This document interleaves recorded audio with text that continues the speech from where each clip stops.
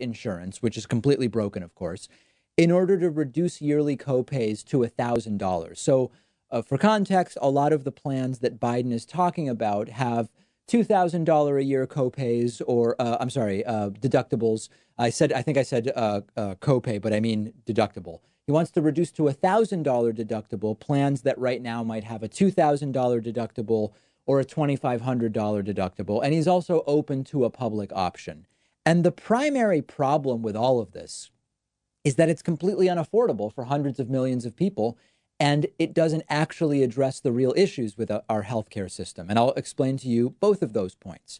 You might remember that a few months ago, we did a story about a study which found that presented with an unexpected $400 emergency expense, 40% of the country can't afford it. And by can't afford it, it means they either would have to take out a loan or go into debt, charge it, and pay it off at interest, or borrow from family, or get a payday loan, imagine, which is the worst possibility, in order to cover the unexpected $400 expense. Joe Biden is saying, I will further subsidize insurance in order to reduce the yearly deductible from whatever it is, $2,500 to $2,000, sometimes even more, down to $1,000 out of pocket max.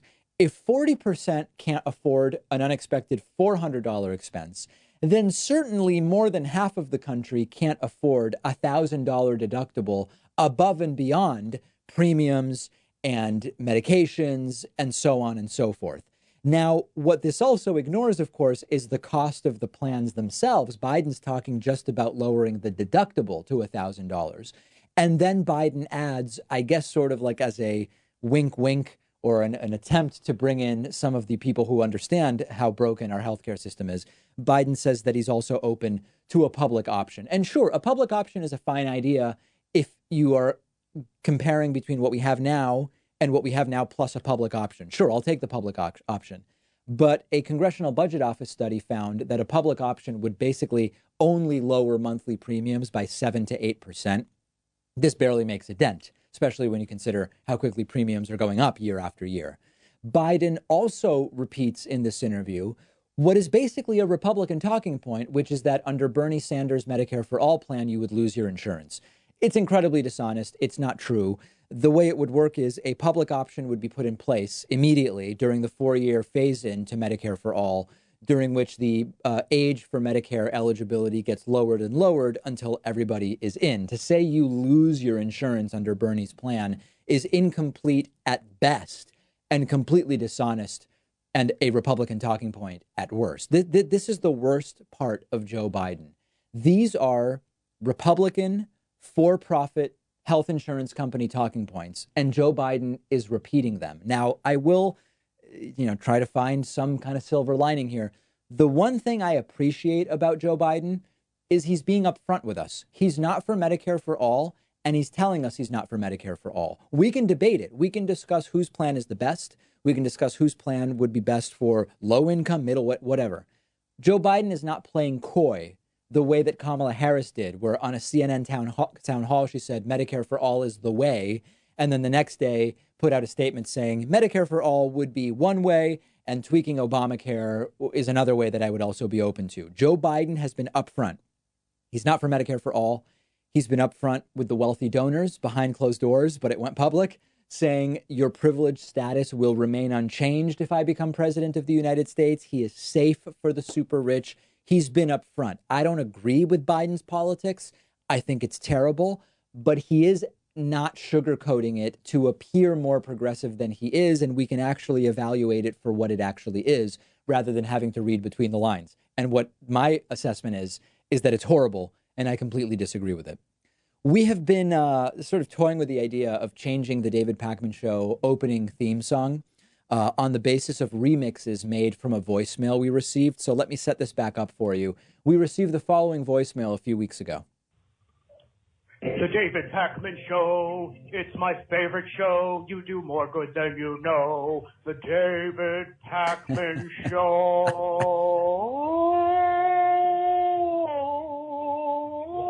Right. So that really will put you in a good mood if you are not in one every single day that you hear that. So we took that and we offered it to the audience and said, if you want to remix that, submit it to us and we will consider a theme song change if there are some really good ones. I played 6 options for you on Monday.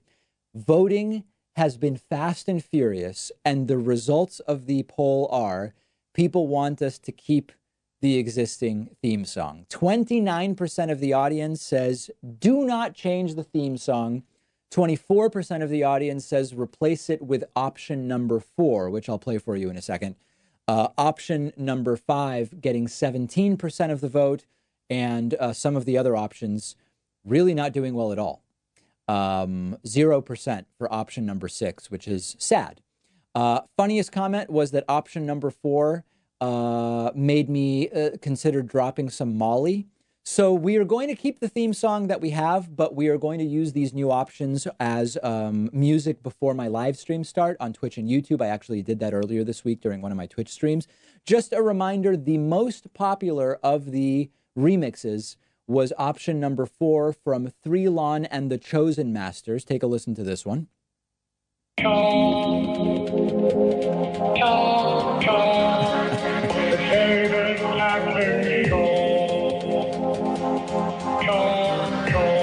Right. The David Packman Show. It's my favorite show. You do more good than you know. You do more good than you know. The David Packman Show. It's my favorite show. The David Packman Show. Okay, so it goes on from there. That was the most popular of the options. Number 2 was, I'm sorry, the second most popular, that's a confusing way to say it. The second most popular remix was option number 5 by someone known to me only as Sorry for Bat English. Take a listen to that one.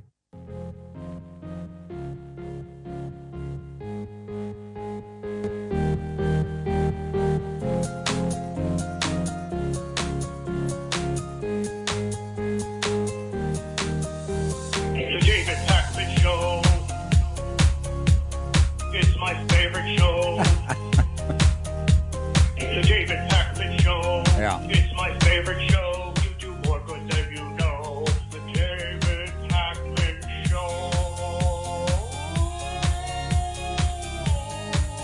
Right. So in any case, those were the 2 most popular, but the verdict is we are not changing the David Packman Show theme song. Some of the more common complaints were, David, anything that says you do more good than you know in your own theme song is extraordinarily narcissistic and you shouldn't do that.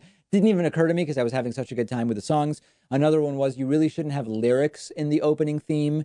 And another one was, listen, if I send the show to someone and one of those are the opening theme songs, it's just not going to seem as credible of a show as with what you have now. And what's funny is when we switched the theme song to what it is now, it was like 90% disliked. 90% of the messages I got about it were, this is terrible, huge mistake, your show is going to lose all credibility. And of course, the show has like tripled in size under the current theme song. So I will go with the audience and I will not change the theme song, but sometimes I have to make a call. These are difficult calls to make because the audience generally is just averse to change. But sometimes even if the audience doesn't want a change, I have to make it. And so far, those decisions have worked out pretty well in the past. But the no change vote wins this one. Let me know your reaction. Let me know your level of devastation about this decision on Twitter. I'm on Twitter at dpackman. We've got a great program planned for you today, and I'm very glad you're with us on this Friday. The David Packman Show at davidpackman.com.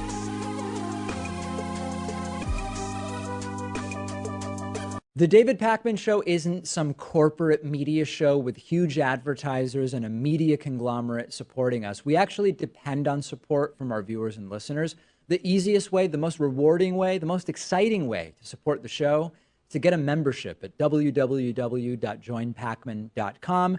You'll receive the world-famous daily bonus show for supporters only, the commercial-free audio and video streams of the show every day, and you'll be part of the solution. Because of membership, we are independent and we're able to cover whatever stories we want, whatever stories our audience is interested in, without executives looking over our shoulder. And it's why we've grown from a weekly show to a daily show. Much to the dismay of the Hatriots, we can't be pulled off the air unless all of you cancel your memberships. please don't do that. But please do sign up today at www.joinpacman.com. Support independent progressive media.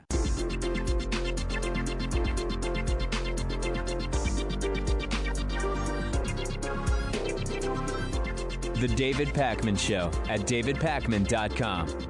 All right, today's new members of the day are Cheryl Alvarez and Jose Mendoza. Thanks to both of you for being new David Pakman Show members, and also want to say thanks to today's longtime sustaining member of the day, Christine Coutinho, who has been with us almost 5 years. Signing up is step one. Staying subscribed is step two. And I really appreciate folks who have been with us 5, 6, 7, even 9 years in some cases, amazingly enough. Sign up at joinpacman.com. There's a coupon code available if you would like it, which will save you 40% off of your membership. That coupon code is This Is 2020. You don't have to use it, but by all means, feel free. Let's go to the phones at 617-830-4750 and see what is on people's minds today. Let's start with our caller from the 423 area code today. Who's calling from 423? Am I on? That is you, my friend. Okay, well, I appreciate you having me on. Of course, I'm calling from the great city of Chattanooga, Tennessee. Brilliant. Yes, border city of Tennessee and Georgia. Anyway, things that have been on my mind, you know, we've got the 2020 election coming up here pretty soon. Yep. And me, I consider myself a centrist libertarian. Basically, you know, I'm pretty fine with anybody that really does anything as long as they don't infringe my rights, kind of thing. And really the last guy I wanted to win the election was in 2012 when Ron Paul ran. What'd you like about him? Other than that, well, I mean, he was pretty simplified. You know, he was basically for really anything as long as he didn't, you know, you didn't infringe on your constitutional rights. And he was an isolationist. You know, he wanted to get out of the wars, which, by the way, we're still in. You know, Right. We've been for the last 20 years, and we've spent trillions of dollars on it. It's not worked, and both parties have not worked. And, for example, the right wing, you've had the rise of what I call the Uber patriots. Right. The Uber, yes. People call them the alt-right. I call them the Uber patriots. But, yeah, you've had the rise of them, and then, of course, a lot of people on the left, you've kind of had this divide, and that's what's caused a lot of the people on the left to not win as much. I don't know that I agree with that. I think I agree that the left has not been doing a lot of winning, but I just saw a pretty good study which shows that the left is actually less divided than the right currently, and I find the data believable. So I don't know that I agree with your assessment that the left has been doing a lot of losing. I don't think it's because the left is divided, though. Right. And this past election, if Bernie had been in, I would have voted for him because he's the only one I actually somewhat liked. Okay. And Hillary, you know, like I didn't like her. I didn't like Trump or either of them. I actually made a long Facebook post about how actually, if you think about it, they're very well connected with each other. And honestly, I thought, you know, it was a ploy to keep Bernie out of it. You think that, but so let's talk. What was a ploy to keep Bernie out? But Trump running and Hillary being the nominee in total was a plot to prevent Bernie from being the president, you're saying? Yes, I know it sounds crazy, but let me explain. You said it, not me. Because, right. Anyways, basically, I believe that because if you look at historically, they've been great friends for years, and all of a sudden, you know, he decides to run as a Republican. And if you look at his political stances historically, he's a big flip-flopper. He doesn't stay with one party. He's never been consistent on anything. He doesn't stay with one woman. Yeah, I get it.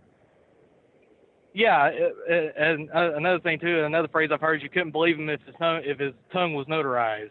But anyways, and I believe but hold on a second. But so let me ask you. Let's get down to the nitty gritty of it. What overarching group or entity would coordinate both the Republican and the Democratic nominees in order to prevent Bernie from being president? Like who set that up? Well, I mean, the Democratic National Committee set it to where he would win. They heavily were for Clinton, Yes. and also too, she had the super PACs, which I'm heavily against. I believe we should get rid of. I got you, but don't get off track though. So okay, we know that the DNC favored Hillary, but where does the conspiracy to have Trump and Hillary run against each other to keep Bernie out come from? Well, I believe in a weird way that Trump might have bought his way onto the Republican nominee to. I'm sorry if I'm not making any sense. You know, it's not making sense. I think you're realizing it doesn't really make sense. I think here's what happened. Hillary was the nominee because the DNC favored Hillary. Trump was the nominee because Republicans lost their minds, and he was able to use the combination of clever nicknames and the idea of being an outsider to an electorate that was well primed to fall for it, partially because of their hatred for Obama. I think that they were two different things that took place. I don't agree with your assessment that there was a unified conspiracy for it to be Trump versus Hillary so that Bernie wouldn't be president. That's my view. Actually, well, I appreciate that. You actually helped me clarify it a little bit. I've just been kind of confused over this. All right, good. Well, I'm glad to allay your confusion, and I really appreciate the call, but I've got to move on because I've got a bunch of people who want to get on here today. Let's go next to our caller from the 619 area code, if we can. Who's calling today from 619? Is that me? That's you. Okay, perfect. I was calling because I had a question about the demonetization of YouTube. Demonetization, yes. It's difficult one to say. Yes. Okay, so are we can we agree that the reason why mainstream media doesn't talk about certain topics is because they don't want to offend their advertisers? Would that be a fair assessment? I think as a general principle, there's no doubt that there is influence in terms of what you do and don't see on corporate media based on the whims of advertisers. Sure, yeah. Okay, perfect. So why would it be any different for YouTube? Tell me more about what you mean. Okay, so if mainstream media doesn't talk about certain topics because they don't want to offend their advertisers, why wouldn't YouTube feel the same way? Like, okay, these leftists are offending corporations that are advertising with us. Right. Let's shut them down. Oh, yeah. No, you're completely right. I mean, that's the whole problem. YouTube started out as one thing, and now it's basically becoming, through these monetization policies, it's basically becoming just like corporate media. And in fact, it's mostly legacy corporate media channels that have a YouTube presence that are being propped up by YouTube. I completely agree. It's becoming the reason it would be different is because YouTube started as something very different. But listen, it was bought by Google. It's become huge. It's influenced in many of the same ways that corporate media is. So you're completely right. It's basically become like corporate media. So like, what do we do moving forward? Because I saw the idea of a union, YouTube union being propped up, but it kind of got shut down by other YouTubers. So I'm just concerned, like, so what should we do moving forward? The best thing to do is fund the shows that you like directly, because that makes them not have to worry about what it is that's happening with monetization. YouTube did do one thing. YouTube CEO recently said, in a list of all sorts of stuff, much of which is not great, she said, it's really important for people to be able to upload whatever they want to YouTube, assuming it's not illegal. So that's great. As long as you can upload whatever you want to YouTube, if your audience is funding you directly and you don't have to rely on YouTube's monetization, that's the best path forward, to be quite honest. And it's the most reliable one as well. All right. Thank you, David. All right. Appreciate the phone call. Thank you. Let's go next to our caller from the 516 area code. Who's calling today from 516? Hey, David. It's me, John, from Long Island, New York. Hey, John. What's going on? How you doing? How's the vacation? Vacation was great. It was really good. Love that. I'm just calling because I'm just wondering how come politicians don't I feel like politicians don't really run on trying to make like America like make a lot of money in terms of like we could benefit from having a surplus of energy if we had more solar panels and more wind turbines and had the ability to store all this electrical energy and we could sell it to other countries. Like, how come we don't really do something like that, or even like just get in the horse business, like owning a lot of horses, getting to the horse market. John, I let feel me like ask you candidates something. don't really try and. You're not hitting Yeah. the phone with a hammer, are you? No, I'm sorry. You're I'm not not. on speaker. Okay. It's a little raining out here. Got it. Maybe it's raindrops hitting the phone. Listen, the horse market, you're saying that the US should buy a bunch of horses or breed them and then sell them to who? I mean, not really specifically horses, but Okay. I'm just saying because Turkmenistan, they have a lot of horses, and I believe they somewhat have a good stake in the horse market. Mm. But what I'm really trying to say is because Yeah. Russia and China, they're like China specifically, they're doing a lot of solar panels. They're making a lot of electricity, and at one point they could have a surplus. When you have a surplus of energy, you can profit off that much more so. Right now, today in America, the most employers are from Walmart and Amazon, and that's not really. We can't really make money off a Walmart-based economy. Do you know what I'm saying right now?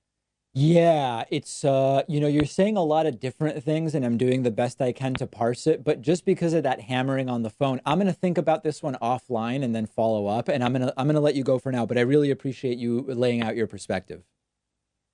All right, I'm sorry, David. No I'll problem. talk to you again soon. All right, John from Long Island, very, very good to hear from you.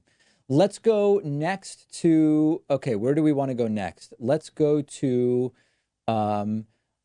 Joshua from the 210, who we haven't heard from for months. Hey, Joshua, what's going on? Hey, can you hear me all right? Sort of. Yeah, go ahead. I just want to say I love the show. Thank you so much for taking my call. My pleasure.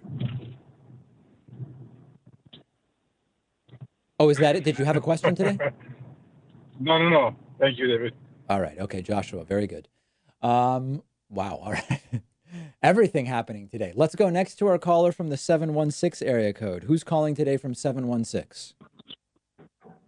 Hello, David. My name is Frank. I am from the Niagara Falls area. How are you doing today? Good, Frank. Great to hear from you. Great to hear. So, I know you touched on this a few weeks ago, and I just wanted to elaborate on it. You had touched on the idea that the Bernie Sanders free public college tuition plan is a fantastic one, and that there are calls from some to also look at the costs surrounding college, such as, certain fees, textbook prices, and room and board in the area, rent in the area, food. I said this, or who said this? This is something I said? Yeah, well, you said basically the costs surrounding college. I remember you kind of touching upon that. Okay, yes. A few weeks ago. Certainly part of what we need to figure out with college is not just how to, the idea of making public universities and colleges tuition free, but we also need to deal with the skyrocketing cost as well. That's for sure. Yes.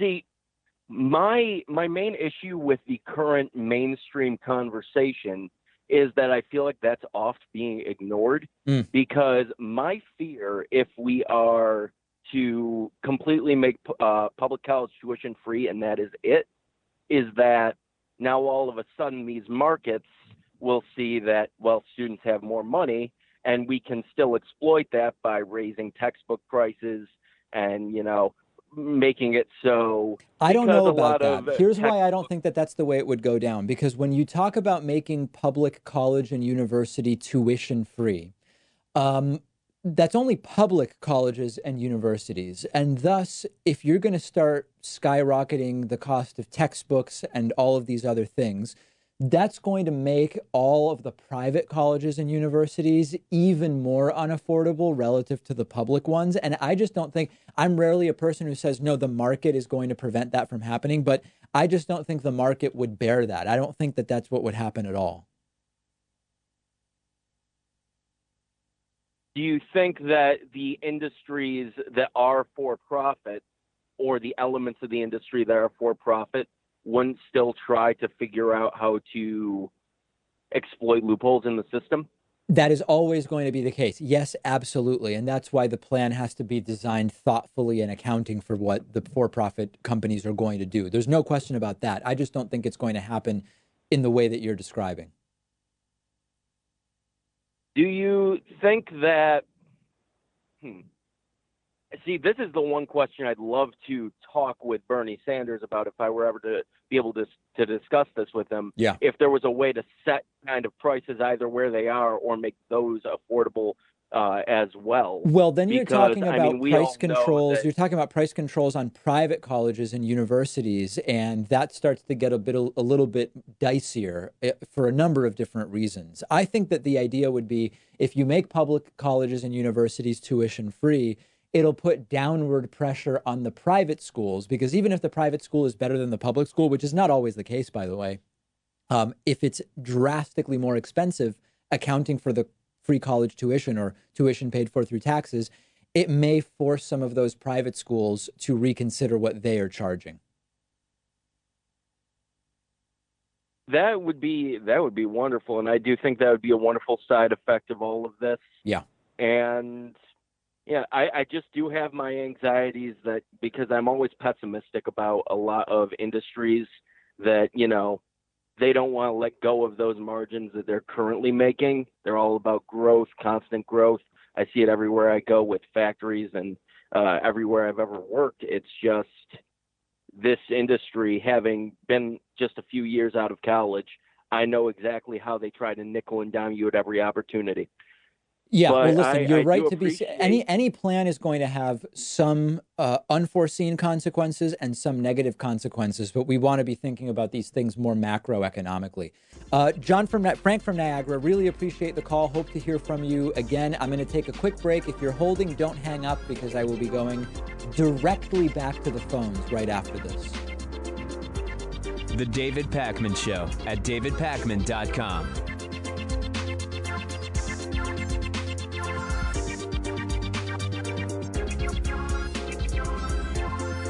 The David Pakman Show is audience-supported media. I really mean that, not just a catchphrase. And much of that support is small contributions on Patreon, contributions as small as $1 per month, meaning just cents for each hour-long episode of the show. Plus, patrons can also get the daily bonus show and the daily commercial-free TV show by pledging at patreon.com/David Pakman Show. We've rolled out great new perks on Patreon, including free bumper stickers, t-shirts, coffee mugs, and more at different giving levels, as well as exclusive content. And it all comes with the pleasure of knowing you're supporting independent progressive media, an alternative to the corporate stuff that is as much a part of the problem as our political system. If you value the show and have as little as $1 to put towards independent media, check out patreon.com/David Pakman Show and make a pledge today. It'll feel good, and I'd really appreciate it. Patreon.com/David Pakman Show.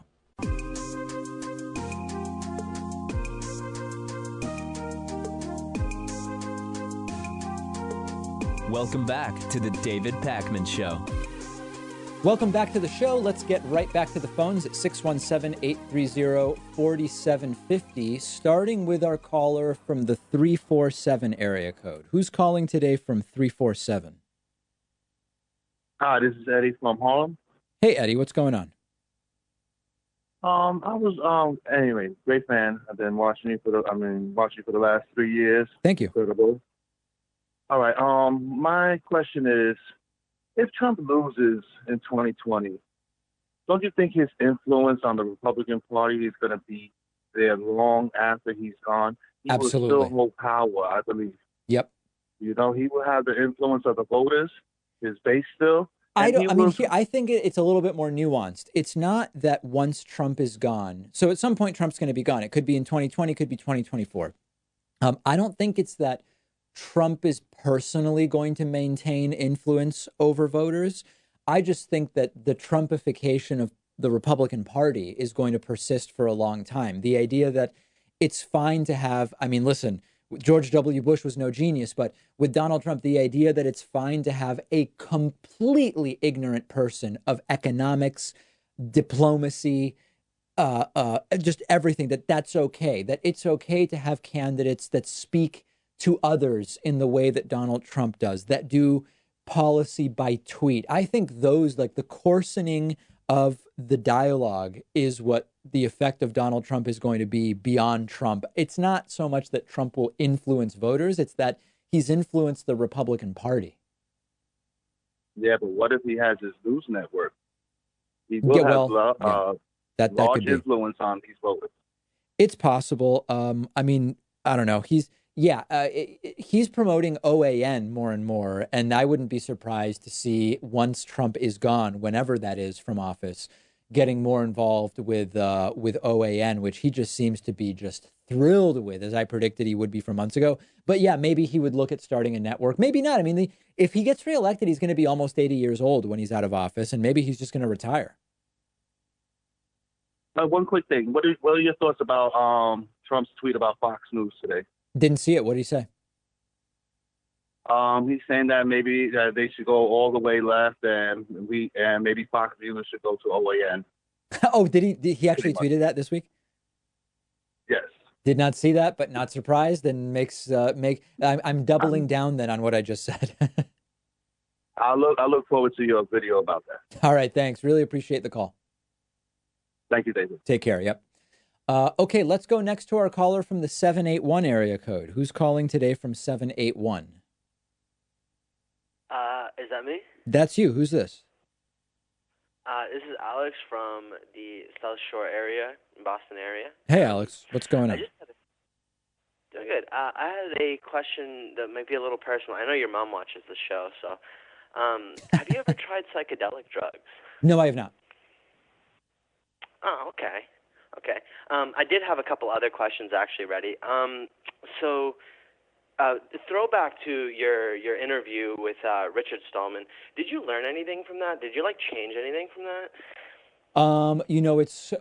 It's so hard to know what exact interview or clip or story made me change my view. I think I learned a lot from Richard Stallman in general, but I couldn't give you a list of what I learned.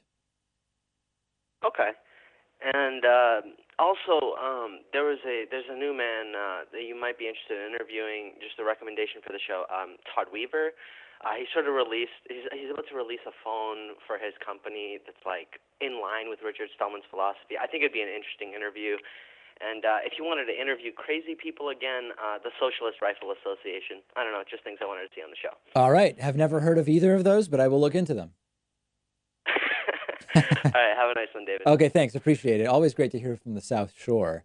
Let's go next to our caller from the 702 area code. Who's calling today from 702? Hi, this is Christian. Is this me on there? Yes, it is. And are we on speakerphone or Bluetooth, Christian? You were, but now you're on handset. Genius. I love it. Awesome. So I know you've got a lot of callers. I'll make it quick. But it is somewhat substantive. Been a fan for 10 years. I'm curious on your take on some policies I've recently re-explored and kind of changed my mind on. Okay. I've always considered myself kind of, I hate labels, so I don't even like the word moderate because it implies that the truth is in the middle. Mm-hmm. But which ultimately, I try to avoid extremes. Right. And recently, I've come to the realization that a lot of preconceived beliefs that I would think I wouldn't, I'm a hyper-liberal, love politics. Even I think, had been victim of a lot of propaganda and information campaigns or disinformation campaigns. And I'm curious if you've ever thought about nationalizing natural resources, much like Norway does to their oil. Because I was thinking about it. Oil in America, for example, is ran by a handful of families. Right. And in countries like Norway, the country actually profits directly from selling the oil itself with no middleman. And business, who in business likes middlemen? And it's kind of a strange concept to think about. I mean, we're already talking about healthcare, right? We're already talking about education.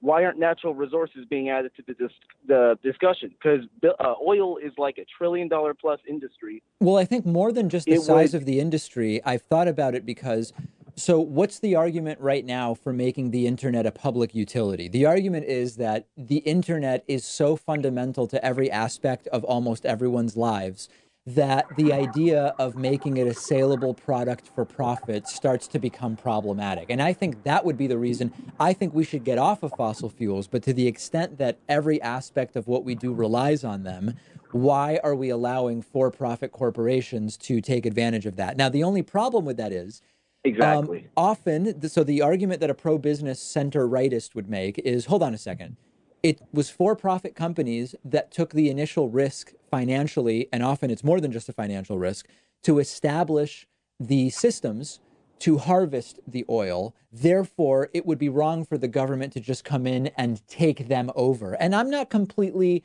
I mean, there is some logic to that argument, but that doesn't, to some degree.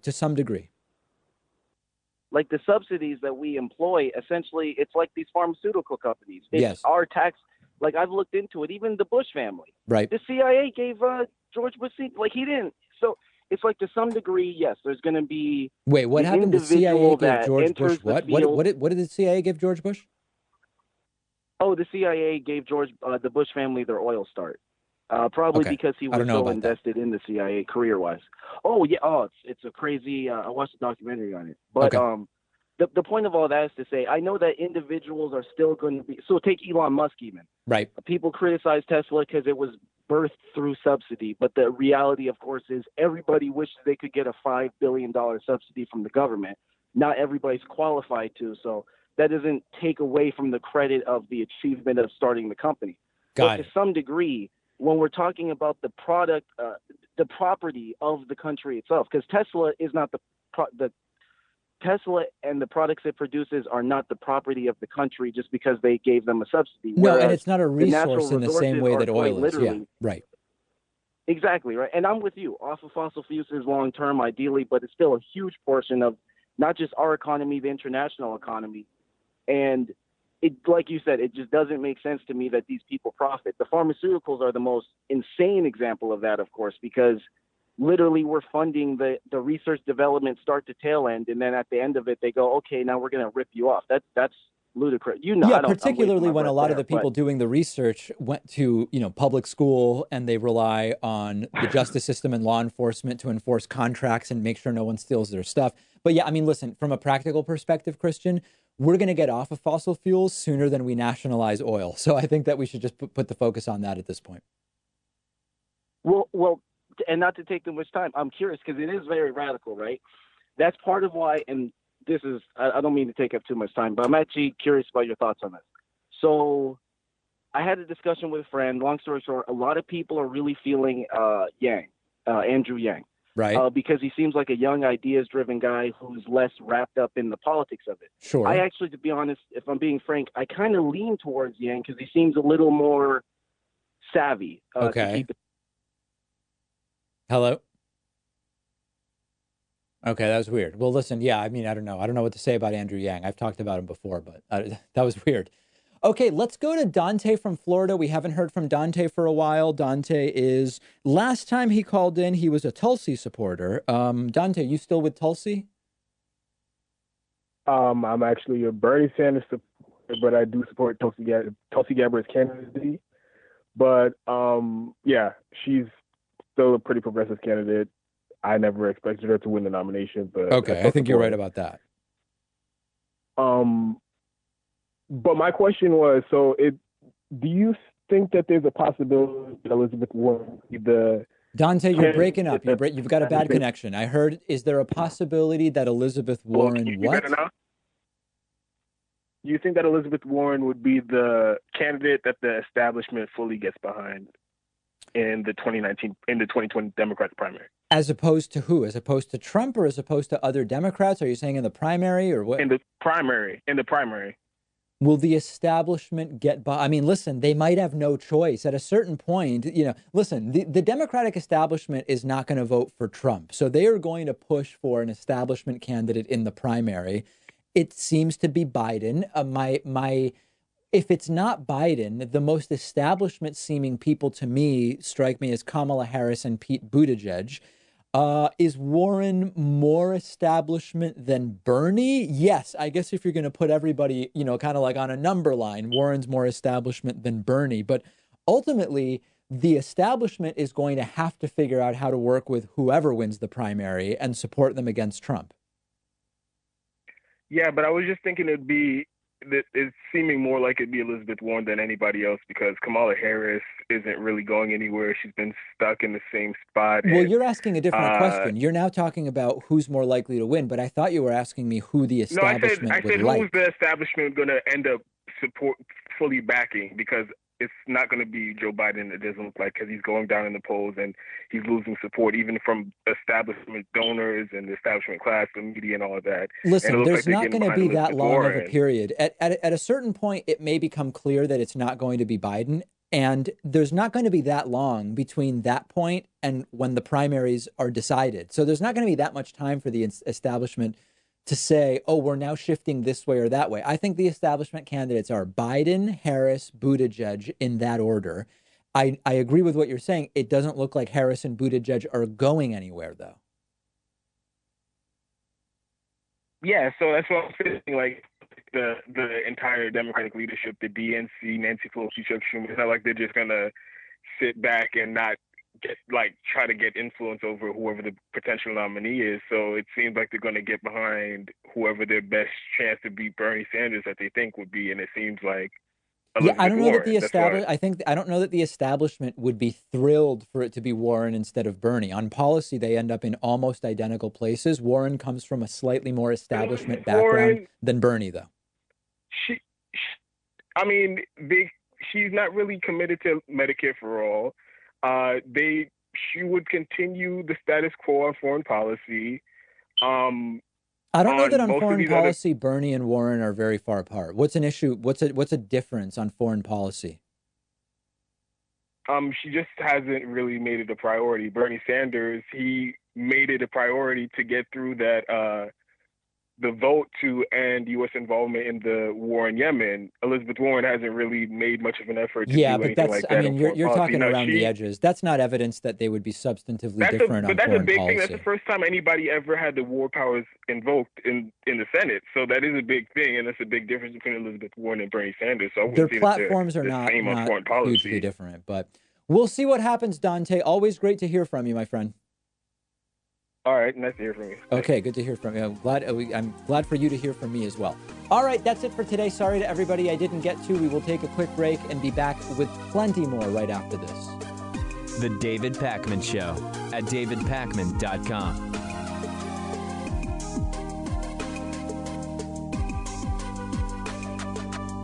Did you know you can get David Pakman Show stuff, whether you're looking for David Pakman Show coffee for your Chemex French press or espresso machine, or a t-shirt? It's all available on our website, shipping to anywhere in the world at davidpakman.com/gear.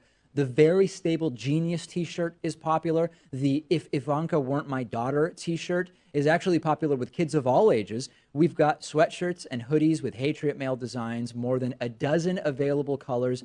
And did I also mention that there's coffee? Oh, and bumper stickers too.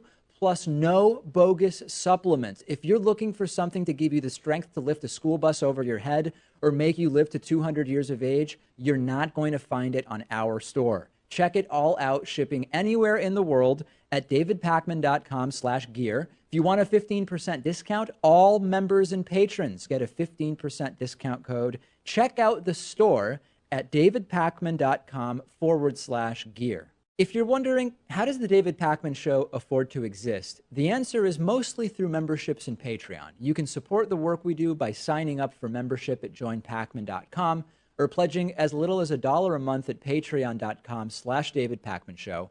Perks include the daily bonus show, the commercial-free audio and video feeds of the show, and the positive feelings that come from doing the right thing and making Hatriots cry through your support of independent progressive media. Jump in today at joinpacman.com and patreon.com/David Pakman Show. The David Pakman Show at davidpakman.com. All right, great to be back at it. Audience questions. Missed 3 last week because of the vacation, but I'm back, and these are good ones. First question. Hey, David, what's the worst that could really happen with a Bernie or Warren presidency anyway? Republicans are pretending like it could be the end of the world. What are people actually afraid of? Are things so good right now that Bernie or Warren might ruin everything? This is very astute. When we think of the policies that somebody like Bernie or Warren would put in place, what is the worst that could happen, right? I mean, listen, there's the idea Democrats won't protect us because they're too scared to use the military. Bernie Sanders and Elizabeth Warren, unlike Donald Trump, don't believe that they are the most knowledgeable people in the room on every issue all the time. They would follow the recommendations of the military and intelligence community.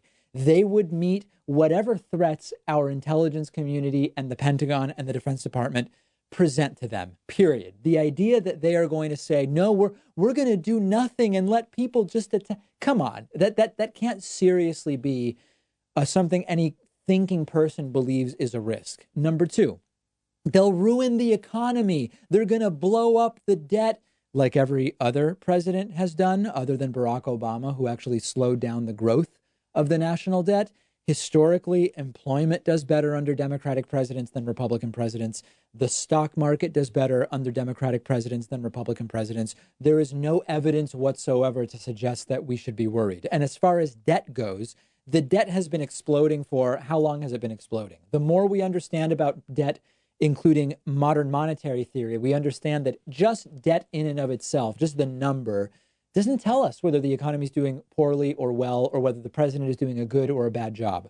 Why are we deficit spending? Is it economically stimulative? If we are going to deficit spend, if it was necessary to make sure everybody has health care, that would be worth it, because people who are healthy work more, they earn more money, they generate more tax revenue for the government. So again, the fears of a Democrat will destroy the economy are completely unfounded. And so the worst case scenario of Bernie being president or Warren being president will have more respect from other countries around the world. We will finally start making sense when it comes to foreign policy and trade policy and whatever else. The worst case is some of the programs that Bernie or Warren want to do might end up not completely paying for themselves. And then we'll have a little bit more debt, like we do with every president. I'm being sort of facetious, but also not. I mean, you're asking the question in the exact right way. What is the nightmare scenario of a Bernie or Warren presidency? There is no such nightmare scenario. We're in the nightmare scenario right now. And I think it was Trump who said, didn't Trump say to black people, why not vote for me? I mean, things haven't been going so well for you guys anyway. Have the status quo center left to center right presidents we've had really been working out that well for everybody other than the richest? I think the numbers make it pretty clear. So yeah, it's good that you're being skeptical of this idea that Bernie and Warren as presidents are going to somehow destroy our way of life and everything that we hold dear. Doesn't make any sense. The facts don't bear it out. Don't even worry about that. Hey, David, is the idea of impeaching Trump over? I'm not hearing very much about it, but at the same time, supposedly Jerry Nadler is running an impeachment inquiry. What the hell is going on? So listen, here's the answer.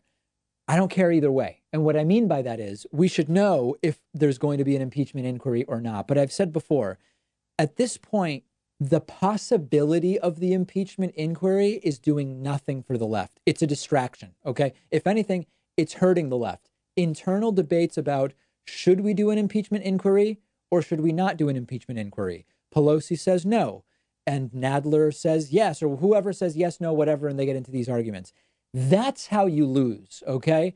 Option one, start the impeachment inquiry right away. I'm fine with that. I think that would be damaging to Donald Trump. It would take away some of the power of Donald Trump's narrative setting ability within the media. That would be fine.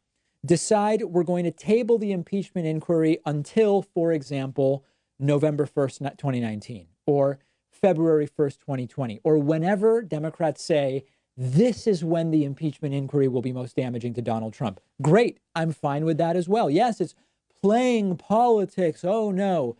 It's okay. If that's the idea, that we could do more damage to Trump by starting the impeachment inquiry at some later point, let's do it. Or no impeachment inquiry. Let's just win 2020 and put our efforts on that. I'm fine with that as well. So I don't know if the idea of impeaching Trump is over, or more accurately, doing the impeachment inquiry, which would be the first step, the sort of pre-impeachment inquiry.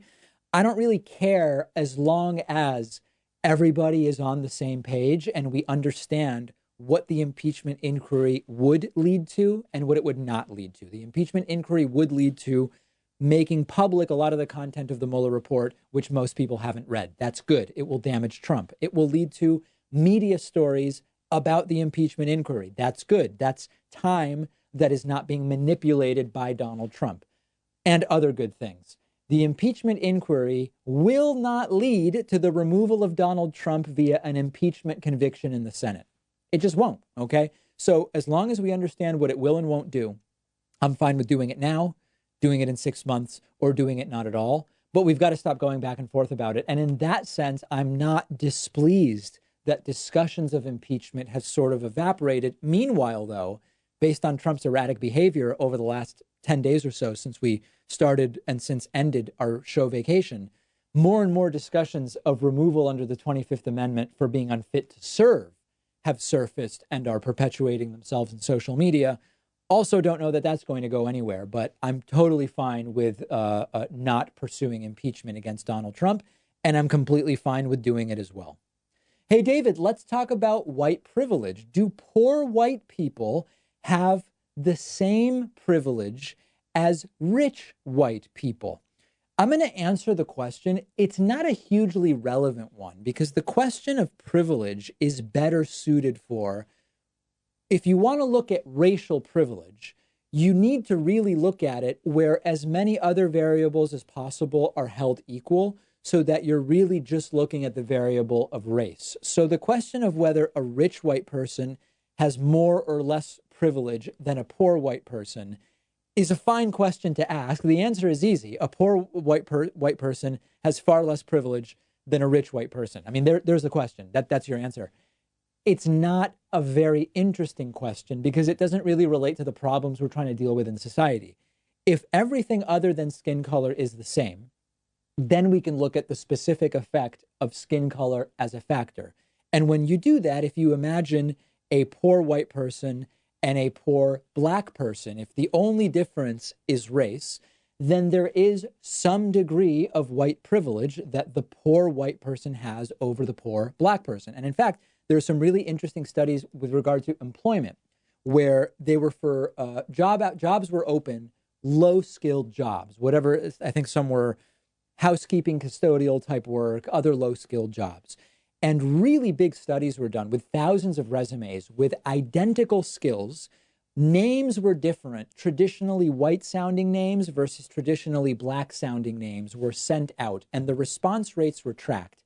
And sometimes the white-sounding name with the same credentials as the black-sounding name would get as much as a 50% higher callback or interview rate. So that's an example. We're looking at low-skilled jobs. You're not talking about wealthy people or even upper middle class or middle class people. And you see that there is a specific difference when varying only names that imply a certain race. Okay, that's interesting to look at. Poor white versus rich white. Of course, wealth confers privilege and wealth confers advantage. Now, I think it's also important to talk about the reality that at a certain level of wealth, wealth can start to override the lack of privilege that might come from some other factor, like race or nationality or religion or gender or whatever, right? There would be a certain point at which one is so wealthy that regardless of their race, they are going to have privilege in society that will mostly make up for a characteristic that would typically confer a disadvantage. So the question is a fine one if you are sort of getting at the privilege that wealth confers, but from the point of view of thinking about, okay, poor white people and poor black people might live in different neighborhoods. One of those neighborhoods might be better connected with public transit. That would be a form of privilege that would relate to race, that would not necessarily be obviously visible unless you really try to fine-tune and equate all but one variable, isolate one variable and try to figure out the differences there. That's my thought. White privilege is different based on wealth, but it's not a particularly interesting question since we know, particularly in this country, wealth confers a ton of privilege. If I've misunderstood your question or you disagree with my answer, by all means, let me know. We've got a great bonus show planned for you today. The bonus show is for members and patrons. Members and patrons. Become a member at joinpacman.com or become a patron at patreon.com/David Pakman Show.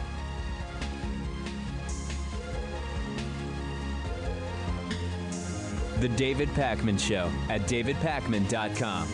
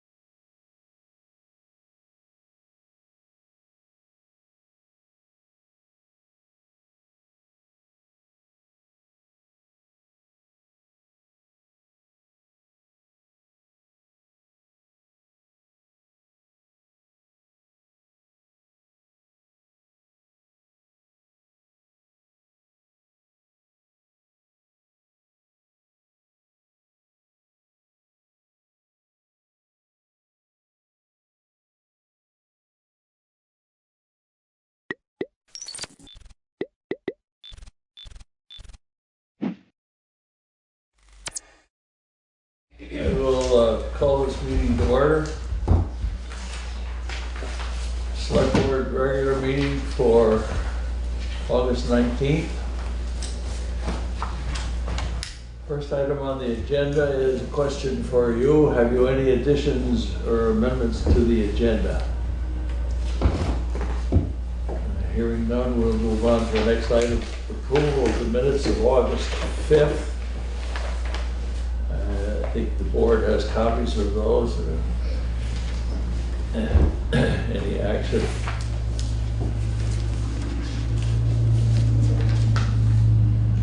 I make a motion to approve the August 5th meetings minutes. Is there a second, please? Second. Is there discussion on the motion on the table? Hearing none, please.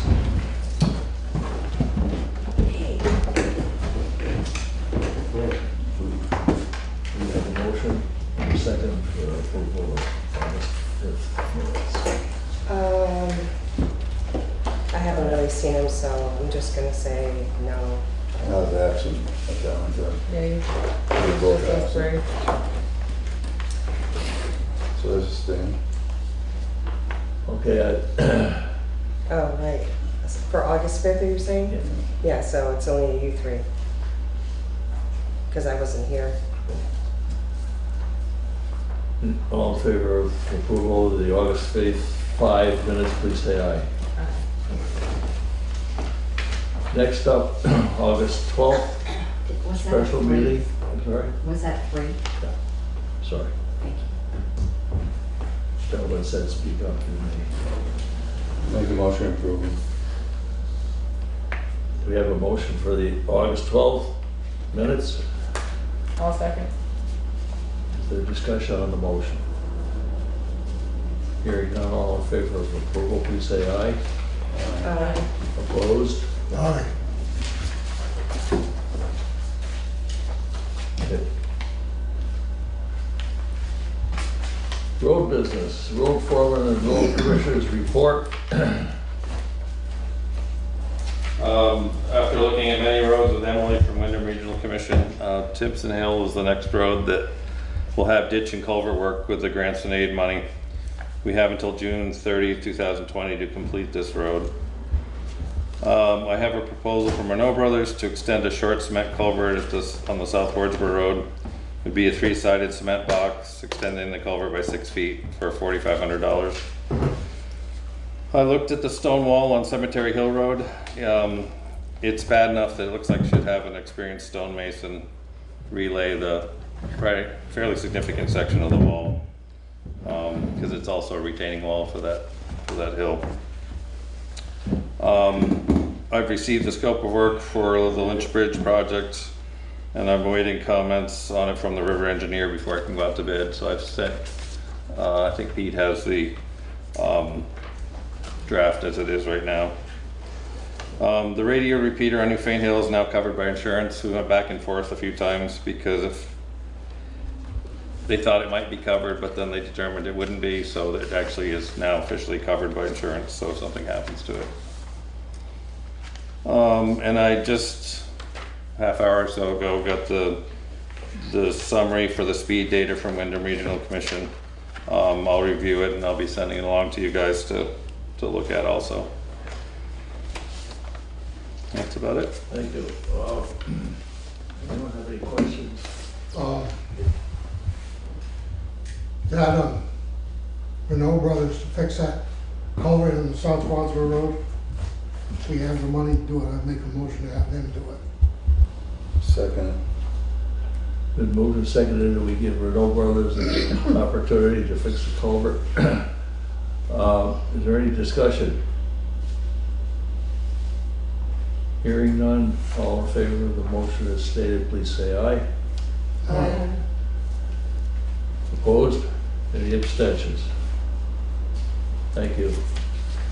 I'd like to go back to the crumbling wall. Yes. Have you anybody in mind that we might approach on that? I don't know who to tell you. Henriette had mentioned to me at the history fair that she knew of someone, and I told her to reach out to you. So, but I did tell her you were on vacation. It's going to be so. significant work, and I haven't looked, but I don't know quite where that money would come from yet, but we'll have to cross that bridge, I guess, when we get to it. There's also, there is down at the orchard, I can't think of what the name of it is, but they have a stone. Yeah. Scott Farm. Stone Farm? Yes, Scott Farm, they do Scott Farm, they do the yes. stone wall thing, yeah.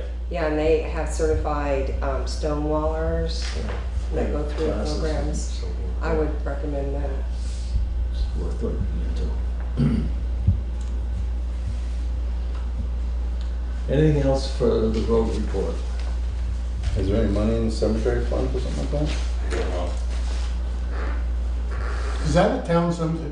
It's not, is it? I think so. Well, no, I take that back, because No, that's a private one. that's not mowed by Mark Gray, that's mowed No, by. no, that's a private Yeah. cemetery. That's right. So, But we would be responsible for the.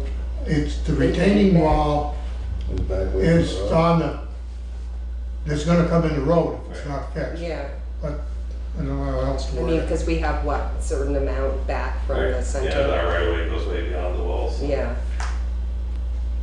So it's our wall. Or you- No, it's not. Yeah. We just have a right to go through. It's not our wall, it's our problem. It's our fault,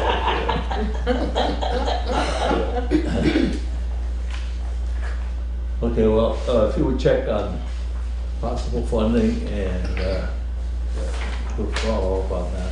Get some quotes on it too, yeah. Fixing it.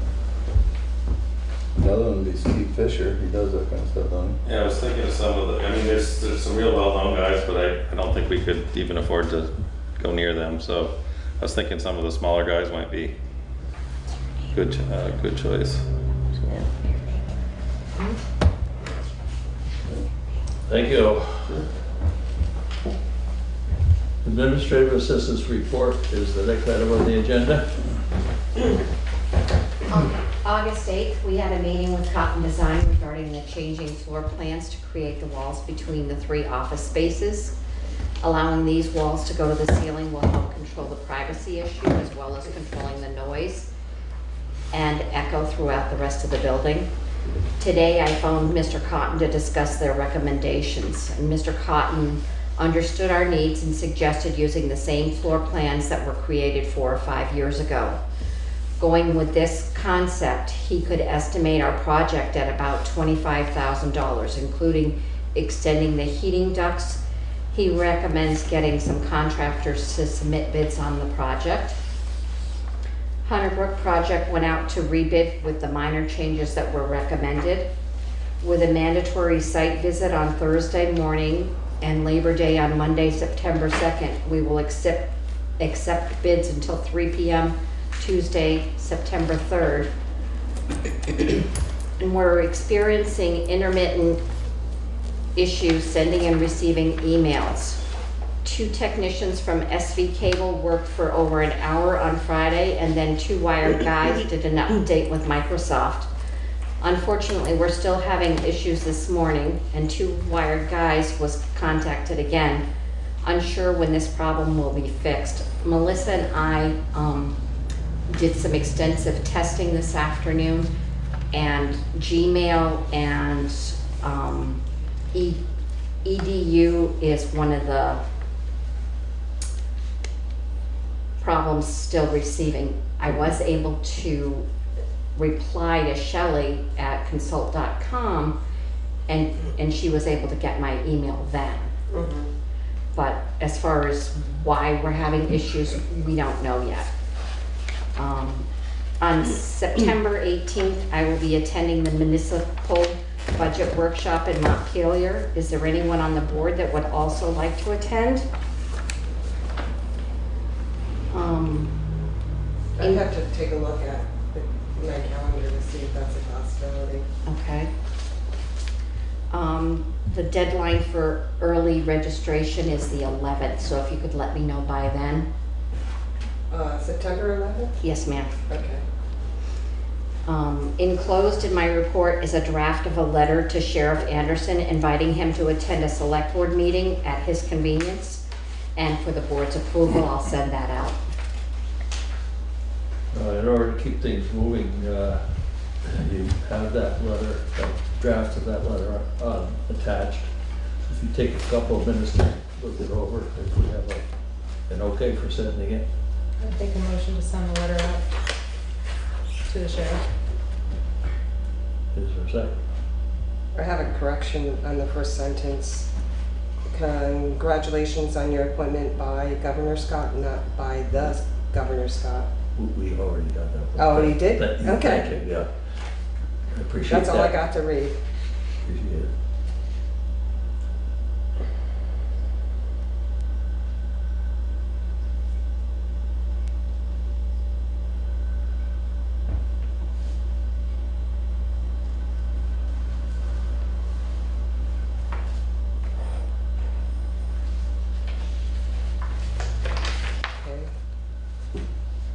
We have a motion, is there a second? I'll second it. Is there discussion? Hearing none, all in favor, please say aye. Opposed? Any abstentions? Thank you.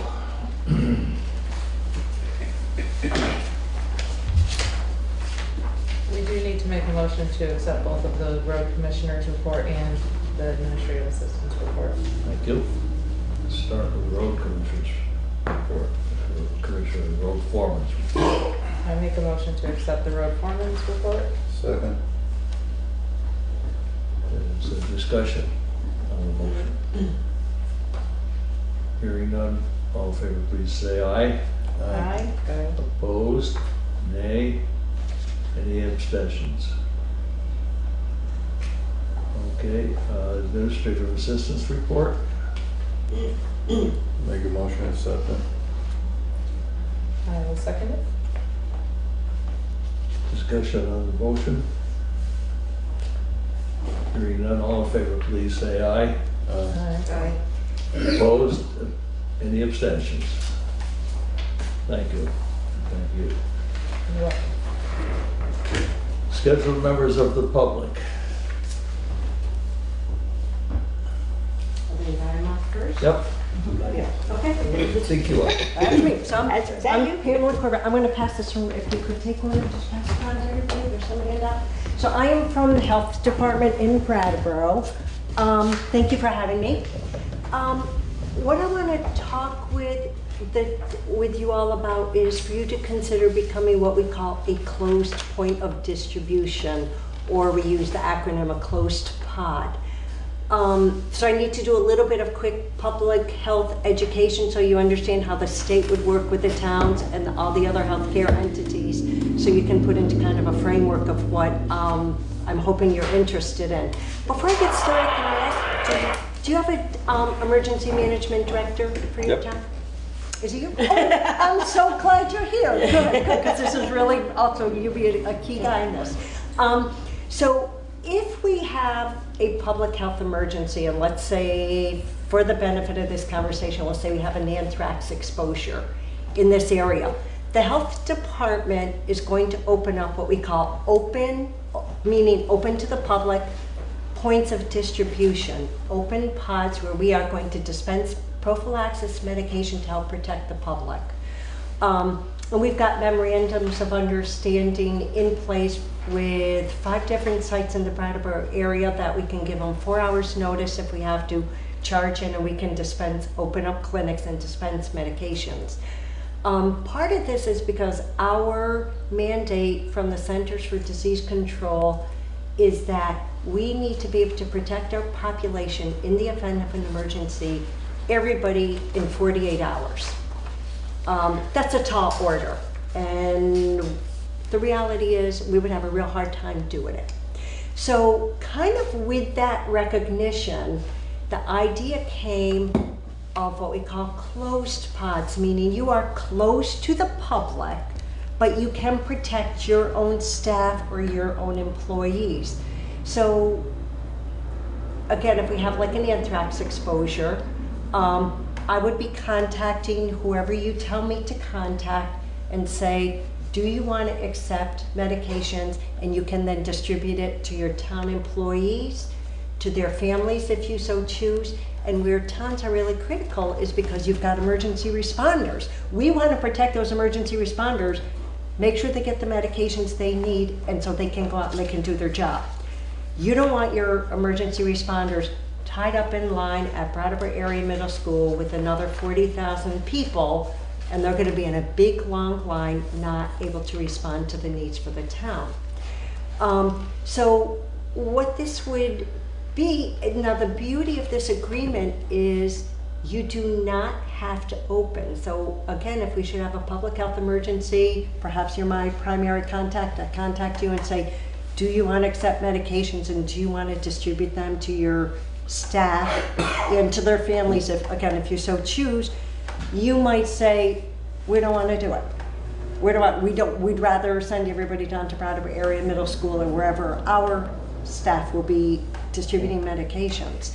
So it's kind of a win-win situation for you. You really can't lose because you can always turn it down. You're under no obligation, but what we're saying is if you do want to accept them, tell me who to contact, tell me how many pills you would need. This is not vaccinations, Right. this is distributing pills.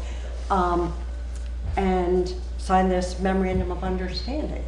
So it really is, again, we're looking at, I can tell you town of Brattleboro has signed up, town of Jamaica signed up, Putney signed up today. Certainly all the healthcare facilities have signed up, all the school districts have signed up. So again, it's for us to say, how do we protect the maximum number of people in the shortest period of time? The one caveat would be you do need, now understand first, I should have said this at the beginning.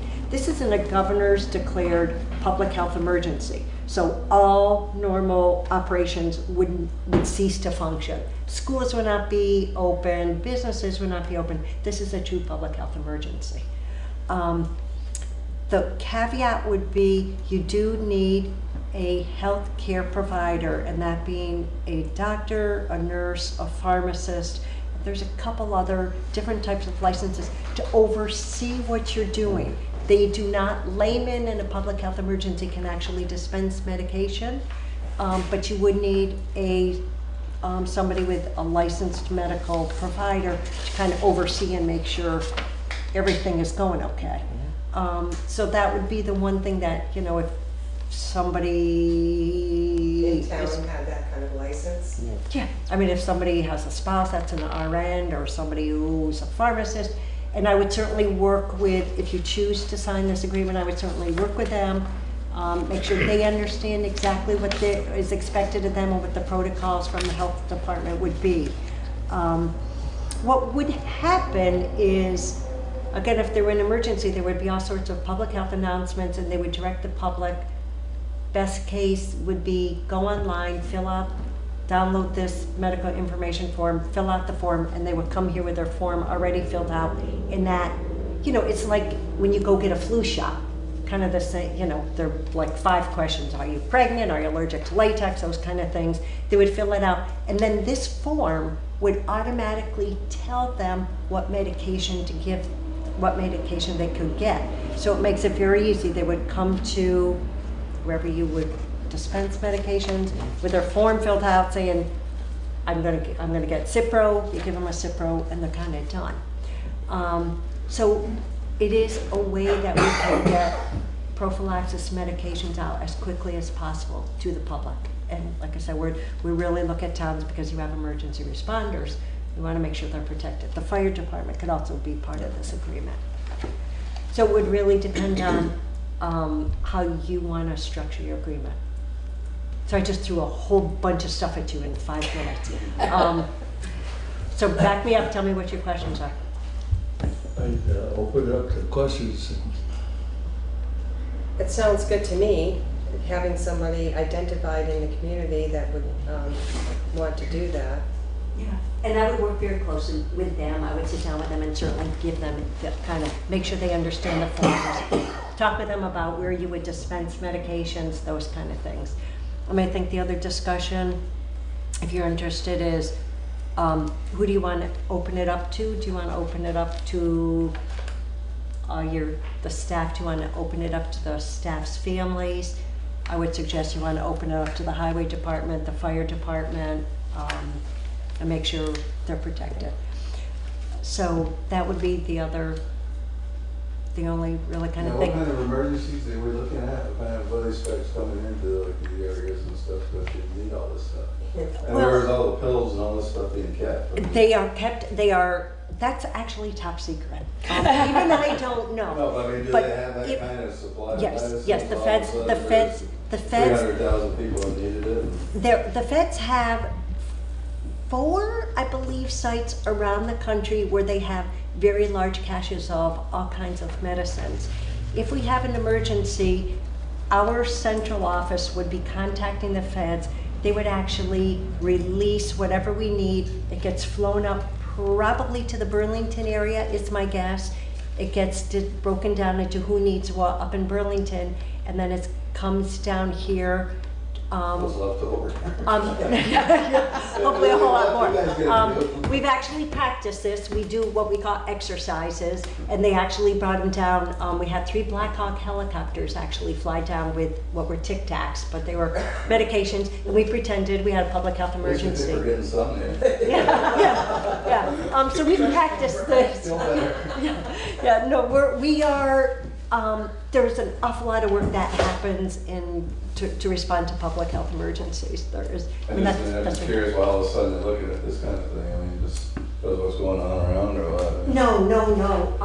No. And this program, Becoming Close Pots, has actually been in place for a couple years, and that is my job to get people to sign on. One of the pieces of my job. And so the first places that I went were the hospital, were the long-term care facilities, to the facilities that work with people that are not ambulatory, because we don't want to be moving people that are in a wheelchair and bringing them to an area where we've got 40,000 people clearing for medications. The school districts, where there were large groups of people and where there was a medical provider right there. When I come to the towns, it sometimes becomes a little bit trickier because you don't necessarily have a medical provider that you can easily get on board. So that's why I went to the low-hanging fruit first, which was where the medical providers. If you can't find a medical provider, there are a group of volunteers called the Medical Reserve Corps, which is kind of like the Red Cross, but for health. And I might be able to get with some towns or some entities like School for International Training didn't have somebody, so we're able to get one of those volunteers to say, yeah, I'll oversee the close pot for the School for International Training. So I might be able to find a volunteer for you that would be available. Their name and their license number would go on that form as the person that would oversee the pod for the town of Newfane. There is nobody on that is a current volunteer that lives in Newfane, otherwise that would be pretty easy, so I'd have to kind of look around and see, who else might be. Quite a few medical people in town that we could probably talk to. Yeah, and I'd be happy to sit down and talk with them and meet with them if you want to be part of that, certainly. And then have them see the forms and understand exactly what their responsibility is. I think it would be beneficial for the town to collaborate with the fire department, as that is a nice space to have available if something were to occur. Well, what happens in an emergency, Jay, if something happens, like where do people go and that sort of thing? Fire station. Yeah, okay. So you might want to think about another place where you're distributing, because this would not be for the general public. Will be coming to our clinic. So you would just be your 75 people or whatever you choose. So you might want to keep them away from the place where you're going to have the public gather. Do it here or something. Yeah. You do it here. Yeah. Yeah. And this information would not be available to the public, so it's not like you're going to have the public clamoring at your door saying, give me pills. And we certainly are concerned about that. We're concerned that there's going to be a lot of anxiety. The police will be there, we have mental health professionals there, because we don't know what will be. But you want to be kind of discreet about what you're doing so you're not having to think about that. It's public information now. You haven't signed up. That can all be a decision made off an executive session, I would think, since it's got to be somewhat private. Yeah. Well, I make a motion that we. I have a question. Okay, sure. Yeah. To what extent have town health officers been involved in the discussion leading up to this? That's an excellent question. Town health officers, I actually presented to them on the pod concepts, but it has been a couple years. It would be very interesting to have the town health officer aware of what you're doing. Who is your town health officer? Dr. Schaefer. Dr. Schaefer. Yeah, okay. Yeah, certainly. And the gentleman behind you too is the assistant. Oh, I mean, Dr. Schaefer might Right, be certainly willing to be your medical provider. I was just curious about potential collaboration to date. Yeah, I mean, and I would expect that Dr. Schaefer would probably be very willing to sign on and be your medical provider. So any discussion and decision. Yeah, yeah.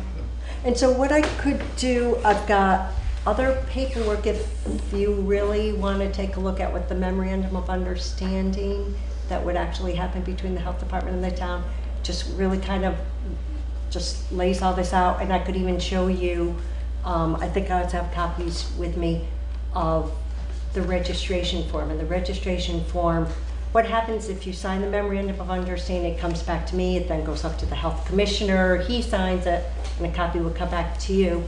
The registration would really be who are my contacts, so who's the primary, secondary, and tertiary contacts if we do have a public health emergency, and how many pills you expect you're gonna need.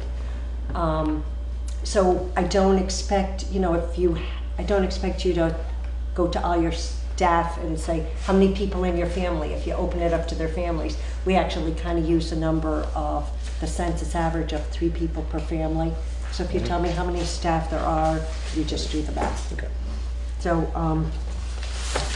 so I have some, I think I do have the other handouts for you. I do. I can pull these out for you.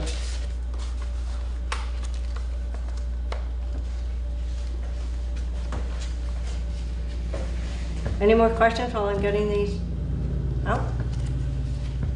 Meanwhile, there could be something happening in the public health or general public in other locations. It's to relieve the pressure off of that. Exactly. Okay. Exactly. And, we don't know. It could be something that happens just in the Brattleboro area, or it could be something that happens statewide. If it's just a Brattleboro area, the health department will call on, there's 12 district offices, all these other district offices will come down, they will help us, and we will open up, we've got 5 or 6 different pod sites that we could serve the public. If it's statewide though, they're not available to us, and we're really on our own, and we're a staff of 12 people. So we're not, we're gonna be probably opening up a pod at Bradbury Area Middle School or perhaps at the FW, and we're gonna try to get a whole lot of people through that the best that we can.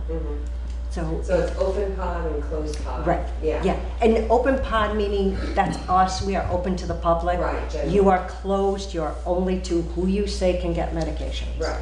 Okay.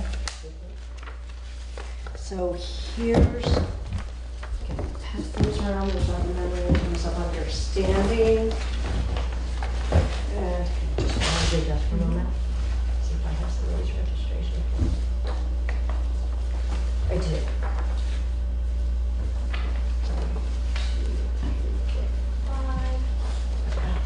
These are the registration forms that somebody would get to fill out.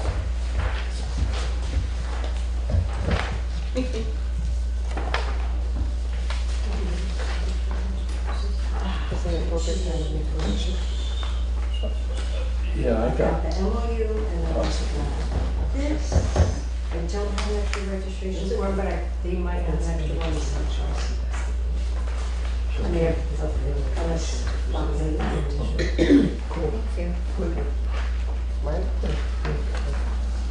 Could I ask one more quick question? Absolutely. A pool, if you will, of potential providers would be off-duty nurses and others. So have you had coordination with the hospitals?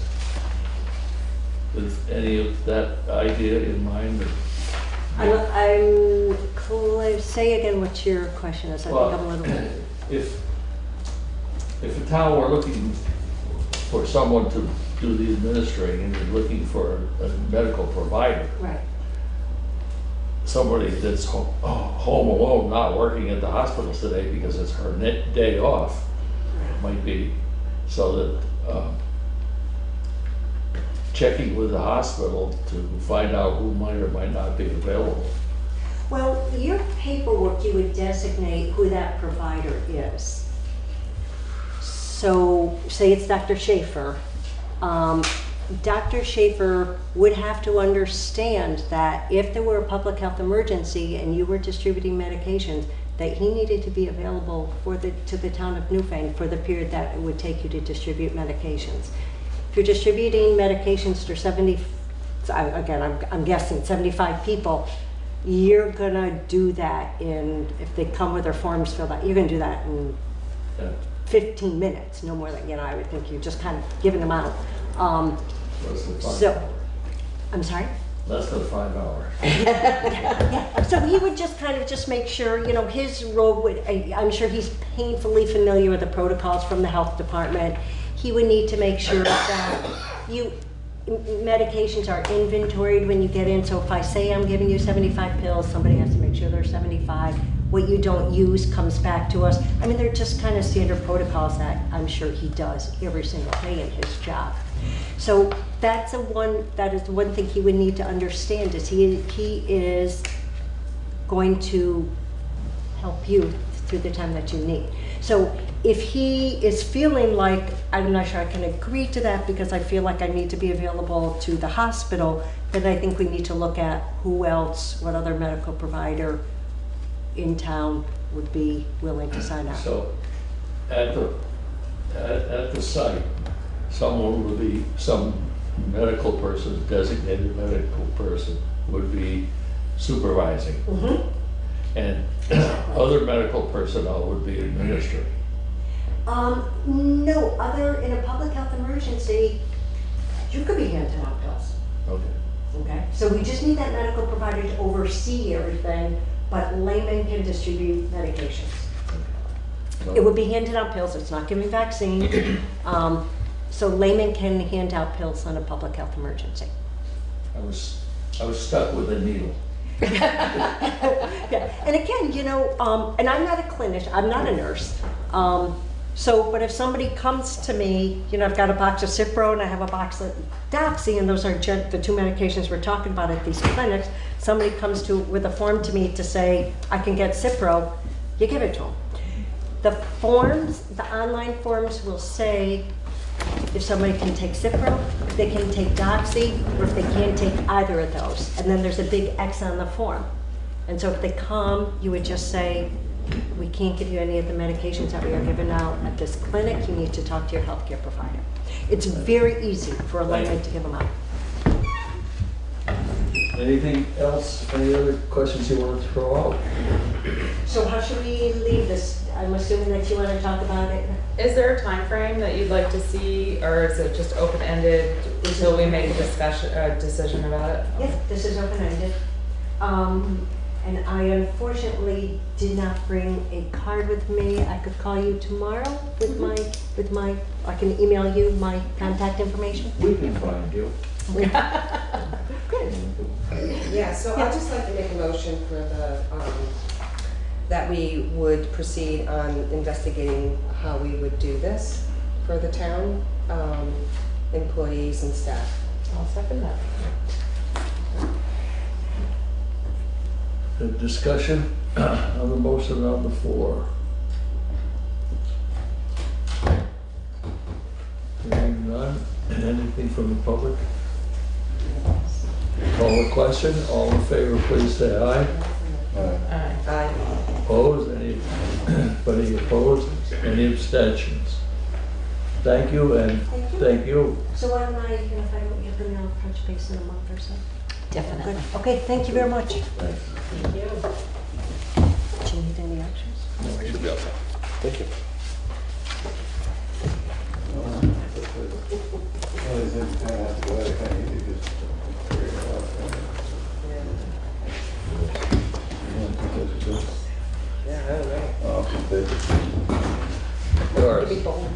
Yes. You're up. I'm here to talk about homestead late filers. and I gave you a memo and some information. For the past several years, the town of Newfane has waived the penalty for late filers for the homestead. This year, when you set up to do the tax bills, there's a little box that you check that says waive the penalty. That box didn't get checked.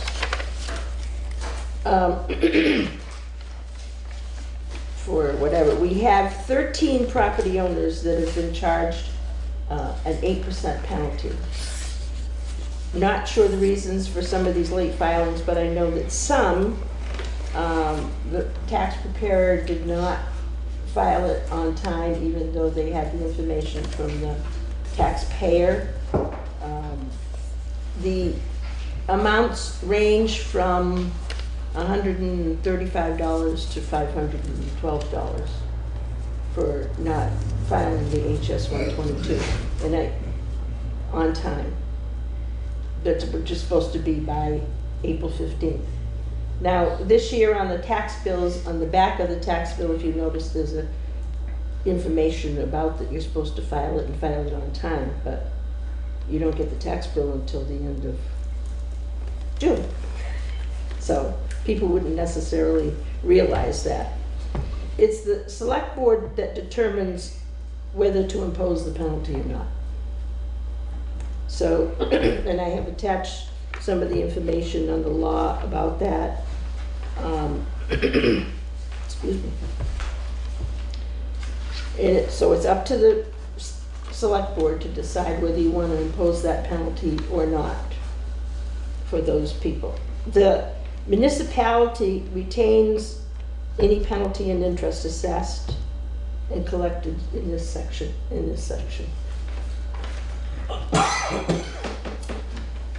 The amount for these 13 people is currently at $4,200.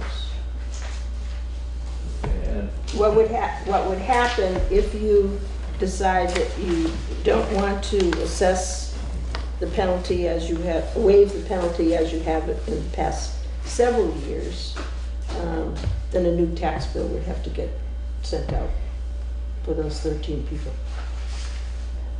And also at the Board of Abatement, there's going to be a discussion about this list of 13 people at that Board of Abatement meeting on Thursday at 6:30. So it's up to the board to say whether they want to waive the penalty or not. If that box had been clicked, we wouldn't be having this discussion. So my question is, it sounds like it's been happening through the years because it's been waived? Yes, it's been waived for several years. That penalty has been waived for several years. And then those people that have not clicked that box, were they? No, it didn't get clicked when we went, before we printed the tax bills. So it could have been an oversight or just something like that, Yeah. I make a motion to waive them. Yeah. Second it. And I would just notify those that had not, that there is a potential penalty in the future. Well, I talked to Melissa about it today too, and I said I think that there should be some information in the town report that explains it more fully for people, that if they don't file on time, then they're gonna, it could be that the select board may want to waive it again, or they may not, but so that they understand that what happens if they don't file on time too. Some of them are considered to be non-residential if they don't file. And then there has to be another tax bill sent out when they finally do file. It just is, I don't know. If you told people that they were going to be getting $1,000, they'd be paying attention, but to a lot of the other stuff, they don't pay any attention at all. Okay, we have a motion to waive. Is there any more discussion? Well, I have my other question is how can we remedy them not having this happen again. You can't control. Can't really, it's not gonna be You know, a you can't result. control the people who are filing the taxes for people. You know, if you had a tax preparer and he didn't do it and do it on time, which I'm sure is what a lot of these are. You know, so. Anything else? Hearing nothing, all in favor of the motion to waive in this instance, please say aye. Aye. Anyone opposed? Any abstentions? Thank you very much. Thank you. I would like to, well, I will not do that yet, I'm sorry. Unscheduled members of the public, I don't think I see any unscheduled members of the public. However, are there any? I'm Marion. She's always thank you. The next item on the agenda is old business, and I think I'd like to skip those two items and go forward to new business so that a couple of members of the public can leave if they want to after that discussion is done. And Frank, do you want to start, please? I don't know. We picked up a couple dogs a few weeks ago on Depot Road. They were tied to a tree in the woods. Marion showed up and Melissa showed up, and my daughter and a couple friends. And we wound up taking the dogs down to Humane Society. And the people have since paid to have the dogs vaccinated. They haven't had the dogs licensed as of 10 minutes ago. So the Humane Society wants to release them. I'd like the people to have the dogs back. They visited the dogs, they bought the dogs the right food, they've spent a lot of time with the dogs this whole week. So I, for one, don't want to see the dogs taken away from them. These are the people who were staying at the South Dufresne store. So the good dogs, they've got all their shots, they've got everything they need, they just haven't been licensed with the town. I only found that out this afternoon. Otherwise, I was recommended to the board that we should release the dogs. So it's really up to you folks. The other thing is you got a letter, I think, from the Arados about the two dogs on. Take one thing at a time? Okay. Yeah.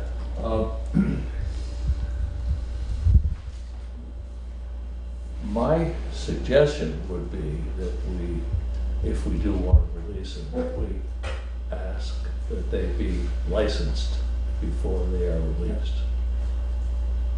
I talked to a lady down at the Humane Society this afternoon, and I asked her if they were, they got all the shots, yes, and they paid their fees. And I said, well, to the best of my knowledge, they haven't been licensed with the town clerk. So I said, you can't release these dogs till I call you. So she's well aware what's going on. Further discussion, questions? Questions? So is that a motion? I'm looking for a motion. I'll second what you just said. Thank you. I would, I guess, amend it to include that they have licenses and the evidence of all applicable fees of the Humane Society having been paid showed to the town. Is there discussion on the amendment? Is there a second to the amendment before we get too far down the road? Hearing none, is all in favor of the amendment as stated, please say aye. Aye. That done, all in favor of the original motion as amended, please say aye. Aye. Thank you. Thank you both. Okay, we have a, piece of correspondence, I'm jumping around a little bit on the agenda, but I think it makes sense. We have a piece of correspondence from J.K. Rado, an email. I think you have copies of it. It is somewhat tied to what we've just talked about. And I'd like to get that discussed as well.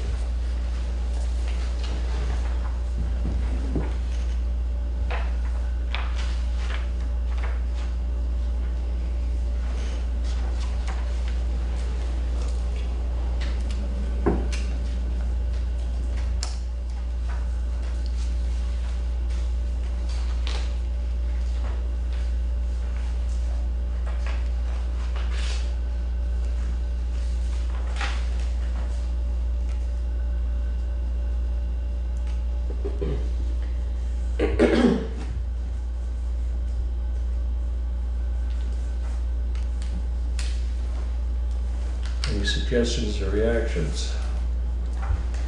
Doesn't the town have a leash law on this? Yeah. The town does have a dog ordinance that was originally enacted in 2004, amended in 2005.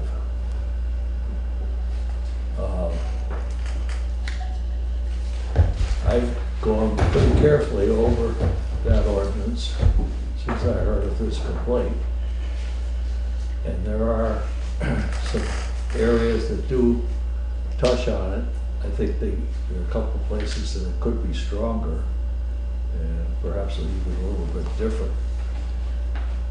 At this time, my suggestion, and I'm just throwing it out as one possible, would be to have a letter drafted, and I'd be willing to try that if you wish, to the owner, outlining that the board has received complaints about the activity of the dogs, and that so far there have been no serious incidents. However, we wish to avoid that and ask that they be more careful about control of their animals, or words to that effect. Sounds good. Is that a motion? No, that's a suggestion. Okay. Only thing I got to say about this, certain people, my dog is not leashed, and never will be leashed, except when he goes to the vet or downtown. But certain people come by my house and call my dog to pet my dog. So Well, I don't have my dog on a leash when he's in my yard either, but if he runs out to the sidewalk to say hello, I call him back and expect him to come, not chase somebody barking and growling and being a threat to a passerby. If your dog is friendly and nice and is in somewhat control and can come back to you, that's good, but if your dog is being a threat to another person, I think that's a different story. It's the big difference. Absolutely. that's why I live in the country, not in the damn town. Well, Would this you is the be country. willing to let us know for the audience and me? I don't know really what the incident is or what this letter is about. If you could just summarize it for us, please. Basically, Jake was walking her dog, and said, I walk my dog often around Parish Hill, Baker Brook, and had to deal with a few aggressive, unleashed dogs who aren't under voice control of their owners. In addition to that, owners are slow to do anything as these dogs are charging toward me and Gabby, who is smaller and timid. I think that paragraph pretty much, and Then may I respond? sure. This just doesn't happen in the country. It happens in the town, in the village here too. And we had a former animal control officer who was informed almost every time that particular dogs would just run out of somebody's driveway, literally cross the street to a woman with children, and was extremely aggressive. That was one incident. Then we have another dog on the street, for example. The owners don't see any reason why they should put the dog on the leash. So the dog is a well-behaved dog. It was already hit by a car when it was a puppy on Route 30. This dog comes over to my house, to other people's homes. They have been spoken to several times, but they're not interested in putting the dog on the leash unless they feel like it. And I know that we have a town ordinance and a village ordinance about leash dogs, and it was very difficult for us to get anything done. The former animal patrol officer finally did address the woman who had the aggressive dog and said that she would be fined if it happened again, and I don't know what happened after that. Actually, she moved after that. But it's a problem, and I think one of the things that we should be doing as a village and a town is to make it much more known to people that there are ordinances, and that we shouldn't have to wait several times before there's fine for that. I mean, remember we had the woman with the kennel up the road. There was an issue with that. And it just seems that it's almost like we're waiting for an event to happen, a bad event to happen before we are very strict about it. Yeah, we wouldn't want to see anybody get bitten by an aggressive I sure animal. don't. Right. I don't. Yeah. And these are aggressive dogs, the ones we're talking about. And I understand what Marion's saying. And the thing is, what do? I mean, suppose I went there and these dogs attacked me. I have no tools. I have nothing to defend myself. What did you find when you said in the email, it says that you told her that you were going to go up and take a look? What did you find when you went up there? I took a ride over there that day and there was no dogs around. And a lot of times I'll take a ride from my end of town to another. By the time I get there, the problem's over with. You never find anything. And it's, you know, it's an issue. It's also an issue. What do you do if two dogs are coming after you? What do you do? I mean, I don't want to hurt any animals, but then again, I don't want to get hurt either. Right. So, I don't know. The other thing is, the Humane Society will not take an aggressive dog. So, it's really up to the town's responsibility. If, say, these two dogs that are in question here were captured, where do I take them? Right. I take them at my house. And I've resigned from this job, by the way. I don't know if you guys remember, but my name is still on, no, and it's still on the, yeah, I know. It's still on the website, so I get the calls, and I don't mind, I really don't, and I'll stay doing it.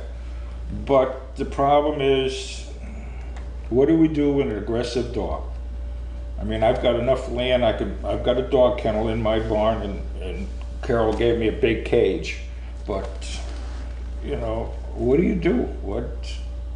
I mean, the ordinance, I read it too, Pete. The ordinance is how wolf hybrids, it was probably the time that wolf hybrids were a problem in town.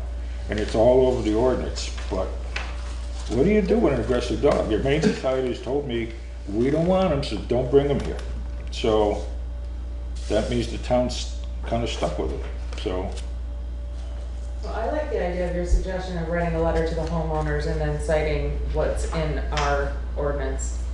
And that way they're aware that we are taking action at some. Yeah, they could be fined. Yeah. And whatever, you know, as it escalates. Well, I agree with Chris too in one sense. I mean, like he said, his dog's never on leash, he doesn't have to, but they're not chasing everybody down the road. Yeah, right. That makes a big difference too, you know what I mean? And a lot of people got them electrical wires around their land, so the dog runs up to that and that's where it goes, you know? Right, well, that's one thing that your dog stops at the end of your property. It's another thing when your dog is being aggressive out And in the chasing somebody roadway down and the chasing. street with another dog trying to walk in. That's a problem. Yeah. You know, sooner or later, you know, something will, you know, happen to it. And then people end up in lawsuits and all that stuff, you know? And this didn't just happen to the person who wrote the letter. There are other neighbors who've walked their smaller dogs and picked their dogs up. I had a nice conversation with her on the phone, and I felt real bad for her, because all she wants to do is take her dog for a walk. And as she should be able to. You know, you warn them and stuff like that, tell them, but, you know, they ought to know enough to do it themselves anyways, because if they have a problem, like I said, if somebody ever gets bit, you got a lawsuit. Just like you said, you go up there and they attack you, what are you gonna do? If you have to fight them up, you end up killing one of them dogs. Yeah. They're gonna sue you for killing the friggin' dog, you know? Yeah, and that's the thing. What do I do? Yeah, I mean, one of them attacking me, I know what I do. Yeah. These dogs are fairly new to the neighborhood. They haven't been there that long. So make them aware. Yep. If my memory serves me, we have a suggestion on the table, but not a motion yet. I will make a Oh, I motion. have an idea. Okay. So I was just thinking that when Carol gives us the licenses, when we have to come in and get licensed, maybe at that time, a letter should go along with the license that the owner has to sign, and they have a copy in town hall, that there are laws and ordinances in the town. And that part of having a dog and having it licensed is that you as the owner are responsible for your dog. I mean, I know my dog, I know her personality, she's adorable, and I don't trust her for a minute. Really, I don't, you know, she's 3.5, and she's like, you know, she allows us to live in her house, that's what I do. But truthfully, I think that something could be given out from the town clerk when you come in for your license every year. Attached And to have the ordinance to person license. sign it and the town keep a copy. And that if something happens, X amount of money, fine. If you go beyond that, what's the next consequence? It's all written out in this. So attach the ordinance to the registration. And have them say that they've received the information. Yeah. And it's the village and the town both have ordinances. So, you know, then maybe we have to have a copy of the town of Newfane and then a copy of the incorporated village of Newfane, because sometimes people think different laws, but it's not. How does that work?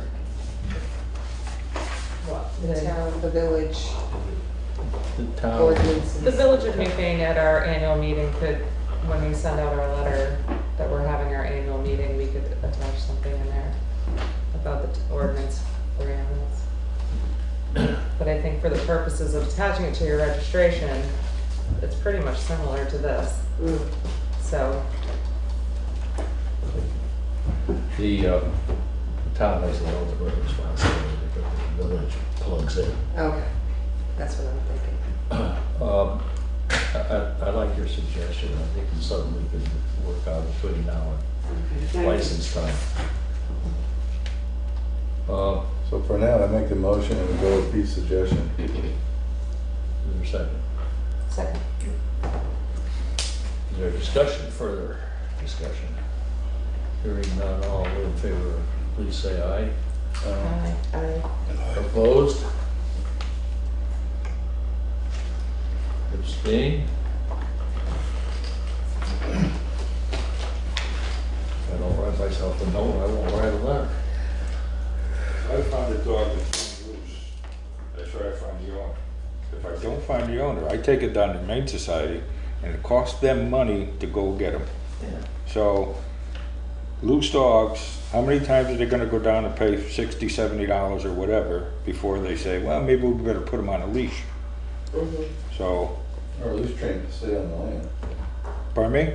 Or at least train them to stay on their own property. Yes. Yeah.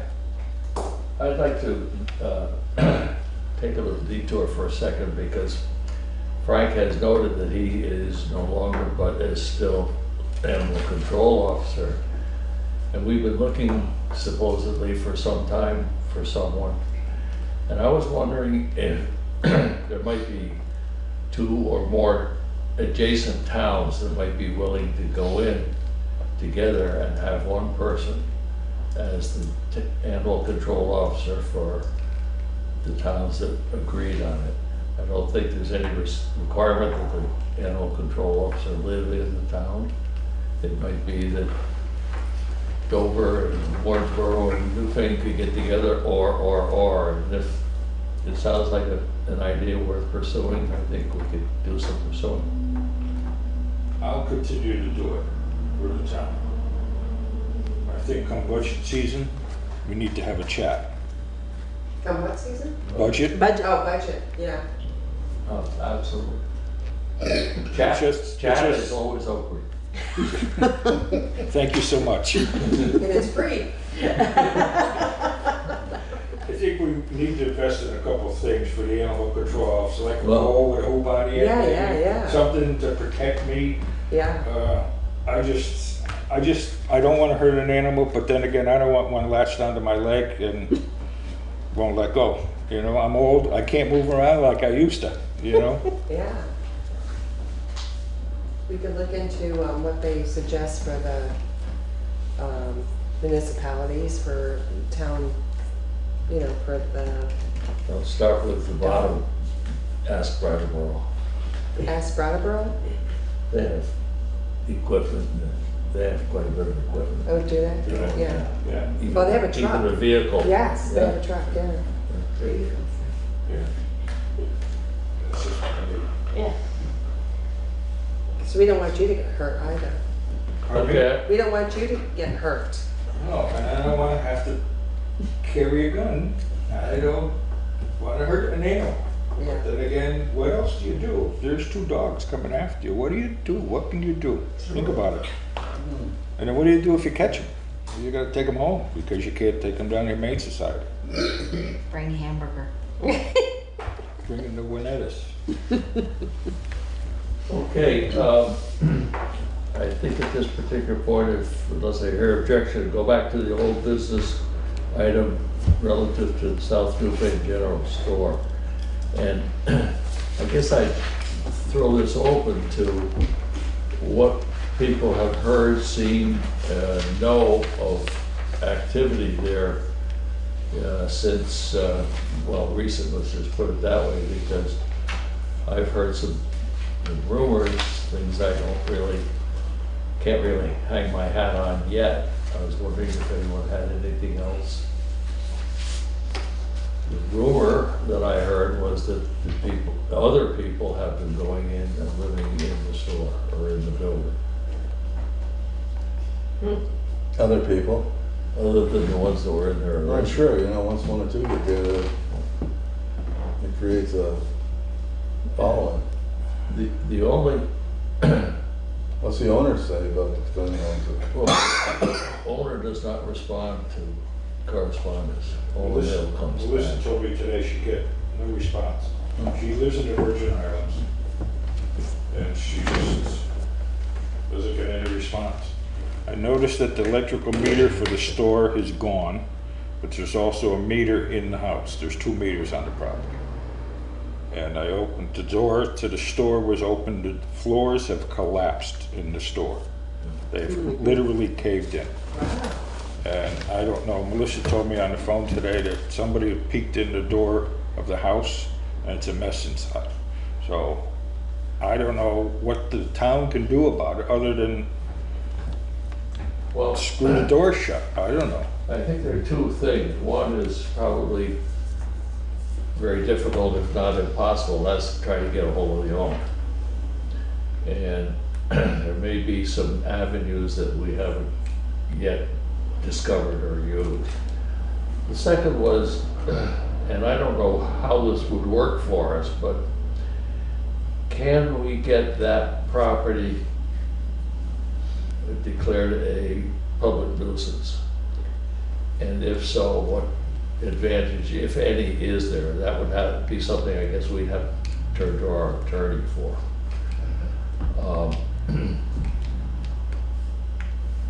I think that I worry that the town has some, maybe just a little, but it's still some responsibility if we don't, knowing what we do know in regard to that property, if we don't take some action. Well, there was another building in town that was kind of under question as far as whether or not it could be condemned.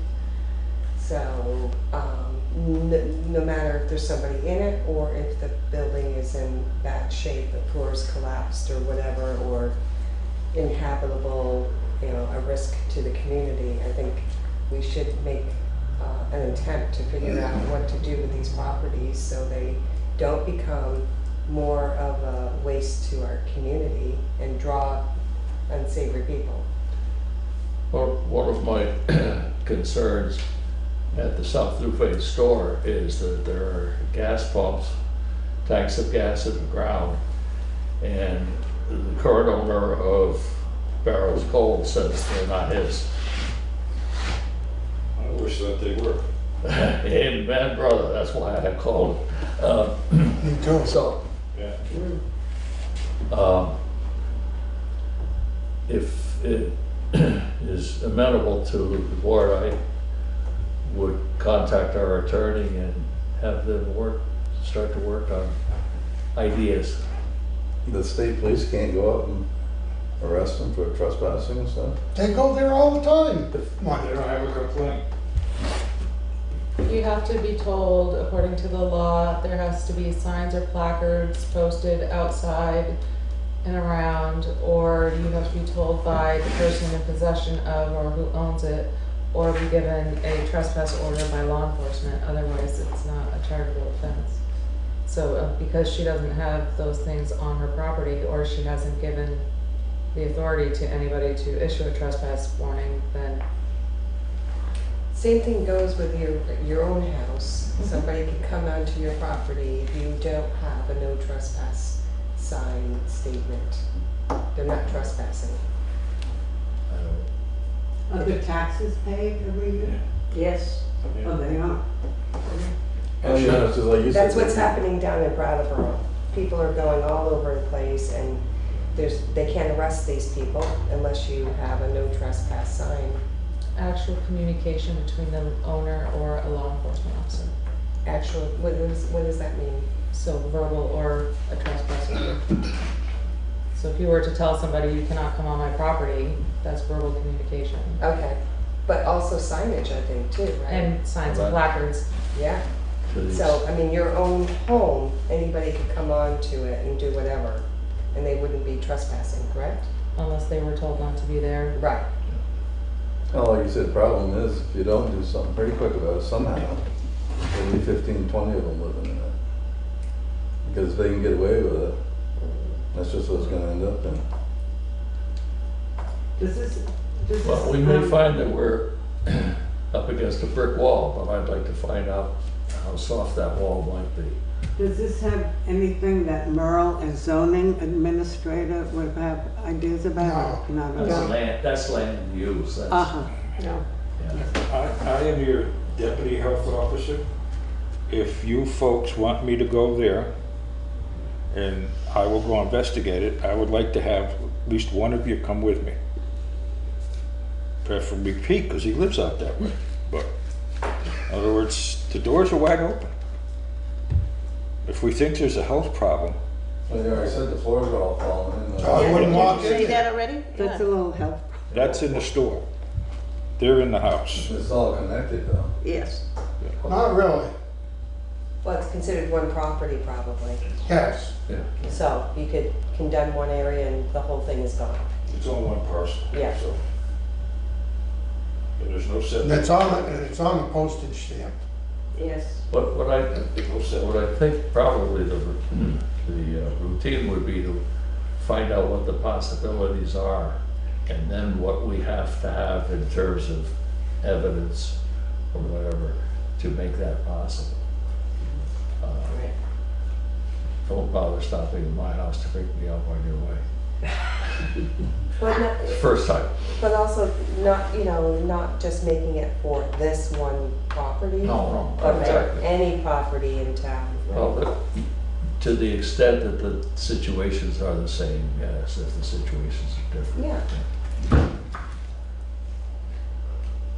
Okay, does anybody feel we need a motion for me to approach the town attorney, or do you think the sense of the meeting is that it's okay? I think it would be good just go ahead and do it. That's my personal opinion. I agree. We could just make it official and make a motion. Well, So it's documented. I'll listen to almost anything that happens. Well, I just make a motion that we give you the authority to speak with the lawyer, Okay. Town attorney. town attorney regarding, buildings that are Also, nuisance buildings. town liability and how to avoid it or deal with it. Second. Potential. Thank you. We have a motion, we probably discussed it as far as we can. All in favor of the motion, please say aye. Aye. Opposed, abstentions. All done it.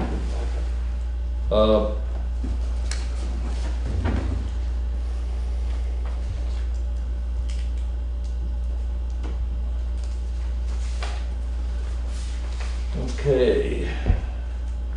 The conflict of interest policy is on our agenda for this evening at the request of one of our members. And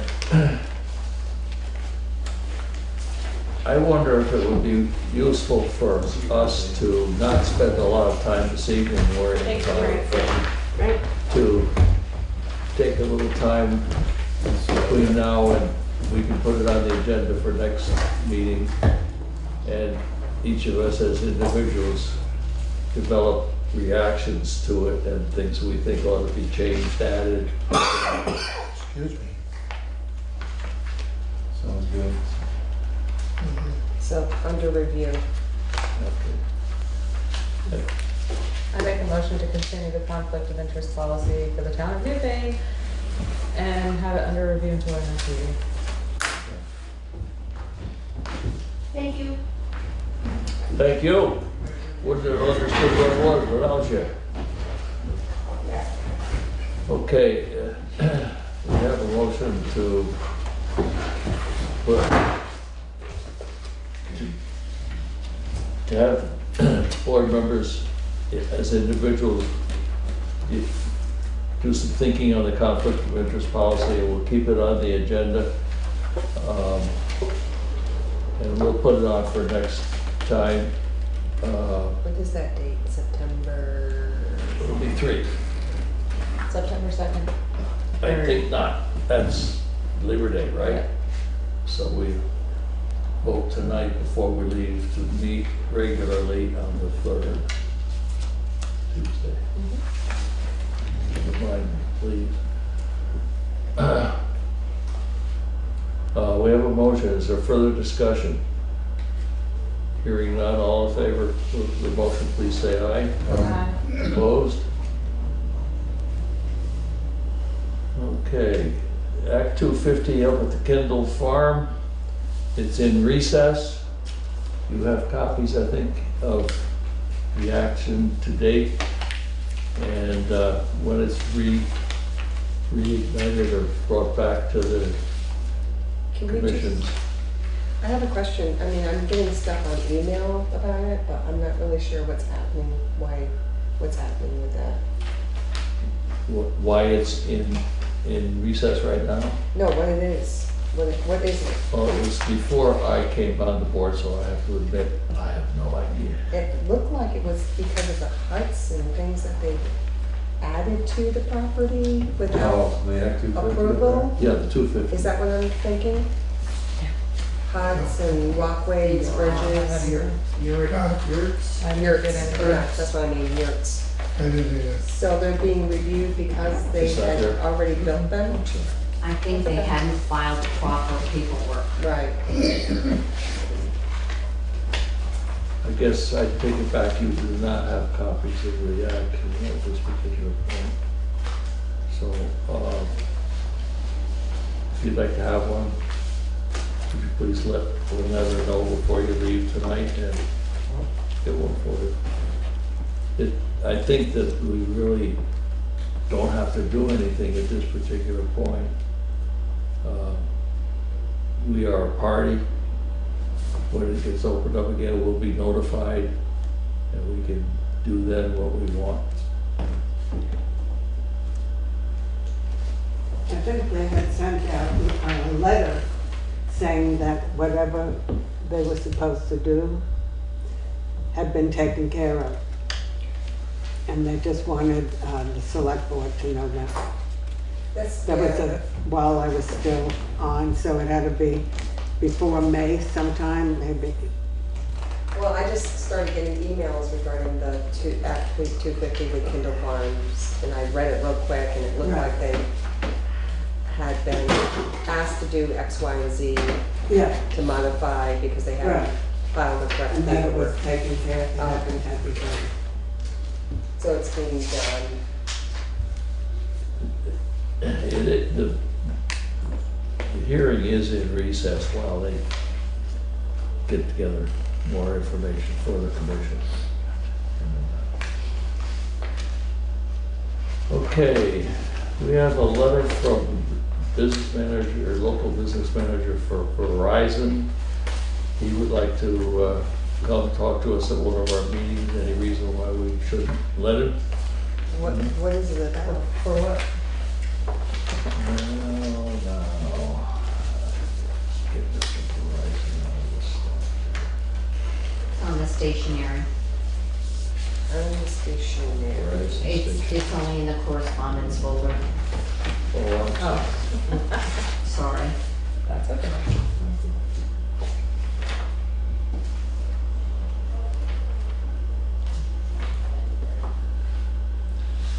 Okay, it's quick and easy. I'll read it. Hi, he says.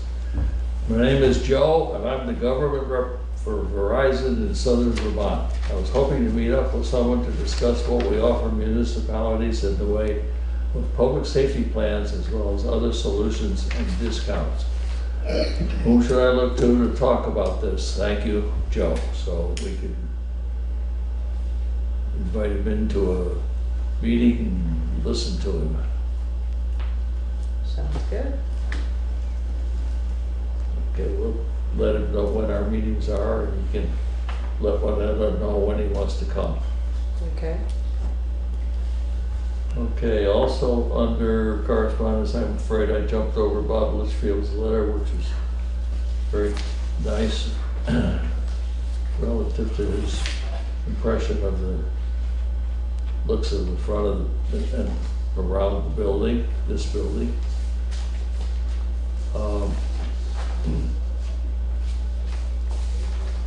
It was a very nice letter to the editor. The Brattleboro Reformer. Do you want me to read it? Yeah. Go ahead. Find it. Read it. Here it is. Newfane Town Office looks beautiful. Editor of the Reformer. As a resident of the town of Newfane, I was driving by the town office and it happened to catch my eye. What a beautiful building. Whoever put the bunting on the gable facing Route 30 and the streamers down each side of the front door made it look really sharp. The paint job to the exterior of the building and the flowers which are taken care of by the Newfane Garden Club also make it look very attractive. I grew up in Newfane and went to grade school there, as well as my mother. Sometimes you have to stop and smell the roses. Robert H. Litchfield, Newfane, July 23rd. Thank you. Thank you. Okay, continuing with some correspondence that some of it came in late. This is from Emily Long, who is a member of the Windham County Legislative Delegation, and I'll read it. It's relatively short.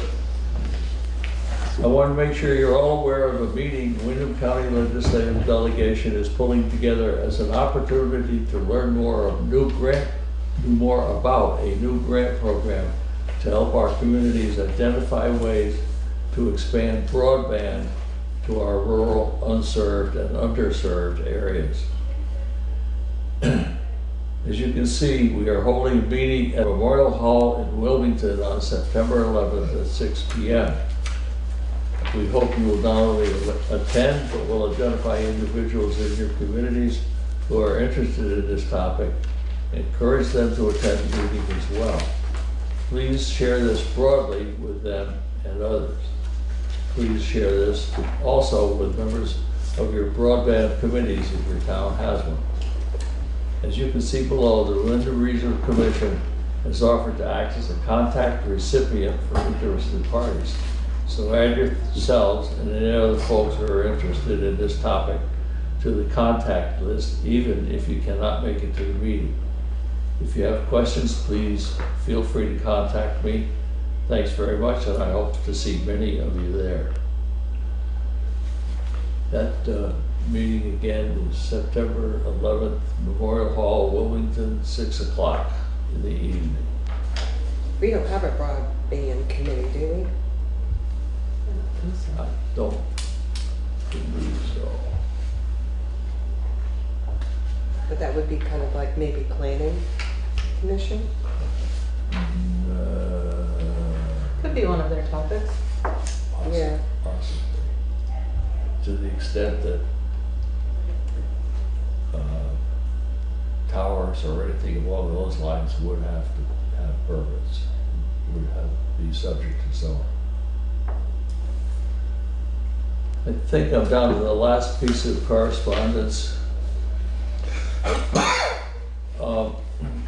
And it's not for any action this evening, but I'm going to read it so that you know that this is in the works.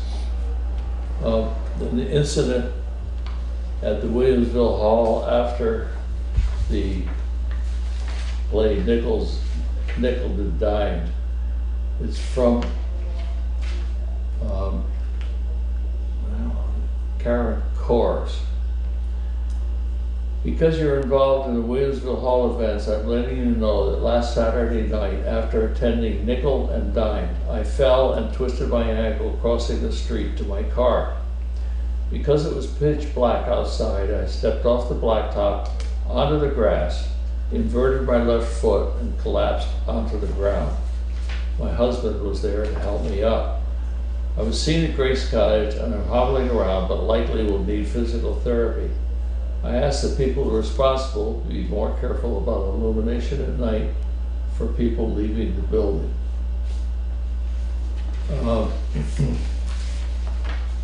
The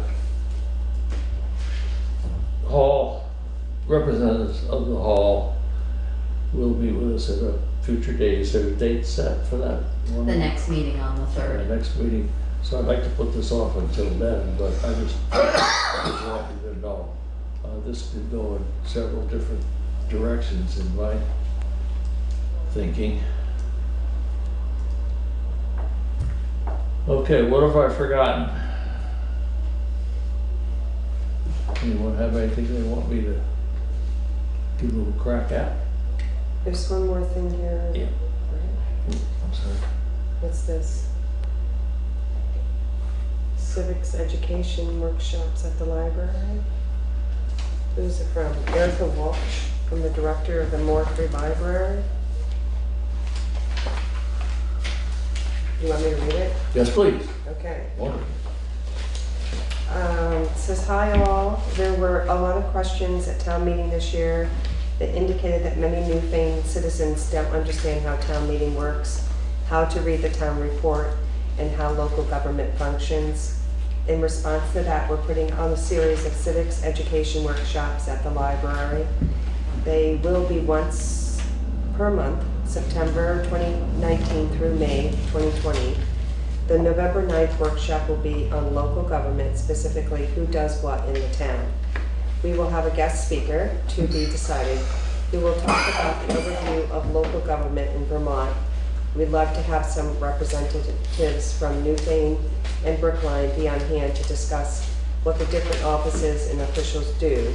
We're not looking to get into people's individual issues, so if there's a question about why did you build that darn road on X, Y, and Z, we will reroute the conversation. The goal is to let people know who is responsible for what, so they can then direct their questions to the right person later on down the line. We'll also have town meeting prep on February 8th and town meeting debrief on March 14th. Would any of you be interested in attending any or all of these meetings? We'd be happy to have one person from each department come if you're interested and available. The dates are on all Saturdays and the time will be 3:30 to 5. Thanks for considering it, Erica Walsh, the director of the Moore Free Library. That sounds interesting. Erica had asked me quite a while ago if I would be interested in speaking about local government, but that was after my incident. Yeah. And so I said that I really couldn't commit to it. I didn't feel ready to commit to it. So I'm suggesting to you, if she hasn't found somebody else, if a member of the select board would like to go to Erica and offer your services. I think it's the one for November 9th. Yeah. Local government, who does what Yeah, in the town. yeah, I just wasn't ready to commit to something. But I think it'd be great if she hasn't found somebody else, if one of you would be interested. I'm not proficient on it. So I probably would be attending to learn more information. It's just a suggestion. Yeah. Thank you. It's still a ways down the road, so. What? That's still a ways down the road. November 9th. I already know what I'm doing tomorrow. It feels that way right now. What are we but doing it's today? Sneak right up on us. We can always visit that at another meeting. Right. Yeah. Is there any other business to come before us this evening besides work on the pay orders? Anything anyone would like to bring up? Thank you. We will move to consideration of the pay orders. I have a question. Oh, when is the bids coming back in, the ones that were rebid? Was that the 22nd or? 22nd is the on-site at 9 a.m. It's a mandatory meeting at the site. We're accepting bids until 3 p.m. on September 3rd.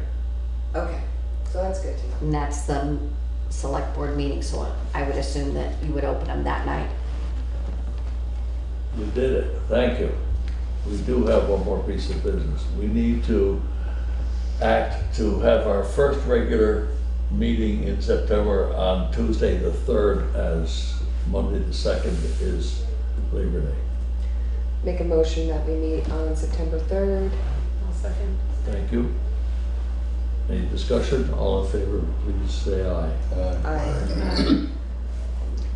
Thank you. Who wants which? I forgot to mention this, that about the conflict of interest, if I can revisit that real quick, that I just had a member of the public stop me, that they had concerns about it, but I will address it when we do it at the next meeting, if that's okay. Sure. I just wanted to make sure that you all knew that someone talked to me about it, and I wanted to bring it to the board. They'd like to stay unknown, so Okay. but Well, I will address it at that time. I think it is key enough and in the spotlight, and I think it would be very helpful for us to take a few minutes and hold quiet and take a look at it. And I thank you.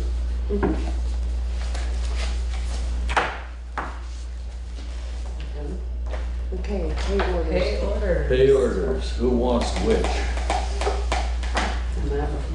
Take whatever's on the top, I guess. So we're all done over. We're all done with camera. Yep. Yeah.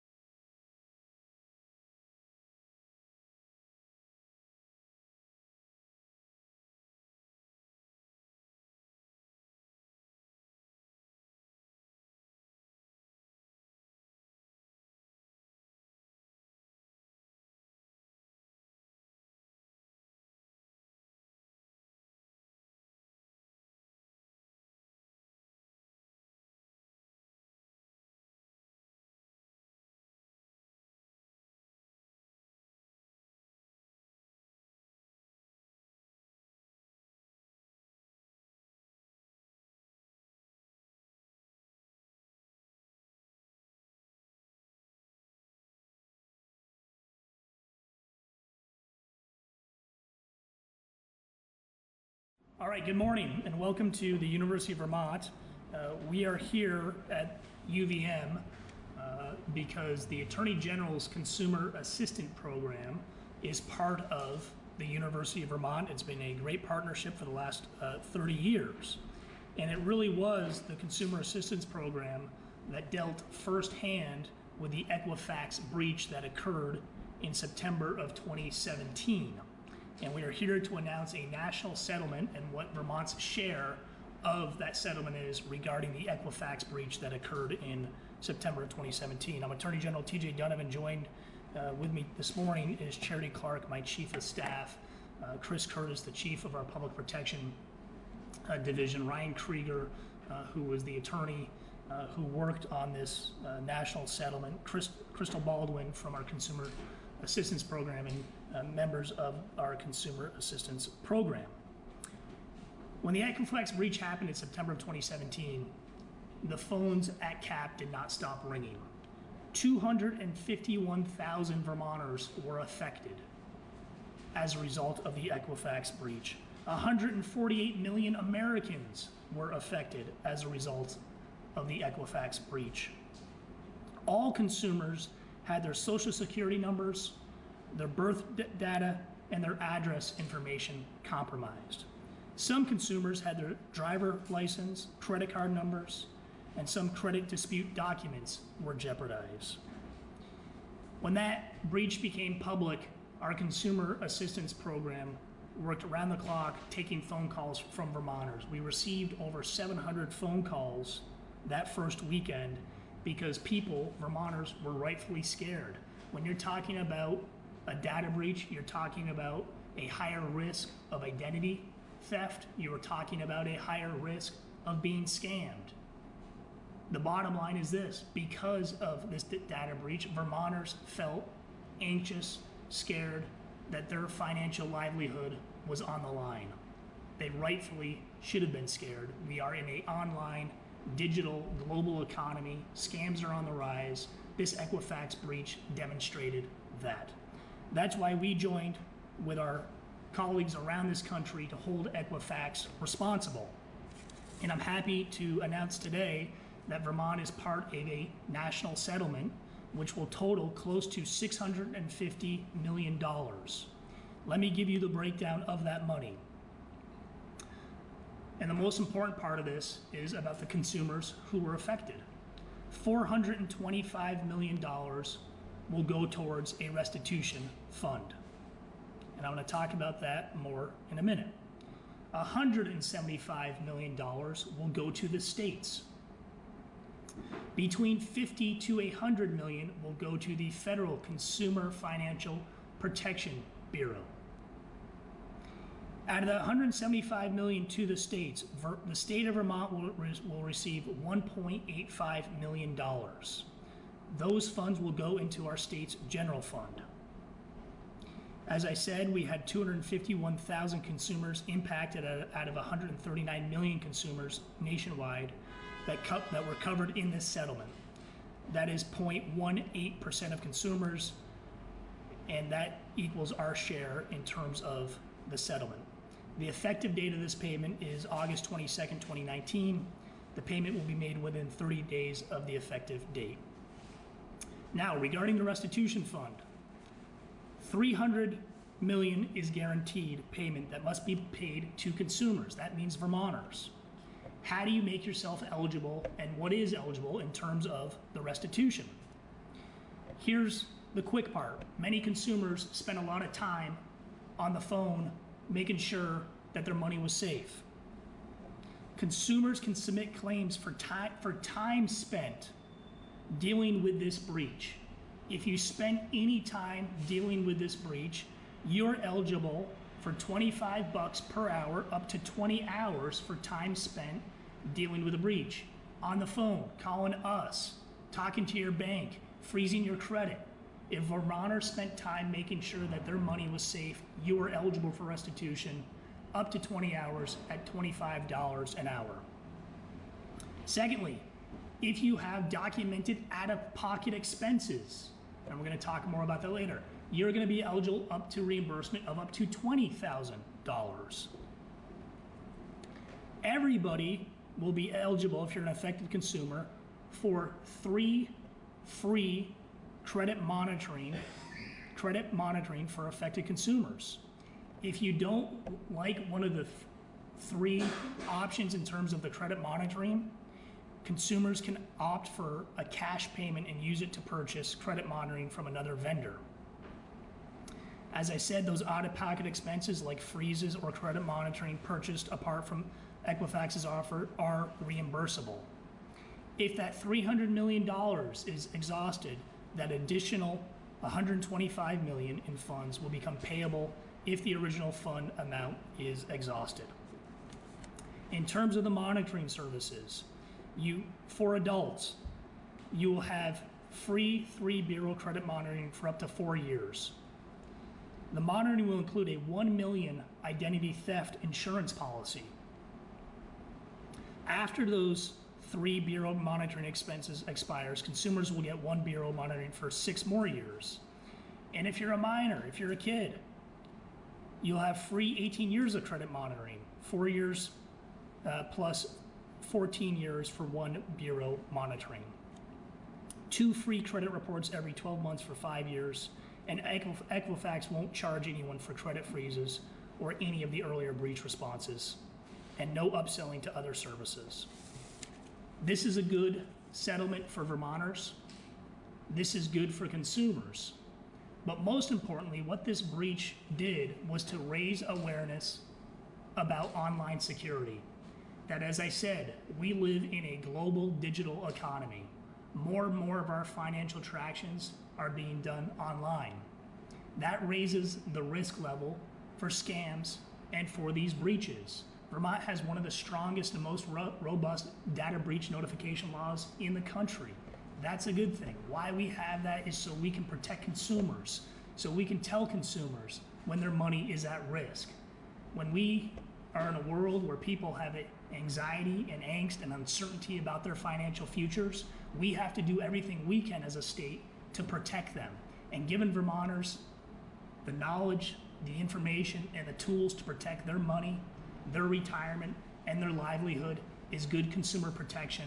That's what this settlement does today. That's why I'm proud to be a member of this national settlement, to bring this money back to the state of Vermont, and more importantly, to open up avenues so Vermonters who are affected can get paid back for the time they spent making sure that their money was safe. With that, let me turn it over to Chris Curtis, the chief of my public protection division. Chris. Great. Thank you, General Donovan. Again, my name is Chris Curtis. I'm chief of the public protection division at the Office of the Attorney General. I want to invite Ryan Krieger, one of my colleagues and our assistant attorney general who worked on this matter for our office, to the podium. Ryan has done an outstanding job. And I also want to thank Crystal Baldwin and our entire Consumer Assistance Program team for all of the work that they have done to reassure Vermonters in the wake of this data breach and others. When these things happen, this office is responsive. And General Donovan has made this issue a top priority for our office. And Vermonters should know that we've redoubled our efforts with respect to data privacy, consumer privacy, security breach, all of our outreach efforts in this area. And the Attorney General has made that a priority for our office. The truth is, the future of consumer protection is online. We have a long and historic tradition in the state of Vermont of protecting consumers, and many of those laws are responsive to the face-to-face transaction, the Vermont handshake, the understanding between parties. But increasingly, we live in a wired world, and those transactions are happening in cyberspace. So it is crucially important that this office be responsive and be bold in making sure that there is accountability, there's transparency, and that there is an effort with respect to both our education and outreach efforts and our public policy initiatives, that those are reflected in this office. And that's what Attorney General Donovan has done. And that's in part what this settlement is helping to do as well. It's a broad recognition, almost an endorsement of the efforts of this office in that area, that we are going to make sure that Vermonters feel secure, and that when there's a breach, there is accountability, that there is restitution available for Vermonters, as in this case, where it's warranted, and that we can have preventive measures in the future. So ongoing credit monitoring, all of those security measures that will be in place for affected Vermonters going forward, critically important. I want to note that 2 years ago, when news of this massive breach broke, not only did the Consumer Assistance Program triage, in fact, our entire office, we had attorneys taking calls from consumers that were alarmed, hundreds and hundreds of telephone calls from concerned Vermonters all across the state. But that wasn't enough. The Attorney General directed our office to work with our partners in the legislature to have community meetings. We went to Barton, to Springfield, to Bennington, to Burlington, all over the state to convene community meetings to address Vermonters face to face and tell them what they could do to take steps to protect themselves, how to prevent identity theft from happening, how to secure a credit freeze on their accounts. And even that wasn't enough, because subsequently we worked with our partners in the legislature to make sure that Vermont eliminated fees to place security freezes on their credit files so that no Vermonter would have to pay to put a freeze on their credit so that they can help protect their identities at no cost to themselves. That obviously was a law that took effect going forward in time. So for Vermonters that heard about the news and immediately acted to protect themselves, they may have incurred costs. Another reason why this settlement is so important, so they can get reimbursed for those costs that they may have incurred. So this is a crucially important settlement. It's going to have, I think, major importance across the country for consumers, for federal agencies, and of course for our state. And we're very pleased to be part of this today. I wanted to, Ryan, if there's anything you want to add vis-a-vis our outreach efforts or with respect to, I do want to note that Attorney Krieger has done an amazing job of helping us to facilitate working group proposals, both as to privacy matters, along with our Chief of Staff, Charity Clark. They have spearheaded the effort on privacy working group.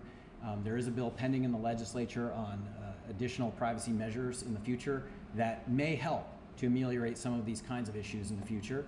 And of course, we had a data broker working group that resulted in the nation's first data broker registration law. So all of these activities are part and parcel of this new frontier, new online consumer protections. Our office is proud to be a part of it, and we're proud to get this matter resolved for Vermonters today. And with that, I want to open it up to our Chief of Staff, Charity Clark, and she can share with you what Vermonters can do to better protect themselves.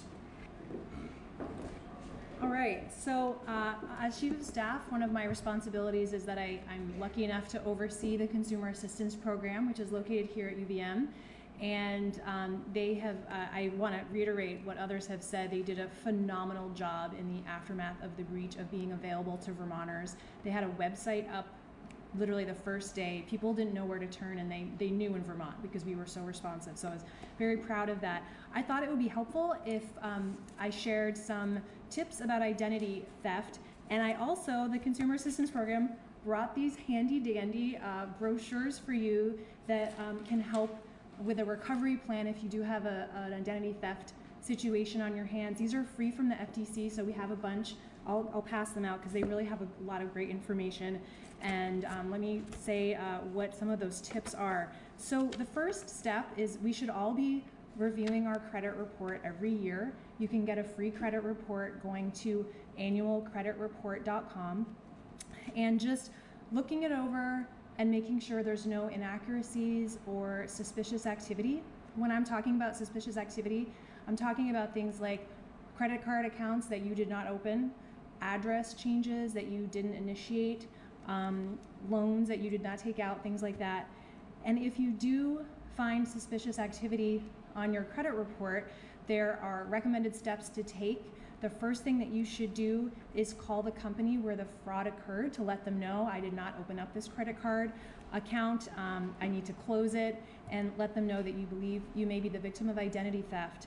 You should change your password, your logins, your PIN numbers, and then contact the credit reporting agencies to ask for a correction to your credit report. And the FTC is incredibly helpful. Not only do they have this brochure, but you can go online at identitytheft.gov, identitytheft.gov, and they will walk you through a plan that would work best for you. Some of the other things that might be recommended are to put a fraud alert on your credit report. That means that when someone is looking something up, it'll kind of have a red flag on it to alert them, this person may have been the victim of identity theft, so just be careful here. And you can also freeze your credit. That used to cost money and it doesn't anymore. So you can freeze your credit and unfreeze it without paying anything. So that's available as well. And the other step that we always recommend at CAP when folks call is to contact your local police and make a report of identity theft. You can use the police report that you'll fill out. If you need it down the road, you might need to demonstrate to someone, this happened to me, and you can have that in your file.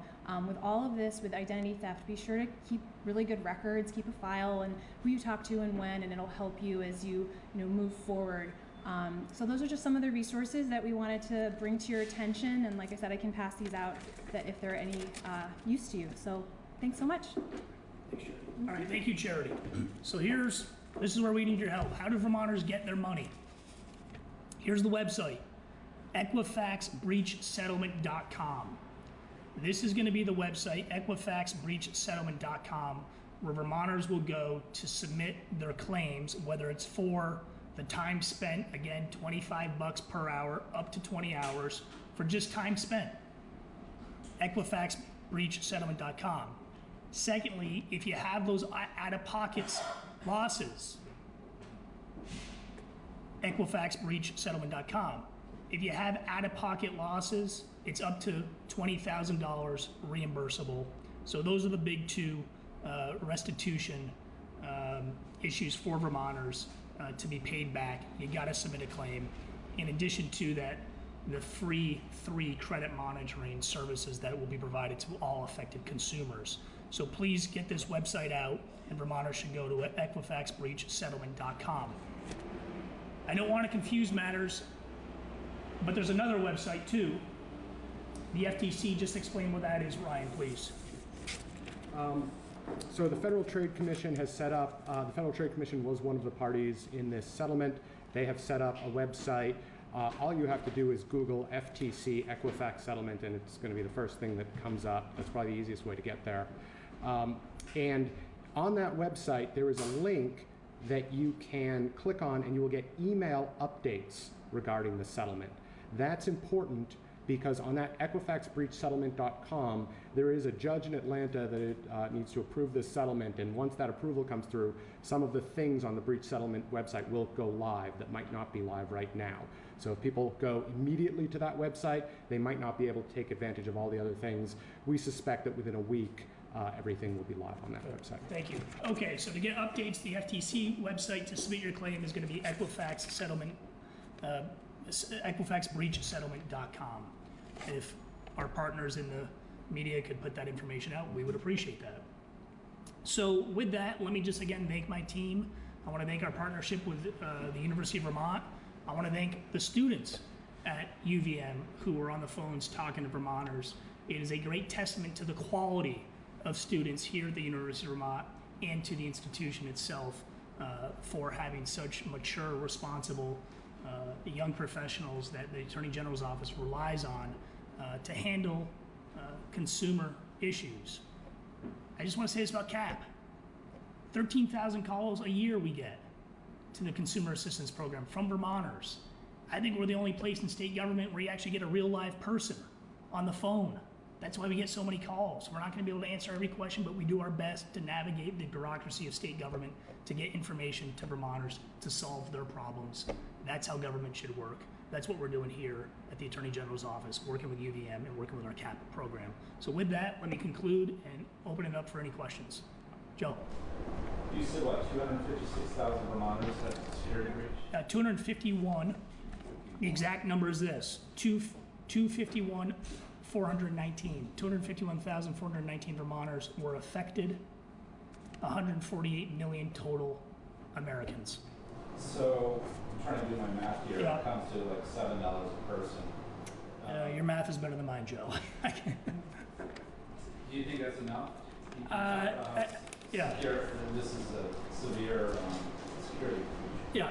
I think when you are part of a national settlement, which we are in this case, and we are in many other cases historically as well. It comes down to an equation in order to try to bring about fairness, and population and the number of affected consumers is always going to be part of that equation. So I think the exact math, and I may be wrong about this, but this is what I have. 251,000 consumers impacted out of 139 million consumers is 0.18 of consumers. And our share of the penalties is about 1%, 1.05%. So that's the ballpark, and I think the math does work on that. When you're in these national settlements, it comes down to the affected consumers' population, and it's always going to be an equation. What did Equifax do wrong? I mean, was it willful? Was it an accident?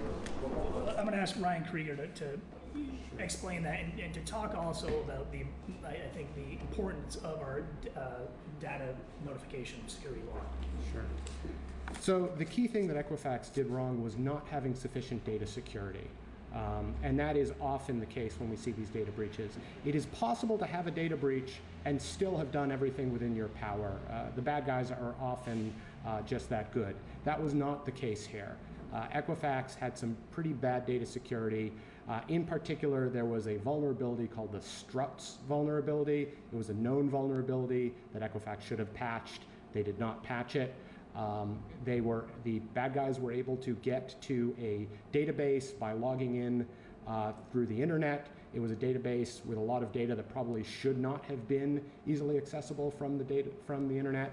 And another really important part of this settlement is there is an entire data security regime that Equifax is going to have to implement in order to comply with this settlement. So they have to have much better data security going forward. And is it still true 2 years later that no one has been provably not exposed, but there has been no actual damage yet? These stolen files have not been used yet, is that correct? That is really hard to say. I don't know that the files have been, say, dumped onto the dark web for purchase. That doesn't necessarily mean that they're not being used. Identity theft happens all the time. Were the bad guys using this tranche of data to do that? It's hard to sometimes tie an individual ID theft to an individual harm, although in this case, if someone was affected by the breach and they did suffer ID theft, they will be able to submit receipts to try to get reimbursed. Who were the hackers? I don't know that they were identified. We don't know? I don't believe so. I can look into that deeper and get back to you afterwards, but I'm not sure they were identified. Do you have to do anything to sign up for the 10 years of free credit monitoring? You are going to have to go to the Equifax breach settlement website, yes. You have to ask for it? Yes. Ryan, how do you spell your last name? Kriger. I do want to, I know that there was a mention of the FTC website. One benefit of going to that website, and it's very simple. It's ftc.gov/Equifax.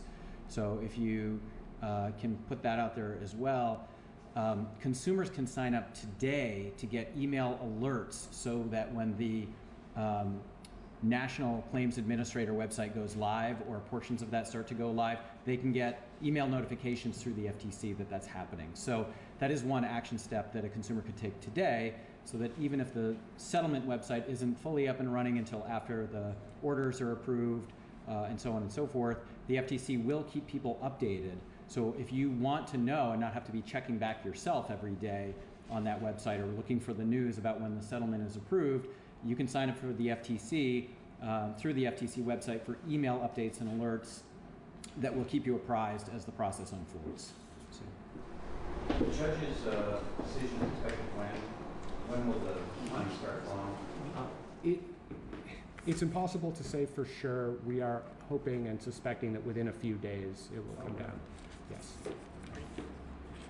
Well, I'm going to conclude the press conference before I file a consumer complaint because of the paint fumes in the room.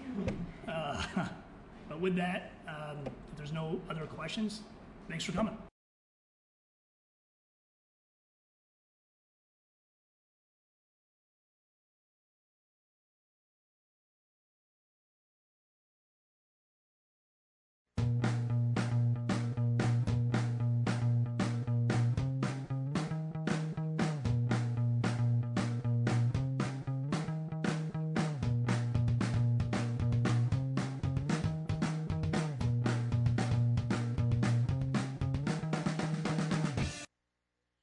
Welcome to the Tuesday, August 20th meeting of the Brattleboro Select Board. We know the meeting has been properly warned because we began this meeting at 5:30 p.m. and entered into executive session. At this time, I would entertain a motion to approve the meeting minutes from August 6th. Okay, Liz has made the motion. All those in favor? Aye. Any opposed? Motion carries. We will move on to chair's remarks. I do not have any chair's remarks. We have a packed agenda, so I'm going to defer that and see if there are manager's comments. Likewise. Thank Okay, there we are, following suit. Are there members of the select board that have comments to make this evening or committee reports? No committees? No, ma'am. No. All right, here we are. Deferring. Look how far we've gotten already. Okay. So the next item on our agenda is an award ceremony from the New England Chiefs of Police Community Policing Award, and that is going to be given by Chief Douglas Johnson. And if Chief Douglas Johnson would like to come forward with Chief Fitzgerald to our little fancy side table up here, we can get that part of the evening started. Good evening, gentlemen. Thank you for having me and scheduling us ahead of your busy schedule tonight, so I'll be fairly brief. New England Association Chiefs of Police has a community policing award. We've been doing this for about 5 years now, and there are 4 categories. There's population of under 15,000, 15,000 to 30,000, and 30,000 plus to 50,000, and over 50,000 population. We received a number of applications. We have a committee that reviews these and scores these accordingly. And I was very happy to see Brattleboro PD take the first place out of all the scoring. And the application and what they're doing in this community, you should be very proud of them for what they are doing. The application, there's a lot of thought and effort put into that. And I can tell you that reviewing some of these applications, some of them we just throw out because they don't put the time and effort into them. They're not doing what we're requesting to do. What Brattleboro PD did, and it was my pleasure to call Mike up and let him know, or Gunny, or Chief Fitzgerald, and let him know that Brattleboro had received the award. So we're here tonight to present the first place award for under a population of 15,000. Excellent.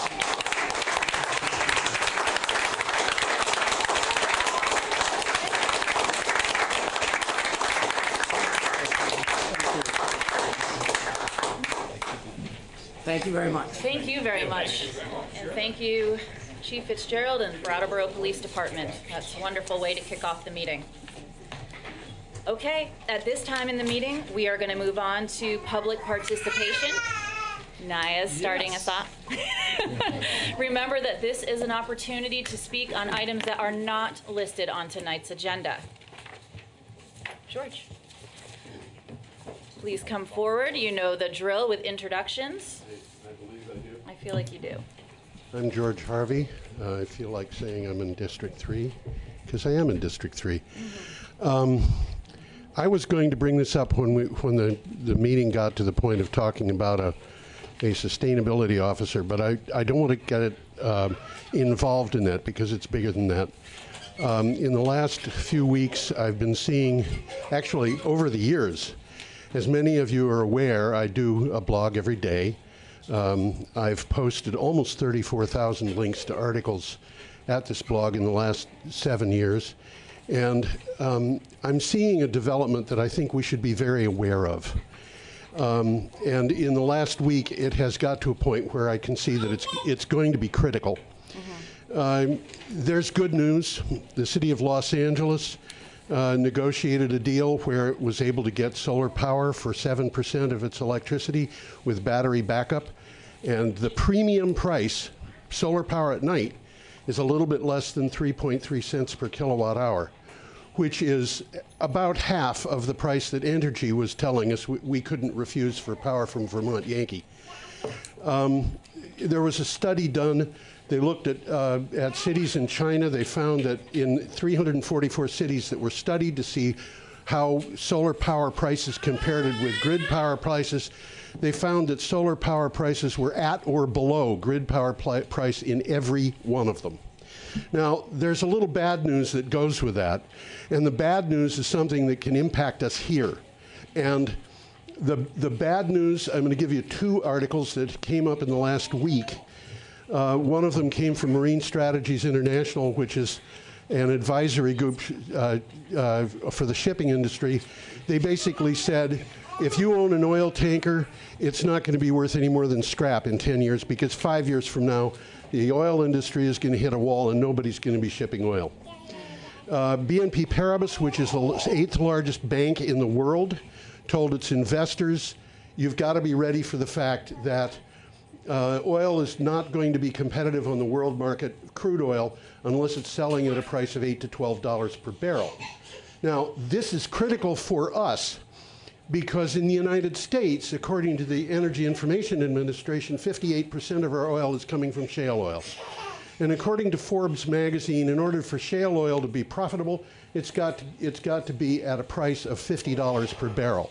And what that means is we're either going to be in a situation where we're going to run out of oil, or we're going to be in a situation where everybody's going to have to pay a surcharge for it, probably of something in excess of $1.30 a gallon. And this impacts us here. It means we're going to have to deal with how to get our energy, how to drive our cars, how to operate our fire engines, and so forth, in a situation where literally we could be in a situation like what they had in the Second World War, where ration cards went out and everybody got four gallons a week. Okay. And this is going to impact home heating oil. It's going to impact propane. Down the road, very quickly, it impacts food prices. It impacts just about every price we've got. We've got to be prepared for this. And as a community, I think we should be looking at this completely outside the venue of whether or not we have a sustainability officer. Thank you. you. Thanks, George. Other members of the community that would like to speak on items that are not on the agenda? Okay. Well, then I'm going to go ahead, since we've got a packed audience then, and just move right along. Our first order of business... Sorry. I have a feeling we're going to get that shoe back a few times tonight. Our first order of business is to transform into liquor commissioners. Do I have a motion to become liquor commissioners? So moved. Okay, David's made that motion. All those in favor? Aye. Okay, motion carries, and we are liquor commissioners. And the first thing, and the only thing we're looking at, is a second-class liquor license for Family Dollar Stores of Vermont, LLC, otherwise known as Family Dollar. Peter? Yes, we believe that there is a representative from the store here, if that's true. Please come on up so you can tell us about the store, and then while you're doing that, yes, please. I'll say that as is customary for these items, staff has reviewed this. Everything is in order. We don't bring them to the select board agenda unless they're ready for your approval. So subject to what you're about to hear, staff recommends that you approve this request. Excellent. Hi there. Is there anything you'd like to add to what Peter I'm just said? here on behalf of Family Dollar. We're trying to input, bringing liquor in, or rather beer products into all our stores. We've done that further south in the southern states, so we're trying to bring it north and just create better sales. You have it in the West Brattleboro store now, is that No, correct? we don't. We actually just did the certification for tobacco and alcohol yesterday. Okay. So all the lower Vermont stores did, yes. Okay. Thanks for that clarification. Yep. All right. Are there questions or comments from members of the board on this liquor license? Are there questions or comments from members of the community on this liquor license for Family Dollar? Nick, you know the drill. Nice to see you. Thank you, ma'am. It's been a while. Yes. The Audubon meeting is competing. Heard. I'm Nick Nickerson. I've been here 5 years, 67 years in the South, and I want to merely say that I want to support our remaining businesses and help them survive. And I'm for the liquor license. Thanks, Nick. Awesome. Anybody else? Okay, then I would entertain a motion. known as that, don't worry. We're all doing this together. I'll make a motion to approve a second-class liquor license for Family Dollar Stores of Vermont, LLC, DBA doing business as Family Dollar, number 28626, located at 895 Putney Road. Excellent. Tim has made that motion concerning the Family Dollar liquor license. All in favor? Aye. Any opposed? Motion carries. Okay, I would entertain a motion to adjourn as liquor commissioners. So moved. It's a duel. You pick, Jan. Thank you. I think everybody moved it. You can pick Liz. She hasn't moved yet. Okay, great. So we are, all those in favor of adjourning? Aye. Great, we're adjourned. Okay. We will now move into unfinished business because we have no water and sewer. And our first item under unfinished business is sustainability, which is a follow-up from representative town meeting, as we all in this room probably know, and from July 9th and August 6th select board meetings. We are going to do a series of items under this. If you've picked up the agenda, you'll see that we'll go straight in order. And our first item will be a report on progress in achieving energy-related goals in the town plan. Peter. So Sue Fillion is somewhere here. There she is. And has provided written backup and is prepared to present to you on this topic. And then Patrick Moreland similarly on the next topic with the two status reports. That sounds great. Good evening, Sue. Hi. Hi.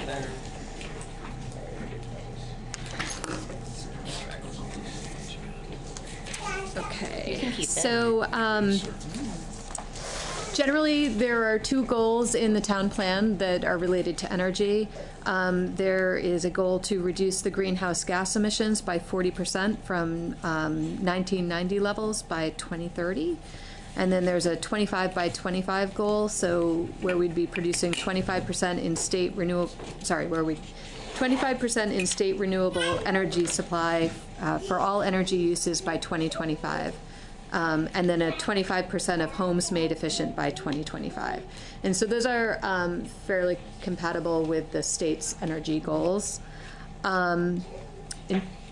For the first goal, the reduction of greenhouse gas emissions 40% from 1990 levels by 2030, there has been no meaningful tracking of that.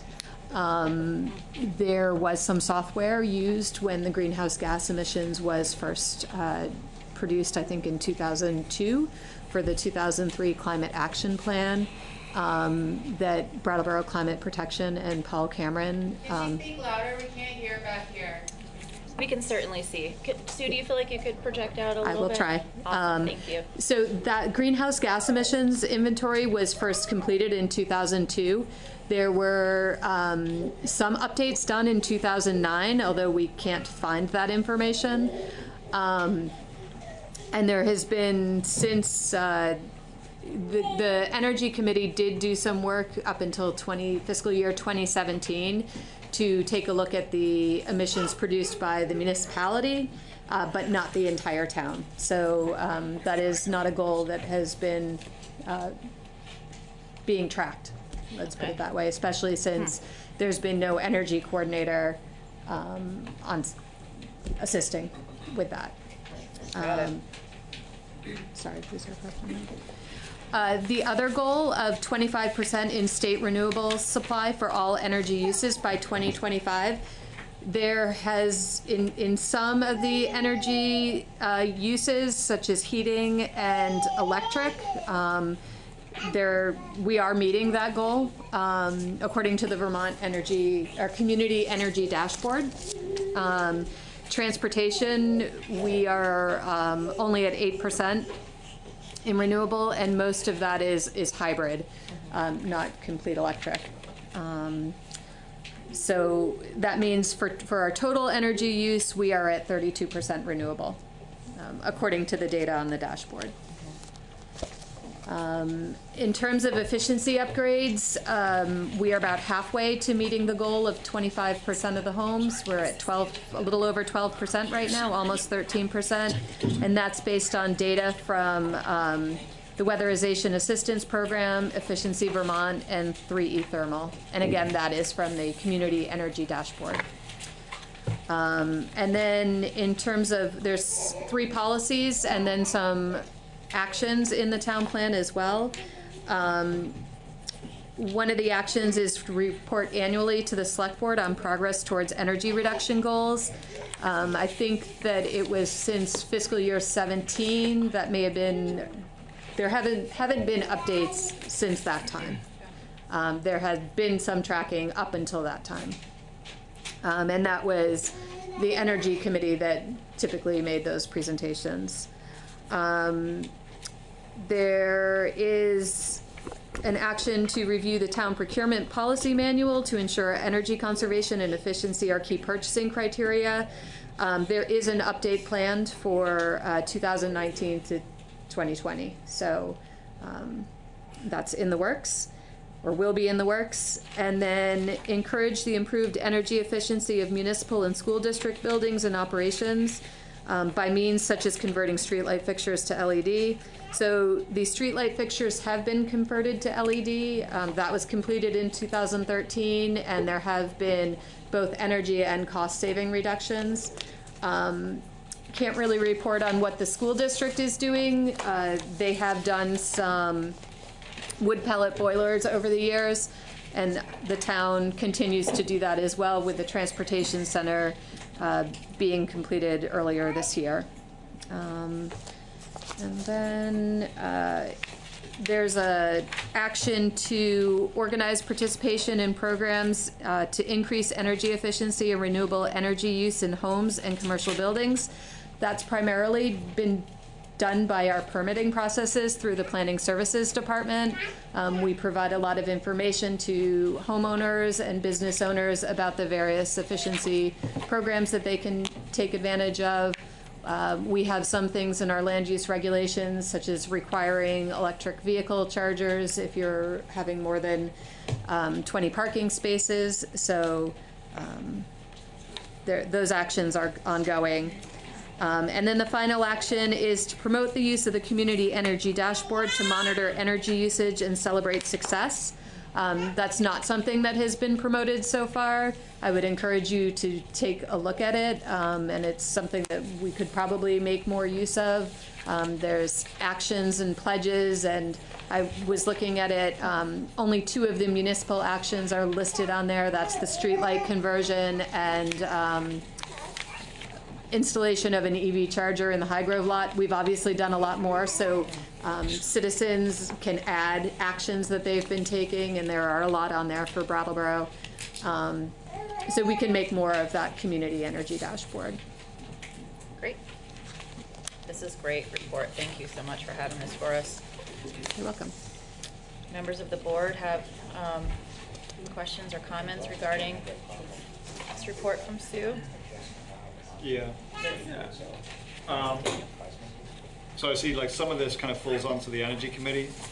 During these last several years where things weren't being tracked and weren't being reported on, was there communication going on within between staff and the committee to ask them to do this?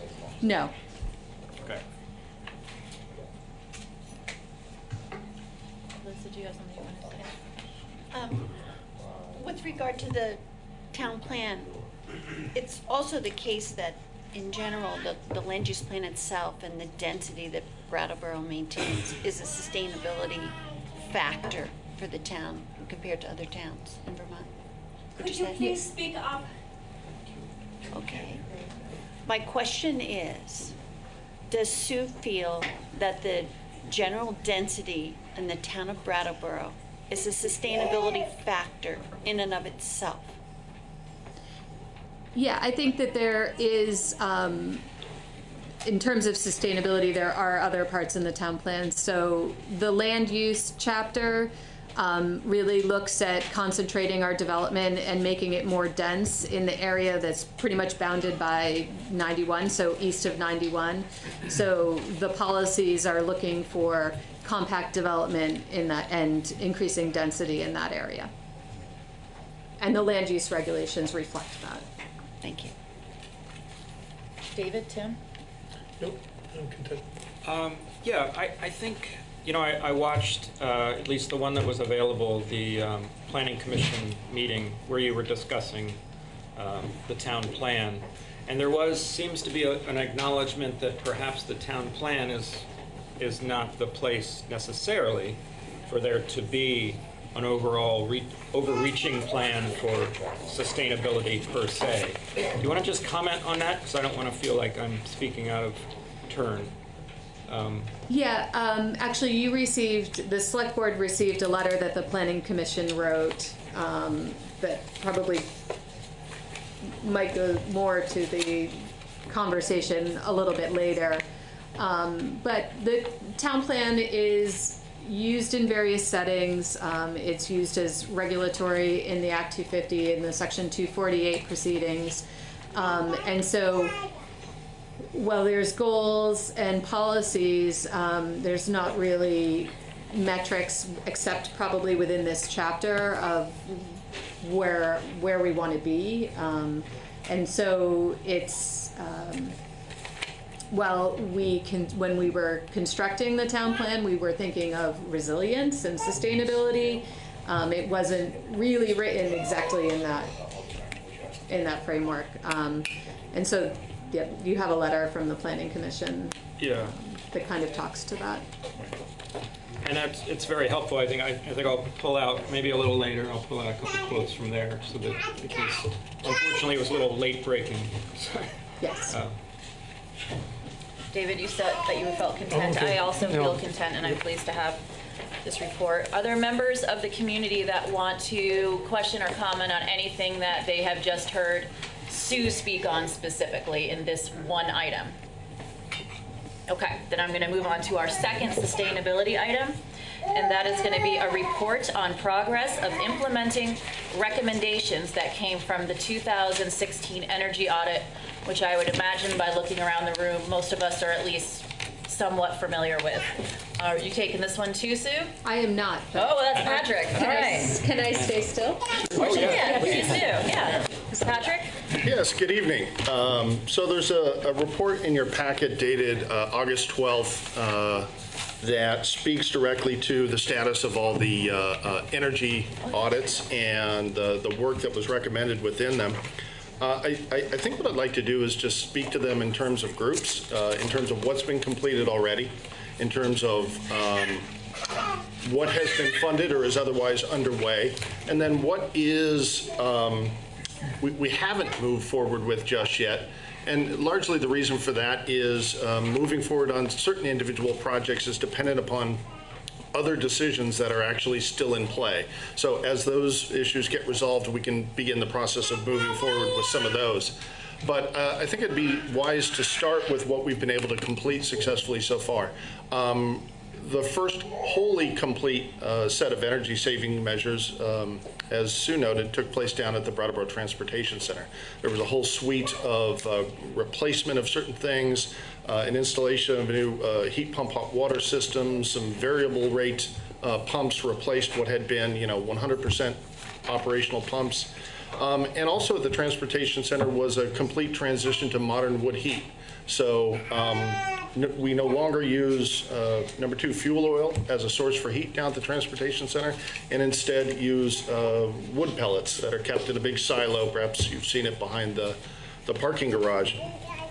One other thing to note about that particular project is it was quite expensive, but thanks to the folks at the Wyndham Wood Heat Initiative, which is managed over the Wyndham Regional Commission, the town received close on $64,000 in subsidy to initiate that project and to implement it. So that was very helpful and helped to make that transition much more affordable and help the taxpayers save some money. Other completed projects have taken place at Brooks Memorial Library, where the entire, some 30-year-old heating, ventilation, and air conditioning system has been replaced with a much more modern and efficient system that was initially designed at the time of the energy audits. In addition to that, the really large window panes that everybody's familiar with that face Main Street have all been replaced. There were single pane windows. They've all been replaced with insulated double pane windows, and that's already complete. There's other recommendations for the library which haven't been undertaken. For example, there's a recommendation to add insulation to the roof.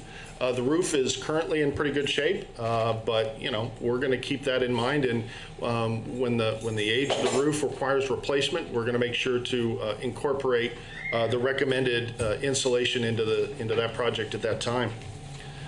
The Gibson-Aiken Center, all the windows have been replaced over the course of a couple of years, and in that instance, the roof insulation has been added because they replaced the roof on that building just last year. So there are other project elements at the Gibson-Aiken Center, such as a replacement of the boiler. We're still paying for the boiler. We haven't recommended moving forward with that at this time, but it's certainly something we're going to be looking at together through the budgeting process, and when's the right time to move forward with that. There are a series of projects which are funded or otherwise underway in some fashion. That includes all the improvements at the Brattleboro skating rink, which we were just talking about at a meeting, perhaps a meeting or two ago. That project's underway and will be complete before October, when the skating rink opens this year. So that'll be completed soon. There have been a number of projects funded for the Brattleboro water system. Some of which we're hoping to get underway relatively soon, particularly at the retreat wells. There is a bit of a structural issue we're finding in that building, and before we actually go through the process of implementing some of those changes, we want to make sure we have a clear understanding of the roof structure. The Department of Public Works is working on that as we speak, but as soon as that matter gets resolved, we hope to be coming back to the board and moving forward with that set of energy-saving measures very quickly. The next set of projects are projects that are either funded or not, but we haven't yet moved forward with them because the decision to do so and the timing around doing so is dependent upon other decisions. So, for example, we funded a series of improvements at the Pleasant Valley Water Treatment Plant. But at the same time, we are scoping out a project for the replacement of the Pleasant Valley Water Treatment Plant. We'll be talking with the board about that later this fall. So we are ready to go. Those funds have been set aside, and we'll add to that project and to preserve the energy savings. But there needs to be some forward progress on what's going to happen to that building as a whole before we can move forward with that specific set of projects. The same thing is true really for the Department of Public Works garage. Some energy saving measures were identified there.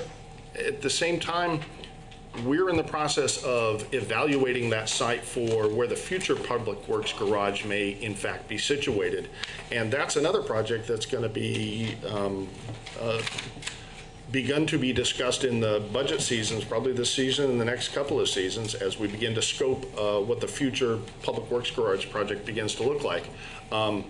We have a clear sense as to what some of the recommended energy savings measures are, and we'll be looking to incorporate that in whatever facility ends up looking like out there on Fairground Road.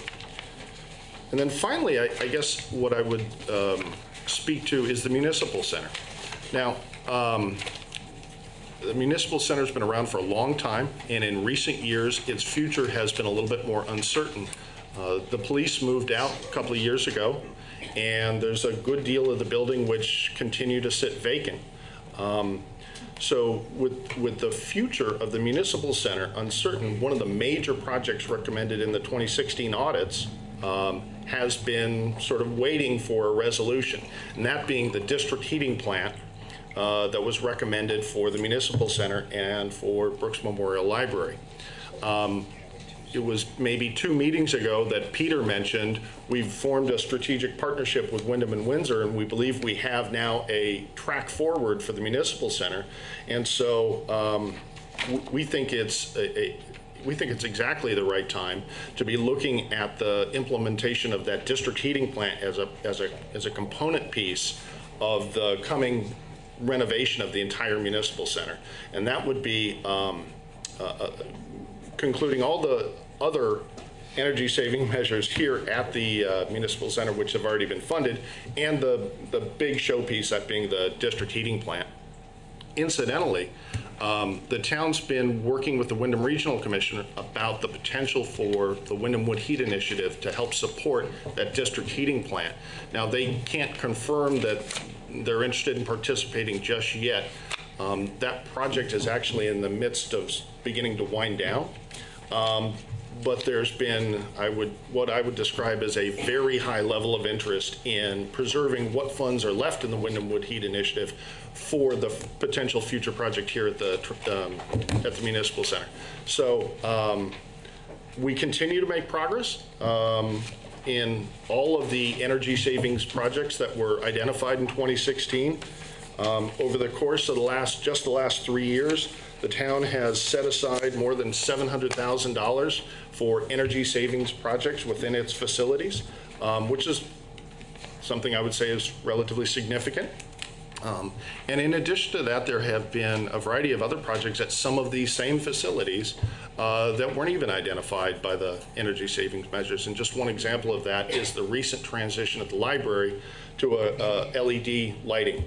Wasn't identified in that particular project, but the library trustees wanted to see that through, and it's complete and beautiful. So if there are any questions about that report, I'd be happy to field those. Great, thank you for that. Very good. So, round of applause. Did you want to ask a question? yeah, I just wanted to get the big picture number again because a lot of numbers were flying around and I was looking at too many. So 1.4 million was the rough goal estimate on expenditures from the energy audit. And if you add up complete, underway, or funded, we're at about half of that. Yep. $700,000 spent on the energy efficiency upgrades in the last 3 years? I guess so. Yep. I added it up differently. Oh. If you look at That's not the how math general works. fund and the parking fund and the utility fund, it looks to me like it's $1.26 million. The first page comes to 557,000, and the utility funds is 700,000, unless I'm adding. I'm adding it twice. I'd say probably the most useful is on the second page. Total all funds, 1.4 million, of which we've appropriated 700,000, about half. And immediately below that, of the 700,000 funded, just shy of 400,000 has actually been completed, and then it tells the status of the remainder. Great, another excellent report. Other members of the, yes, you guys can fight it out. So, Patrick, it's entirely feasible for the town to spend at least another $100,000 a year on sustainability actions in support of this 2016 audit? There's several hundred thousand that could use funding. Thank you. Daniel? This is a really great report. I appreciate having it. It's helpful. I hope the folks in the audience got to read it, and folks at home as well. And I guess I just kind of wanted to underline that whilst all of this work has been done, there's one building within the town buildings that switch from fossil fuels to a renewable energy source. Right. Yep. Which one? The transportation. And the Pleasant Valley water plant will eventually, when we get the new. When we get there. And this building. And the library. this building and the library. When we get there. Yeah. And the plan would be to share, sorry to talk out of turn, would the plan be the municipal center and library would be sharing a system? Possibly the state building as well. You may speak to that. Yeah, so yes, that is the recommendation, and we've had discussions with the Wyndham and Windsor Housing Trust in our initial conceptual framework for how we're going to work together related to the renovation of this building to make sure that they see a framework within which we could proceed with that project, even though the town will be, sort of fully responsible for the library and will be sharing this building. Yeah. And they're completely on board with that and look forward to working together with us to make it happen. Excellent. Are there members of the community that have specific questions or yes, Jess? You can come right up to the microphone that's in the middle because that's how the people on TV are going to hear you. And just state your name and... Am I in District 1? You don't have to say that part. Okay. Jessica Dolan, mic is not on. No, it's not. You're not going to hear yourself, but the people It's on the watching TV. will. Won't hear you either. Okay. Yes. So, point of clarification about the. First of all, did you say the building, the heating plant or heating plan? That I'm will not be sure in at which here. moment, but I believe I mentioned a heating plant. Plant. With a Okay. T. A district heating plant, Yes. which has been proposed to heat both the municipal center and the library. Located in this building, the municipal center? Correct. And the form of renewable energy that it will transfer this building and the library to is wood heating, partnering with the Wyndham Conservation District, possibly? With the Wyndham Wood Heat Initiative, Okay. which Yeah. Just a point of clarification. Thank Sure. you. Sure. Nice. Other members of the community want to ask questions on the specific item 2 under sustainability? Okay, then I'm going to move us on to item 3, still under sustainability, and it's authorization to apply to host a climate change vulnerability assessment and adaptation planning workshop. Who's taking that one? Go back to Sue. Sue. So this is not unlike if we brought a grant before you, but this is an opportunity. It's a competitive application process, but the offer is for this nonprofit EcoAdapt. They're out of Washington State. They've partnered with Virginia Tech, and they are doing climate adaptation workshops. They'll do 8 around the country, and so this is an opportunity for us to apply. It's not a grant in that it's really just technical services, so there's no money changing hands. The application is due at the end of August. We see it really valuable because of all the energy about climate change that's going on, but in addition, they're really looking for communities that are either updating a municipal plan, a sustainability plan, or a hazard mitigation plan. And we are updating our hazard mitigation plan. We'll start that in 2020. So that would feed nicely into that, as well as could bring other benefits like improvement in our community rating system score in the National Flood Insurance Program. It would be a community workshop. They're looking for broad stakeholders. It could happen, we'd apply for 2020 because that would work best for us, but they're looking at 2020, 2021, and 2022 and holding these workshops. It'd be a 1 to 2 day workshop. That sounds great. Yeah, so I'm looking for authorization to apply. One more thumbs up. We need one more thumbs up. Can you get it done in 10 days? No. The application done in 10 days. The The workshop application done in 10 days, right. Oh, yes. It's about 8 questions. Oh, okay. So I'll certainly leave room for questions or comments, but is the board inclined to give said authorization just at this level? I think that's fine. And are there members of the board that have questions or comments about this for Sue? Oh, we got one.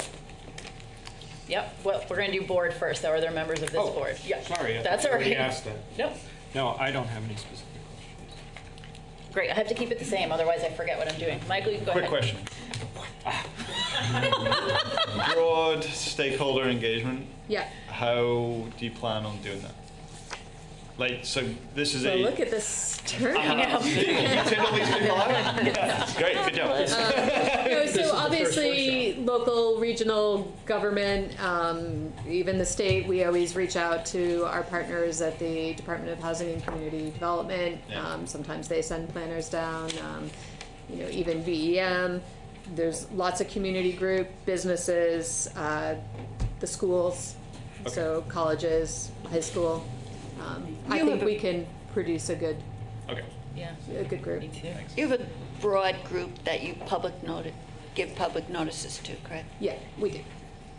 All right, Michael? Michael Bosworth, the Brattleboro. I think I know the answer, but just to make sure. So the assessment and the planning would be community-wide, not specifically just for municipal buildings and vehicles, but community-wide. Is that correct? Yeah, that is correct. So what I could tell from other reports that they've done, they look at obviously the climate change impacts. So things as precipitation, storm events, slope stability. You know, they're looking at the impacts from climate change, vegetation, and then they're also looking at kind of the typical well, I view them as typical planning topics. So land use, the economy, housing, transportation, cultural facilities, utilities, that kind of thing. So that's kind of what their overview looks like. This is they're offering these workshops because the National Science Foundation has funded this work. They're trying to see what makes for effective engagement in workshops, and then kind of carrying out the actions afterwards. So, thank you. Great. I see Jess is lined up. Hey, Jess. I got to participate if I'm here. Thanks for this. Sounds good. I have two questions. One is, I'm sure there's a lot of different kinds of organizations that offer these workshops. So for the sake of our community, could you explain why you chose this one, what made this one stand out as opposed to the other ones that you might have reviewed? And second of all, in order to ensure that we have broad-based attendance in this across the community, we've got a lot of youth here, we have people of all ages and backgrounds, what would the capacity for attendance be in the workshop? And then if it gets filled, will there be, or even if it doesn't get filled, will it be offered at multiple different times so that people in the community can be sure to attend it?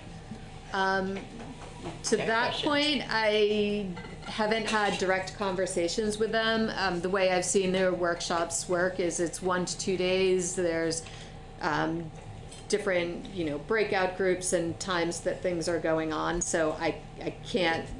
I'm not in a position to say it could be offered, multiple times, or different aspects will be offered at different times, or you know what I mean.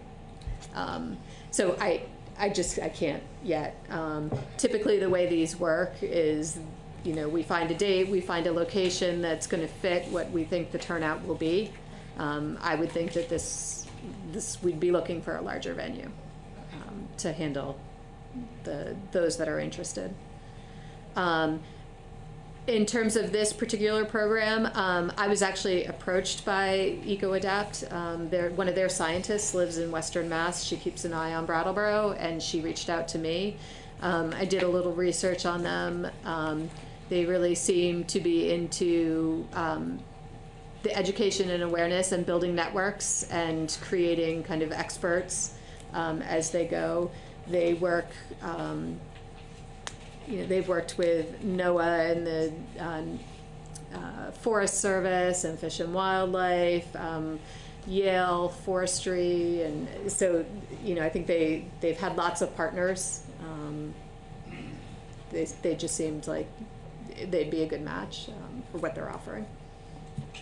That sounds good to me, the second answer. In terms of the first answer, then I guess I have more of a contribution, which is to say, I think along with other environmental professionals and activists who are present, we would definitely want to, if you could, in the interest of the community, ensure that accessibility to this sort of thing is maximized. So that means thinking of all the different demographic factors, like people with kids or working people, or also cost and different age sets, and potentially also trying to get more than one date of a session available, so that if like half of the select board is busy and can't attend it the one time, then maybe the other half can take it, that half can take it the other time, that sort of thing. Thank you. Thank you. Thanks, Jess. Thank you, Jess, and thank you, Sue. Are there further questions or comments from the community? Yep, come on up, Ricky. No, behind you, George. Nope. Sorry, that looked like I was looking right at you. Hi, I'm Ricky from District 2, and I think that these meetings should really be held at the Latches, at a larger facility to accommodate the number of people here, and also to have the equipment so that the public can hear the public speak. We really need to empower our voices so that we can actually hear each other, because I'm missing a lot of important things.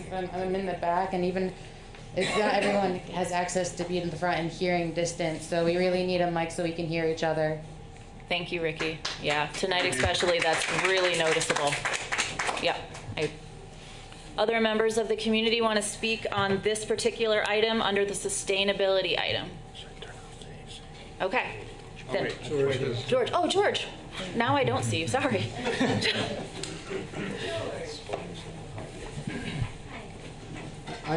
I go invisible every once in a while, you know. Oh, yeah. It's just one of those things. I try to stay big for that, but it doesn't always work. Have you considered, or would you consider, having this entire thing done on BCTV? Oh.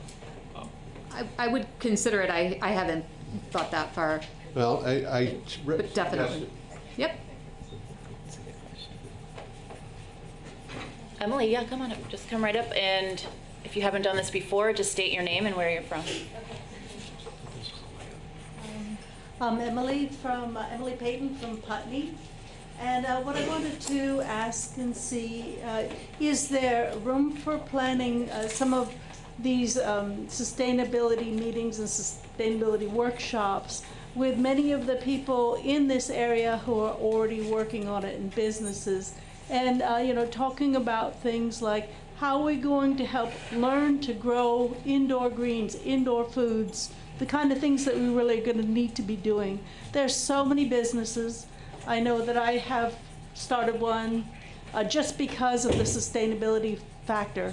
I could show people how to build houses that sequester carbon. There's people in the Rich Earth Institute that can help us learn how to compost. There's all kinds of businesses here. And why aren't we talking about bringing all the people, sustainably minded people, with your help, into a forum and to learn from each other more? I think that'd be lovely.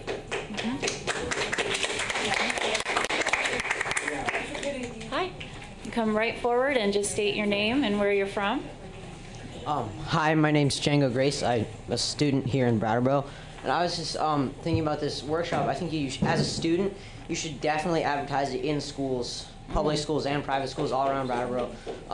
Maybe even like out of Brattleboro. I don't know if that's cool, but definitely play to the students, because we need to be able to be at this kind of thing. Excellent point. Thank you for that. Thanks for coming forward. Other members of the community want to speak on this particular item about these workshops? Thanks for that, Sue. Okay, I'm going to move us on to the next item under sustain. Yeah. Do we want a motion? Yes. Okay. Oh, we can't just give a thumbs up. Yeah, go ahead. I'll make a motion to authorize the Planning Services Department to apply for a climate change vulnerability assessment and adaptation planning workshop. Okay. An acronym. Tim has made that motion that I'm not going to repeat, authorizing to host this workshop. All those in favor? Aye. Aye. Any opposed? Motion carries. Thank you. Excellent. Now we will move on to item 4, which I just have a feeling a large number of you are here for this evening, and that is to create a staff position and/or invest in other energy efficiency or sustainability purposes. And Peter, are you taking this one? Who's taking this one? I can introduce Yes. the history of what Please brought us do. here. I think that's a good idea. Okay. So, That's what I do. Probably 2.5 years ago, the issue was first raised, and in response to that first dialogue at a select board meeting and some interest that Energy Committee members and others had to explore the possibility of creating a sustainability officer position, as it was being called at that time. Staff did some work around that over a period of months and reported back as we were requested to by the board at that time during the budget cycle about 2 years ago.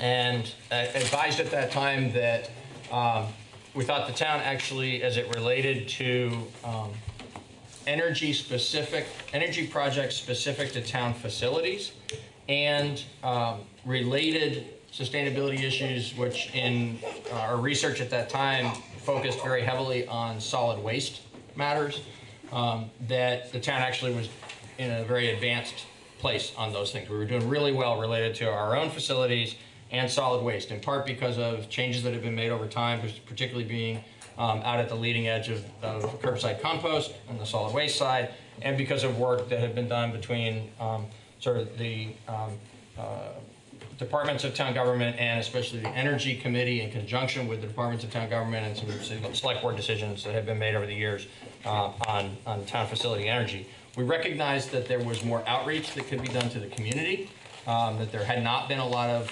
facilitation done, particularly in recent years, for community participation in energy conservation, and that what we were seeing across other communities around the country was sustainability being defined in broader terms than just related to climate issues. And we thought that it was important, if the select board was to give consideration to creating such a position in the town, that a broader definition be used so that we would be considering sustainability of the community in ways that involve social sustainability and economic sustainability and matters of equity that go beyond just being energy efficient. So at that time, we did not recommend a position be created because of funding limitations. We just brought that information forward and asked whether the board wanted to, I guess, sort of overrule staff on that matter and direct us to put a position into the budget. The board didn't choose to do that in that budget cycle.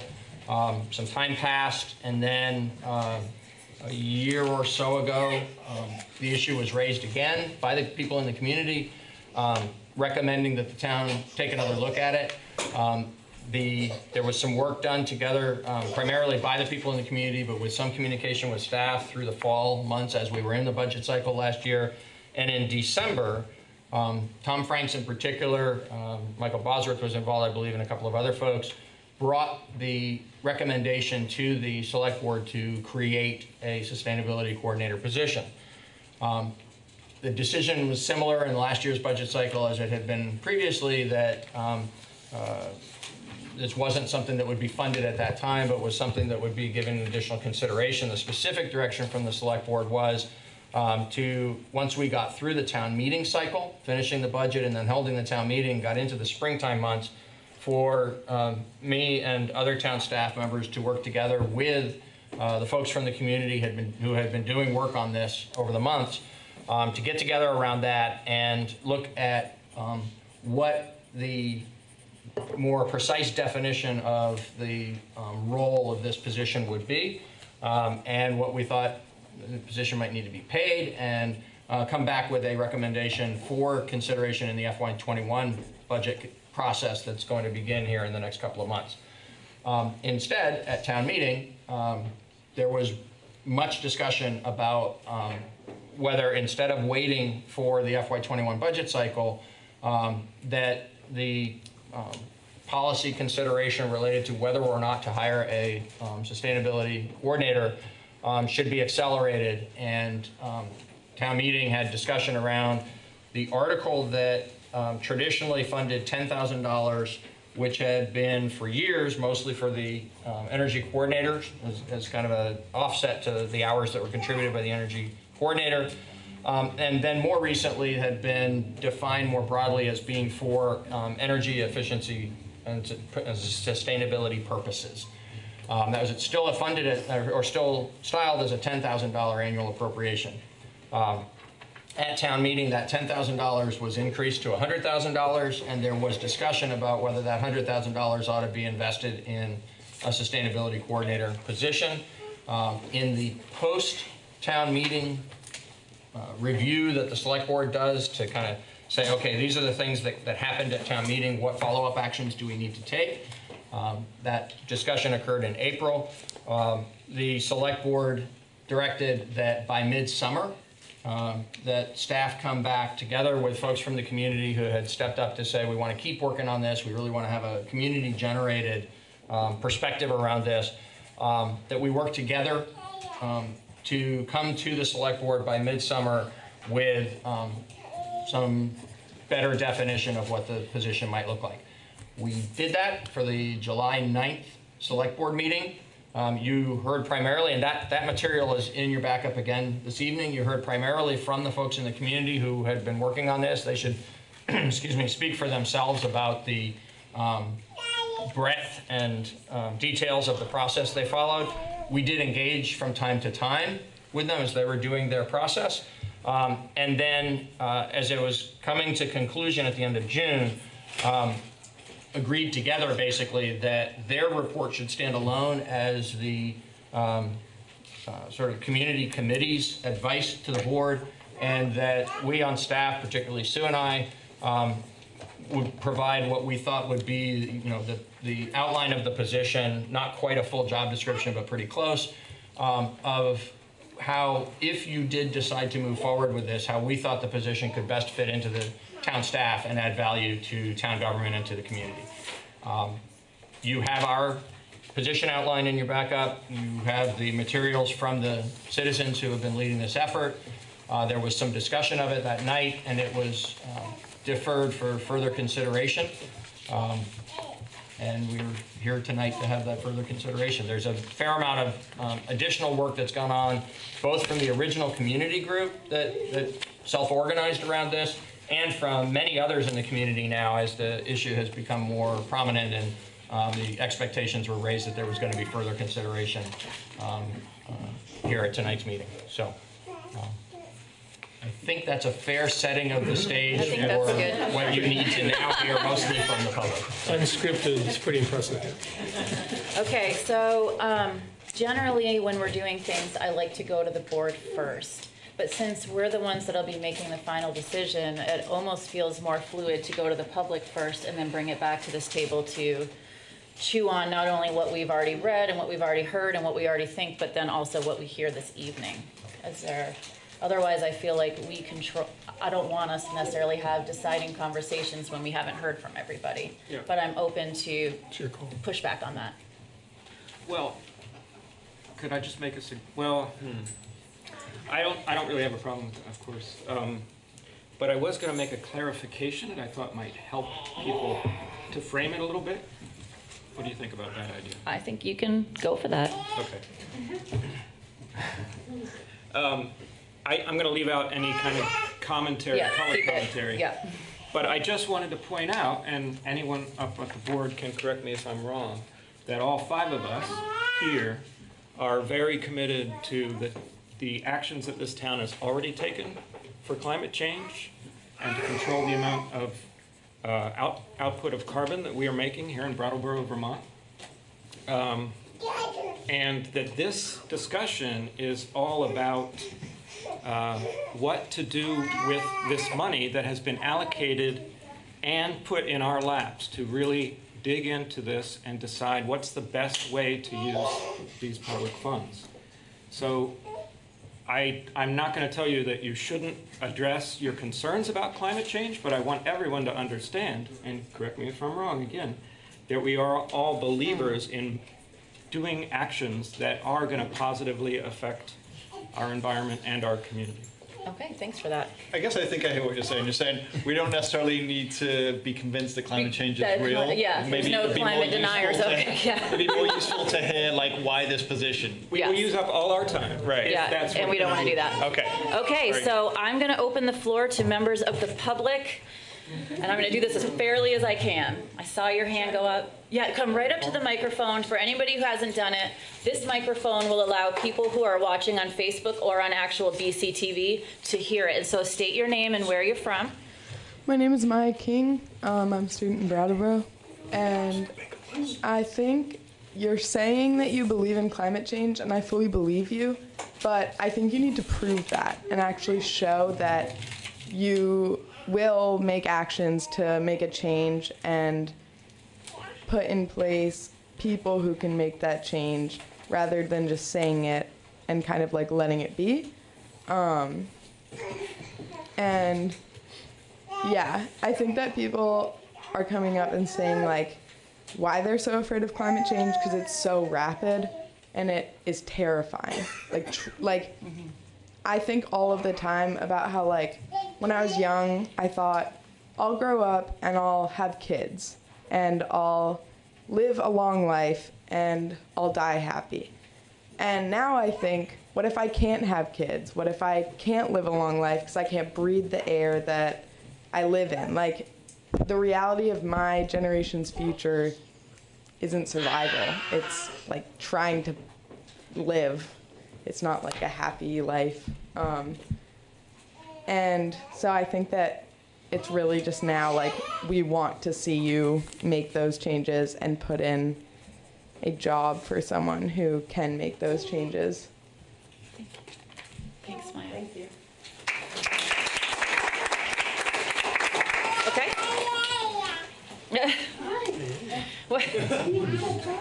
Well, apparently I'm not in charge of who gets to get to the microphone.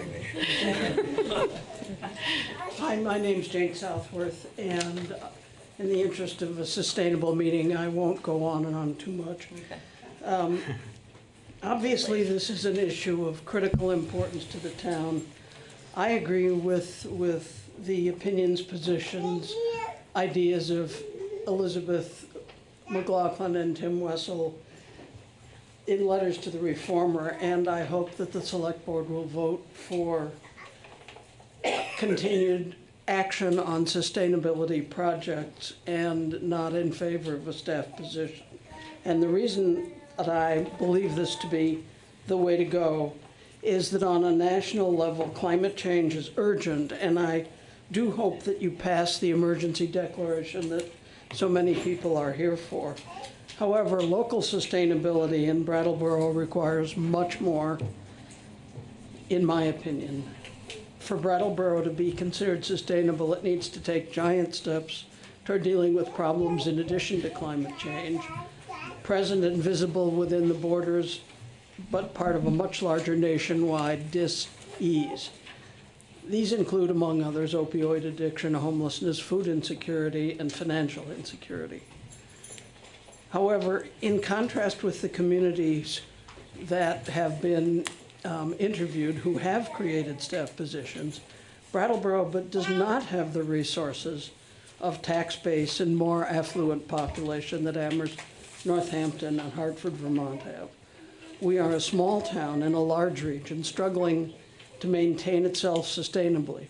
If you read back in the history of Brattleboro, from town reports in the early 20th century through the 1963 town plan, the same point is made over and over again. We're a hub community with big problems and small resources. And in the 25 years I've lived in Brattleboro and served on various boards and communities, I have heard one refrain over and over from neighbors, friends, and others: taxes are too high. The select board must, as the town's decision-making and governing body, look at the big picture and understand the effects of its decisions on the entire community, all the people who live and work here. So I think to hire a sustainability coordinator at the salary required to obtain such a trained person is hard for me to support when people currently working for the town and providing vital services for the library, for example, are not yet making what we think of as a sustainable wage, indeed less than is currently being proposed to pay day workers. So I support the idea of forming the basis of the community vision as presented by the committee headed and led by Oscar Heller. It's an articulate and well-organized vision for success, and I suggest that the select board adopt that document and use it to develop an ongoing program to generate and fund projects for making our community sustainable. Thank you. Thanks, Jane. Rio.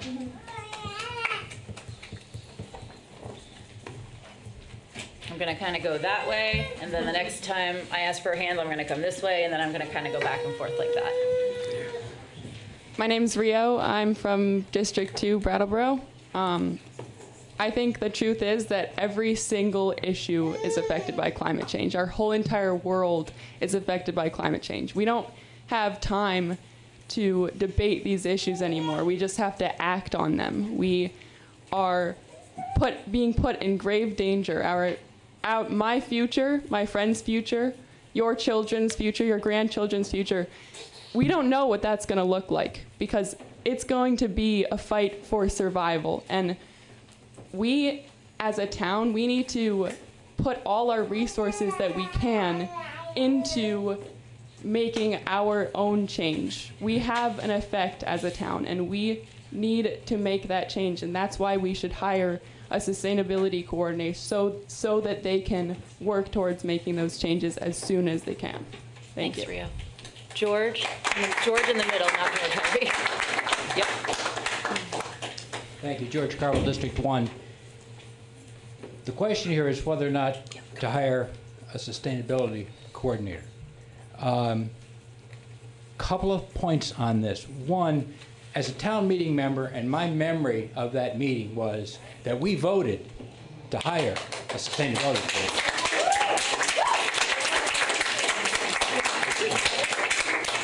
Now, someone said in a letter, Tim, it might have been you, but if not, you know, don't take that, well, we weren't going to hire a sustainability coordinator because it wasn't enough of a majority.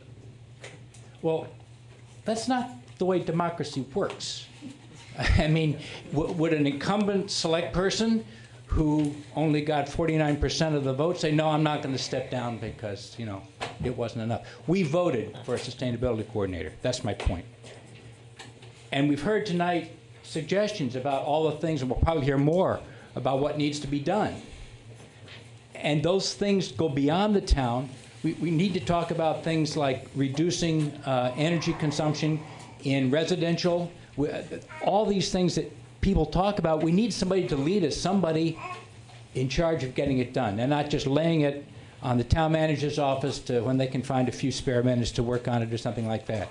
Again, as a town meeting member, I thought I voted for a sustainability coordinator.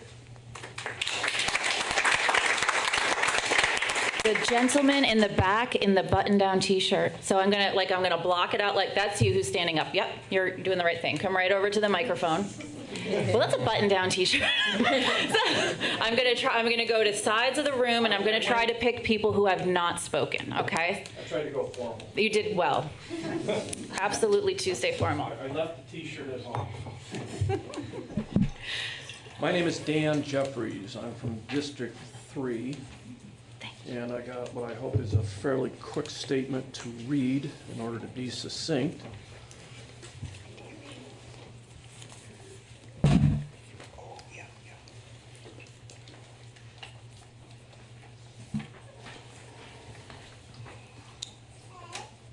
I believe that global warming is occurring.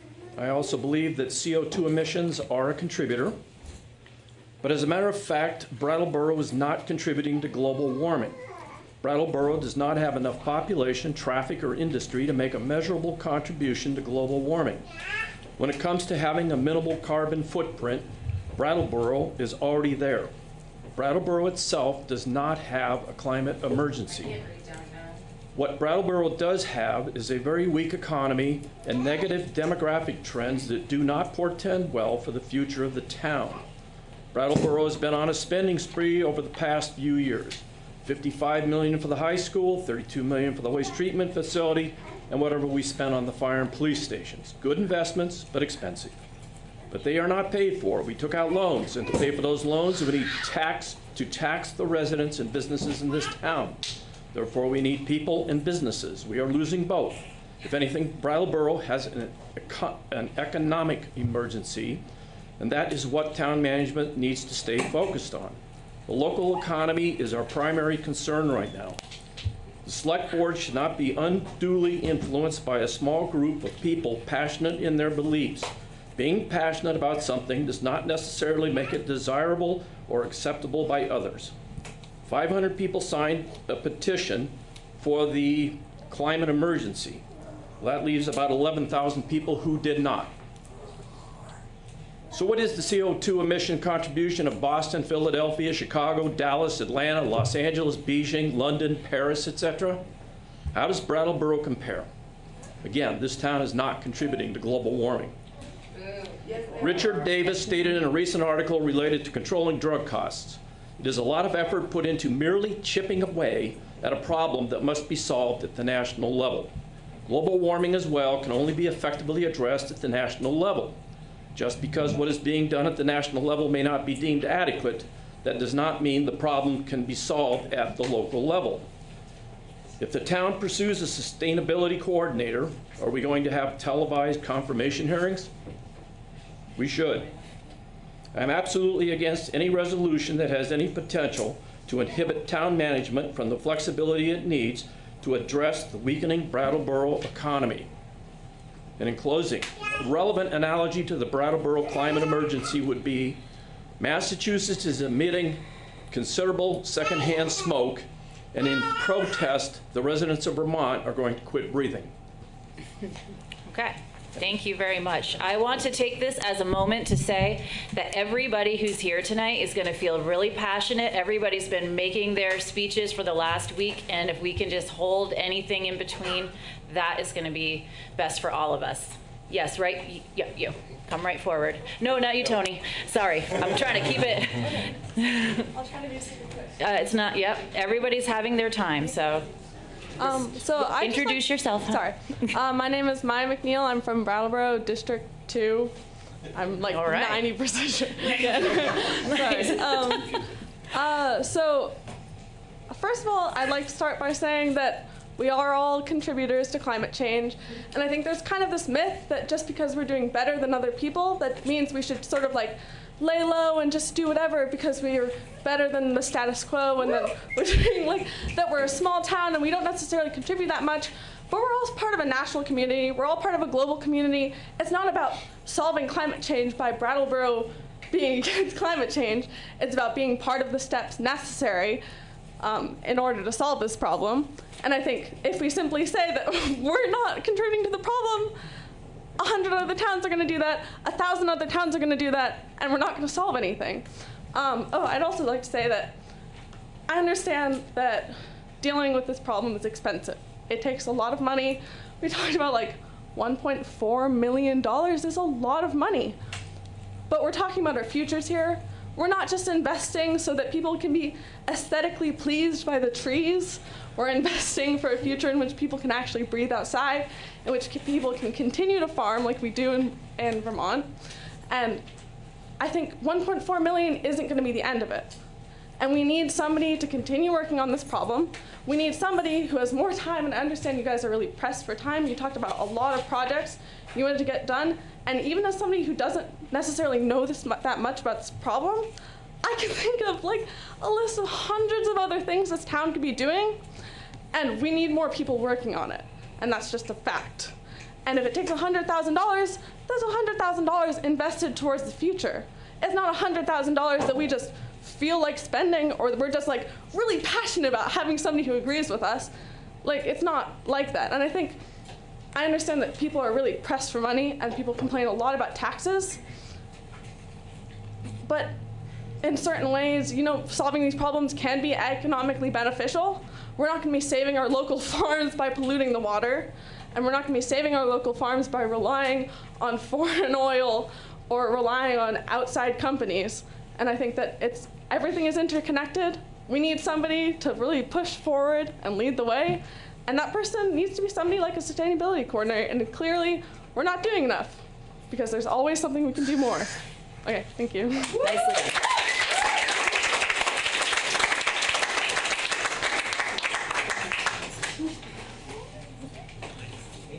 Nope, right next to you, because you've already come up. Yep.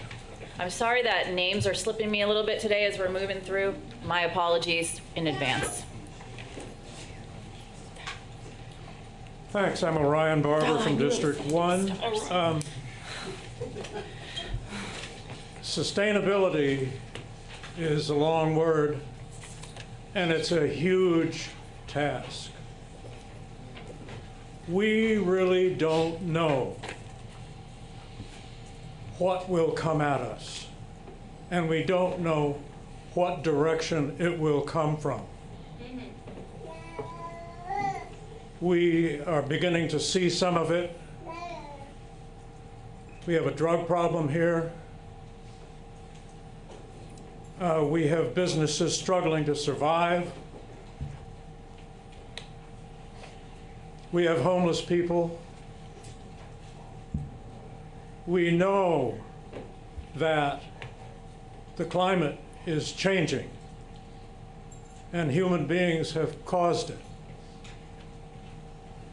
We are going to have somebody to pull together to not only harness the community energy, but to serve as a liaison to all our legislative delegations, state and national, people like the Wyndham Regional Commission, to towns on all sides of us, some of them across the border. The job of that person will grow. We're talking about a person, it's going to develop into a department. I guarantee you. However, we have to start somewhere.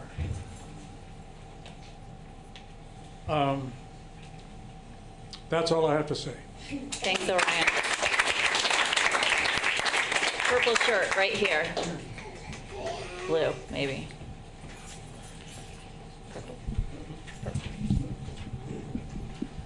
My name's Don Brown. I'm from District 3.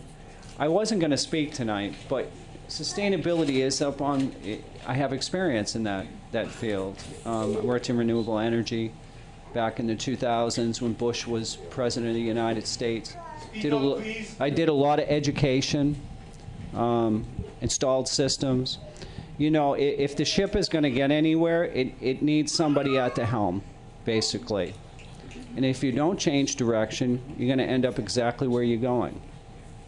So having somebody who has experience to work with business, you're settling for less with a heating generation, just thermal generation, when you could be producing electricity as well off the excess heat. So you need somebody who's knowledgeable, but like the last gentleman said, you know, he's going to be busy tying people together, you know, and keeping the motion going. So it is a real threat.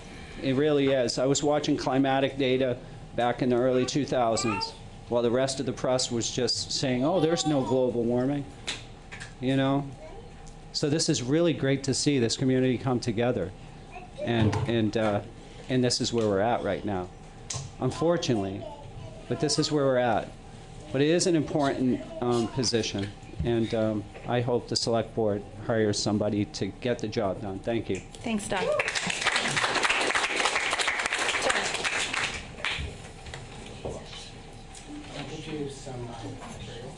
Please. We don't have enough on this table. No, I'm just teasing. I'm Is there a teasing. cookie as well? I'm teasing. Is it just materials? Obviously. This is a thick paper. What's the pound on that? Do you know I figured with a lot of people. We do. It is. Oh, I thought I had two, but. I would have liked to have had this in advance. 2 trees right in this. Tony, would it be nice to have this in advance? So also read it in 30 seconds.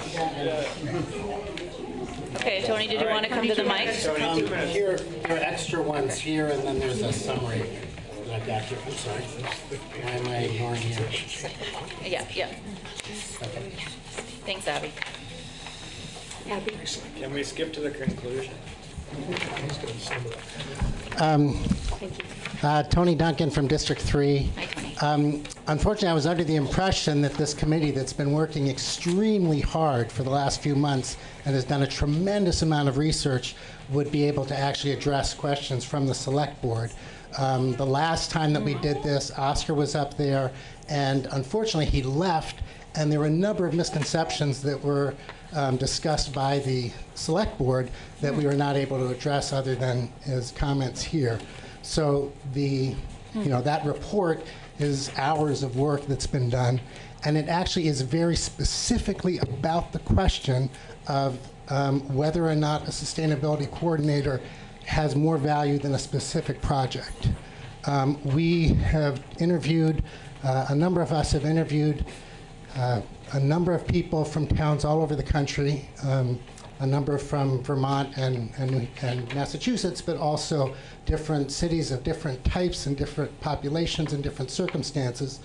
And everyone that I know says Brattleboro is doing a really good job on sustainability. I haven't heard anyone say, gosh, you guys are terrible, you don't believe in climate change, and you're not getting anything done.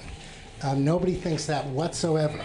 So the question really is are we doing what we need to be doing with the resources that we have? This document right here, with all these towns and all these people interviewed, and I actually have notes. I'm happy to give the notes about every specific conversation that we had. Every single town and every single person that we talked to said that there is specifically more concrete value in having a sustainability position for a variety of different reasons. The town of Brattleboro has agreed to abide by the Paris Accords and the Vermont Comprehensive Energy Plan. As other people have brought up, in order to deal with the climate change and many other aspects of sustainability that aren't just about climate, there needs to be a broad range of things. And I read Peter's memo that he did, I guess it was last year, about the value of sustainability and the conference, and we actually built a lot from that. One of the things the select board members asserted that there will be more value from having a specific project than having a sustainability coordinator. And that's what this plan is about. That's saying, well, that's a really interesting question. Let's go to towns that have had sustainability coordinators and towns that don't have sustainability coordinators who've been doing good work in sustainability. The only towns that we did not hear from were towns that didn't have sustainability coordinators, even though they were doing good work similar to what Brattleboro is doing. There's a number of issues that I have, and again, I've made like 20 things of the first page of this that show the various different areas where a sustainability coordinator can be useful.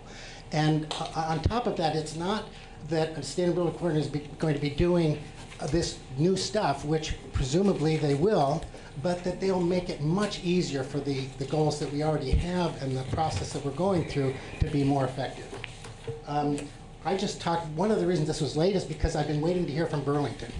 And I had a long talk with the sustainability coordinator in Burlington, and one of the key things that she said was that Brattleboro is not part of these two important sustainability networks, and there are funds, there's resources, there's all sorts of things that Brattleboro can get by networking and connecting from these communities that are already involved in this. And the other thing is I have full confidence in this town. I've just gotten involved in the town. I've been really impressed with just the commitment and the professionalism of everyone, and I cannot imagine that this town is going to hire somebody and that you and Peter and the department heads are going to let them waste our money. I just can't see that happening.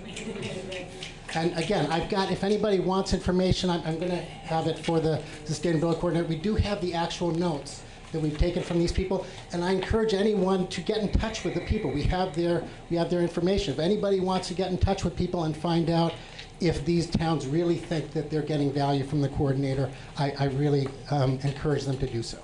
Thanks, Tony. Sitting in the back in the orange shirt. What? I couldn't see. Constance. Hi, thank you. I'm Prudence McKinney, and I've lived in Brattleboro since 1991. I actually do not support using the $100,000 voted on at town meeting for sustainability to hire a coordinator. I believe many of the duties of the coordinator can be accomplished by current town employees, and I think that we've already heard here tonight that many things are happening. Salary and benefit costs increase each year.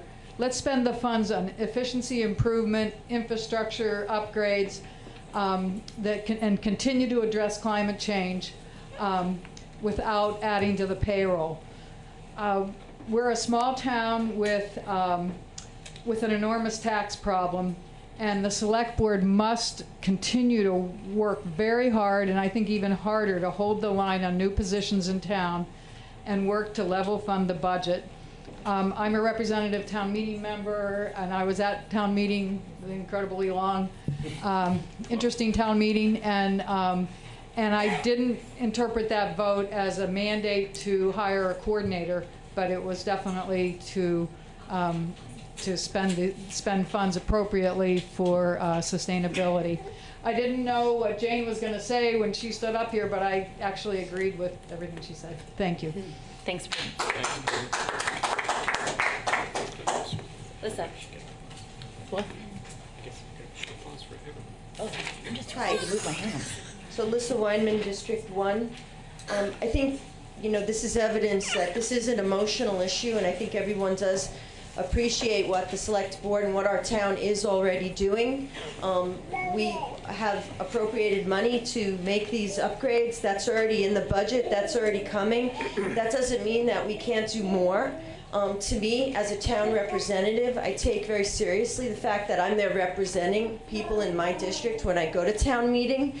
I do agree that it was a little unclear about whether that instinct, that emotion that drove that vote at town meeting to take the 10,000 and to make it 100,000 really reflected the views of the community at large, that this is an emergency situation, which we'll be voting on later on. There's a sense of great urgency out in the public, and we do look to the people who represent us to act accordingly. So while you are, and we are, as a town, acting accordingly, that doesn't mean that the will of the people and the energy in the town and the sense of urgency means that you should really act on this idea of a sustainability coordinator, because it has been a couple of years in the making, and there is an impetus and potentially a need. I would agree with you too that this idea that there's going to be a person that we hire that's going to suddenly know what to do is a fallacy. There are many people here in town that are already implementing and feel that way and are acting accordingly.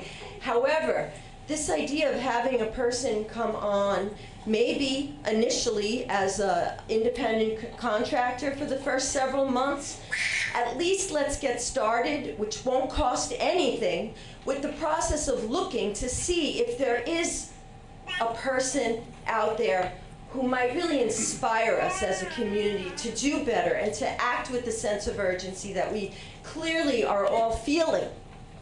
So you don't have to commit to a full-time job right now. I agree there was, again, some fuzziness about whether that 100,000 should just go to a coordinator or to sustainability efforts and efficiency efforts in here in town. So it wasn't 100% clear, that's true. But why not move forward with the job description? Why not begin interviewing many of the very eager young people out there that really want to make this their life's work? And then decide after 6 months or so, is that the right person for us? Is that something that would be worthwhile investing more in? That person should also probably head up the energy committee, because depending on volunteers to do the work of that committee and carry out its function is very, very difficult. So there should be someone who's paid to lead that effort and to further organize, and I completely agree with Orion Barber. Brattleboro, I don't agree with the diminished view of Brattleboro that other fellow citizen pointed to. We are a town that has national stature. The reason why those people from the grant program at University of Virginia, whatever, came and asked for us at Brattleboro is because we are national leaders. We're not just some small town not making any emissions. I'm sorry to say we're a very important symbolic town here on the national landscape, and having a coordinator on the town government that will join hands with others across this country, legislative efforts, pushing legislation, lobbying on behalf of the beliefs of this town on the national and global levels is very important right now. So I would urge you to please declare the climate emergency and put us as on record as part of an urgent mobilization that we're all facing right now. And please fund the sustainability coordinator, but before funding, see if there is someone out there that we can identify who might be able to fulfill these big shoes that we're putting out for them. Let's continue with the will of the town in trying to find such a person, knowing full well that not one person is ever going to do that whole job. And really capture the spirit of what you see in this room right now and out of the community. Yes, it is emotional, but yes, it is an emergency. It is very urgent, and we are so much more than just some small town. There's excess rooms in meals tax. We've had a surplus in the budget. It's not, there's a lot of problems in this town, but there's also a great role to play. So I would urge you to consider that when voting tonight. And thank you.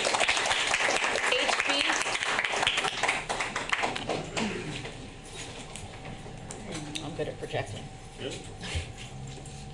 Hello, HB Lizito, District 2. I was also not planning on talking tonight, but I'm here in full support of creating a position. I'd like to remind us all that we did have a sustainability coordinator who was a paid person.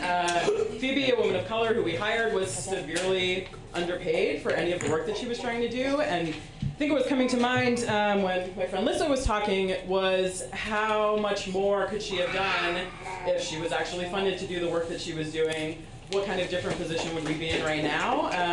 2 years later, if she had actually been supported in that work, where would sustainability in our community in Vermont, in the region, be if we had had greater support financially for a program, for a full-time position? It's ridiculous to ask someone to do that kind of work for $10,000, although we were very lucky to have Paul Costello do that work for many years, basically unfunded.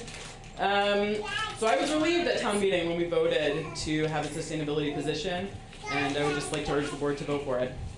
Thanks. Yep, in the yellow shirt. Whoa, my microphone's amplified now. Be careful of that. Hi, I'm Alice. I just want to mention that this isn't an issue that's going to get easier to deal with or cheaper to deal with if we don't deal with it right now.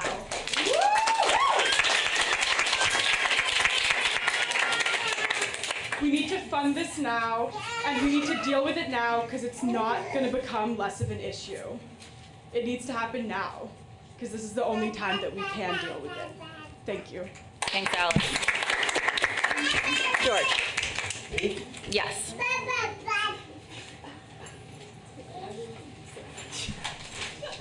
I wonder if I could ask for a show of hands. Would that be all right? Well, sure. Depends. I wonder, of the people in this room, how many people are aware of the fact that in 2014, the Federal Energy Regulatory Commission warned us that we have to be prepared for grid outages that last for a year and a half, nationwide? How many? I'd say a little under half a dozen. 5, 6? 5. Very few people. Very few people. How many people are aware of the fact that NASA, for an entirely separate reason, said that we had to be prepared for grid outages that would last nationally for 3.5 years? Say that again, please. NASA said we have to be prepared for grid outages lasting 3.5 years nationwide. That's something that we could do here, okay? I mean, from an economic point of view, it really sucks to go without electricity for 3.5 years. Yeah. If Wilmington had a grid that was a microgrid that ran on solar power, and Brattleboro didn't, and the grid went down for 6 months, what do you suppose would happen to businesses in Wilmington? All of a sudden, we'd see an economic change. How many people are aware of the fact that we have a 5-megawatt solar system in Brattleboro? How many people are aware of the fact that that solar system will not give us a single electron if the grid goes down? No batteries. An energy coordinator would be right on the money here. This is a matter, I mean a sustainability officer. This is a matter that has to do with economics. And if you don't mind my telling you this, 2 years ago, the government of South Australia was kicked out. It was a Labour government, which is the equivalent of Liberal Democrat. It was replaced by a Liberal government, which is the Australian equivalent of Liberal Republican, Conservative Republican. When that happened, they had already negotiated a bunch of contracts, which the new government came in and said, we're going to ditch those contracts.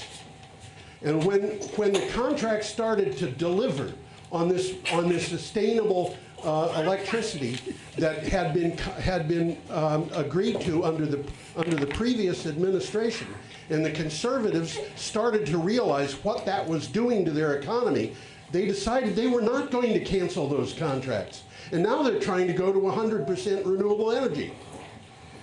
This is going to, if we've got a sustainability officer who can coordinate our approach, we're going to be in a position where we can make more money. We can make more taxes. We can hire more people. We can have a situation of economic development instead of economic loss. And that whole thing that I was saying earlier when I spoke was addressing the question of economic chaos. We're starting to get more and more important businesses saying we are entering a period of economic chaos. Brattleboro can be ready for whatever comes if Brattleboro decides to do that. But if we're going to put our money on sustainability into a little bit here and a little bit there and a little bit elsewhere, it's going to be peddled away. Thank you. Thank you.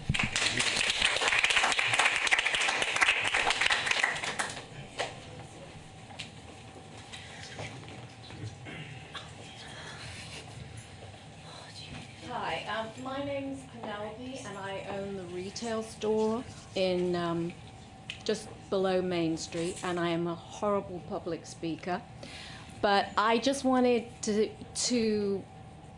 say that as a retailer downtown, the economy has got a lot worse. However, it's partly because of Amazon, it's because of the environment, it's because of politics, and I completely agree with the idea that we should have a coordinator, because these things don't work independently of each other. You know, to have somebody in charge, to have somebody to go to come to with ideas and things like that is just so important. So I just wanted to say that because I'm a retailer and I'm sure everybody would be expecting me to be worrying about the economy. And I am worried about the economy, but there are so many things that we could be doing downtown. For example, one of the things that I would like to do is to create a recycling and, an upcycling cooperative where, thank you, which is, you know, it's the tip of the iceberg, but the point is that once you start getting towns doing these small things, then other towns join in. And, you know, if you have a cooperative in the town of Brattleboro, you get a label as being a town that's starting to look at things from a different perspective and doing things that are creative to try and work with the economy that we have right now. So for my part, I think it's very important that we have somebody who's well paid, who knows what their job is, who can work without being cluttered up with a whole bunch of other things. And that's it. Thanks, Penelope.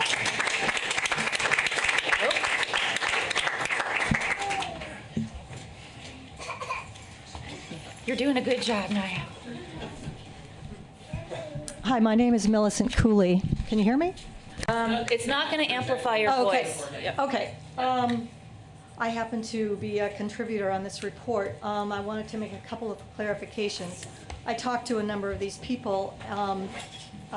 They were sustainability leaders and town managers.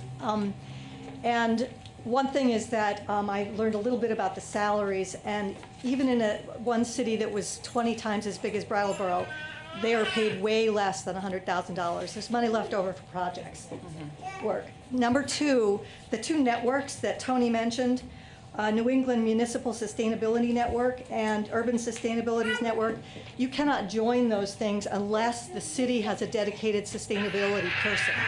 It's not allowed.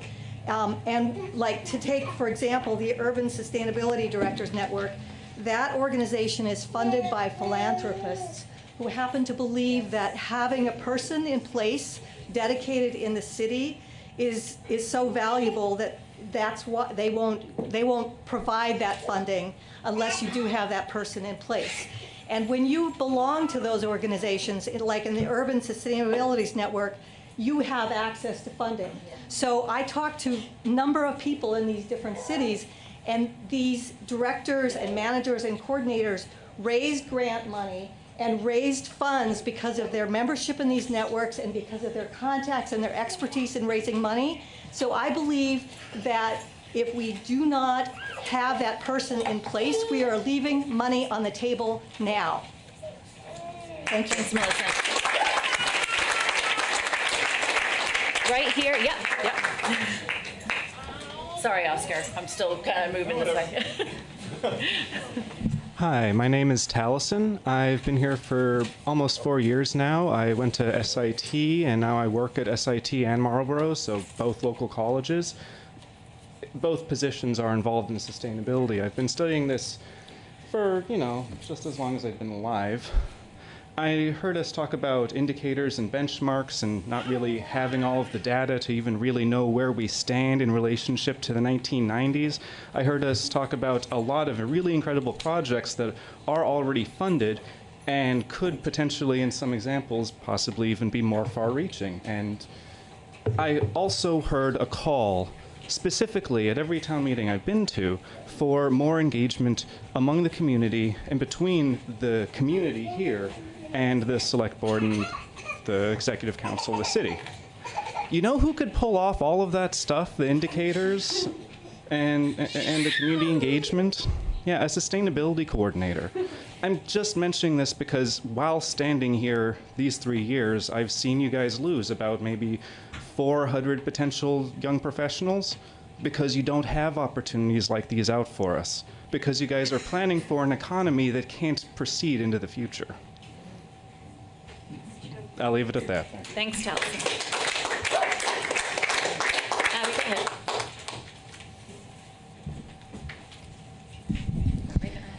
Abby Manukin, District 2.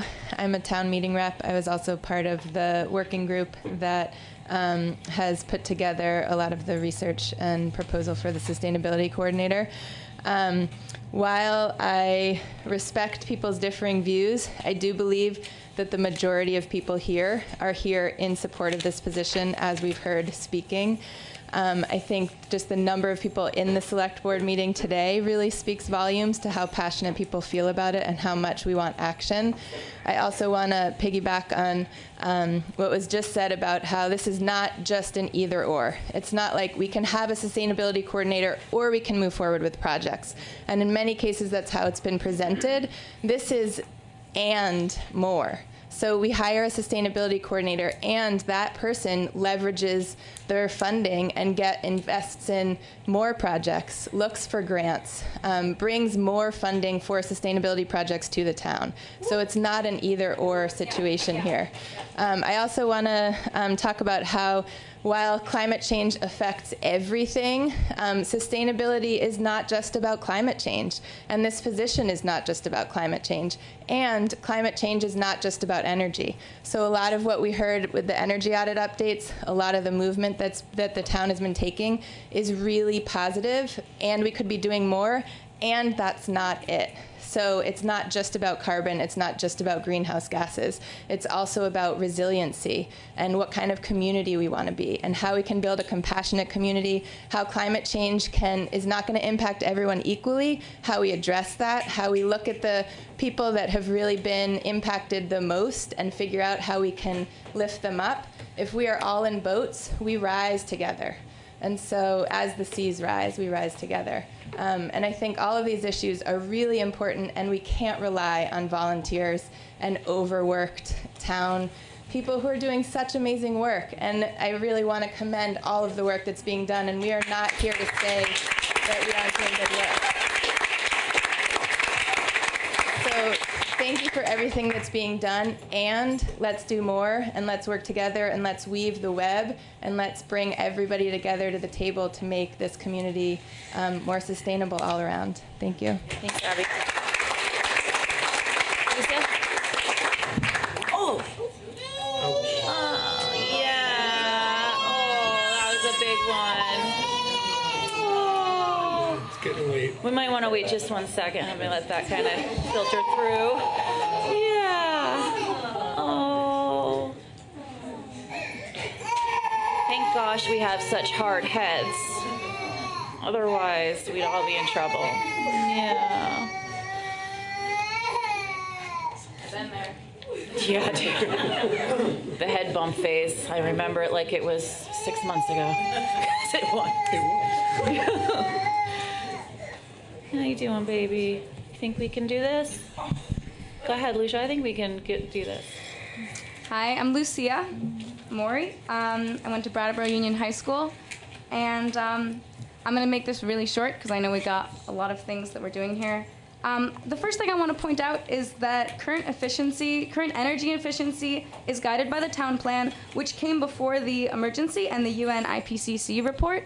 If we had someone, not just like volunteers and people working really hard, like Abby said, like someone who's actually paid enough, like more than what Phoebe was paid, and was able to do what needed to be done, someone, like an actual person. And I do believe there's a lot of people out there who will be able to fill this position, and I do think it's really a good idea to be looking for those people, but we can be doing that proactively and even right now, and once we do have this position open, it will be a great incentive for people to actually write up exactly what they would be able to do for us to be able to vote for them.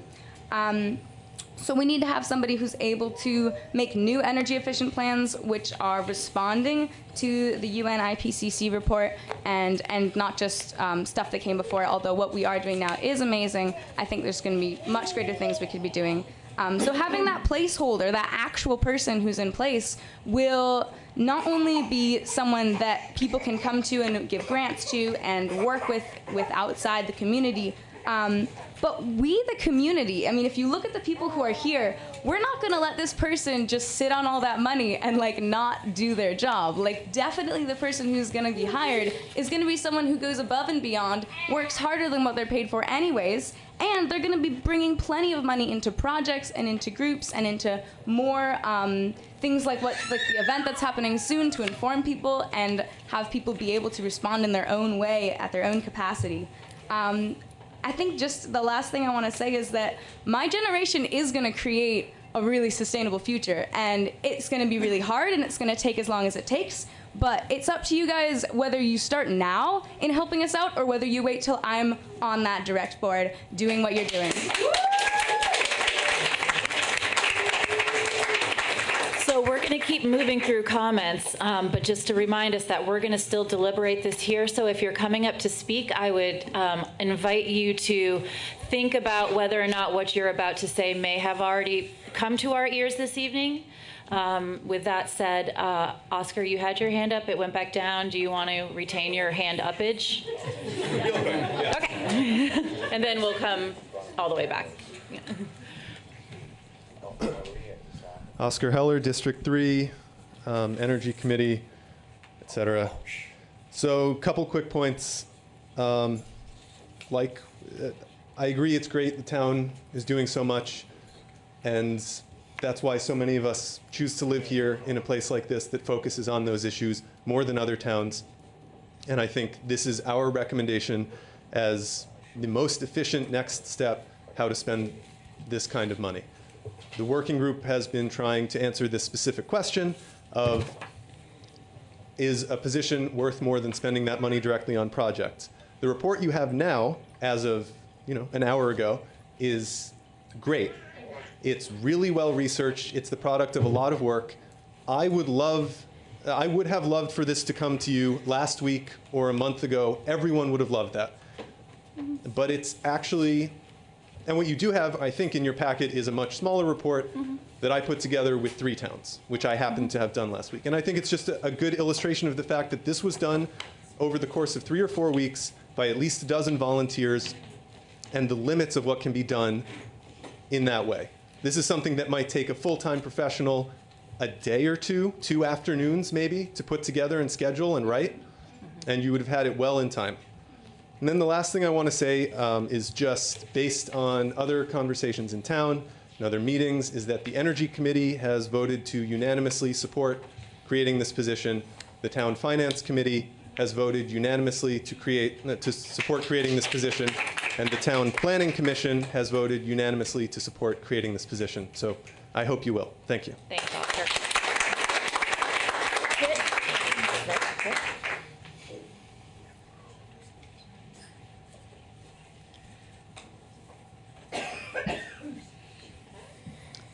Hi, my name's Kit Whalen. I live in District 1, and I came here tonight to speak briefly in support of the creation of this position. I think if I had come to speak against the creation, I would have changed my mind based on all the things we've heard here tonight. But I don't have any new facts to present.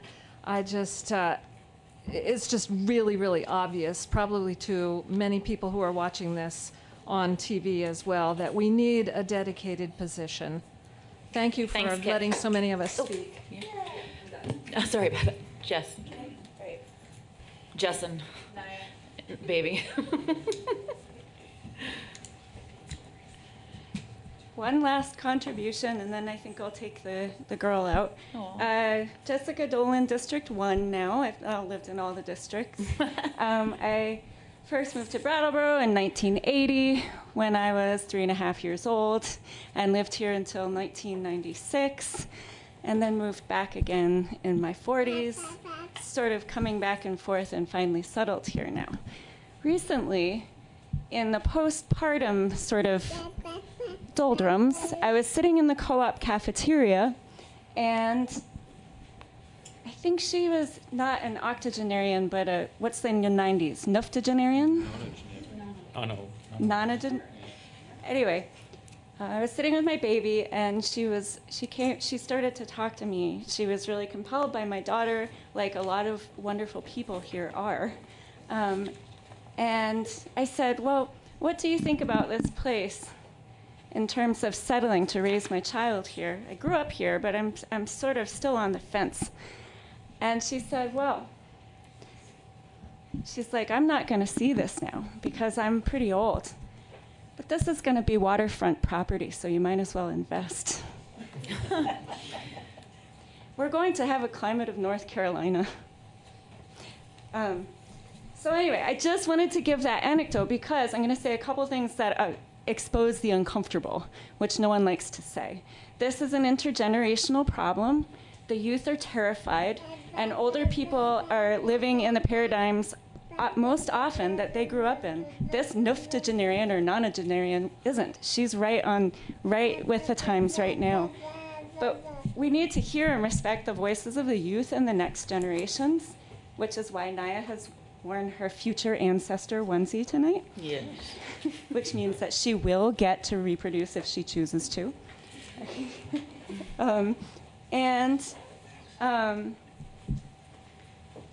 Sorry, I went off topic there a little bit.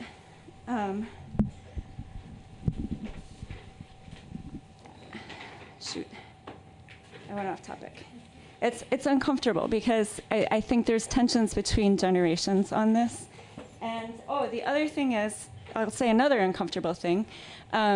This is my career. I did apply for this job when it was still $10,000 before $100,000 was allocated for it. After Phoebe stepped down, I applied for it.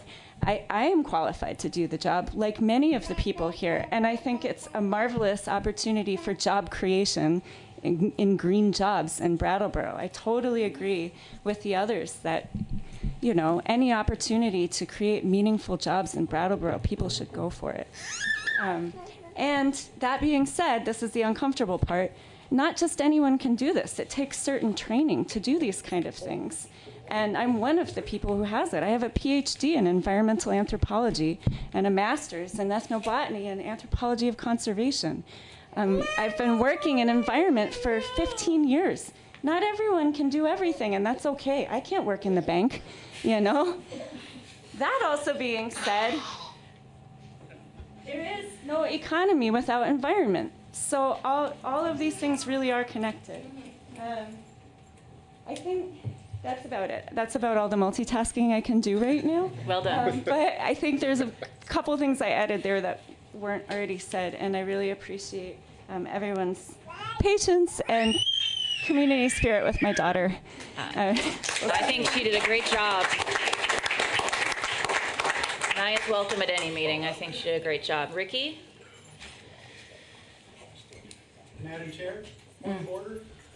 I've noticed in the last hour or so, two of your members had to leave for a little while to go to the bathroom or something. Maybe there could be a recess. I think I'd rather, unless we're all dying in here with our legs crossed with the amount we have on the agenda, I'd rather us tough it out. Sorry, I'm tough like that. Ricky. Hi, I'm Ricky from District 2, and I'm also applying for the sustainability positions, and I wouldn't want to work unless there were multiple positions for people to share the responsibilities of the amount of work that we would be doing, and also for there to be clarification about the position to accommodate people with disabilities that are dependent on SSDI, because the maximum they're allowed to earn and still receive SSDI, Social Security disability income that they're dependent on, is $1,100 a month. And I think that the minimum wage should be $25 an hour, so that would be 44 hours a month. So thank you for your consideration in that. And a huge part of what I want to offer towards this position is us developing our own currency that would be fair trade and egalitarian, that would have the same currency value in exchange to every other nation, whether it's the US dollar or Swiss franc. Because that is a way we can start paying people ethically and really invest into sustainable energy efforts. Thanks, Vicky. Thank you. Amen.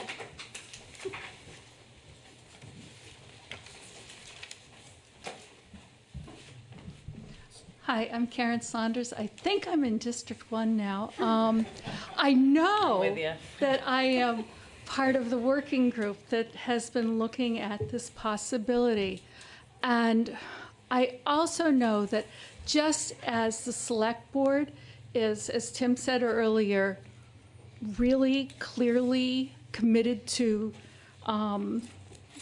doing your best in terms of moving forward, understanding that anthropogenic climate change is real, the working group has been similarly committed.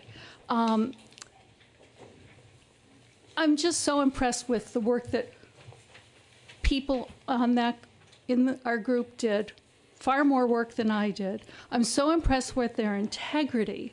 And I can tell you that after all the research that was done, if it looked as if putting the $100,000 towards projects rather than towards a dedicated sustainability coordinator, we would have gotten up one after another and told you that. That's what we would have said, but that's not what the research showed. So please listen to and really take advantage of all this work we did. Yeah. Thank you. Thanks, Karen. Jackie? And then I think we really should start winding this down. We've done a pretty great job of everybody speaking. I'm Jackie Reese. I'm in District 3. I work at the Latches, and I got to tell you, I sit on the corner of Main Street and High Street, and Flat Street.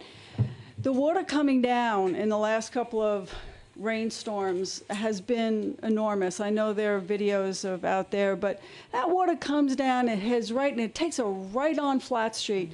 And I'm reminded of how much damage was done to my building, to the Latches building. We lost a couple of businesses there, restaurants that people still come in and ask me for, where's that restaurant? Didn't you have a restaurant here? The effect of climate change on this town is enormous. I don't care how small of a town we are. That doesn't matter. The effect of climate change on this town is enormous. So that said, By joining the Paris Climate Accord, we stated our town's commitment to be in the forefront of the collaborative movement that is working to turn this ship around.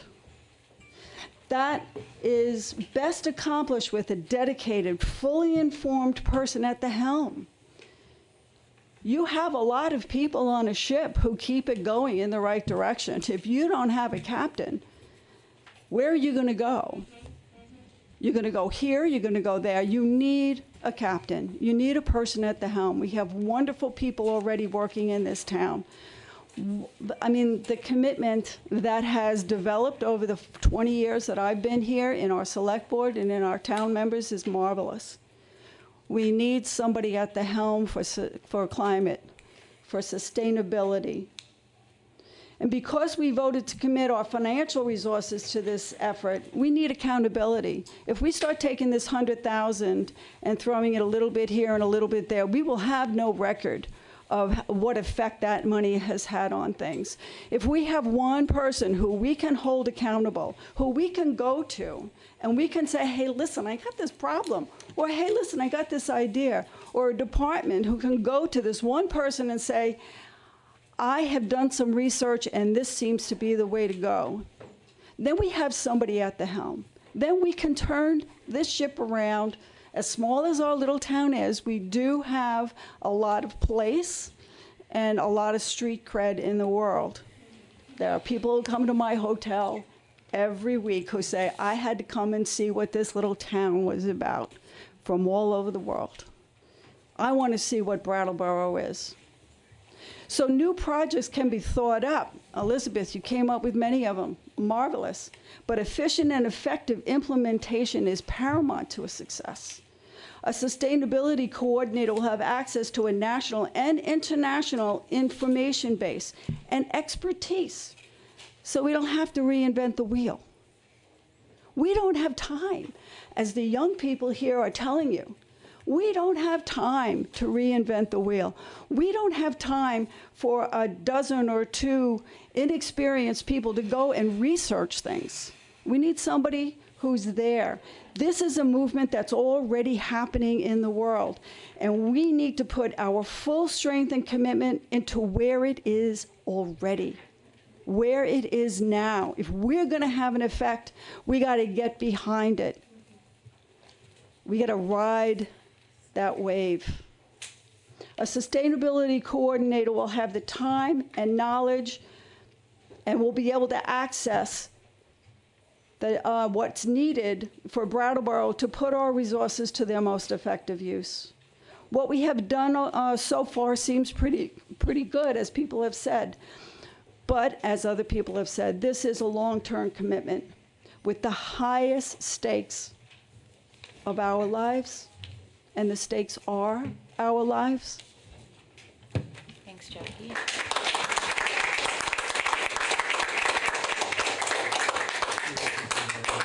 We're going to take one more, and then I think we're going to close it and start deliberations, because at some point, even we're human and we can only saturate so far and still be able to carry on pointed conversation. Go.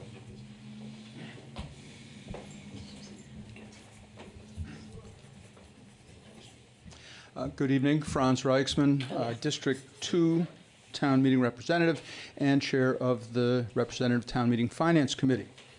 I want to start by apologizing for the whereases, No. which Tim took me to issue on. But I think the whereases do indicate to some extent how seriously the Finance Committee took this resolution, that we put it into more formal language than we might otherwise have done. The resolution also does indicate a couple of areas that we thought were particularly important. So I'll read the resolution from the Finance Committee. Whereas Representative Town Meeting voted in March 2019 to fund energy and sustainability efforts within the town, and whereas the discussion at town meeting indicated the body's support for establishing the position of sustainability coordinator, and whereas there are concerns about the lack of a clear definition of sustainability, Therefore, the Representative Town Meeting Finance Committee resolves that the Select Board should create and fund the position of Sustainability Coordinator for the town, and that the Select Board should provide guidance as to what sustainability means in relation to this position. And I should also report that it was a unanimous vote by the committee members who were there, and that they requested that their names be individually attached to the resolution when it was publicized. And so I will say that those people are, in addition to myself, Connor Floyd, Maya Hasegawa, Oscar Heller, and David Levenbach. And so I guess that's it, but we meant each one of those whereases pretty seriously and look to the Select Board for leadership in pursuing this matter. Thank you. Thank you. Okay. So, thank you. At this point, we're going to close public participation as soon as Tim. Since the request for a declaration of climate emergency really flows from this, may I suggest that it come next?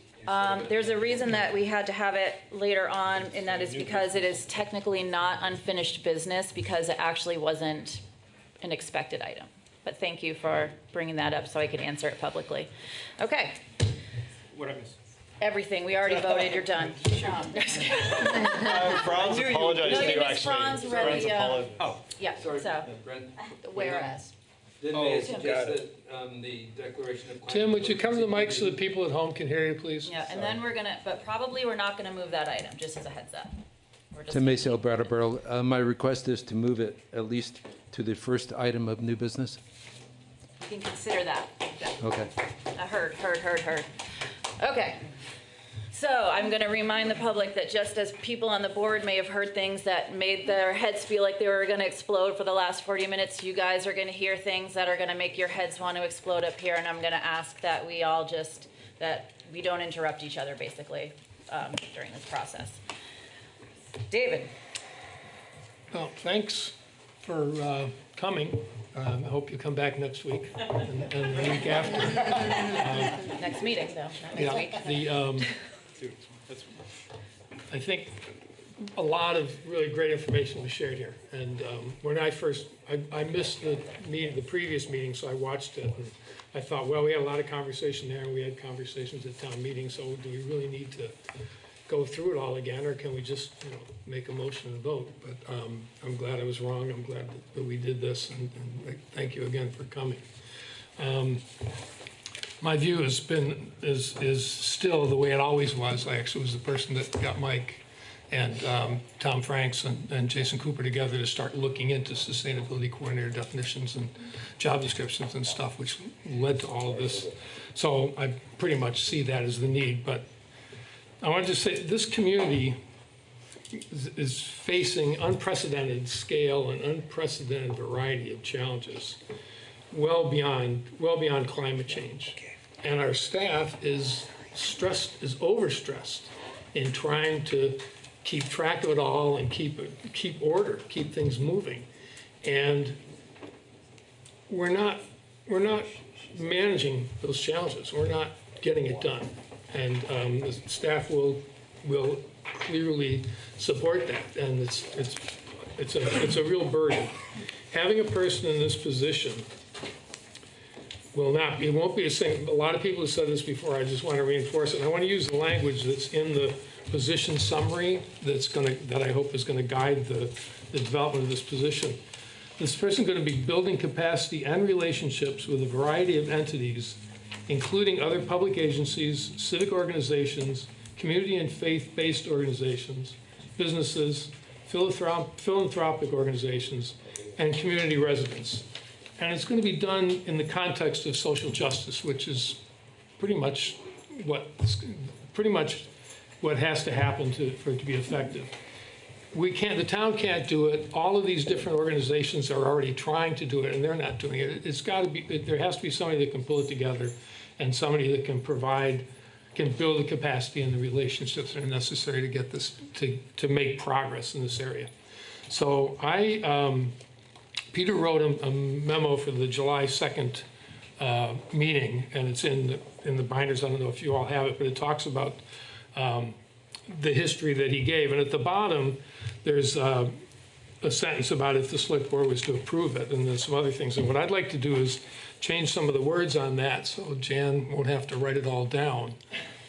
And I'd like to move that the select board approve the creation of a sustainability coordinator position and direct staff to use the position summary document as the basis for the final job description and promptly commence recruitment for this position. That's my motion. So generally, we let everybody speak and then we make a motion. Are you wanting to cut through that and just make your motion right now? Yeah. Well, I didn't get to participate in the first one. I would have made it at that meeting instead. There's no reason that people can't continue. We do it this way because we can talk about it and then have a motion, or we can have a motion. We can technically have the motion and then have the discussion before we vote. So is that what you're wanting to do? We'll discuss it after you make the motion. Oh, yeah. Right, so you made the motion. Yeah. So now we're going to discuss. Yeah. Excellent. Shall I just move down the table for our first round of discussion? It's up to you. Did you get everything that you need to get? No, Dave's going to give it to me. Okay, great. Tim? Oh, well. Do you want to try to do it down the table, or? Oh, no, I want to do it down the table. Oh, boy. And then we can bounce around and Okay. talk, because I like it orderly at first. Okay. Okay. So I'm going to just point out something that some people won't like hearing, because it doesn't really fit in with a lot of what's been talked about here tonight. And I know I'll be the bad guy. I'm not going to go into my view of what happened at representative town meeting, because I made a letter to the editor. A lot of people read that. I do believe that it is not a slam dunk that everybody at town meeting wanted a sustainability coordinator, and I have very good evidence for that. I do also want to point out that the actual article passed reads as, that the town raise and appropriate the sum of the new amount, $100,000, to be added to the fiscal year 20 budget and to be spent at the select board's discretion for energy efficiency and or sustainability purposes. That is what was passed. Right. Now, there was quite a bit of discussion about a sustainability coordinator, and you all know that it was first 10,000. It was raised to 50,000. Then Peter was asked, "Is that enough for a position?" He said, "Probably not." So it was doubled to 100,000. There was a couple people who said that's going a little too far. Some more people talked about the sustainability coordinator being very important, and a lot of people talked about how the emotion of it, a lot of passion we heard tonight, the word that you used, Abby. But I do want to point out that technically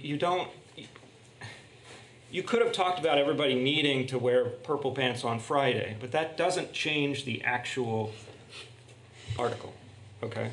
So it's the difference between the passion and the emotion that we all saw at RTM and what we're doing here tonight is that we are charged with actually making it work. We don't have the luxury to speak with the passion, and we can if we want, but it's our job to make it work on a financial basis for our taxpayers. That's our job. That's basically what we do up here. And so we have to figure out how to make it work for everybody in our community. And there's going to be people in our community that don't believe in climate change, and I'm totally okay with that. I don't agree with that. And I'm going to use I've been elected, and I think people trust that I'm going to use the power that I think we have here in town to help with our climate situation. We'll get into emergency versus crisis later. So that's just my little preamble. I really don't like it if people are changing what actually happened in town meeting, because it's a very important process to keep democracy going forward. Somebody said, "We're tired of talking about it and we demand," or something like that earlier today. I don't have it right in front of me. Well, that's absolutely what we need to be doing. We need to be, in a democratic way, deciding this decision. We have to do it that way. That's just the way it works. You don't throw out democracy and then demand something and it happens, in my belief. when you take all of the energy and sustainability actions that this town has accomplished over the last 10 years, it's quite a list. And it would be an impressive resume for any town sustainability coordinator. But we did this all without a dedicated staff person up until this point. Brattleboro has accomplished all of these great things and essentially saved, if we have not been paying this coordinator, close to $1 million in 10 years when you think about it. So all without a dedicated staff person to take credit for ideas that began organically, democratically, harnessing grants and incentives from all over.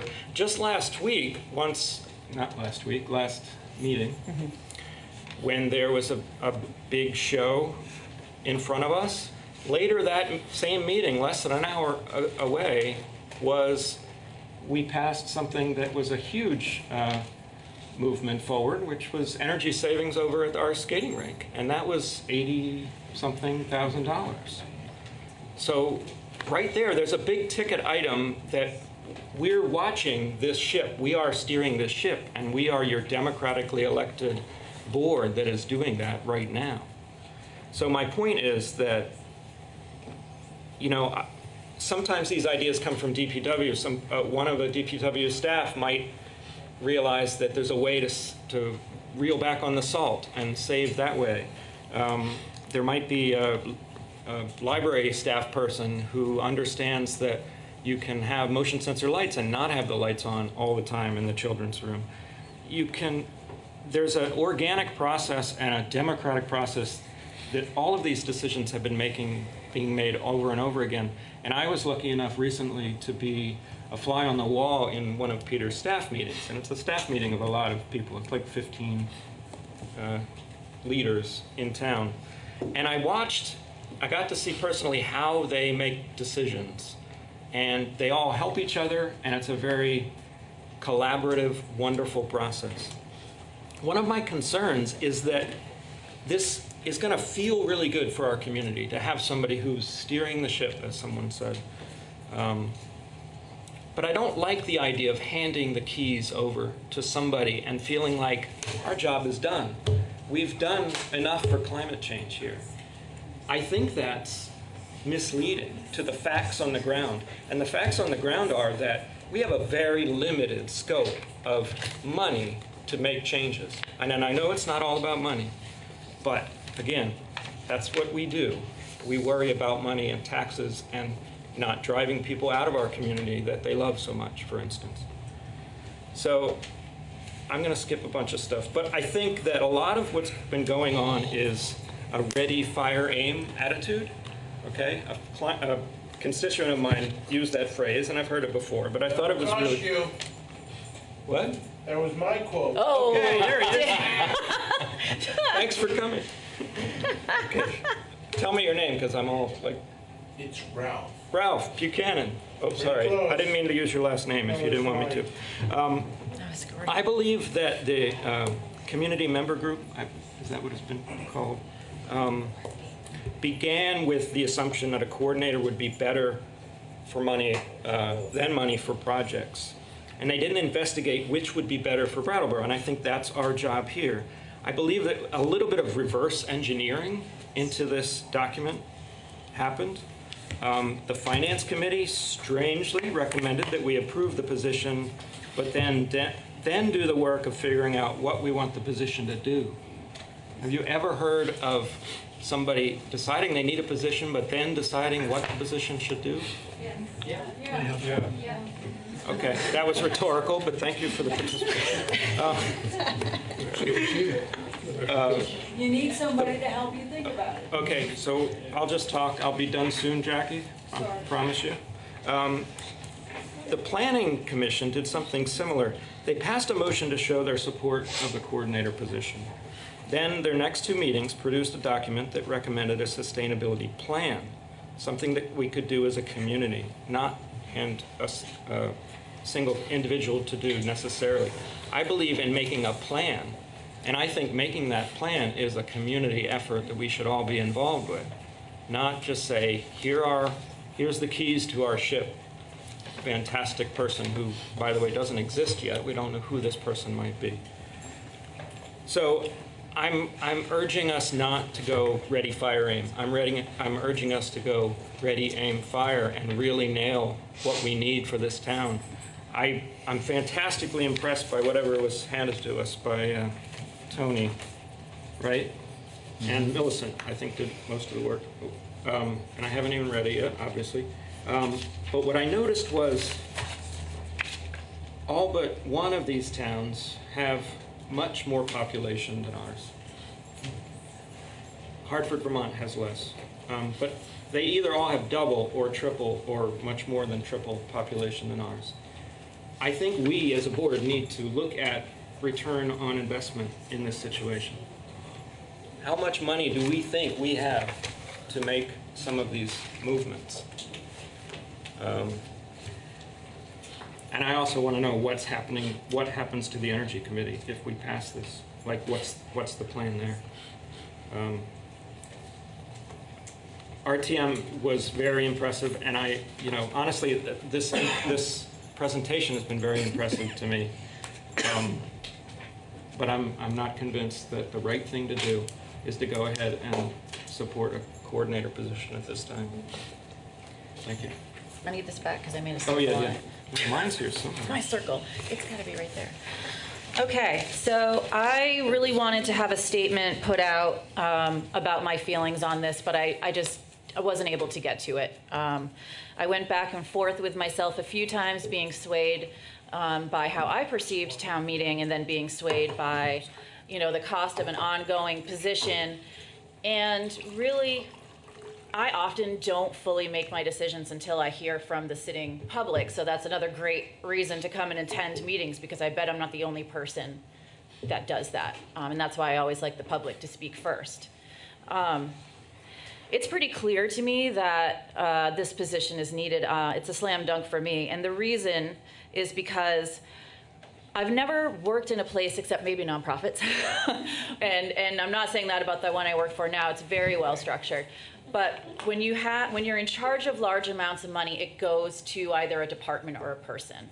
And it feels very myopic to me to say, here's a list of projects, pick one of them and assume that that satisfies what I heard at representative town meeting. I watched the meeting back, I've read the notes. I don't think that picking 1 or 3 or 4 projects is what's gonna get us to sustainability. If everything was focused on energy, and this is all energy savings, then I think picking 3 or 4 project is something that our town staff can do easily and have been doing, as we heard earlier tonight. But when we're talking about wrapping in things that are a little more holistic and dynamic, it's really easy to then, when you have other jobs going on, to go, well, I'm gonna pick this because this seems like a great thing, and it probably is a great thing. But at the end of the day, we need something that drives the whole town forward. So we're talking about Hartford, Vermont, which is a tiny little town. Now their quote in here did come from an energy coordinator, but I really liked, if you don't have a copy of this, then maybe Oscar, you could share it out on your Facebook page or something like that, because I think this is valuable and it's short and it's easy to read. But it talks about, this person's very excited about how, because they're the coordinator, they've been able to take time to look for grants and organize workshops and set up these things called Button Up and other Hartford specific events. And so they're really able to kind of take projects and run with them and really bring more community involvement in. When Jess was here, she was I think it was Jess that was so excited about the idea of having other workshops. That's really what this community needs. We have got so much hurt going on right now and confusion. These are big issues we're looking at in this town. Opiate addiction. Yeah, okay, where are we starting there? The homeless population, let me tell you, it grows. And then we start wrapping in climate change, and we start watching storefronts close, and it's overwhelming and it's paralyzing. And when stuff gets overwhelming and paralyzing, that's when we need to be in the room together. That's when there needs to be workshops about what can we do, how can we grow food, how are we able to make these other moves, how are we addressing it, who can get everybody in the room. Because when we get overwhelmed, we need community. And when the best way to have community is wouldn't it be great to have somebody in charge who says, this is what I'm seeing right now. I'm going to set up this at the library. I'm going to reach out to COSU. I'm going to reach out to 350. I'm going to reach out to Extinction Rebellion. I'm going to bring all of these people in the same room. I'm going to be in charge of getting that event out, broadcasting that event, making sure it's in all the places it needs to be. Because frankly, we have town staff that are doing other things. And I'm not saying that they're not kicking butt at multitasking, because I will tell you that this town multitasks. This guy multitasks to the point where we have to remind him maybe he should stop multitasking and take a break. There is absolutely no reason why part of this funding can't go towards a position and extra of this funding go towards projects. We could even cite which projects we expect to see benchmarks from at the end of a year. This person can also be tasked with finding grants for those future projects, especially if their job depends on finding grants for future projects. And they absolutely should be tasked after they come in with meeting with all department heads to create the sustainability plan that was recommended and needs to be in place. So I think I've made my points clear. You know where I stand on this. And I will move it on to Liz. So we've heard so many interesting things. I would imagine that when the committee for the sustainability coordinator started their work, they were not aware of the multitude of activities the town of Brattleboro is undertaking. And I was particularly impressed by one of the people speaking tonight talked about, well, we need to have perhaps an independent contractor to create a plan. Well, that's exactly what the select board did in 2006. They hired an independent energy contractor to create this audit to the tune of $1.4 million to spend on, energy and sustainability actions. And we heard tonight, very well laid out by Patrick Moreland, that work is ongoing, and all the good things, $700,000 worth has already been spent, and that's what it is. It's a coordinated plan for sustainability and energy savings for the town of Brattleboro, and we're right smack in the middle of it. I would suggest that an alternative would be to let that plan continue and let the town spend $100,000 a year on sustainability actions for the next 5 to 7 years, have that work completed, and then say to ourselves, what's next? Because then we'd be in the position where we've spent the money and time and effort on a sustainability program that was well thought out and orchestrated, and we can see the results, and then we can decide what to do next. And to me, that's prudent. That's best use of our money, and it's based on a coordinated plan. I can imagine having someone come in and basically just get up to speed with what the town has already done and is already proposing to do. So I don't think the time is right now to have a sustainability coordinator. It may be the right time when this audit work is completed. The other thing that I want to mention is that we have many groups in town. We have SEVCA, we have the Sion group, we have the Wyndham Windsor Housing Trust. They already provide things like energy audits and buttoning up Vermont and things like that. I know because my family members did that work. And several of my family members, actually a couple of my family members do that work. There are things going on that the Energy Committee can continue to do. They can partner with these groups. One of the strengths of Brattleboro town government is that we partner with nonprofits to get a lot of things done and to use our money wisely. In terms of the broad definition of sustainability, we've spent quite a considerable sum on low and moderate income housing. Within the past 2 months, the state on our behalf granted Groundworks $400,000, and we as a town granted $150,000 toward low and moderate income housing. And the Brattleboro Housing Authority received a grant of $300,000 from the state and $50,000 from the town.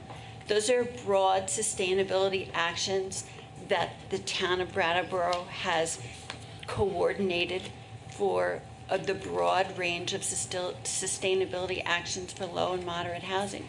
But there's a variety of nonprofits that the town is working on to address the problems that Brattleboro has. And Brattleboro has a number of emergencies. And one of the problems is opioid addiction. We are spending our time and effort and resources on how to protect our community, our people. So basically, where we are now as a town in terms of energy sustainability, we are in the middle of a coordinated sustainability program to the tune of $1.4 million. And we can continue that program and spend $100,000 a year towards that orchestrated program. And when we're done, then we can decide whether we need a sustainability coordinator to understand what's next. And I think that's a reasonable course of action. Thanks, Liz. Daniel? Yeah, this is a fun position to be in. I don't know if I've been paying attention, it sounds like 2 of you are kind of in favor of it and 2 of you are against it. Is that what you picked up? Yeah, so... He's very and it's kind of late. We haven't even got to new business, and we got a mower to buy later on.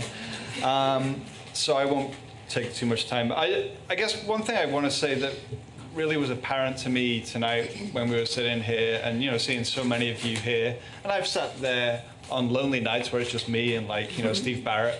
And I've always wondered, like, why can't the chairs just come forward? Why does there have to be this big negative space? And maybe one day someone can answer that question. Children For the toddlers. Yeah. Well, we did talk about childcare last meeting as well.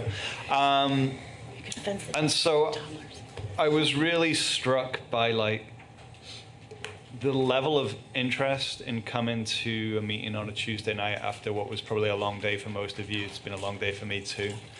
And so I'm really proud of our town and the level of engagement that there is in our town, whether or not you're in agreement with me or Tim or whoever, or, you know, none of us.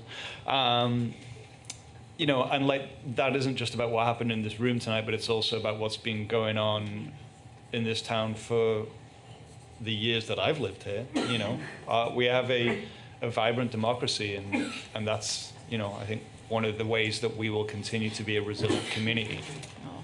And I'm also really proud of the work that, like, town staff do every single day, and all of the work that Patrick laid out and that Sue talked about and that Peter gave the background on, like, is real work.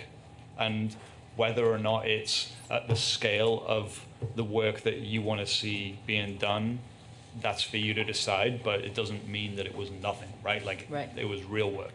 And I'm really proud of, you know, the people who are sitting on the board with me here who, like, put their word out there in the press and said, this is where I stand. And so I came to this meeting knowing that, like, actually, I kind of know that, you know, maybe I get to be the person that decides which way it goes.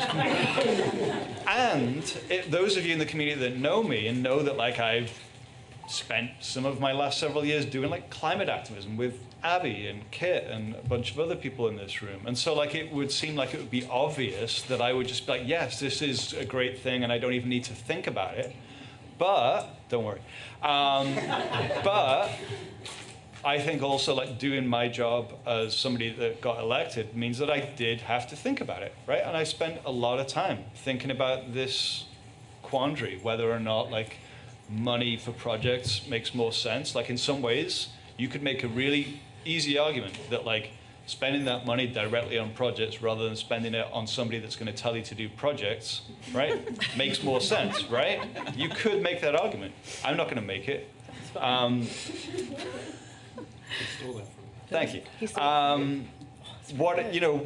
What's apparent to me over the time that I've spent thinking about this is that adding this position to our town, while there are some uncertainties about it, will add a dynamism that we don't have. Not that our staff aren't dynamic, but like this is a position that will have to be paying attention to multiple things, right? And we don't know who the person is. Maybe we don't have the absolute perfect job description right now, but I also trust our town staff to go out and hire somebody decent. And as we saw with our HR director search, we're not just going to hire any old person, right? We're going to get this job done right. So I think that adding a staff person in this role will add value to the town's work. It will be a dynamic role. It will honor the seriousness of the work that volunteer committees have been asked to do.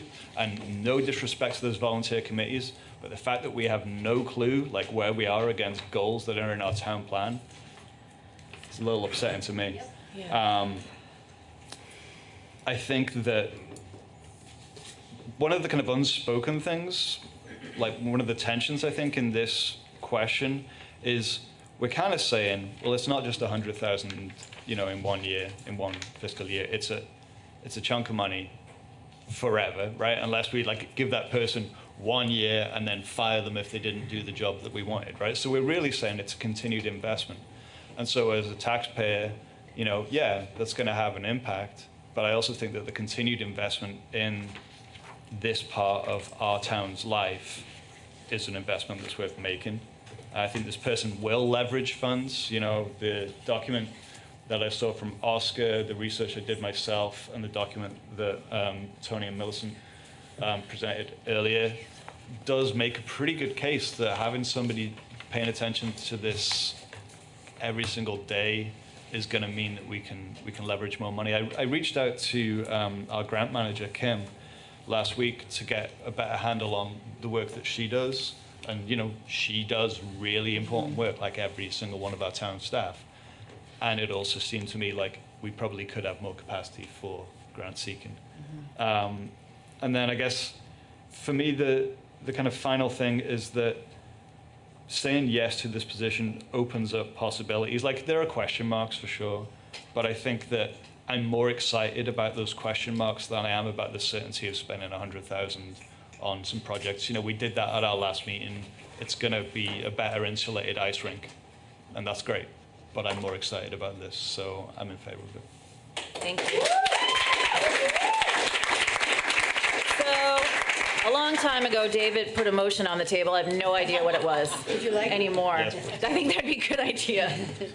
So Dave moved that the select board approve the creation of a sustainability coordinator position and direct staff to use the position summary document as the basis for a final job description and promptly commence recruitment for this position. Does that sound like the motion you made? That's exactly it. Yep. Nice job, Jen. David has made the motion. Actually, Peter wrote it. David made the motion that he read earlier, that Peter wrote, and that David helped write, and Jan just read now. All those in favor of David's motion, please say aye. Aye. Aye. Any opposed? No. Nay. Motion carries 3-2.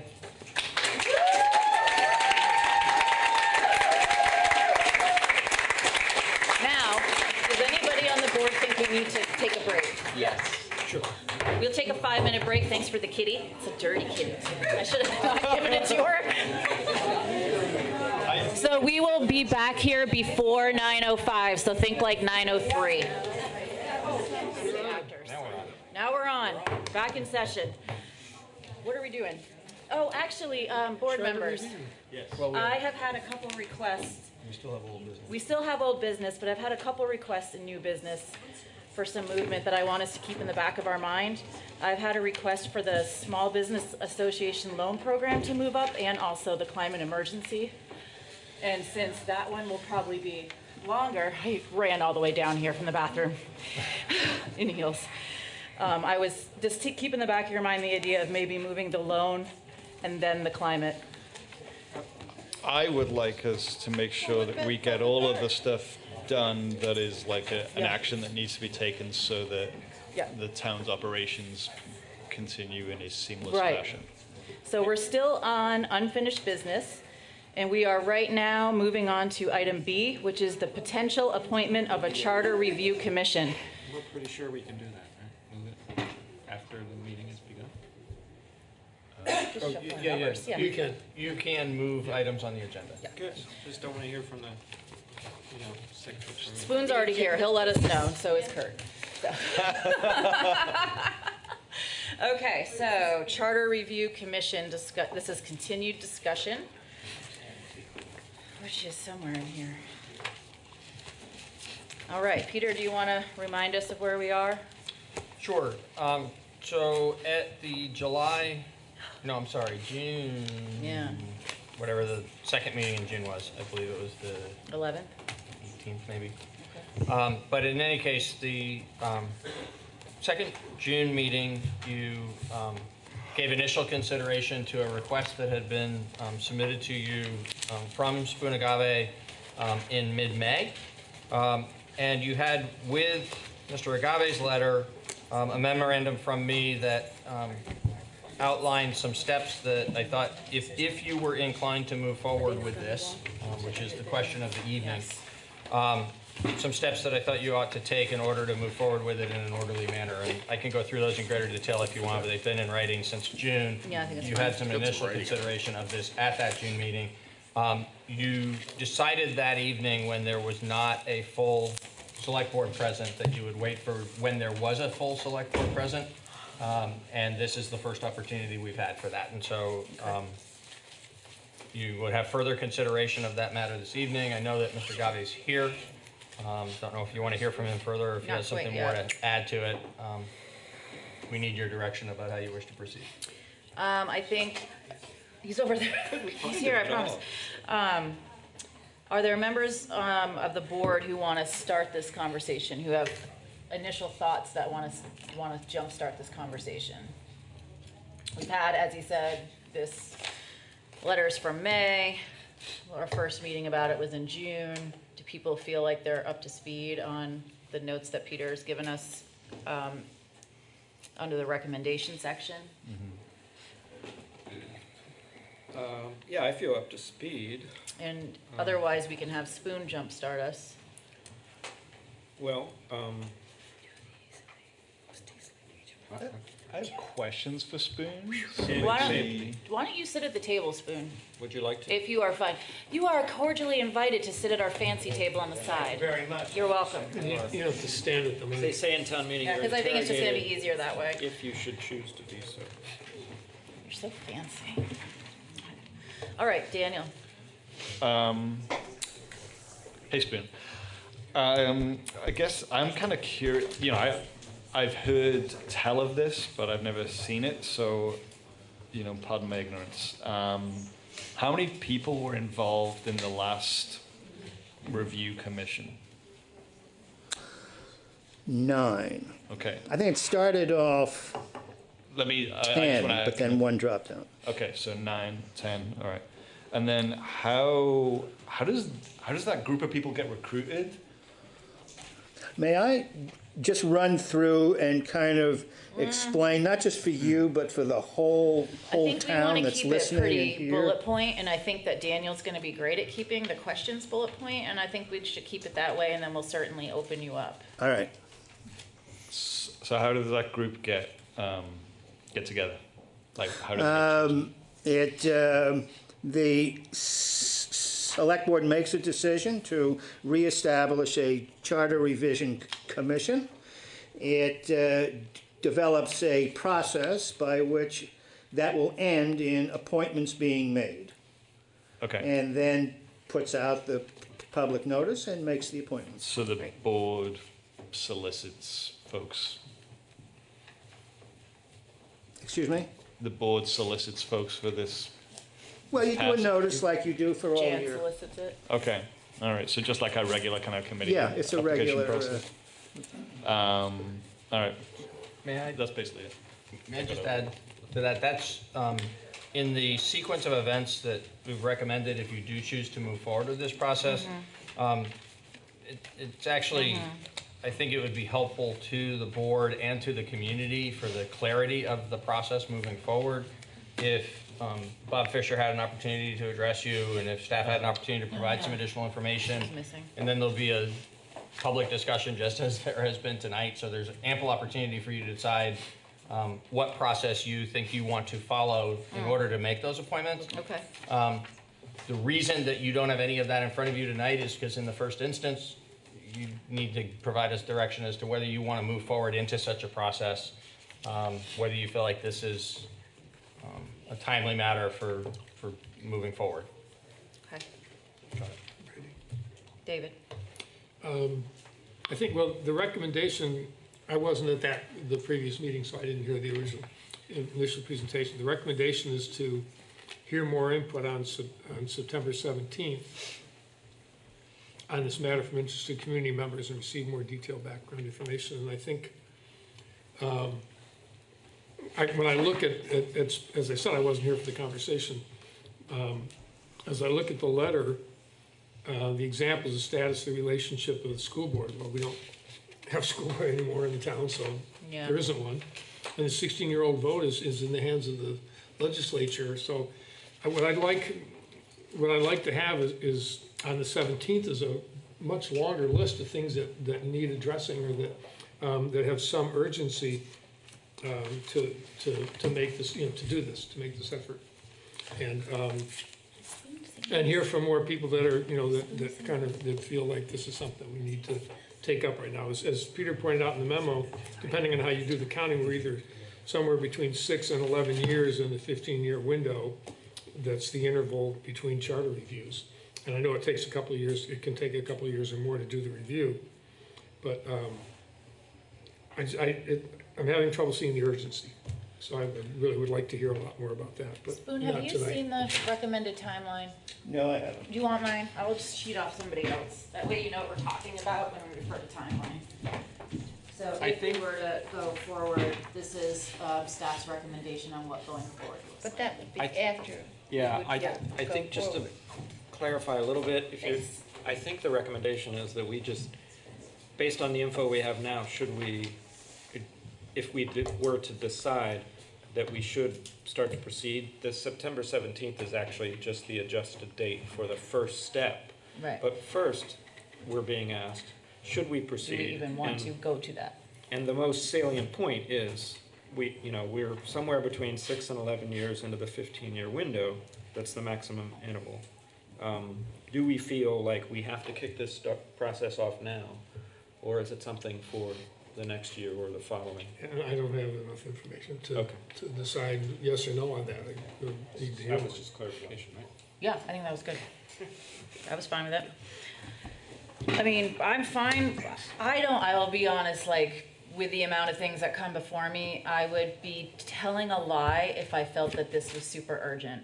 I would also be telling a lie if I felt that I was opposed to having this come forward September 17th to hear more input. I'm kind of just stuck in the middle, I'm like, great, it feels overwhelming, it feels like one more thing, but I also look at this timeline and say, well, if Peter's just gonna put it on the agenda, then it's actually not that overwhelming. So if there's board members that feel more strongly in either direction, Liz? Okay, so we were happy to have Spoon come talk to us in June. When was that? Yeah. And Mr. Agave mentioned a lot of interesting points.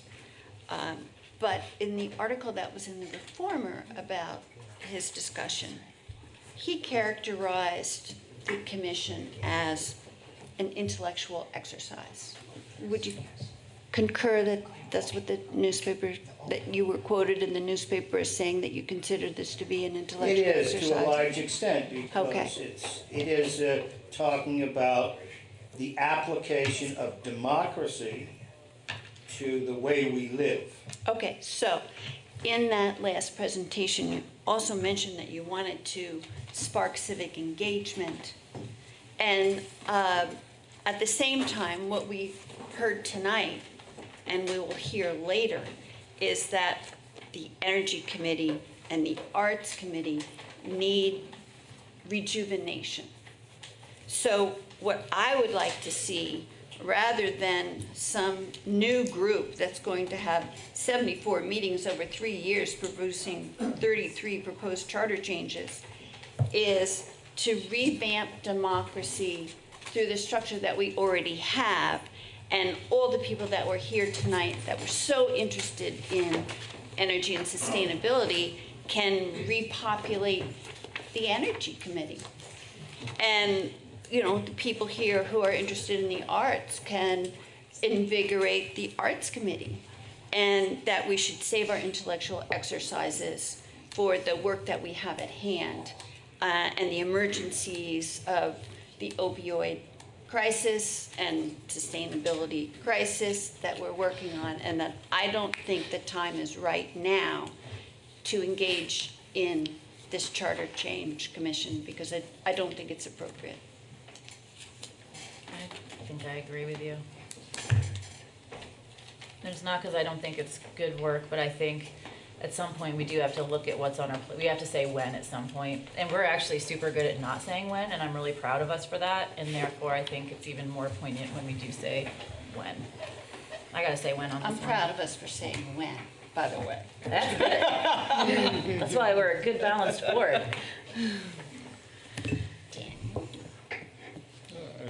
Oh, I was just going to say, I pretty much concur, but I am definitely feeling, I mean, you're all stuck with me until 2022, unfortunately. But, so this should be happening soon. I just don't feel like this year is necessary. And the other previous points about and does anyone, we haven't even confirmed with Bob that the school hullabaloo is over, right? We don't really know that. So my understanding, and Dave would be a better, have a closer experience with this, but I did check on that, and what I was advised is that there's appeals still pending that may be heard at the Supreme Court level that may yet reverse what has been done, but I think there's a low level of expectation that that will actually happen. Is that fair? Well, I think most people would say the same thing about the Supreme Court they say about the legislature, and that's to whatever you think might happen, not necessarily what's going to come out of it. Yeah. But there is one appeal left, but things are moving, very much quickly ahead, and structures are being established, and lots going on. Right. But it doesn't involve the town of Brattleboro. There is no town school entity. I mean, I don't think we need to wait I don't think we need to make it to the end of the 15-year window. No, that's I think what we I'm need trying to say. Yeah, I think we need to do it sooner than that, but I just don't think, I think we'd be lying to ourselves if I thought we were ready to digest that right now. All right, does anybody, what's required here? A motion, a vote, more discussion? Members of the public want to speak on this? There'd be a motion required if you wanted to move it ahead. Got it. If you choose not to move it ahead, then you're kind of announcing that outcome to the public. Did anybody come here tonight to speak for this topic? Come on forward. First time up tonight, so introduce yourself. Well, you should anyways, but. Hi, my name's Mark. I don't know what district I live in. Before elections, I just ask a teenager. And thank you for mentioning the youth vote that still has not been approved by the legislature. We should all get on that. On that point, and what you mentioned about the groundswell of interest in arts and environment lately, I think at a time when there is this groundswell of interest in civic participation is the perfect time to call a commission like this together. I don't think people who are interested in the arts are going to flock to constitutional work or ditto with the climate. I'm not sure if the Energy Committee wants to absorb every person who came here to support climate stuff today. I think there's plenty of people in town. I think this is the perfect time to do this work, and it will just add to a groundswell of what we got going on here. And from what I understand, I haven't researched it exactly, but there's plenty to talk about. I agree 15 years is a little bit too long. I think that was put in just to force towns to do it. this is not the kind of work that, especially current government structures or employees, are necessarily naturally inclined to want to throw their job description up in the air to this. I think you've just mentioned this is like a 3-year process being proposed, so I don't understand why it's being addressed as something that will have to be done right now. This is just kicking off a process that you say, well, maybe in a little while we'll be ready for this. Well, this will be happening that entire time. So maybe when this period of this time of readiness you've been referencing will be just about the time where the proposals are coming forward. I think it's an excellent idea. I understand why you're exhausted with this meeting. I definitely understand why you're exhausted with the amount of work you have to do. I'm not clear that you as individuals will have to do much work other than approve this, because again, I don't know the process. I don't know if you're required to be on that commission. If you're not, I'd say you just defer to democracy and democratic process. Take the vote, let it kick off, let it do its work. So there's plenty of people who would want to be on it. Well, I like that idea too. So I support it. I'm just confused now. In my opinion, it's frankly more about staff time than it is about board time. Yeah. It's a huge amount of staff time. Thank And you for adding that in, organization. Tim, because I thought that was a pretty good argument too. If we feel taxed, it's because our employees are also very taxed. And I don't think a strong enough argument that we need to kick it off very well before the 15 years is really been made. Could you detail this? You just claimed that there's a lot of staff. So what exactly is the staff working in reference to? Do you want to answer that, Peter? Well, we So- could hire a new person just to attend it. Oh, Liz, you're so naughty.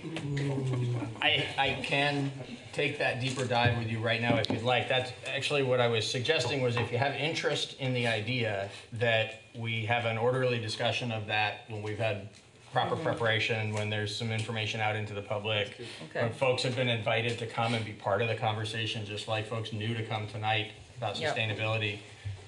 So I'm trying not to be unhelpful here, but I actually think it would be better if you'd like to have that fuller conversation about this, that we do it on September 17th. Yes. I guess I have recently learned from Spoon that you're going to be away for some time. I will not be around. Well, then we should schedule it for a time when you When are you would going be to be present. back? Shall we work on that and get back to the board? Would that be better? What's happening here? We're trying to find a day to get to, for you to come back with, you just said there are a whole lot of things to talk about. Bring a list of what those things are so that we can see a more complex list or a more complete list of why this needs to go on. Based on the But paper I gave you. I would like to say what I came to say, partly because I have taken a lot of time to think about what I was going to say. You invited me to speak to you about this issue, and I would like to share with that. Plus, the things I am going to say will affect how you think about this from here on out, and the rest of the town. Kick it off then. Well pointed. Okay? Yep. Go for it. Number one, you're going to realize as soon as I begin to speak about why I characterize this as sort of an intellectual exercise. Because we are all here as a result of one premise that was stated in our Declaration of Independence, that the people have the inalienable right to determine how they will be governed. And what followed from that is the inalienable right, I'm not sure that's the right word, but all the power belongs to the people of this community.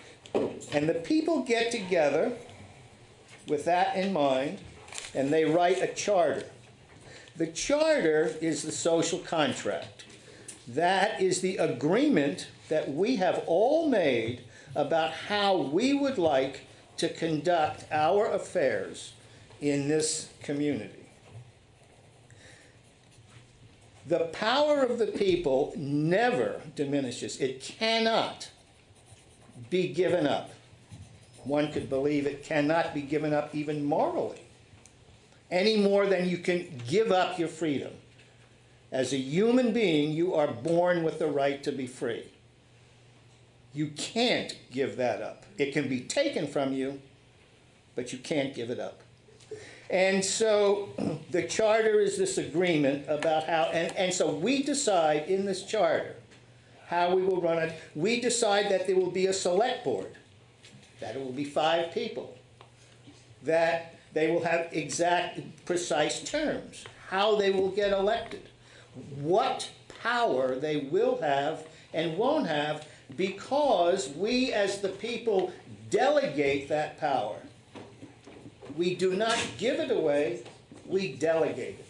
And that is why politicians will say, when they are running for office, I am here to serve the community, which is precisely what it is. They are fulfilling the wishes of the community that are expressed in the town charter. Now let me get into a little bit. You spoke of and a reluctance to go forward, characterizing it as if you needed a certain reason for urgency. Why would there have to be urgency? One question. Next question.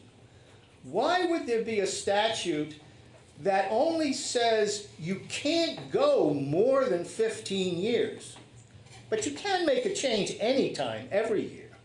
You can make changes anytime, but you cannot, but a select board cannot go more than 15 years, a town cannot go more than 15 years without allowing, creating a revision commission to re-examine the charter. Why would such a statute be written? And it's because to ensure that the people have at least that much opportunity to re-examine their own social contract. Because the state gave the obligation to a select board to make the appointments, which means by that a select board could choose never to have a charter revision commission.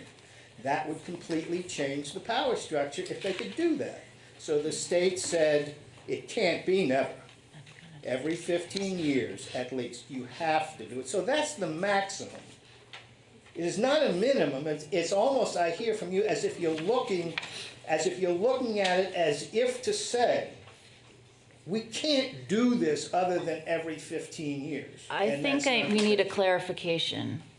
You asked what the urgency is, and I realize I didn't clarify what the literal urgency is.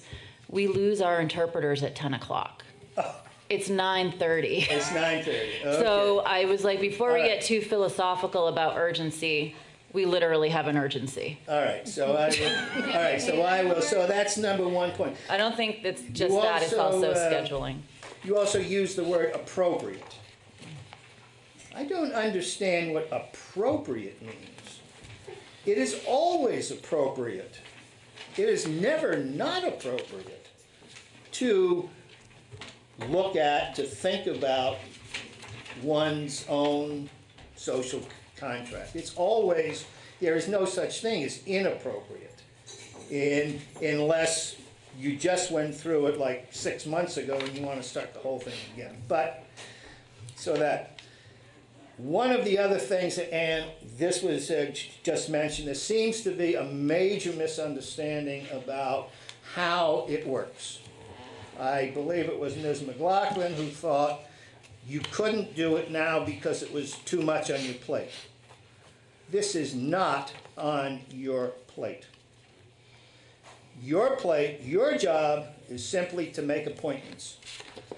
You have nothing more to do with this process until you either personally participate in it, if you come and talk about the charter with the revision commission, and then at the very end, you as a select board, but not as a select board, but as representative town meeting members will sit with the body and participate in the discussions and the debates that will approve or not the recommendations that are made. The Charter Revision Commission does not change the charter. It simply recommends to the rest of the citizens, of the residents, of the members of this community, changes that they think should be considered. Okay. So you need to have faith in your own ability to make a good decision when the time comes. The last thing I think I need to address is, I think there's a certain fear, and I hear it on all of you, that the process would not be inclusive. I don't think I'm going to accept that. That's All not right. my fear. No, I'm My- going to toss that one back to you. Let me say this anyway. My intense commitment to democracy requires that there not be a member of this community that felt that they did not have the input that they wish to have in any charter revision. And as the former chair of the last one, it was exactly that way. We had every select board member, present and former, town officials, mayors from all around, because we discussed whether we should be a mayoralty or stay as we are as a town manager. We went to the State Town Managers Association and engaged the town manager. We brought the state director of elections down to talk to us about voting. And we couldn't have bent over backwards more, and I would never allow it to be any less. I fully believe that. I don't think any of us doubt No, that. thank you. So I think that, so I feel there is a last thing. We got to wrap it up. We've got 10 other Mr. things tonight. Stoles is asking for a list, and I know you're all curious to determine its urgency. I've talked about some of the sort of administrative things. The school board has to come out, the 16-year-old vote has to go in, assuming the legislature will pass that. And there's a fair number. All of this started, by the way, through a long series of discussions with the town moderator, who needed clarification in the charter about the Human Rights Committee, not the Human Rights, Human what is it, Service. the Human Affairs Committee, and about the Finance Committee, and there was a whole list of sort of administrative or operational changes that he felt was important to make in the charter to get the town meeting to run smoother. And then as we went on and talked further and further and further, many more issues began to pop up and blossom. I'm reluctant to provide a list, which is now about 25 items long that they could be discussing, for the same reason that you don't like, when you say you want to look at the problems, you don't want to begin naming everyone, because then you've got everybody trying to decide on what to do based on, well, I like this issue, but I don't like that issue. I don't want to talk about this, and I do want to talk about that. All The right. commission Board. will do that. Thank you for that. We need to decide how we're going to move because we've got 10 other items tonight, unfortunately. Okay, well, I'm finished. And That's about everything on my- 25 minutes to do them in. Yeah, so buckle up, select board. So what's our pleasure? Are we shelving this, or are we having Spoon make a time with Peter to come back to begin the timeline, which you have in front of you, which was staff recommendation, which cannot be on the 17th because Spoon's not here. I mean, I am not in a hurry. Okay. Randy? You want to make? Yeah. I say the time is not right. I think this, all that you said is true. But we have a charter in place, it is regularly reviewed, and it's not something that should be done cavalierly. So I would like you to come back with that list of 25 and take your chances with people saying they don't like it. And I would say, let's find a date in October when you're back.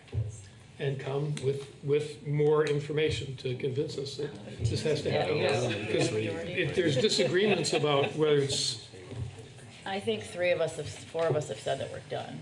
you're done with it? Yeah. Okay, well then vote. Somebody make a motion and let's be done. Or not, just I don't think there is a move on. motion to be made. Okay, move on. We're shelving this one. I feel bad about it, but I also feel like it's the right thing to do. Okay, sorry, Spoon. Thanks, Spoon. All right. Thank you.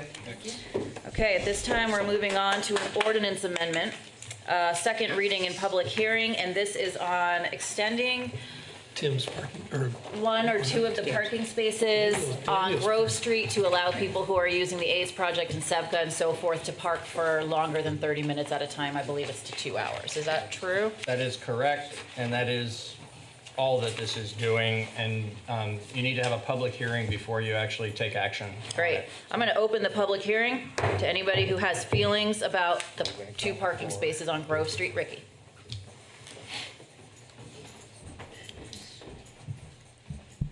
We need to declare the emergency now, especially if the interpreters are not going to be paid Nope, to we stay got to longer stay on because this of one, that hon. ableist. I can't jump. We got to It's stay on just so this. ironic and offensive to put a declaration of urgency so late into the night. We really need to prioritize that. Thanks, Ricky. Anybody else want to speak on these parking spaces?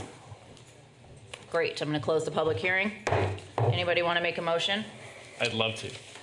I bet you would. What is the motion? Let me I see. don't know. I haven't opened it. So I move that we approve the amendment of Appendix C of the Brattleboro Code of Ordinances, regulations governing the control of traffic, as presented. Excellent. That's it? Nice Oh, job, easy. Daniel. Daniel has made a motion. All those in favor, please say aye. Aye. Any opposed? Motion carries. Okay. I don't know what we're doing now because I had to get my own paper out. Financial report. Great. We're going to move on to the financial report for the month of July, and Peter's going to do that. The month of July is the first month of the fiscal year, and everything's just fine. We have a Oh, normal, by the way, we're in new business a now. normal month, nothing exciting to report. So it's, for anybody who wants to look at it, it's online, and we'll move on to the next piece of business. Extremely exciting. Okay, the next thing, so if we're not moving order. My question. What's your question? No. Brandon, can you repeat what we're on? We're on new business now, hon. I'm sorry, we Item- kind of just plowed item right A through. of new business. We just finished A, so B, public art proposal. So can the people who are here for the public art proposal hit that table? Please and thank you to the fancy table. Hi and good evening. Hi. You could introduce yourselves and. Thank you. Thank you for holding our time. Hi. I'm Chrissy Lee. I'm here representing the Town Arts Fund Working Group, which is a citizen-led group of about 15 members, including artists, teachers, creators, and arts administrators from the Brattleboro community. I'm also on the board of the Arts Council for Windham County, and I am a consulting city planner and graphic designer. I'm joined by Sharon Fantel, who is the board chair for the Arts Council, one of the principal organizers for this working group, as well as the assistant director at the Red Fern Arts Center at Keene State. A number of our fellow working group members are also in attendance tonight, including Arlene Disler, Zon Eustace, Petey Mitchell, and Stephanie Bonin. The working group has been meeting regularly since April to develop a detailed proposal for the creation of a town arts fund in Brattleboro related to the $15,000 that was voted on at representative town meeting earlier this year. Our goals tonight are to share the status of our work to date, including the draft application materials that you received in advance of this meeting. We are not planning to spend a ton of our time walking through all the details since you've had a chance to review that, but if there are salient elements of the application guidelines or application form that you think would be helpful for edification of the public or for the board, just ask. To seek your feedback, we also want to seek your feedback and to answer any questions that have come up for you. And we also want to initiate what we hope can be a productive partnership between this working group and the select board to advance the development of this proposal. We intend to apply the feedback we hear tonight to further refine our proposal in the hope of returning to the select board next month with a proposal and refined materials that are ready for approval. Hi there. Hi. So before we get into discussion and questions, mainly what we want to do is highlight a few of the key points of the proposed Town Art Fund and the materials that we've provided for review, and to underscore the values that have informed the planning process and that have shaped the mission of the fund as stated in the application materials. And the first really is that we want this art fund to have a connection and benefit to the community. And we felt it was critical that the Town Arts Fund funded projects contribute positively to the Brattleboro community and ideally address social and quality of life issues affecting the community. Secondly, we're aiming for collaboration, participation, and community building with proposed projects. Through the fund, we want to encourage collaboration between artists, organizations, and individuals in the community, and to create opportunities for public participation and community building.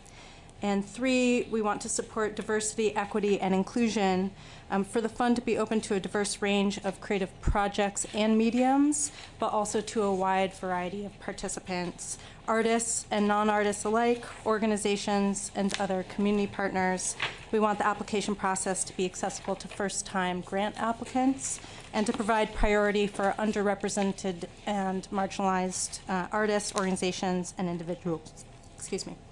So these values have shaped our discussions, informed the development of the materials, selection criteria, and application process, and there's that. Also, we want to address the role of the Arts Council at this point. It was our understanding that from past conversations that the Town Arts Fund would require an administrating entity to manage the application selection process, to receive and disperse funds to grantees, and to be responsible for general oversight of projects, as well as communications and reporting to the Select Board. And we're proposing that the Arts Council of Windham County be that entity and fulfill this role. We're currently managed by a 13-member board made up of artists, designers, other creative professionals with extensive experience in grant administration, arts program development, project management, event planning, communications, and I would add fundraising. So we also anticipate that as the Arts Council takes over administrative responsibilities for the fund this fall, the working group could transition to an advisory role and provide an additional layer of citizen oversight and input into the fund's administration. Thank you. We see the first year of the Town Arts Fund as a kind of pilot year and an opportunity to demonstrate what is possible through the Town Arts Fund and why this funding matters. We're committed to shepherding and ensuring the success of these inaugural projects, and we look forward to what we might achieve and learn through the process and how we can continue to refine this initiative in future years. Through our individual conversations with friends and colleagues and neighbors and through our community outreach efforts, we've already seen a very positive response to and interest in the fund. We're also seeing the seeds of new ideas and new energy around what collaborative and community-focused art projects could look like. We have a committed and enthusiastic group of volunteers who have and will continue to give their time and energy to support the success of the fund. And we're excited to work with the town and the Select Board to build a well-run and impactful town arts funding initiative, and one that can hopefully serve as a model for other towns and communities around the country. We've included some questions in your packet, and some of those are a little more administrative in nature, and if it makes more sense for us to follow up with Peter to answer some of those, then that's totally fine.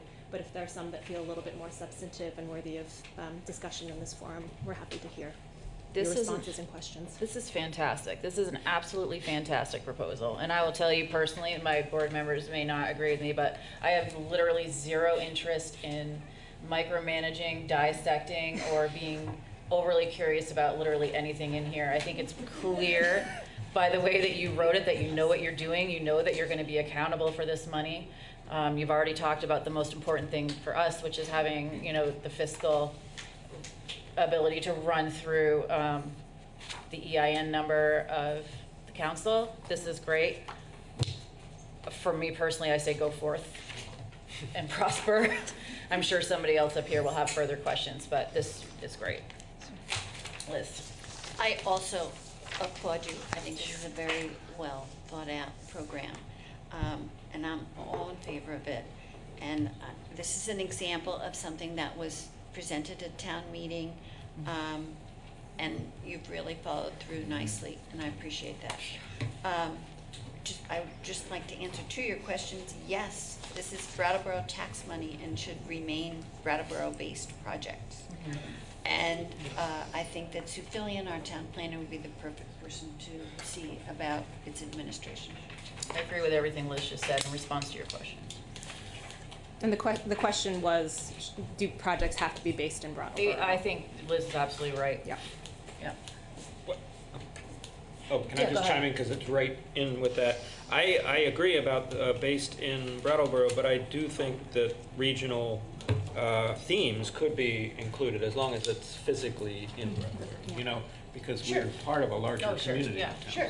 Themes are all. To clarify. Themes are great. And again, I'll just echo, this is really well put together, and I'm really impressed and happy with your work. I'd love to clone this and hand this to everybody who wants to bring us things, because it would give them a roadmap to success for funding.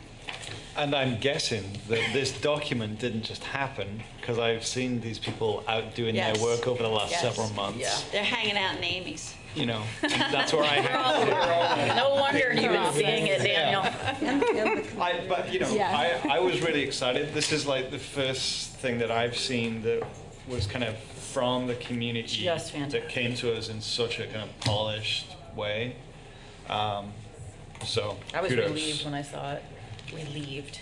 So do we need to make a motion on this exact item? I can't remember because I covered up my paper. It would be appropriate, I think, given the fact that the money was appropriated at town meeting, Oh, good. but it's subject, the project moving forward is subject to your approval. It would be appropriate to have a motion just authorizing that it move forward in the manner that it's been presented tonight. Thanks. So somebody, David has made that motion. All those in favor? Aye. Nice Go job. forth and prosper. Thank you. So, sorry to give you a short trip. It's just the timing. Listen, We're going to see you again. If we didn't love this, we would move it. We would boot it down the road. Honestly. So this was fantastic. Thank you. The next thing we have is what? Is the loan? No, it's yeah. We got the feet project next. And then which looks lovely. I drove by and I tried not to look so I didn't run over anybody that was standing in the road. Okay, so this next item, for those in the public who aren't sure, is specific to the feet mural that you may have noticed on Elliott Street that's being painted right now. Okay, take it away. So I'm sorry, we're going to go to something that's sort of the opposite of the well thought out and well planned and presented. We already know that. So we're used to. Don't feel bad. Okay. Yeah, don't worry. Yeah, so FEAT is the Frost Elliott Elm Triangle. It's a neighborhood organization, which is not actually an official organization. It's just sort of a group of people who live in the area. We don't actually, like, we're not, you know, whatever. We're ad hoc. Yes, ad hoc neighborhood group. And we did a project painting telephone poles in the neighborhood a couple of years ago. And so 2 years ago, we decided that we wanted to tackle another art project on this wall in the neighborhood. And perhaps mistakenly thought that we had the go-ahead to start doing it. And so it is underway. I had a laugh when I was like, we're making a motion. I saw it on the other day. It was almost done. May I interject and It explain? doesn't matter, but Please. Because I think it might help it move along to just get the approval that you need. Yeah. So, in fact, there was some communication over many months, actually, in advance of this with staff. We were working it along through a process and frankly should have noticed sooner or thought sooner that we needed to come back and go through our policy of having the Arts Committee take a look at a public art project and weigh in with a recommendation to the board and then the board taking action. And we caught that, unfortunately, at the very last minute when some preliminary work has already been done and then the planning was being done for the big event to finish it. And it was in the request to close the road that we said, well, gosh, this hasn't been authorized as a public art project. So it's our responsibility that it wasn't before you sooner. The reason it's come directly to you is because we recognized that there was, in fact, to use the word of the evening, urgency to this. The event is planned. It's been planned in a way that has been well coordinated with the town staff. We believe it ought to move forward, and there wasn't an opportunity to have the Arts Committee raise a quorum for a meeting prior to tonight. And so it's before you tonight, simply to Great. take the proper action to allow it to move forward and be finished in Great. September. Does anybody feel like they need to talk about this more, or is anybody ready to make a motion? The mural's almost done, so. It looks nice. It does look nice. All right, Make a Liz. motion, to authorize the Feet neighbors to paint a mural on the retaining wall at the west end of Elliott Street as presented. Liz has made that motion regarding the mural at the west end of Elliott Street. All in favor? Aye. Any opposed? Just a quick question, though, to actually get the go-ahead to do the block party. Yes. Yeah, That that's is- separate. That you're going to get from staff. Yeah. We're going to Okay. review your Yeah. road closure application tomorrow. Yeah. And we'll Excellent. be in touch with you in the next day or two. Thank you so much. Great. Don? I just wanted to add that, our neighbors also consist of Turning Point, Edible Brattleboro, so we're on the topic of sustainability today, and this is what we're doing, is trying to bring our neighbors together and our community together, and all the players in it, Project Care and so forth. Just Thank wanted you. to add that. Yeah, Awesome. along with the polls, too. The mural looks great, and project, so thank you. I didn't properly introduce the group FEET, so for those who are watching, that's F-E-E-T, it's an acronym for Frost, Elliott, M, Triangle. That, see, I always get confused with T, triangle. Okay. Thank you. Small business loan. I was thinking maybe we could move up the declaration of climate emergency. We're not able to move, but I'm gonna move thing. We're gonna move. Nobody's getting left out. Okay? We're gonna move. I don't know, we got 9 minutes. Yes, Peter wants to introduce this. So again, in the interest of the hour, forgive me for leaping into your presentation, but That's quite all right.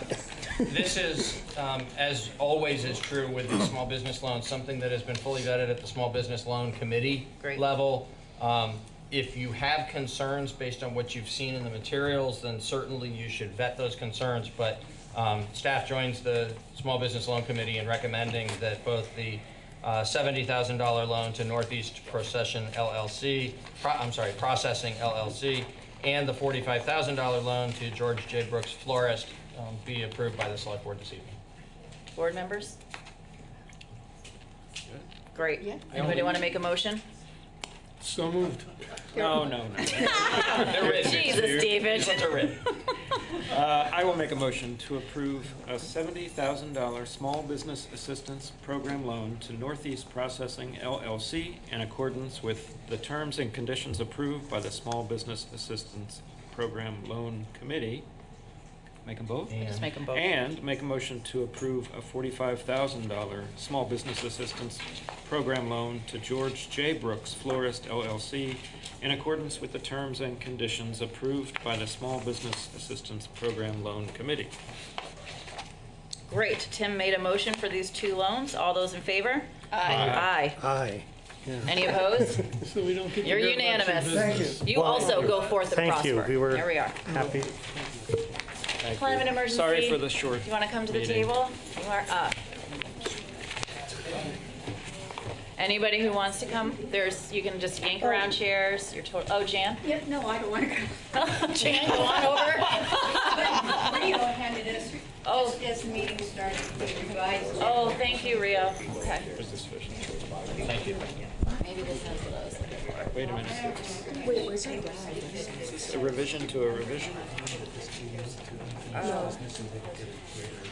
why it's number 12. This is different than what we got earlier. Oh, I think. Oh, this looks like it's just a font change. Okay.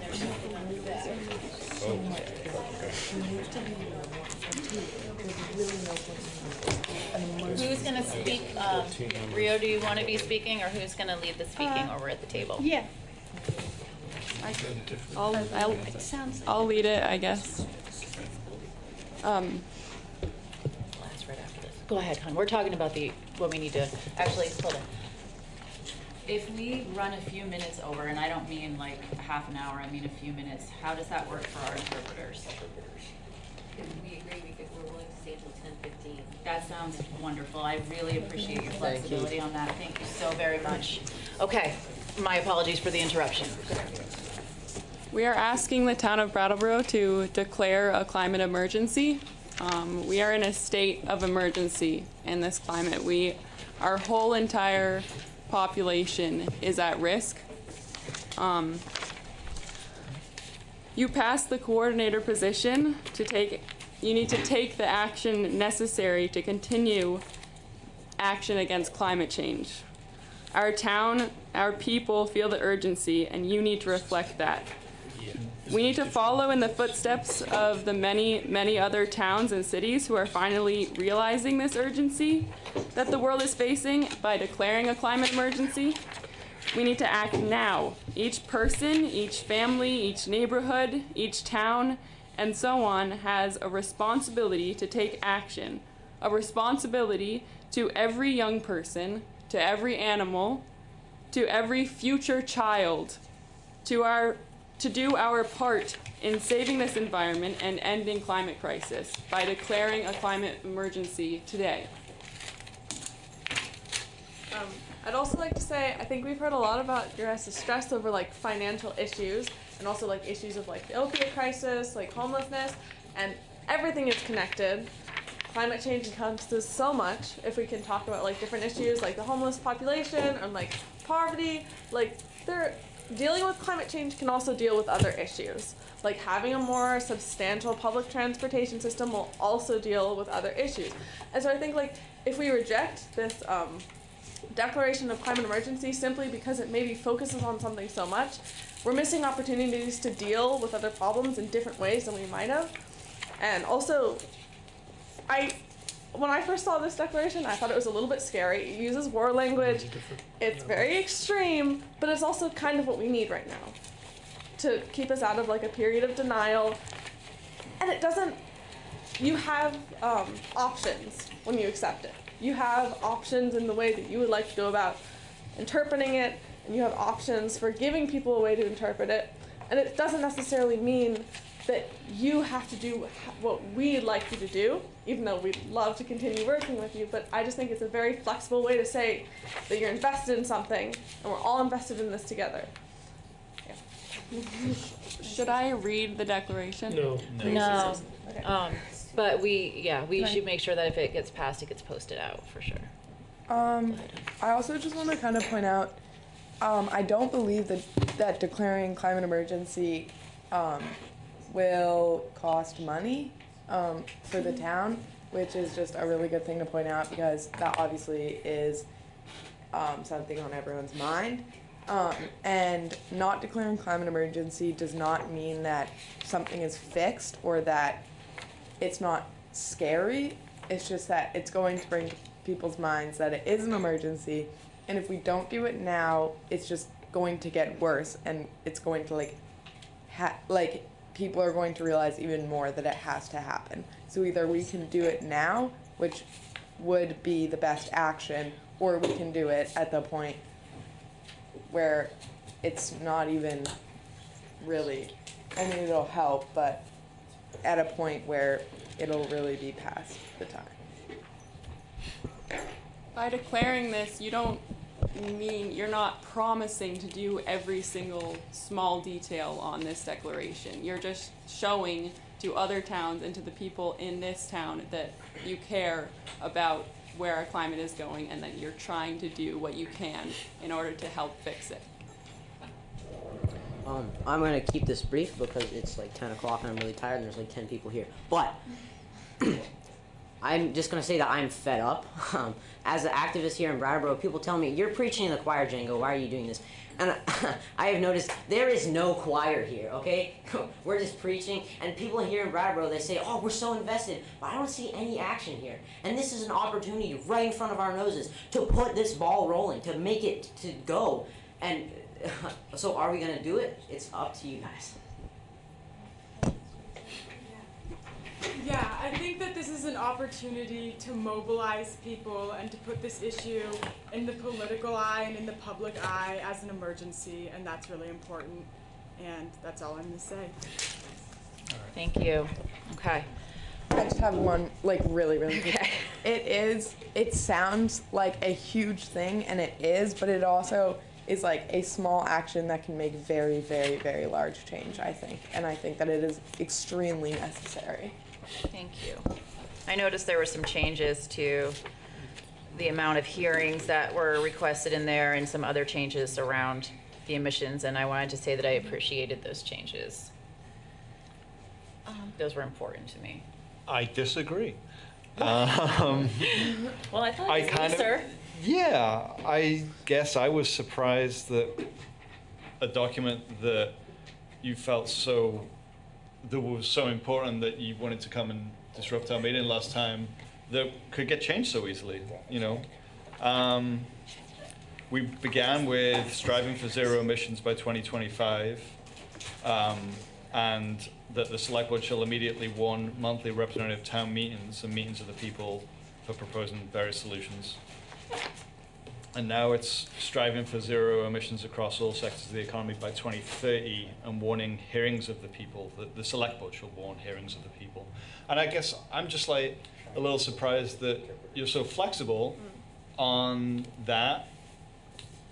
I don't know. Shows maybe willingness to compromise I to things guess. that are a little more feasible. And I'm also hearing, you know, that like, on the one hand, making a declaration is like this really big, important thing, and it's also small and nothing, you know, so which is it? It's not small or nothing, it's just something that needs to be incorporated by every person. Every single person has to have their own input to it, and that's why we're trying to make a little bit of compromise with the town so that we can still declare it and so that people will still see that Brattleboro believes that this is an emergency and is taking some action at least. David? I think it's important for us to see this as an aspirational document. Right. It does say we have to warn, we will warn hearings, which means that if a quorum doesn't show up, the hearing can't do any action anyway. So it's gonna take organizing beyond just us warning for this to have any effect. I think we should approve this. It provides an opportunity for our young people to experience the effectiveness of this kind of action and compare it with other actions they might consider, whether it turns out to be a big deal or turns out to be nothing. No one will know if we don't approve it, so I move that we approve it. And again, you don't have to follow this word by word. It's just an outline. It's just something that shows that you believe in this emergency and that you're trying to do something. And just as with the sustainability coordinator, it opens up new opportunities. I don't think that in it of itself it is an opportunity, and it's a small step in the right direction to create chances for bigger steps. Can you interrogate Peter about item 12? Peter, you've been interrogated if you want to be about item 12. Sure. That's the warning the What does it hearings. mean? What is it binding the select board to do, if anything, about the charter and Article 4, Section 6AA? Sure. So the emergency ordinances. So the charter includes a provision that allows the select board to take emergency actions. Those are ordinances that can be approved in one reading instead of having to go through the normal two-reading process. They don't have to be advertised for 60 days, obviously, because that would thwart the purpose of doing an emergency action. But they stay in effect only for 30 days at a time. So they're generally, those kinds of ordinances are generally used for situations like after Tropical Storm Irene, where there's either something that's usually prohibited that needs to be allowed or something that's usually allowed that needs to be prohibited for a limited period of time and taken as an emergency action. Thank you. Do you feel that that satisfies the spirit of what you were trying to do with item 12? Yes. Yes. Well, I was also contacted, as I think the rest of the select board was, with an alternative language resolution by Richard Bissell and Emily Payton, which... I didn't get that. Did you get that? I don't think I did. I didn't get that. I was contacted, but I didn't receive that. Okay, well, I was just she like... called me and I called her back. So, I would suggest that now that we will have a sustainability coordinator, that one of the items on that sustainability coordinator's plate would be reviewing these things in light of the fact that we also have brought on to the Paris Accord. Yep. And see what's appropriate for Brattleboro to sign ourselves up for. How do you feel about that? Because I'm absolutely in favor of us declaring a climate emergency, and I actually think that that is not a bad thought to have the sustainability coordinator work with you and work with other groups to form language that is specific to Brattleboro. I would sign on to a climate emergency quite easily. I think that it has some good points, but also it might be an unnecessary way to put it off. And I think you made your point yourself that you guys are also capable of making decisions involving sustainability. And I think to put it off to a sustainability coordinator that might not be hired for a few months or a year might be kind of unnecessary. And one of your own points was that you didn't want to hand over all of the power to the coordinator. You guys are good. So you should Killing not me. do that by handing over this giant thing to them. This is a declaration of emergency. We're trying to needs to show be the immediate. emergence. It needs to be something that happens now. Right, which is why I'm bothered by how flexible you're willing to be. If it's a declaration of emergency, like, what's with, you know, I think don't the give up on reason the it things was that you wanted in it. I think that I think the reason it was flexible is that we would rather have more of a time span than no declaration at all, because you thought it was too sudden. I think it was somewhere to start and then move forward. Okay. I think we influence. So here's what I would be Barely. down for. I would be down for declaring a climate emergency, much as I'd be down for declaring an opioid emergency and a homelessness emergency and an income inequality do all that emergency. right now. And then the rest of the stuff in here, I'm not down for. Okay, I'm down for that going to the people. So- and the people having, can I finish? Yeah. And the people having a say in whether or not they want to be, you know, given opportunities to gather together and strive for zero emissions. Like, we already detailed in Patrick's report earlier that we can't get to zero emissions by 2030 with our current situation. Like, that's not going to happen in municipal buildings. Like, I would love it to happen, God, but yeah. it's, well, maybe 20, I don't know, I can't see as far as 2030, but like 2025, definitely not. Could Right. you put that into a motion? Well, look at number 14. If you got rid of Well, can I the say words something? and therefore, is it gonna be?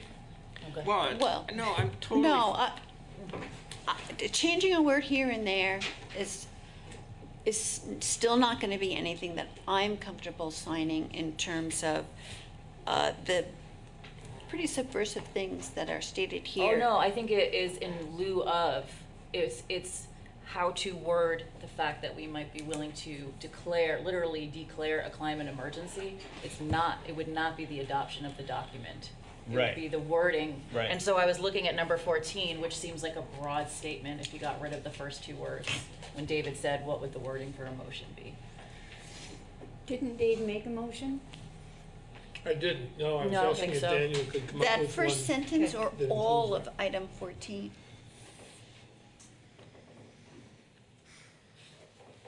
Well, So, I'm open to that. Okay, can I say something? Yeah. Go ahead, Tim. I love the energy. I love the idea. I understand what you're trying to do. I think this is a mess, and I'm not sure we can fix it in 3 minutes. Yeah. And I think that gives short shrift to what you're trying to do here. I mean, I can go point by point, but we don't have the time of why I've got problems with certain sections. But I want to point out that this reads like something that would come before a representative town meeting or the entire public of Brattleboro. Yeah. So I don't understand why you didn't take this and get signatures and have it before the entire town. Because rather it's an than, emergency. We want it to be passed as soon as possible. I get it, but is there anything in here that's actually a real action? And so is it simply We shall strive for declaring an zero emergency? emissions across all sectors of the economy by 2030. That's the That's only an thing? action. That's one of the And number actions. 12. That the select Those are Oh, board the shall only two. warn hearings of the people It's for just 11 and proposing 12. remedies for the climate crisis. That's an action. Okay. Just to save time, I can't support it the way it's written here. I think it's not appropriate for this body. But I think maybe it should be either revisited or presented to the people. I don't think it's something that can be just like revisited. It needs to be passed now because it is an emergency. I don't see how passing it now makes a difference based on what's laid out here. Because if we can pass it now and then make those changes going forward, like it needs to be something that is presented as what it is, which is an emergency. It can't just be like forgotten about and like pushed to the front Okay, and pushed to. I totally understand it, but you got to remember my perspective that I pointed out during the sustainability coordinator. I was not in favor of deciding to hire somebody and then figuring out what they were going to do. I wanted to flip the process. So what I'm advocating for is a different process if we're going to consider. What I'm concerned about is we're gonna have to force a vote because we've only got 5 minutes left. And so we cannot, can they withdraw? To say that's very unfortunate because this is a very important I know. issue I and it hear doesn't you. deserve to be That's a squished fair into statement, into this timeline. That's how the meeting ran tonight, unfortunately. Sometimes to the be fair, meetings like- are short and sometimes the meetings are this. Right. And last year, they used to go till almost midnight. And we can't do that to anybody, town staff, interpreters, anybody, humans, we can't. I would be happy to revisit this. I would at an too. I don't earlier wanna time kill it. in That's what an I'm saying. If we agenda force a vote, we're gonna kill it. in 2 Other- weeks' or time, we can bring it back in 2 weeks' weeks. time, or whenever. Bring it back in 2 weeks. Okay. Withdrawn. Good. Thank you. Good. I don't wanna kill this. So, good, thank you. It's better than just. All right. Let's get mowers and cars. Come on. Next is what? Mowers. Mowers. Mowers. Mowers. Bringing it. May I just address it so we Yes. can move it along? Yes. These have been bid, the lowest responsive and responsible bid is for $17,000 to buy both a zero-turn mower and a walk-behind mower, and staff has vetted that and recommends your approval. Excellent. Is there anybody on the board that has questions about this zero-turn mower and walk-behind mower? No, Nope. Who'd like to make a motion? I will. Go for it. To award a bid to Gary's Power Equipment in the amount of $17,000 for a zero-turn mower and a walk-behind mower for the Recreation and Parks Department. Okay, Liz has made the motion. All those in favor? Aye. The police department carport is a project that was previously authorized by the select board and by town meeting. It's been designed by the architectural firm of Austin and Associates. It was their specifications and design were put out to bid. We received several bids, and the low bid is $149,304, which is under the $150,000 that was authorized for the project. GPI Construction of Brattleboro would do the work. We recommend your approval. Okay, are there questions on the board? This carport has been a lengthy and robust conversation at this table for many, many years, and Well, we essentially only got one bid that came in under what we're looking for. that's right. But the group was interrogated to make sure that they could do the work. Of course, right. of course. And we It's know a group we've known in the past. Worked with them occasionally. Okay, so if people feel ready, we can go ahead and take a motion. I move we award a bid to GPI Construction in an amount not to exceed $149,304 for construction of a carport at the Brattleboro Police Department. Excellent. David has made the motion regarding GPI and the carport at the police department. All those in favor? Aye. Each of the next two items are equipment for the police department that are being purchased off of a state contract. What that means is that the state conducted a competitive bidding process and has identified who the entity is that's going to be providing either a service or a product. In this case, it's products. The first is we're purchasing two 2020 Ford Explorer Interceptor vehicles. These have been authorized through the Select Board's budgetary process and by representative town meeting. The state contract price is less than the amount, it's something we can't afford within the budget that was authorized. We recommend that you approve this. Excellent. And since it's coming down from the state, that's it. Right? We're making the purchase directly through their from contract. Formula Ford of Montpelier. Right. We're doing that in accordance with all the specifications in the state contract. Perfect. Questions on the board? No. Who wants to make a motion? It over. Questions? Me, I'll make a motion. Go for it. I move to authorize the purchase of two 2020 Ford Explorer Interceptors from Formula Ford for the total price of $60,200. All those in favor? Aye. Aye. Sorry, interpreters, we're so close. Ricky, we got to not. What's the question? I have two questions. Why was there no public comment in response to the declaration, and why was the declaration put so late into the night? The declaration was put into new business because it had to be put into new business, and new business was pushed off until almost 9:30. Why? It wasn't pushed off. That's how long the meeting ran. That's literally how long the Why client, the wasn't that put sustainability, before meters? because that's where it fell. Wasn't that a We can decision? sit here and debate the crap out of that right now, and it will change nothing, and they still have to leave. It will change nothing. Why was there no public It doesn't comment? matter. I'm The public sorry. comment doesn't matter? Listen, the public comment matters more to me than I can ever tell you, but at this moment, we are moving forward. Nothing you say and nothing I say will change what has happened this evening. The public comment That matters. nothing you say and nothing I say will change what has happened this evening. Thank you.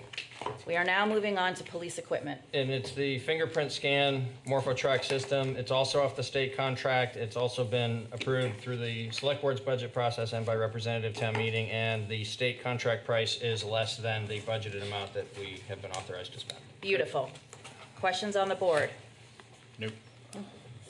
Seems important. Okay, who would like to make a motion? I'll make a motion to authorize the purchase of a fingerprint scanning photograph machine from Idemia for $24,030. Great, Tim has made that motion. All those in favor? Aye. Aye. Ma'am, I'm sorry. Yes, please. So the next item is the supplemental Department of Corrections grant to the Brattleboro Community Justice Center. The town of Brattleboro serves as the fiscal agent for the Brattleboro Community Justice Center. We're fortunate that there's some great work being done there that has caught the eye of the state funders, who are appropriated an additional $20,000 Awesome. for supplemental programming that's been proposed through the local group. So it's a ministerial act for us to accept and appropriate, for you to authorize it, that we accept and appropriate this $20,000 grant so that it can be expended as intended by the state, by the Brattleboro Community Justice Center. Big shout out to BCJC for being noticed for this. That's awesome. Anybody want to make a motion? Yeah, sure. I move to accept and appropriate a $20,000 grant from the Vermont Department of Corrections to provide supplemental fiscal year 20 funding for the Brattleboro Community Justice Center. Okay, Daniel has made that motion. All those in favor? Aye. Aye. I'm going to make a bold assumption that you'd rather hear about the long-term financial plan another night. Yeah, I'm taking mine home. Is that all right? Because absolutely, I would like to hear about it. Stop It's it. a very important document. Actually, what I would suggest is Literally. The next time that 5 of you are going to be present is September 17th. I'd suggest that we hold it over until then. Perfect. Perfect. Excellent. Thank And then committee appointments? It's an important thing that we've developed over this time, and it's really stabilized things, and so it needs to get a good hearing. Right, exactly right. Okay, so our next item and final item of the evening is our committee appointments. The board is being asked to appoint new members to the Town Arts Committee, to Brattleboro Housing Partnership Board of Commissioners, and the Tree Advisory Committee. We have 3 vacant seats on the Arts Committee and 1 applicant, Kay Curtis. So can we just appoint Kay, or do we have to go through the rigmarole of? No, you're able to just Great. appoint the person. So congratulations, Kay Curtis, you're on the Arts Committee. We have Elizabeth Harrison, who applied for Brattleboro Housing Partnerships Board of Commissioners. There was 1 opening and 1 applicant. Congratulations, Elizabeth Harrison. And Mary Henniger, sorry if I get that wrong. Mary applied for the Tree Advisory Committee. There was 1 opening and 1 applicant. Congratulations, Mary. And if somebody could, does somebody need to move that? Thank you. I will nominate that slate. Great. Tim has nominated the slate, as I have read. All those in favor? Aye. Aye. Aye. At this time, I would entertain a motion to adjourn. So moved. Great. All those in favor? Aye. Aye. Adjourned. Thank you for giving us 20 extra minutes of your time. I am very appreciative. Will they get paid Very, 20 very, extra very. minutes? I hope, yeah, they get paid 20 extra minutes. Yes. Wow. Well, well, well. Well, August 20th, come and gone.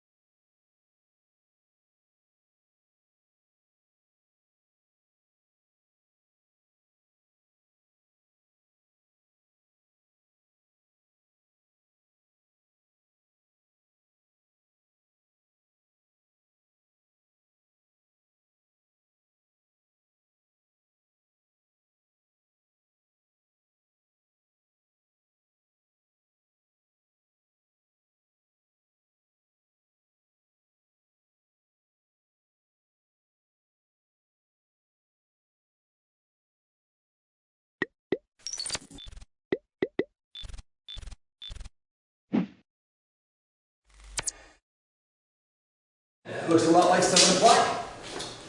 Let's roll. This is the Jamaica Select Board meeting for the 26th of August, 2019, at 7 p.m. The first order of business is to call for any late additions to the agenda. Because of my being out of the office a lot last week, there's about 3 or 4 things we need to put to the agenda. We have, the first thing, we got a letter from people who are doing the paddle contest, whatever is going on in the creek. I wrote that letter, I want to talk to you guys about that. C-A-T-T-L-E? Huh? Cattle, did you say? No, paddle. It's Oh, a paddle. paddle. Yeah, I'll tell you about that when I get to it.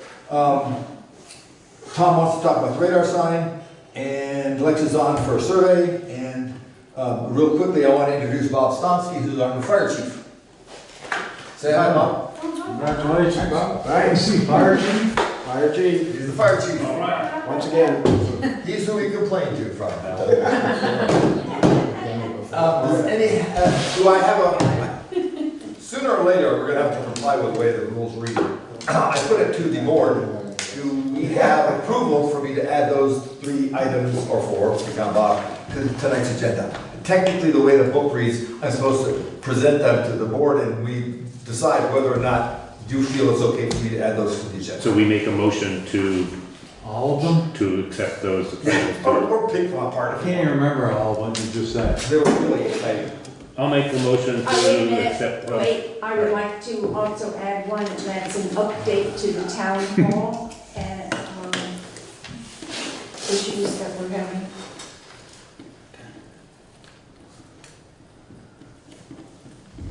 Okay. Thank you. Much time are we gonna need for that? Not very much. Okay, I'll put you in here. Okay.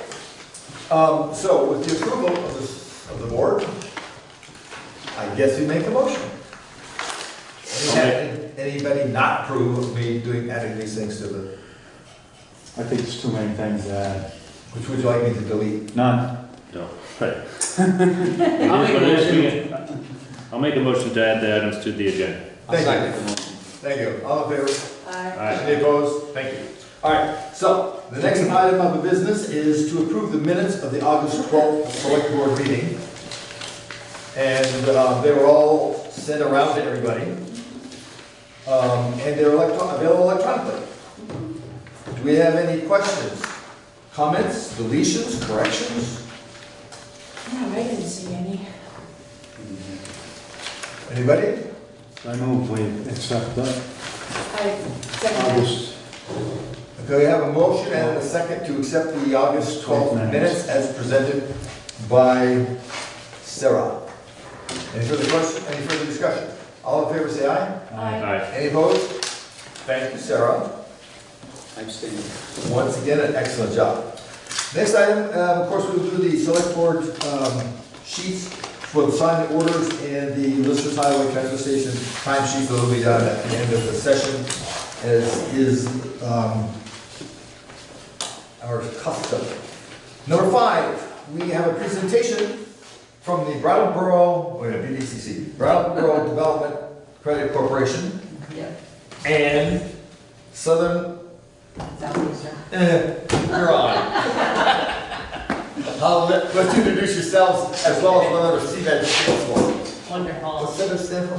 Southeastern Vermont Economic Development Strategy. There we go. If you introduce yourself to the camera so they Yes. know what's going on. Sarah Lane. I am the talent specialist at the Brattleboro Development Credit Corporation. And I am the Director of Regional Strategies for the Brattleboro Development Credit Corporation. So we prepare these folders for all the select boards that we attend. It's got a bunch of material in it. We could take like an hour plus to go through it, but we're not because we don't have that kind of time. But we're going to just do some really high-level overview of some of the programs, and then, you know, obviously, if you guys have any questions, we'd be happy to answer that. To address the many acronyms and names and whatnot, so the Brattleboro Development Credit Corporation is one of the 12 regional development corporations in the state, and CEVES is a grassroots organization that provides the long-term strategy for our regional economy. And so CEVES does sort of the long-term planning, and then BDCC implements that strategy through our programs. And you can find all sorts of information about the two in the annual report here. First, I want to address, you have a data packet in that folder. I'm not going to go through it all, but just some highlights. So this is for Jamaica as well as the region. On that first page, you can see the 2 line graphs. Just interesting to note that, you know, when the population of Windham County declined, Jamaica stayed fairly steady. So that's just something of note. Then you will see this funky looking image of a map with some arrows on it. What I like about these images is it really tells you how many people live here and work here, how many people don't live here but work here, and how many people live here but don't work here. And so you can see a majority of people leave Jamaica to work. There are some people that come into Jamaica to work and not that many people that stay to work. And that really speaks to what we work on, which is the regional economy. So we work with all of the towns in the Windham region. And many towns have that. Many towns, that is the case, exactly.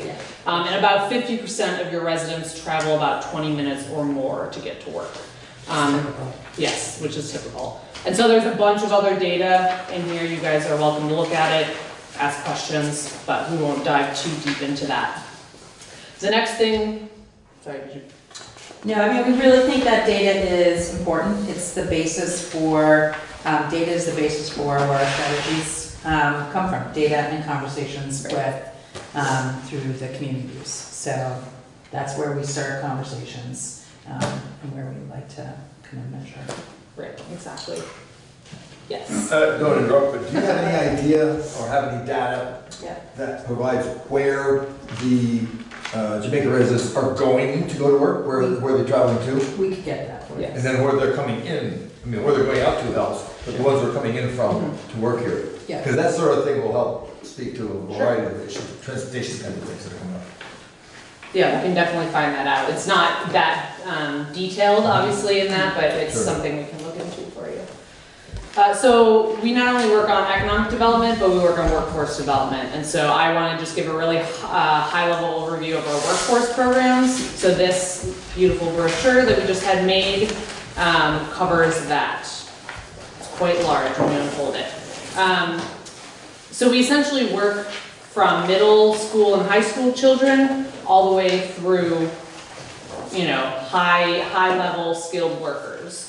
And I think that's really important because we're really trying to address any of those talent gaps throughout that spectrum. And so we work in the high schools with fast tracks to success as well as pipelines and pathways. So that really teaches kids in the high school kind of what types of careers are here. So whether they are going to start working right after high school, they know what's available, or if they want to go away to college, they know, oh, well, there's a job at Sir Sosimo's for me, so I should focus on this, or I should study this when I'm at school if I want to come back to southeastern Vermont. We also run a paid internship program. That's one of the programs I run. So I work with businesses in Windham County to create internship positions, and I, go to college fairs and connect with college students to help basically be a matchmaker. So this is a great way for businesses to kind of fill gaps they have in their workforce, potentially give somebody a trial run, and actually about 25% of our internship placements end up in full-time employment. I also work with young professionals, so I run the young professionals group. That's like 20-something to 40-something. We don't really put a hard edge on it because we can't afford to be picky. But basically it provides a network of young professionals in the Windham region through social events, educational events, professional development, and we're one of the most active ones in the state. One of the reasons that is so important is in our rural towns, people tend to get really isolated. And particularly if you have folks from away who, this is a new environment for them, and they've taken a job and they're living in some of our rural towns. It's great to have that social connection or that professional development connection. One of our earliest chairs of Sevens actually was a young professional that lived in Jamaica and worked at Stratton, and she spoke eloquently and frequently about how much stress that actually puts on you as a young single, if just trying to maintain a social kind of network, or how much it can put on you. So we think this is a really important program in that regard. Yeah, and then we also work with businesses in Windham County or in Windham region specifically on trying to attract mid to high level skilled workers, and that's essentially at the moment we just kind of finished a pilot program and we're working with specific businesses, that have a need of sort of that mid to high level. So we have, a special recruiter seat on LinkedIn. And we're just really trying to spread the word about, Southern Vermont and what it's like to live and work here. And then that speaks to our marketing campaign that we've partnered with Bennington County or So Vermont Marketing and Recruitment. That's not a tourism recruitment, that's a workforce recruitment. So we have sort of solicited as many businesses and organizations as possible to sort of put a link to that on their career page or their employment page, because we think it's really important that people understand what it's like to live and work here. There are benefits, there are also sacrifices, but the people that are willing to make some of those sacrifices, they really, gain in those benefits. I don't know if you have any. And that project actually was a project that came out of disaster recovery. So looking at how can we work together across the region to talk more about what's happening here. So. I'm up. Okay. So, I have a question. Have you ever worked with AHEC, the American Health Education area, where they promote physicians to remain in this area and help pay their, believe it or not, their medical school bills? What's the acronym? AHEC. AHEC. A-H-E-C. And it's, I think, the American Health Education Center. You might want to connect with them because they really do work, and it's not just physicians, it's also nursing and nurse practitioners, etc. So it fits right in with what you're saying. I'm on the board. That's awesome. Okay. We'll definitely look into it. Yeah. Thank you for the suggestion. Yeah, and those are exactly, as you know, healthcare professionals, So nurses. if people come to the medical school up in Vermont, and then what we do is to try to keep them. Keep them, Right. exactly. Because we do have a shortage of medical professionals here.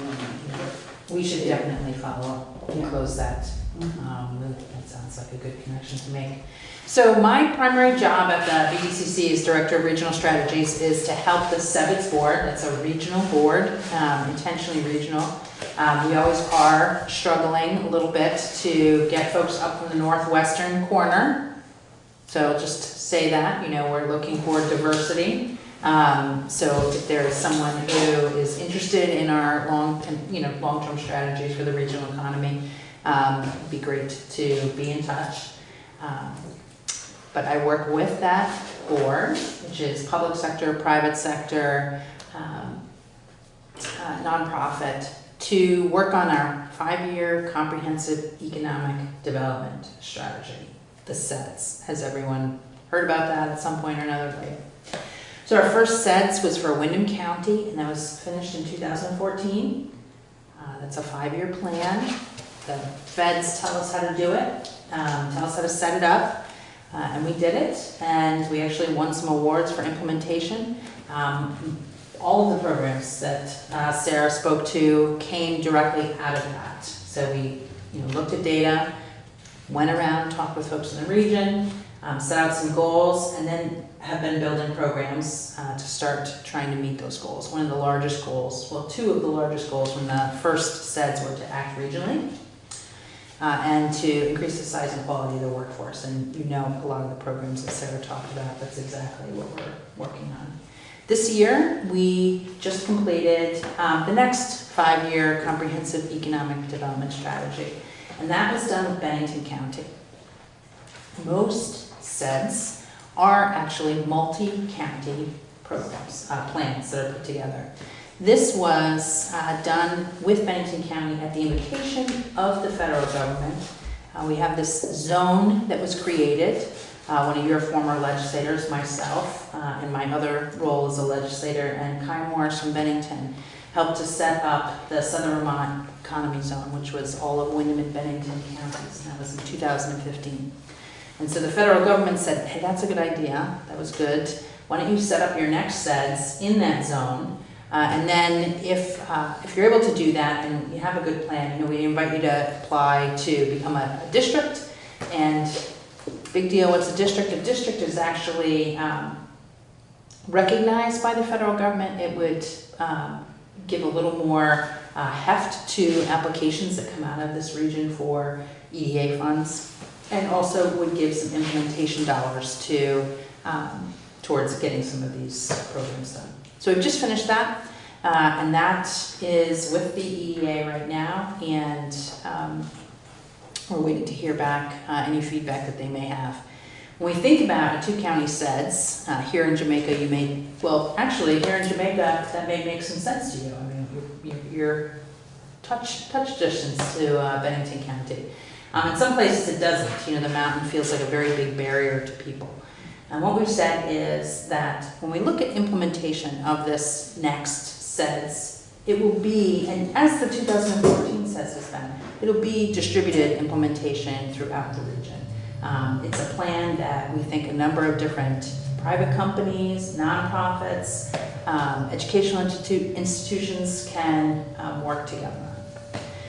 So that's a little bit about that. Basically, that document, it serves 2 really important purposes. One is to tell the federal government that this region, the towns in this region, have looked at their data, they've thought about what they're trying to do, they've had a decent cross-section of people do that in a public process, and they've come up with a plan. So it's less risky making investments here. If they say that they need something or they're trying to do something, there's a better chance in places that have a SEDS that they know what they're talking about than in places that don't. Doesn't mean there definitely is. And the other reason is we think it's really important in rural areas for your neighbors to know what you're doing. There may be opportunities for collaboration. There may be opportunities for us to provide some assistance or the state to provide some assistance. So having this kind of larger plan, which will incorporate projects throughout the region, can be helpful in that way. I have one more piece. It may dovetail to the town hall, I'm not sure, that you were talking about. We do have another program that I would want to leave you with. which is pretty specific for municipalities. It's a tool, and that's our community facilities program. When you are looking at community facilities and you have a project that is underway, a lot of times in our smaller towns, folks don't have the capacity, the time, the technical expertise to really grapple with that and get that project set up. So this allows for some technical assistance to help get that project put together. It's funded through the USDA, and the USDA funds this technical assistance in hopes that they then get a decent project that they can maybe either lend money on or help to build other kinds of support for.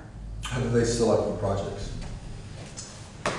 The That's a specific good question. criteria that are set up, are they municipal, private, public-private combinations? It can be any, I believe.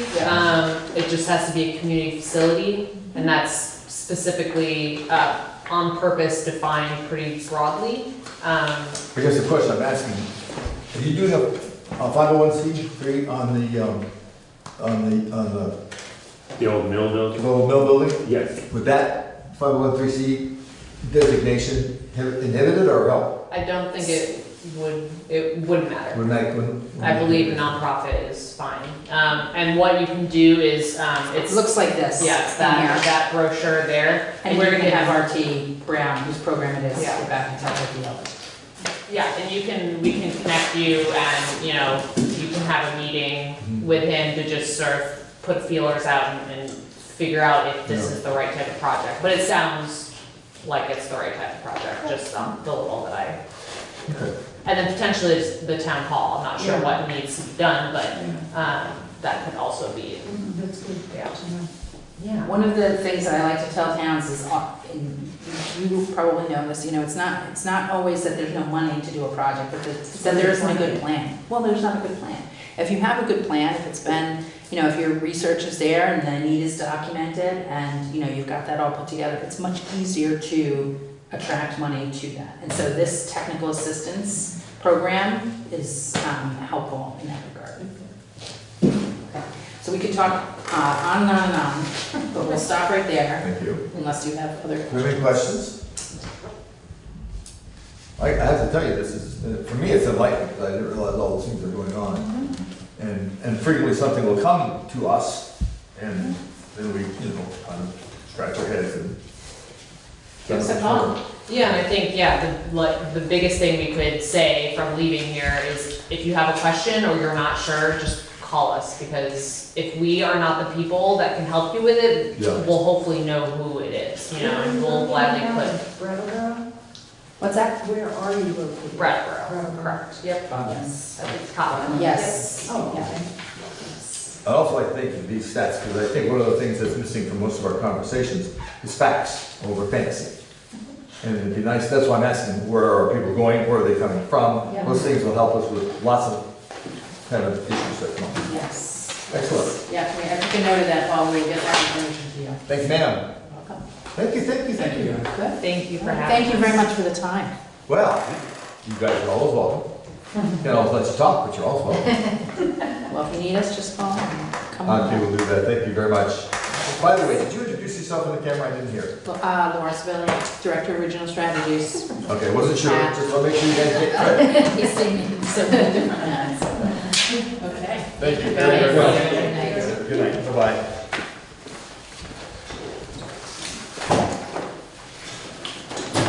All righty, the next item on the agenda is, we had, what's that? Oh, Nothing, sorry. Sorry.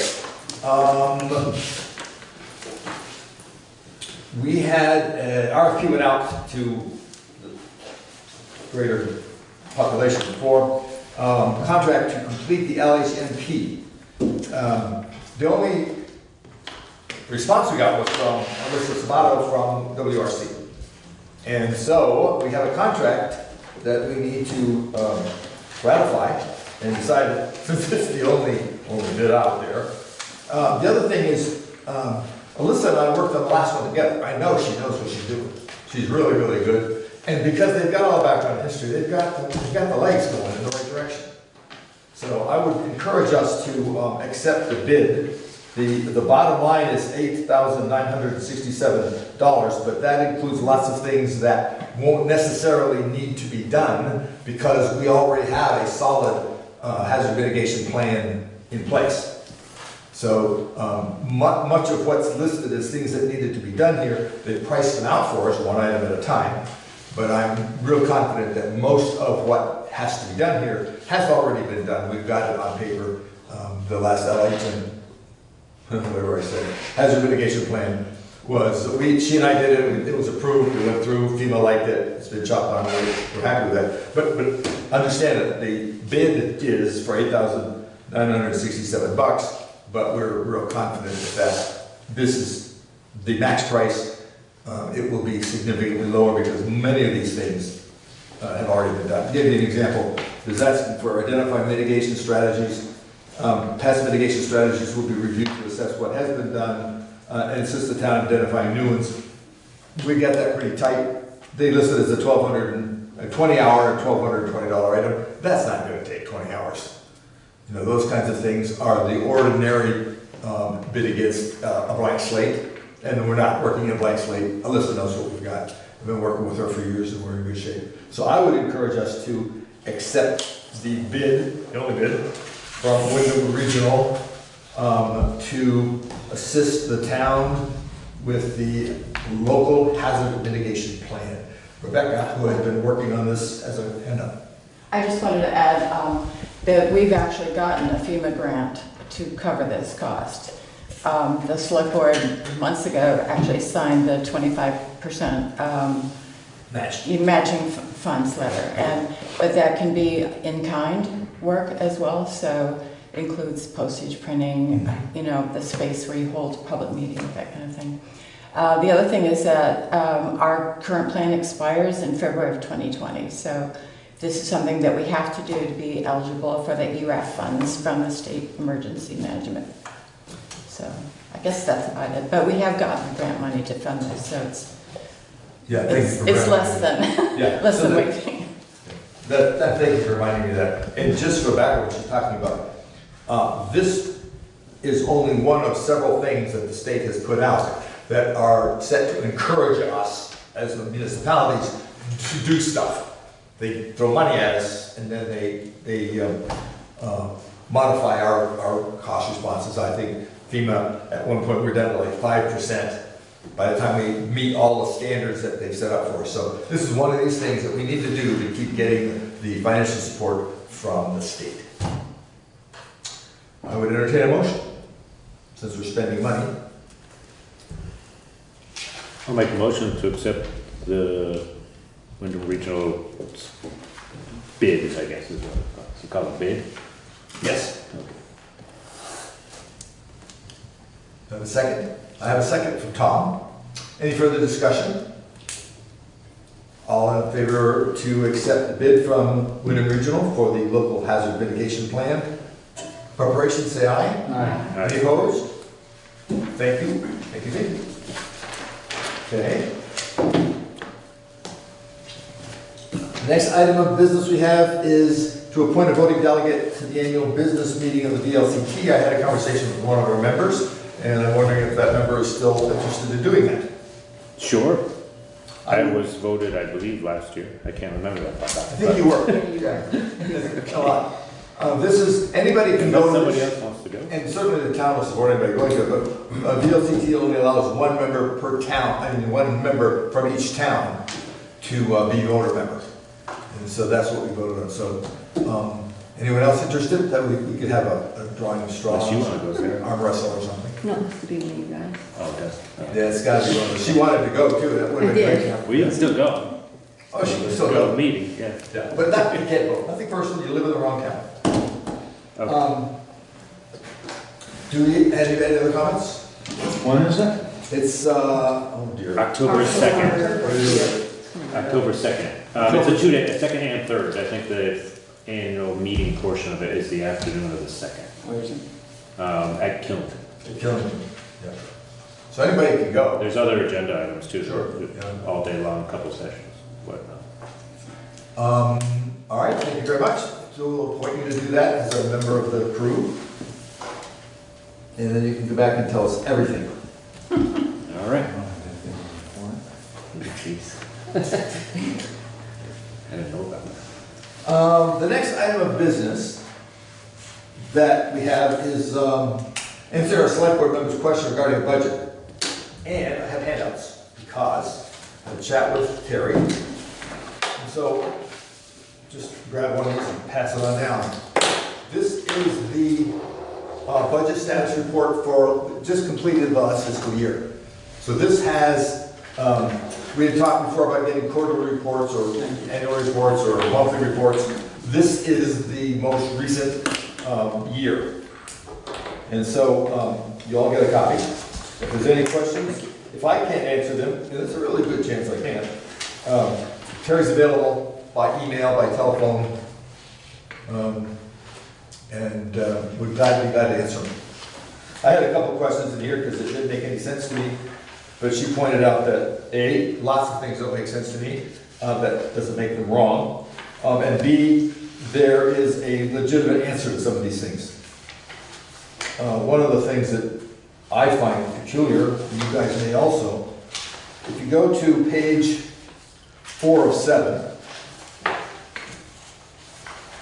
and you'll go down to where it's total general at the bottom, it shows a minus 50,287.57. I don't know why, but somehow in the program, that means we have a plus. Because if you look over the other column where it says the budget, you see all the little minuses? Those are actually, I won't even begin to explain it.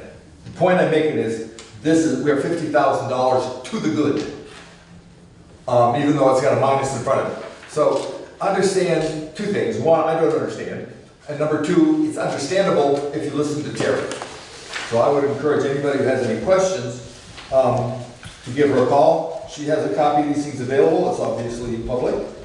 But if there's anybody interested in looking at this, I would ask Terry to explain it, not me, and she probably can figure out. If you look in the last page, 7 of 7, the total of all, this is the highway department, the other one's the general.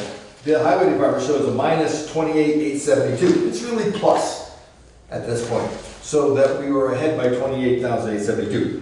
What that means is we didn't spend all that we budgeted for those of you on following along. Not that we made any money off our activities, it's just that we didn't spend as much as we anticipated spending. That's one of my concerns, and I don't know where to even find that. Are the two projects that I had for the town hall, the money was not used, and I'm hoping that it got shifted over into this year's budget. Yeah, I would ask you to talk to Terry about that, but the money that was not used does not go away. Okay. Okay, I know that, because I've had that conversation with her. Okay. But talk with her specifically about that, because I'm not sure exactly where on these lines it is. Okay. Yeah. This This is not like the federal government, if you don't spend it, you lose it. Right. Yeah, No, we still have that. So, Paul, just to get this straight, so what this shows is that as a town, we have $50,000 surplus. $50,000, I don't know if I want to call it a surplus. But we budgeted deficit, for. You budgeted, Exactly. and we had $50,000 we did not spend in that budget, it would be a budget surplus. Exactly. 50,000, if we overspend, it would be a budget deficit. That makes perfectly good sense to me. Understand, not much of this makes sense to me. I wouldn't trust me on the term surplus. And then on the highway, we were 28,000. Exactly. And that has to do with spending. Now, specifically to your question, you said me about the 50,000 discrepancy. Is that this 50,000 here? It is on, I have the specific page for that. This is again, for the general fund. Exactly what page it's on in here, I'm not sure, but at any rate, we did not budget for the garage payment for $50,000 in whatever year that was. And so when we paid it, then it didn't look like we had budgeted for it because of the timing. And she explained this to me, I think once a year since I took this job, that it's got to do with how the bookkeeping is kept. So that we have to move things from place A to place B. But anyway, the 50,000 you specifically asked about was the garage bond, which we kicked in. And so it looks like an unfavorable 55,000, but in reality it is the budgeted bond payment. I'll call Terry. Yeah, Terry will give you a better explanation than I can give you. Okay. Yeah. Okay, so that's the answer to those questions, and you all have the current, as of this, the most current, This is our working budget. that's it. This shows everything that we've done so far. Yep. Okay. What's the number next? Oh, Tom, while you're on the floor, discuss information regarding a flat grant. Okay, I talked to a gentleman called Matt Langham at the state of Vermont Department of Transportation. And we talked about the flat grant, and Joel's the one who brought that up. So basically, the flat grant, the grant is available to apply for through the... Can we define FLAP? I'm sorry, a Federal Land Access Program, which is a federal grant. And I spoke with him. He said that the grant will pay up to 80% of new construction. The town is then responsible for 10%, and the state will pay 10%. The issue that we have is that as we write a proposal, one, we need a design to know how much the bridge is going to cost to build, which I don't believe we have at this point. Two, we would also then have to get approval to be able to spend 10% of the money before they're going to give us the money. Now, the upside is, well, the downside is that so we're really not in a position to apply for the grant at this point. It's just too late in the process, and we'd have to have a vote and so on and so forth to allocate those funds. They don't offer the grant every year because as Eastern State, we only get 1.5% of the grant, the whole grant from the federal government for the Eastern states, and everything else goes to the Western states, which have a lot more federal land. But he said, so what they'll do is they'll skip years to try to build things up. He said he has not seen any other towns apply for a flat grant this year, which is good because that means that something will roll over and then perhaps next year they'll open it up again.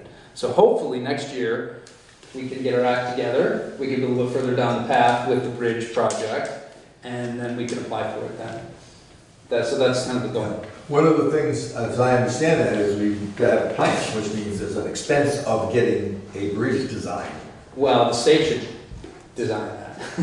Who does? I would think the state. V-Trans would do that. We'd have to talk them into spending the money to get the bridge plan to share with us to send on. Not going to be done just because they like us. Well, they should be in the process, they will need to cross that bridge, so to speak, in order, no matter what traffic. No, I'm just yeah. taking a look at how to make this thing work. He also said that there's like a towns and cities program that I think, I was looking through the notes or the minutes from the last meeting that Joel was talking about, that we are now actually on that list, and he said that. So what that means is they're going to come out and do an assessment of the bridge and decide what they're going to do. If it's repairs, if it's replacement. And I said, so is that like an engineering plan? You guys are going to design the bridge? And he's like, no, they're just going to come out, get information, and make recommendations. Right. So It's an inspection. it's like an inspection, but it's part of a program that does this. Very primitive. My understanding is it's more recommendations to say like, yeah, we can paint the bridge and fix some things. Well, I know that when I talked to the V-Trans people, they said they would let us know when they have that scheduled.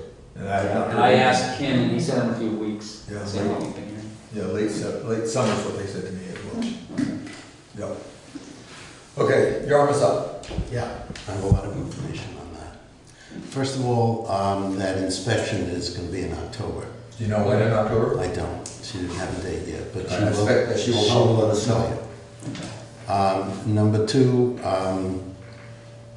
I have had a meeting with people at the Army Corps. Mm-hmm. And the Army Corps is talking about, they have some unacceptable plans even to them. But they would have to build a temporary bridge. And they seem to be receptive, and other people have encouraged me to pursue this. They seem to be receptive to working together with V-Trans and the town. So, I mean, it's only preliminary, but having this BO order is a really good step in this. So, no matter what step there is, it's a long way away to get a bridge unless we keep lighting the fire. Lexa and I worked a little bit together and we submitted a report to answer the questionnaires that you had. And I also included a lot of data from a lot of different sources. I did not Well, you gave submit me anything No, you didn't. with you.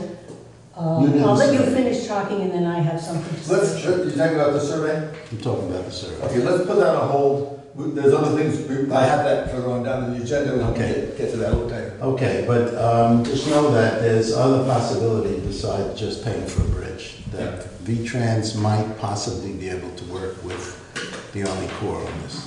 Okay. And he said, yeah, what Matt told me is that even with him coming out to inspect the bridge now, he said 4 or 5 years out. Sure. At earliest, is what he said. He said, that's just the speed that things travel at. So I said, okay. So even if we get this flat grant next year, or the year then these other plans don't work out, he's like, it will be a ways down the road even if we could get that money. So.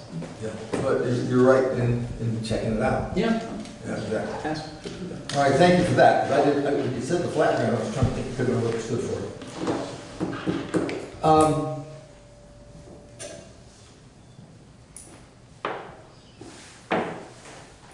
The next item I had was the item for review, to act on errors and omissions. It's technicality from the GR.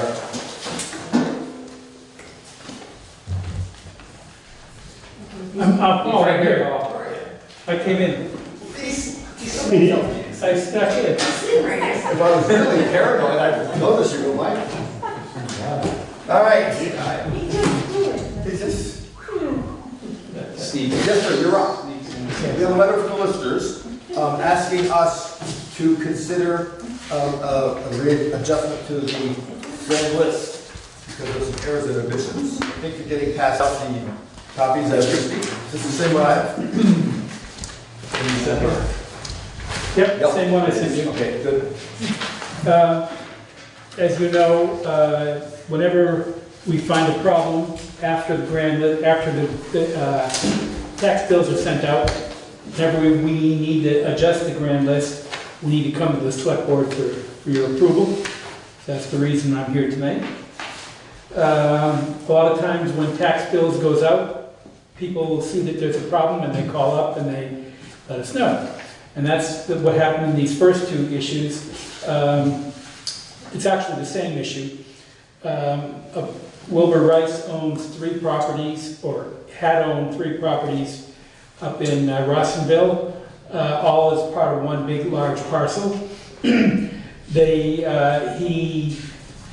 didn't really sell it. It went to his wife. One of the 3 parcels or buildings went to his wife. Unfortunately, when that happens, there's a property transfer that takes place. What happened is the lawyer put the entire acreage on the property transfer, not just the 1 acre for this one building. And because of that, whenever we see the entire acreage, we assume that the entire parcel went to the new owner. What happened is Susan Rice received the tax bill for all 3 parcels, and she really only owned 1 of them. So what happened is we went back and reviewed the deed, and indeed the deed does look at 1 acre. It's actually 1.08 acres. Interestingly enough, you'd be surprised to know that that 0.0 acre is really that Rossonville monument. Nobody knew who actually owned the Rossonville monument, but because of this particular issue, we now know who owns that land. So that piece does not belong to Jamaica? No, it does not belong to the town. It belongs to Susan Rice, and many years ago, the way it reads in the deed is a small piece of that was given to the Rossin family for their monument. It didn't say how much of that. Is that the deed that they brought in, perhaps? They brought in that deed. Yeah. So maybe that was the deed from 1915 that they said. Really? Because I haven't seen it. Yeah, I don't know. Remember you had a deed with me? Oh, I'd like to see that. And he presented. Because we couldn't find when the actual deed got passed on to us. So 1915, because we have this deed that says we own it, and then the town said we don't have that. So it's maybe link it all back together. Yeah, that's good.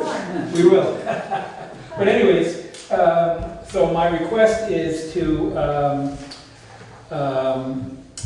split that parcel into two pieces, with Wilbur Rice owning one or those two buildings, which are the store, the convenience store, and then the Equip Sports, I think it's Right. on that side. And then Susan Rice owns the one on the other side, will own the one on the other side, which is the bicycle shop. So that's the first two of these. They're really the same issue. Do you want to vote on all three of them at the same time? Last year we voted all in one. Yeah. Okay, then the third one, this came up because there's this particular property is in current use, and there was a question from the woman who runs the current use program for our area, and she said that there was a discrepancy in the amount of acreage. Evidently, the person who owned this property a couple of years ago sold a small piece of it. That little piece of acreage was never deducted from the total parcel. So the total parcel now reads, I don't remember exactly what it was, but it was 6.018 acres too much. That was what was sold. So what we want to do is to reduce the amount of acreage for this parcel by 6.18 acres to bring it back in line with what the deed says.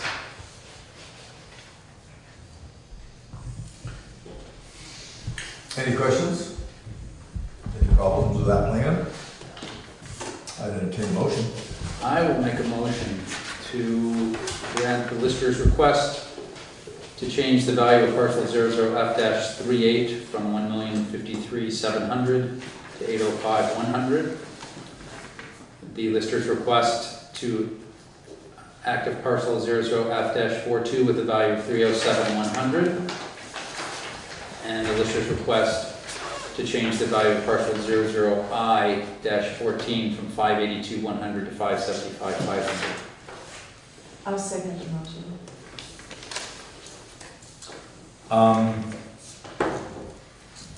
You got a second. Further discussion? Yes. The parcel number that he just quoted, 00I-14, you want to reduce it, but parcel 000C, Right. which is the correct parcel number. Right, and I think I actually changed it in the last one I sent to you, but it didn't get changed in this one. You're right. You have it, no, that's the same thing in the one I've got too. Yep, I-14 should be the same on the parcel. The second parcel should be the same, the parcel ID for the revised 2019 value of 575 should be the same parcel ID, which is 00I-14. That's correct. Okay.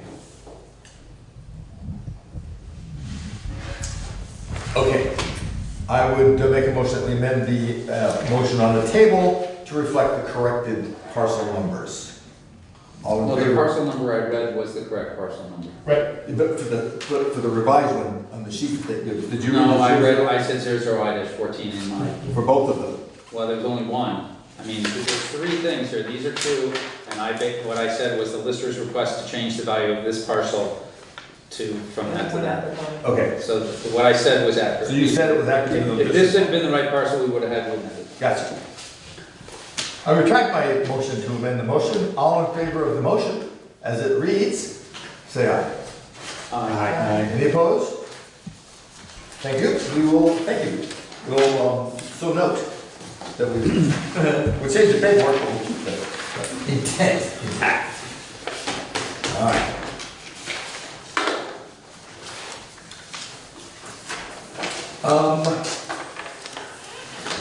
All right, the next item of business I have, before we go to public concerns, I want to hit the things that we've added. First, I received a request several months ago. Well, I know exactly when, back in June, I believe, June or July. An agency, I don't know that they actually have a corporate name, but they're going to run a paddle race down the West River. And they were asking for our permission. We're in no position to give permission because it's not our property.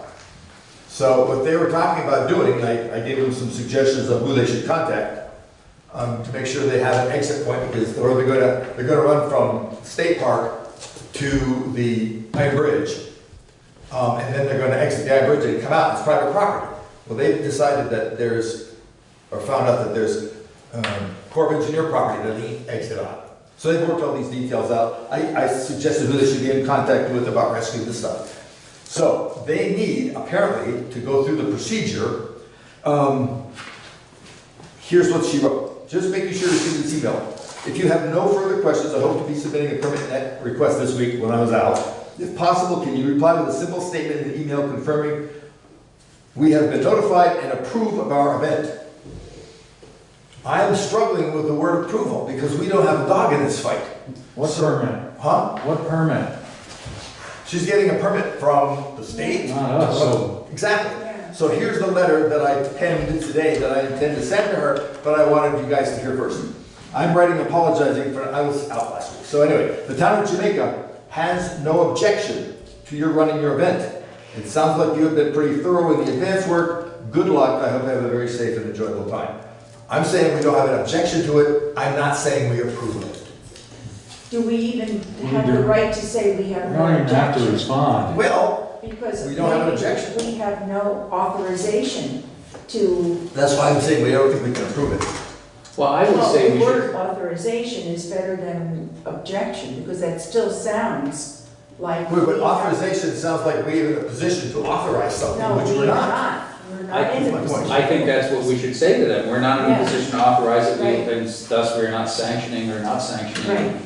your We event. have no opinion, or we have Exactly. no. I don't think we should have an opinion No, if we're okay or not okay, because that puts us, I think that puts us in a position of saying, I'm saying we do. because it sounds, yeah, but if we're okay with it, okay, well then if something happens, and well, the town was okay with it, Yeah, then they come after us. we're not in any position. This is what I'm trying to avoid, that's why I chose, we have no objection over authorizing. But that's still a form of permission. You can either object or to agree, one way or the I other. think an objection, no objection sounds pretty neutral to me, but It's I not. can change the wording, what would be the choice? Do we have to respond at all, or just a Apparently she courtesy? needs, yeah, apparently they need something from the town. Let me read the rest of it. Appreciate approving this event, this goes back to July. Since we are going through the state police permitting process, we have a large number of approvals that we must get, and getting yours really helps. Now, I'm not sure if they will accept the email response as a yes for sure. We'll see. If not, maybe a quick email or note stating you approve of the race on the 22nd of September. Can't do that. Thanks for the info. Anyway, I gave a bunch of other information there. So it's a tough, it's a call. We certainly have no, Authorization. we have no authority to approve or disapprove. Private property, why do we, it's just a courtesy to even acknowledge your letter.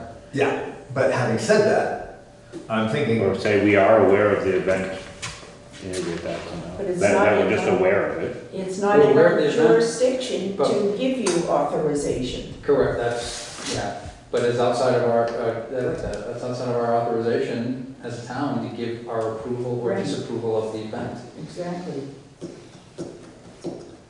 So basically, we're saying we don't care what you do. Private property. Good luck. I won't even tell on them. the general, part of when I heard this, and the general consensus, and this is the global piece of it, and I know we're in the weeds now, and we don't want to leave the weeds, but parenthetically, I think it is appropriate for the town to encourage activities and endeavors by private individuals that will perhaps add, let's say, put Jamaica on the tourist map, add to our appeal to paddlers, for example.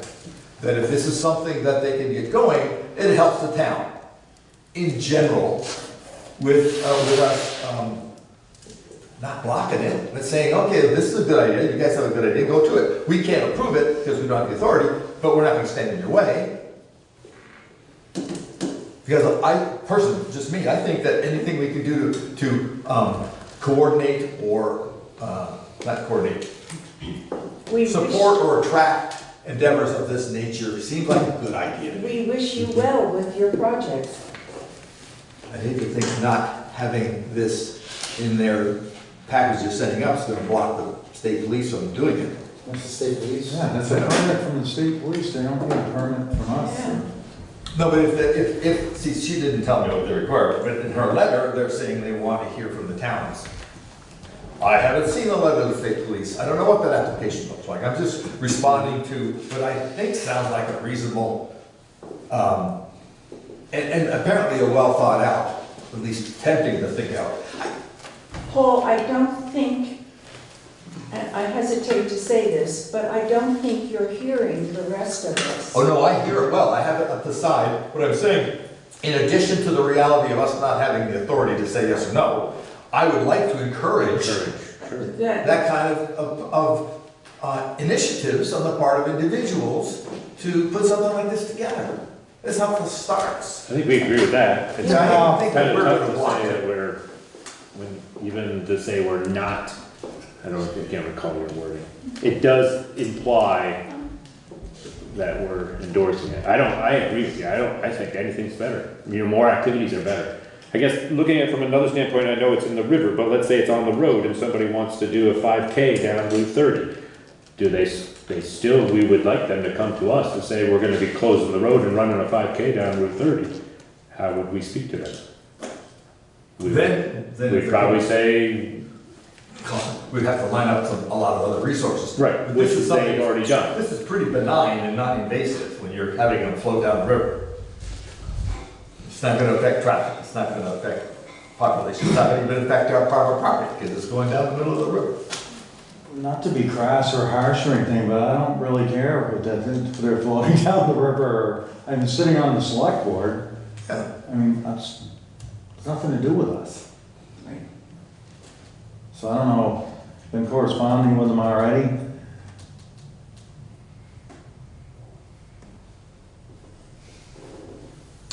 But I don't, I mean, I don't know what the hell what she's asking for. Well, she thinks that she needs to get. Yeah, but she doesn't though.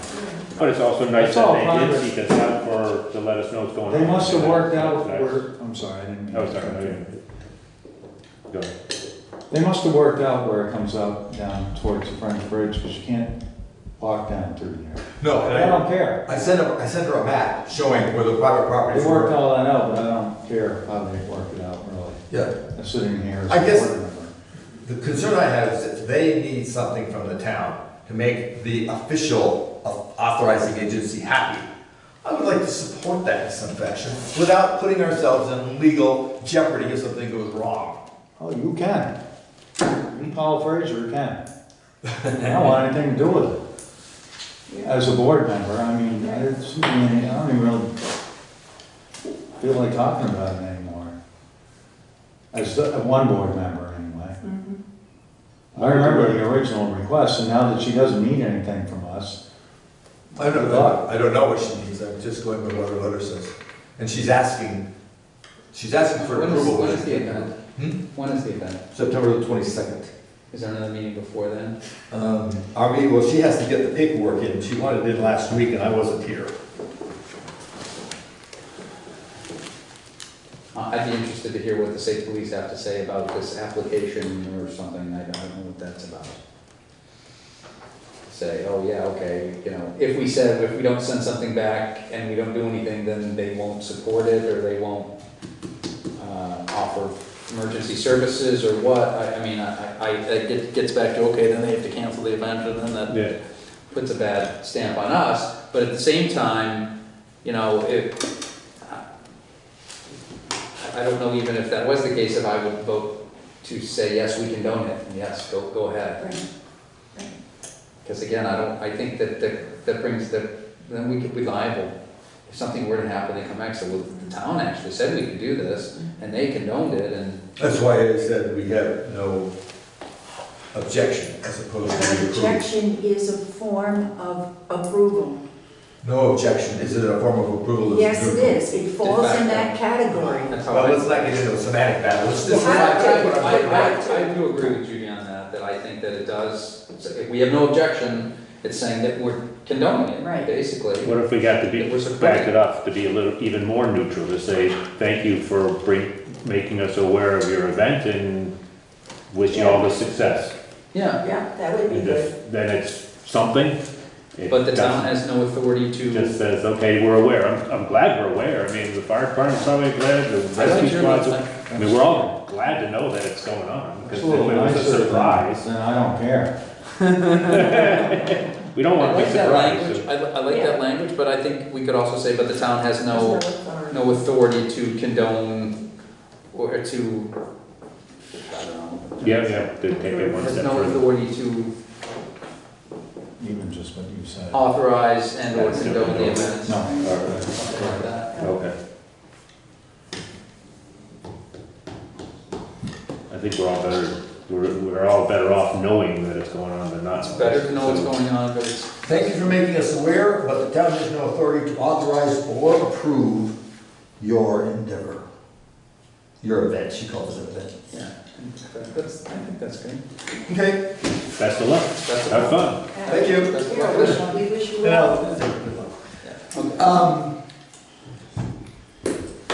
I'd like to take about a 2-minute break. Right back.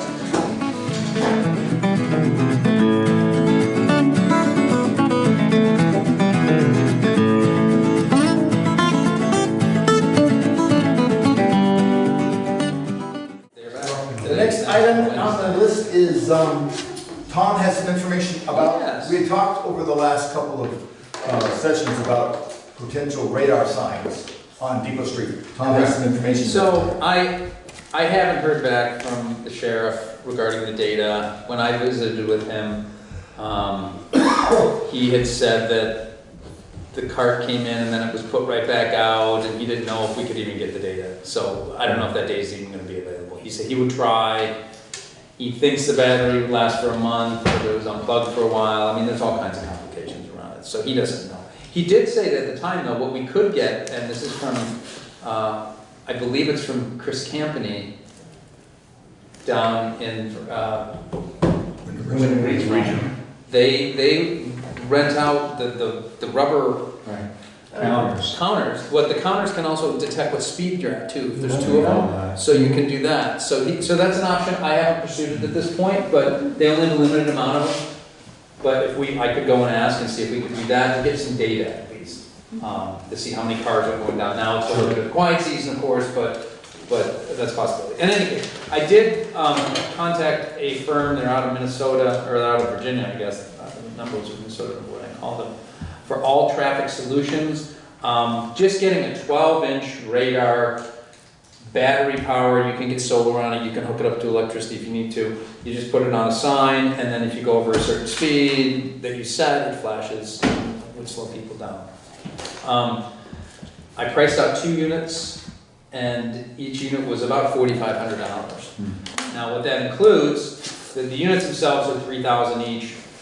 Then you also have to purchase this traffic suite, which is all of the management, and you get reports and mapping and so on and so forth. That's $1,500 a year, so that's a recurring cost, but there's a discount here because we're a municipality, so $900 a year. So we only would need to get that for 1 year, and then we wouldn't have to get that again if we didn't want to get all this reporting and such. That's how they make their money, the recurring revenue. So it would still be around $3,000 per unit. It would be, well, the first year would be $4,500, and then, then I guess that would be it because we would own the unit. So something to think about, but it's not cheap.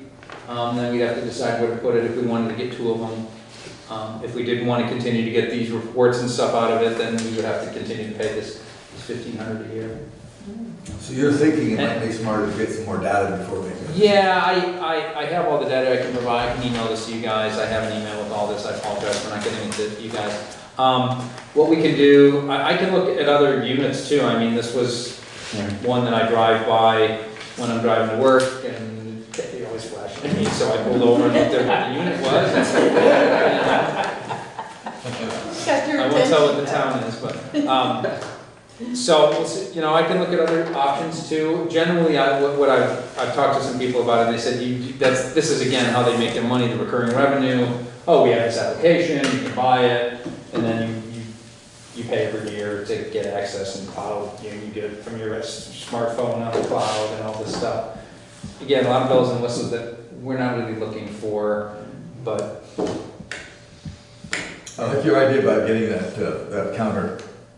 Yeah, let me work on that too. Let's find out what the real issue is before, right now we're operating on what we imagined.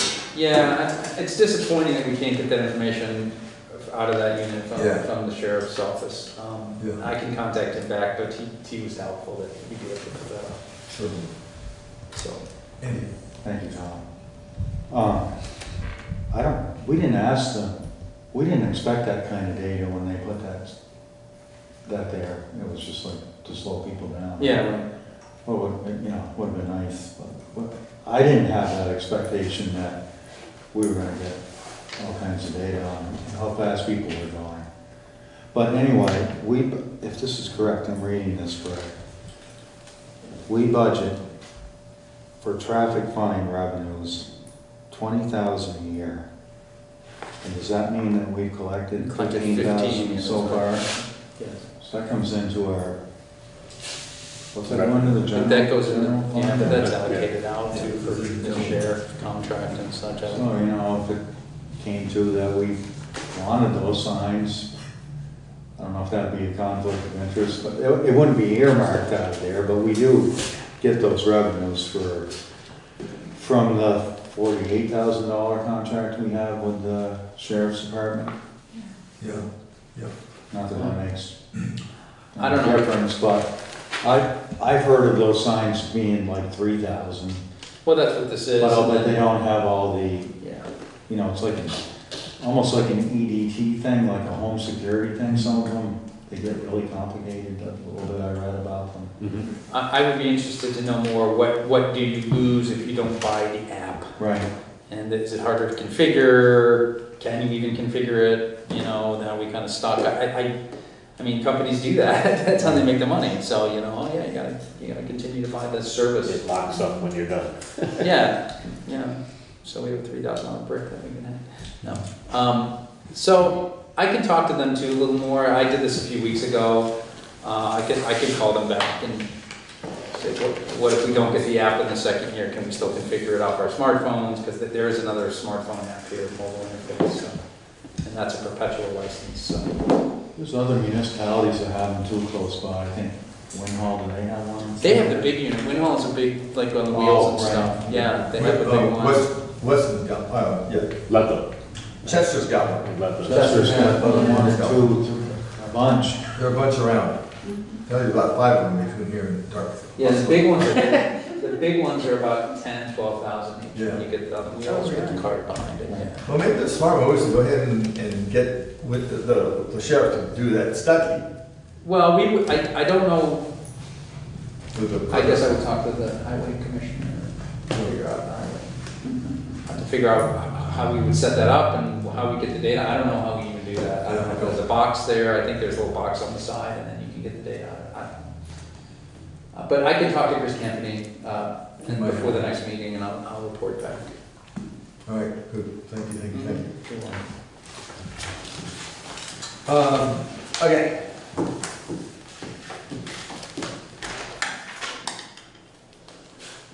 The next thing I have, although it was to introduce a new fire chief, I want to, at the same time, thank Dana West for his service. He's been a major dedicated chief for a long time. And so we want to thank for his service and prepare you for following in his footsteps. Thanks again. The next item is a town hall update. Okay. From Judy. Some of it we've already talked about, which is the carryover funding. The 2 projects on the under part of the town hall still has not been completed. And also the painting of the ceiling has not been completed, and July 1st came, so that's why I was concerned that the funding that was in that year is carrying over. I'm really trying to see exactly when these 2 projects are going to be completed, because the one that is the foundation has been open since the end of May, And I have phone calls in and asking, when does the person have the job, what's the projection of when that's completed? Because winter's coming and we really can't leave it like that. The second one is the painting, and I'm hoping that I hear from that person too, to tell me when that's going to start, so. Didn't he say something about the temperature and waiting till it cools a little bit? I think he's aiming for September, Yeah. like starting, what, Sunday is September. So I again, have no Old idea. Home Day, we have a Arts Council event there What on the 14th. date is that on? The The 14th, 14th? yeah. Okay. And then I don't know when the next event will be. And I It know would that the Halloween. Old Home Day is going to be in September also. That's the 14th, that, Oh, we're that is doing an the- event that okay. evening, yeah. Okay, After Old Home Day, Oh, so that's we will both. have, Andy Avery's gonna be in there doing a show. okay. So yeah, so we'll be there, so if we can Yeah. start before September I 14th, know, if it's not gonna finish and before September. that's why things are starting to fill up again, and I really want to get this done. Well, as a painter too, I mean, he's probably doing a lot of outdoor work. Yeah, it's- and I know it's that, getting the and time. he did tell me, but I have a phone call in, and his wife took it, so I might hear from him. Who knows? So those are the two things, Good. that Yeah, I'm thank you. shaking the bushes, but I'm not getting them full well. Okay. And they did say it was gonna be kind of weather driven and that sort of thing, so. Well, Hope the weather's pretty good. the under part of the town hall is That's, also weather driven. yeah, sure. So, I'm sure he hasn't forgotten that, I'm sure. well, it just It's hangs one out of there. those things that's keeping him up at night. I'm not kidding. Well, You know the feeling. it's keeping me up. And I remember That's my having, project. I remember we were okay with B&W, like when the use of the town hall Waiting. slowed down a little bit. I don't think there's We anything did talk from about that. end of October, Right. or till the end of, we have the Halloween event, the haunted house for the kids, and I don't think there's anything from September. Don't mark me on this. Okay. Nothing from September 14th until the end of October, so there is a stretch there. There is, okay, that's good to know. I don't know, I There's a don't know. lady doing yoga every Monday now. Now there's the, well, oh, that's a good point. We don't have to, Yeah, Oh, so, Yeah. okay. because Kate's doing, Kate Logan is doing yoga. Okay. All right, so I will, just to bring an update Yeah, thank you of what's very going much. on. Thank you. Thank you. One last thing, and then, next to the last thing, Lexa gave me we talked about doing crosswalks. They've been done, many of those. She had two bids. One was from an outfit called Vermont Roadworks LLC for $2,270. And someone from Bill Joyce from Townsend for $485. And he said at the time we got the bids that he could do it this week, but after that he wasn't sure. So at $485, because if it's under the procurement policy, I said, go ahead. She did, they did, it's done, and it's significantly cheaper than the other bids, so I think we're in good shape. Thank you for Alexa for pulling that off. Super deal. I will honestly say though, driving down that road daily, you can't see the crosswalks. You can't? Oh, in the daytime? No, because you come down, you kind of go over the bridge and then they're right on. So I don't know if it's really gonna be. Well, I don't think we want to raise them, because we're back into the I'm ball. just letting, my experience with that is that Maybe you ought to get the signs, the yellow signs that. I think that would be something that's more Probably important, would right? be something that the select board should do. Oh, we could To look go at with the that. Is that the one that sits in the road? No, just a sign that says crosswalk. Right, it's got the yellow, Oh, yeah. Yeah, like they That have, makes I mean, I'm sure the town can, and the state has them. Yeah. I mean, that's where you wanted the two crosswalks, Yeah. the extra Well, that's ones kind there. of. People are using it. They're right outside my window. They're using the crosswalks? Yeah. I helped them sweep the dirt off the sidewalks when I saw them out there. Telling them that this property owner here should do a better job keeping the sidewalks clean. My I house. noticed that. So they're clean now, because they Oh, needed the good. sand to go away and put the lines in. Should we seriously consider getting the yellow signs? I think so. I would think that makes a lot of sense. I do too. We should And do you a should check. check out and see where you want it first, because you don't want it on Andy's lawn or somewhere where Right. you get hit. And I don't know what the suggested lead time before the walk, I mean, do they? They're usually right at the wall. Right at the walk, and like an arrow. Yeah. Right, but that would be on Route 32 or in the No. center. No, just down. Just down the street and then on Oh, Water. not in the center of town, because that's a No, problem. they have one here, on the Oh, center they do town, have they one? have, the state put those on. Okay, that makes sense, Can the you, state. can we get pricing on that, just to figure out what it would cost? I And can, if it's under, if it's under the. do we have a book that has that sort of stuff in? Yeah. Can you check that for us tomorrow? Okay. I mean, I don't think if it's inexpensive, just do it. Yeah, just to find out what they are, and that's a good idea. The problem is with Alrighty then. Next thing on the agenda is, Lexa wants to talk, we had some questions around the survey that went out that Lexa wanted to address. She had some, so just when we had it, and it came to us, that, to remind you all, we have a request from the state of Vermont for us to answer some questions regarding the bridge, the Depot Street Bridge. And I asked Lexa to take care of that. And she did, and she has her answers put together for us to look over, because we're ultimately the ones who have to answer to the state. So she has put that together, and she wants to talk about that this evening. Lexa, you're on. Okay, Paul gave me that questionnaire, it's called the Local Concerns Questionnaire. It's the local and regional input questionnaire. I was on vacation, so it took me a while. I finally got back to it. It was just my input for that questionnaire, and you would make the final decision. And then I got a call from Joel Blooming, asked if he'd want to meet with me. Why, I don't know. Maybe because I'm the road commissioner, he didn't say. As a courtesy, I met with him last Monday. We went over the questionnaire. I gave him a copy of what I answered. And he said he took it upon himself, which I thought it should have come from the select board, but I listened very carefully and was very polite, that he's talked to the people across the Depot Street Bridge that goes to the state park, gave him the questionnaire, Coda gave him a questionnaire, and I believe, I don't know if my exact words, I mean, I said the people across the bridge should know what's going on, but this isn't an immediate, it's not gonna happen tomorrow. You're not gonna get a new bridge tomorrow.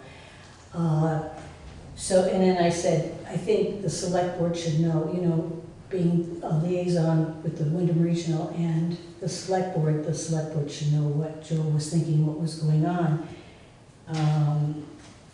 And this afternoon, I don't check my emails often, and I got an email that was sent to Sarah to send to me about 2 o'clock. And I checked it just before the meeting. And Joel had already sent stuff up to the state of Vermont, which I thought it was going to be presented to the select board by Joel before getting sent up to the state of Vermont. So I made copies. I was just a little disappointed that it went this way. I don't want to be used as a pawn and trying, I don't want to be used as a pawn against the select board. I felt there was a little animosity with Mr. Blooming and the select board at that meeting. And I'm sorry to say that. But I do have copies of everything that I have here.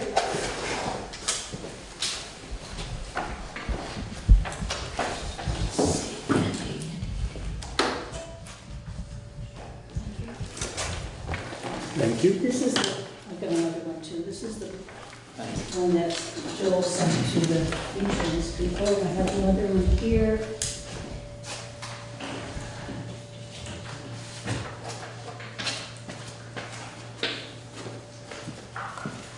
I have my answers that Joel has to, that Paul has to, and you have yours.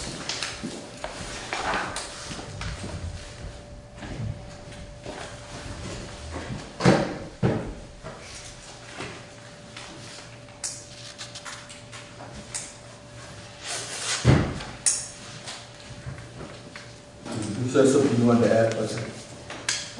Let's,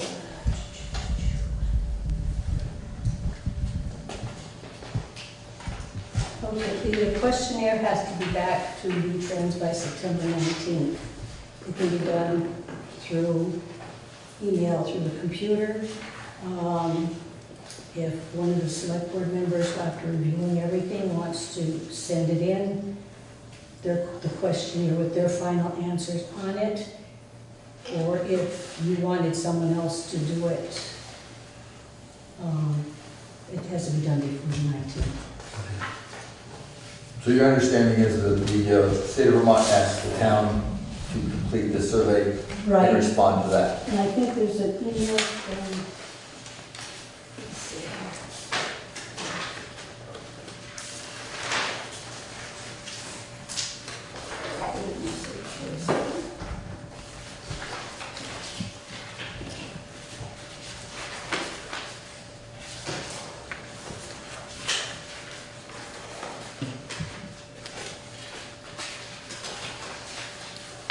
I don't think I have a copy of it, but I know the Wyndham Regional sent something to Andy and to Joel. Right. Maybe Andy can answer that for me, because I don't have a I copy. can't remember of it. how exactly how it was worded. It was just a copy of the questionnaire to give to the town to be, I sent it to you. Yep. Just the heading from, her name escapes me, as it did at the last meeting, but from one original. Just that how we could use it.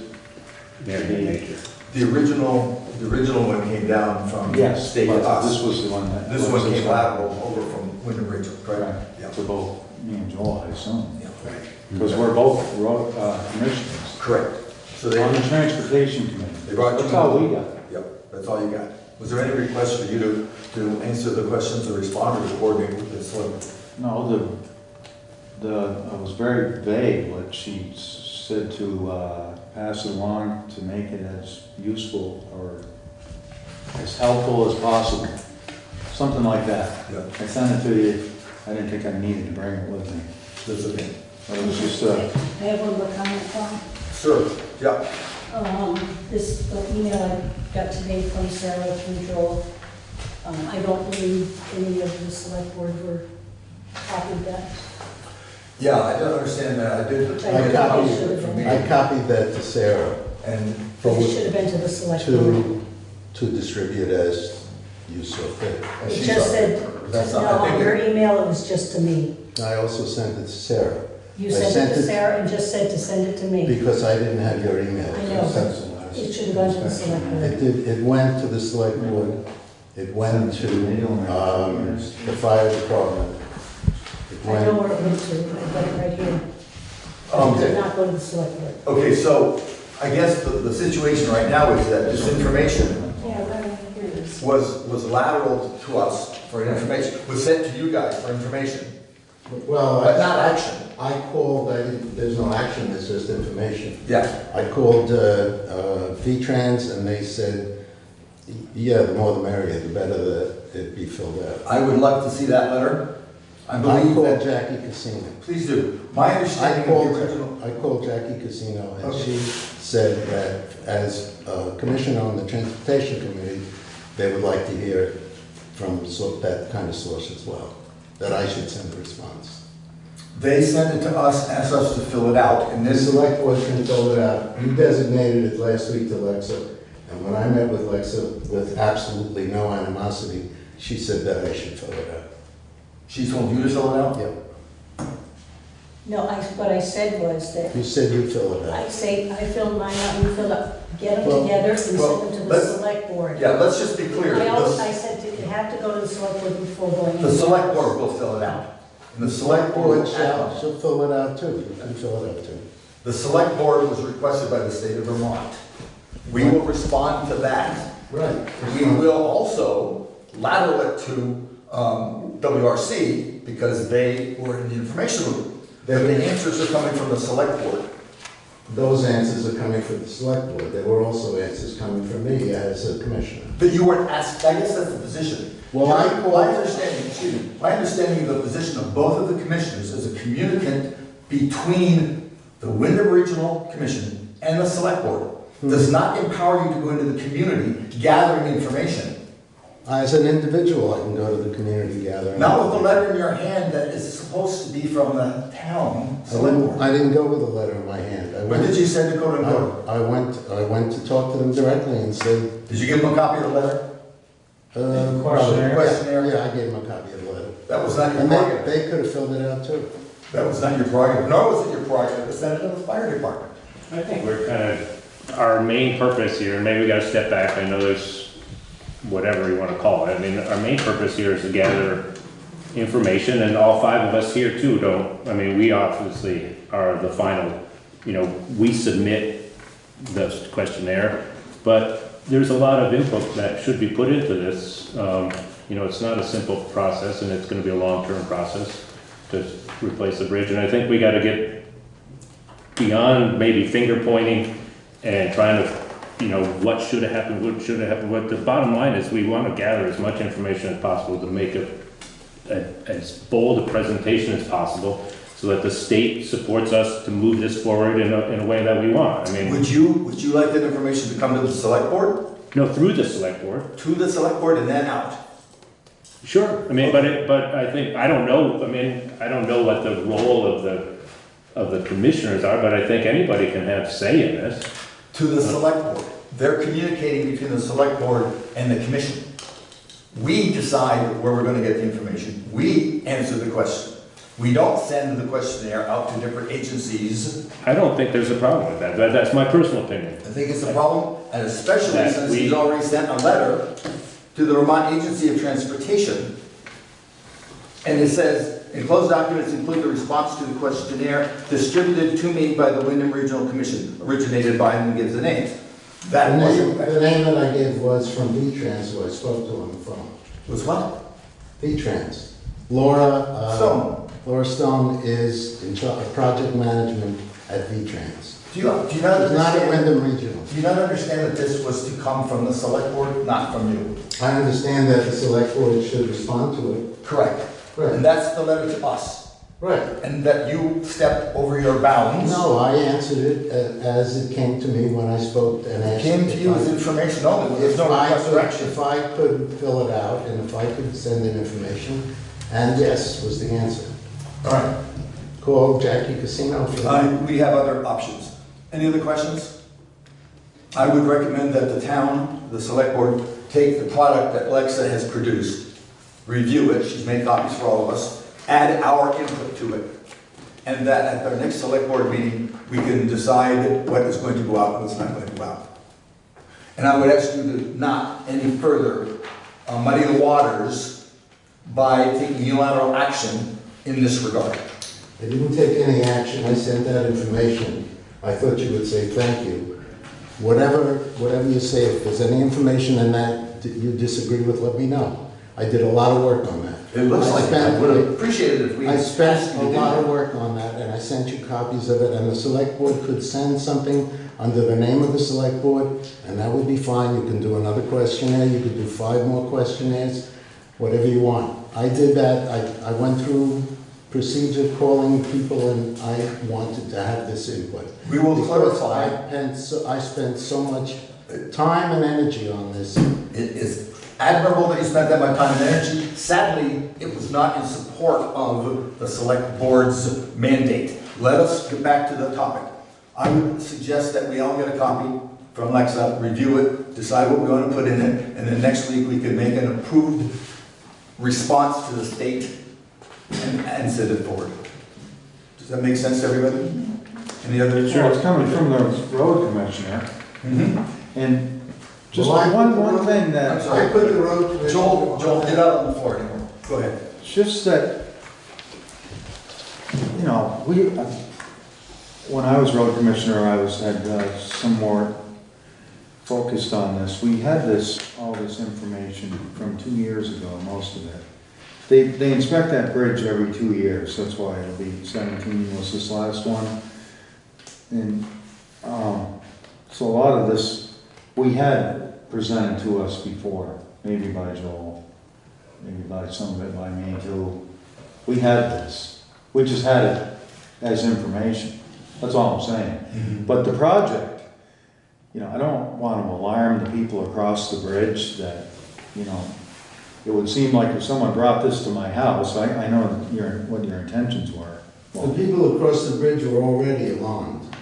Well, no, I didn't. I'm just saying I that, just asked their opinion. as Greg alluded to, this isn't something that's gonna happen in like the next 6 months or Long way.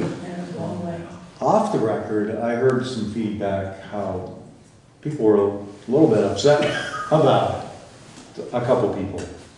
I won't say who or where, but you know, this isn't gonna happen anytime real soon. I mean, we can make some more noise about it. We have 2 commissioners on the same committee in Wyndham Regional, so there's 20% supposedly, you know, input going to V-Trans there. But other than that, it'd be up to the board to write letters and, you know, say, you know, damn it, we're getting really nervous about this bridge. You know, what's it gonna have to do with following the river? I know that's the big joke, but I understand Joel's intentions. Yeah, and I'd say, I also understand where Paul's coming from, and there should be not a chain of, you know, what I mean, protocol. Yeah, protocol and authorization. It's interesting that that word's coming up again. well, I think there's probably, I mean, there's obviously a bunch of information in here. Well, let's take the chance now to walk through it all and make sure that it's accurate, or add to it, more likely, add some thoughts. I think it's great that lots of people get involved with putting this in, because a lot of these are not quantitative answers, yes or no. I mean, it's very subjective. I mean, what do we want the bridge to be? It's not just how it functions, but we want it to look like something. We want it to be, you know, open for pedestrian traffic. I mean, it's the approach to the state park. I mean, it's a key visual structure of our town. There's a lot to it. It's not just nuts and bolts and numbers. So. Local and regional input questionnaire. It's not a petition to the state to hurry up, to speed this thing up. And, you know, those are 2 different things. Listen, did you have a copy for us for the, what your input was? I have. That's what this was. Oh, we all got it? It'd be different if we were, had a petition, Everybody's got theirs, good. you know, sitting at Karen's or something, saying, you know, what are you guys gonna fix what's gonna happen with the bridge number 32 that goes into the park, you know? That's a different approach, I think. Yeah. This is just, It will be nicer when we have answers, when the populace asks us questions. when they do another inspection next month, perhaps it's And there is- deteriorated even more. And there is a protocol, and I think it should all come through us, but let's move off of this and gather up lots of information and see what we can present. Okay, thank you very much. Anything else? I just have one more thing. It was just getting out of hand, that's why I brought it up. And only one person, or just the select board, has to be the main source of where all this information is coming from the state. I don't want to do something, and then Joel do something, and Tom do something, and this one, it gets too confusing, and nothing gets done. The Well, state's gonna move we will as certainly- quickly as they want to. Thank you for your input. We're gonna rein this under control, and we will move forward with that. I'd like to move on to the next item. There is a item in here for public concerns. Do we have any public concerns other than this item? Do you have something else? Yeah, just an announcement that on September 11th, between 6 and 7, there's going to be a meeting in Wilmington regarding fiber optics and its development as an economic asset. Is that through SAG? I'm sorry? BDCC, is that through the people with the documents? BDCC has a lot to do with it, but it's something that got passed under the aegis of Lois Sibilia. Who's right here? Yeah, who is a representative from Dover. She's on that committee. September 11th. And there's been a big grant issued for money for developing fiber optic. And the encouragement is for not towns to do it themselves, but to do it as groups, to have access to fiber optic Don't we have fiber optic? We have fiber optic running up Route 30, but the problem is the last mile. Right. So that's what this will address. Okay. And she encourages people who are interested to come to that meeting. Did you, I'm sorry if I missed it, did you say at time? Yes, at 6 o'clock, September 11th in Wilmington. And I can tell you what building it'll be in.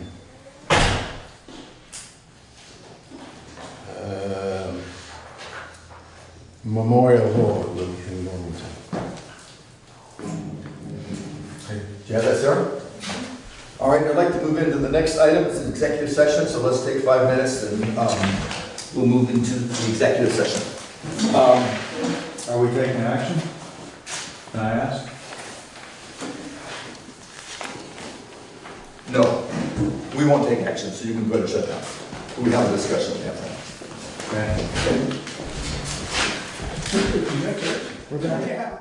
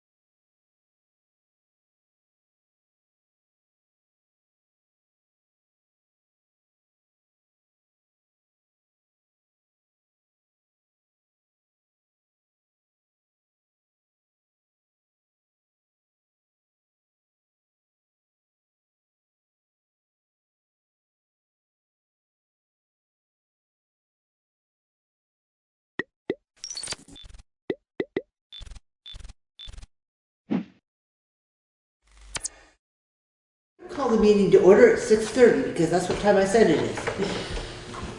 All right, I'll entertain a motion to approve the minutes from August 13th, 2019. So moved. Second. Is there any discussion? Hearing none, all those in favor of approving the minutes from August 13th, 2019, signify by saying aye. Aye. Opposed? Abstentions? Motion passes. I'll entertain a motion to approve the minutes from the special meeting on October 23rd, 2019. So moved. Second. Any discussion? Hearing none, all those in favor of approving the minutes from the special meeting on August 23rd, 2019, signify by saying aye. Aye. Opposed? Abstentions? Aye. The motion passes. All right. Additions and deletions we need to add under correspondence, a communique from Brattleboro Salvage. Salvage, I gotta get the L in there. Is there any other addition or deletion to the agenda? Okay, hearing none, then we'll move on to, I don't know, what are we gonna move on to? I'll entertain a motion to take the agenda out of order and take members of the public first. So moved. Second. Is there any discussion? All those in favor of taking the agenda out of order and taking members of the public first, signify by saying aye. Aye. Opposed? Abstentions? Motion passes. It's all yours. Me? Okay. You will notice in your pay orders, a bill for hosting services, Townsend, Vermont. Okay, so this year, the bill is only for 6 months. It's $5 a month. The hosting provider will be closing down. Not that soon, but I decided just to arrange for 6 months, and if we have to go a little bit longer than that, we can do a monthly basis. The domain name, townsendvermont.net, is paid for until September of 2020. So something's going to have to be done. Right now there's no website. We got rid of the website in 2014, as I recall. But it is serving to run email to the Planning Commission, to Carla, to the Select Board, and to the Fire Department. Regardless of what happens, I recommend that you continue to keep the domain name in case at some point in time the town wants to put up their own website, and that way it won't be stolen by some porn site and you'll have to buy it back from them. as far as the email goes, you can talk to whoever's handling your computer stuff now. I will look into finding another service or hosting provider for you if you want. It's going to take some research. I've been dealing with this one place for years, and I got to figure out what to do about my site too. And I'm willing to do that if you want. I think it's a good idea to keep control over the email.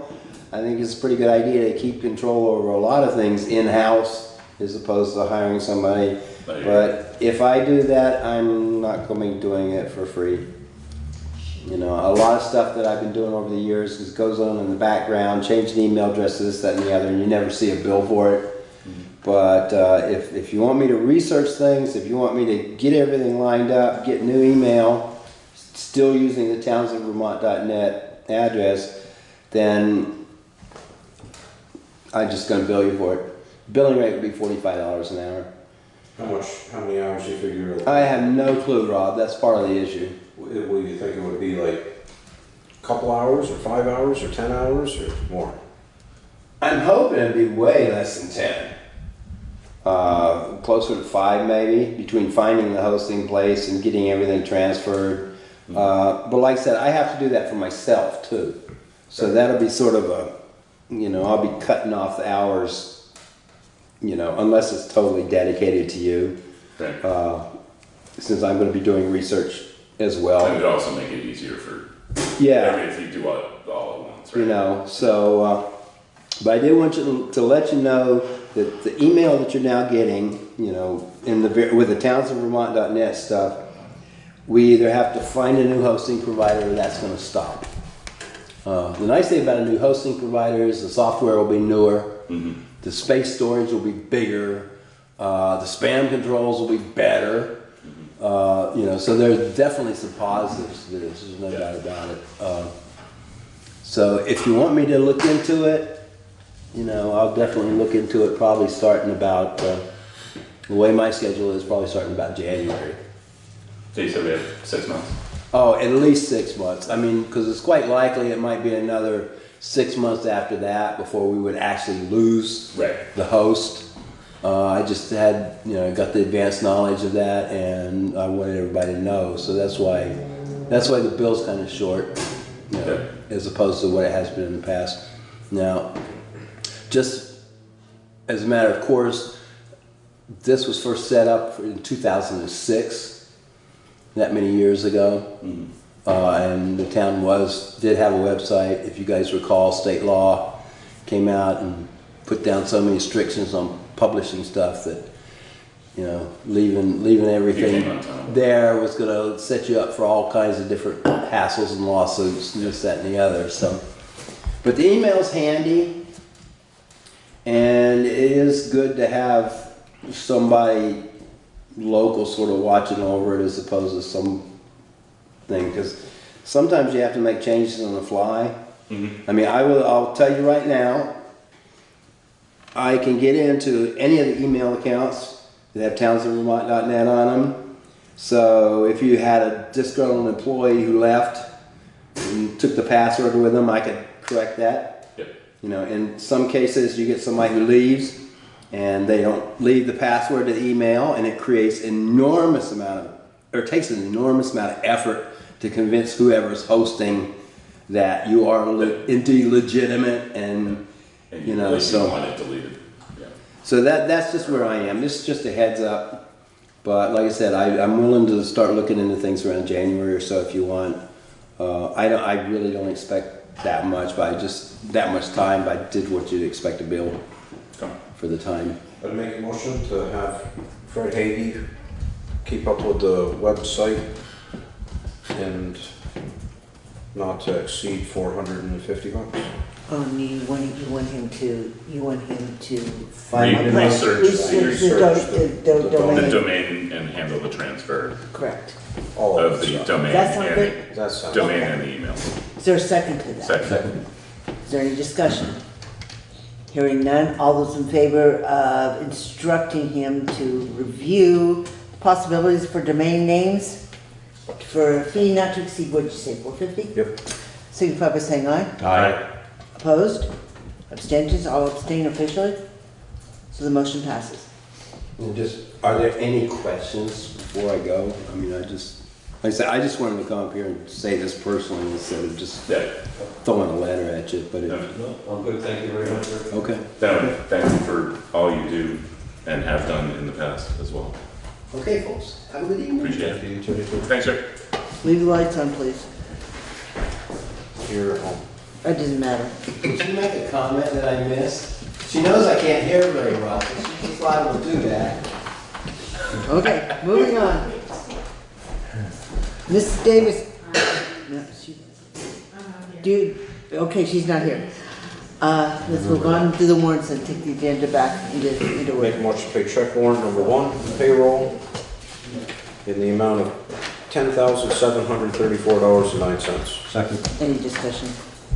Hearing none, all those in favor of paying payroll warrant number 1 in the amount of $10,734.09 signify by saying aye. Aye. Opposed? Abstentions? Motion passes.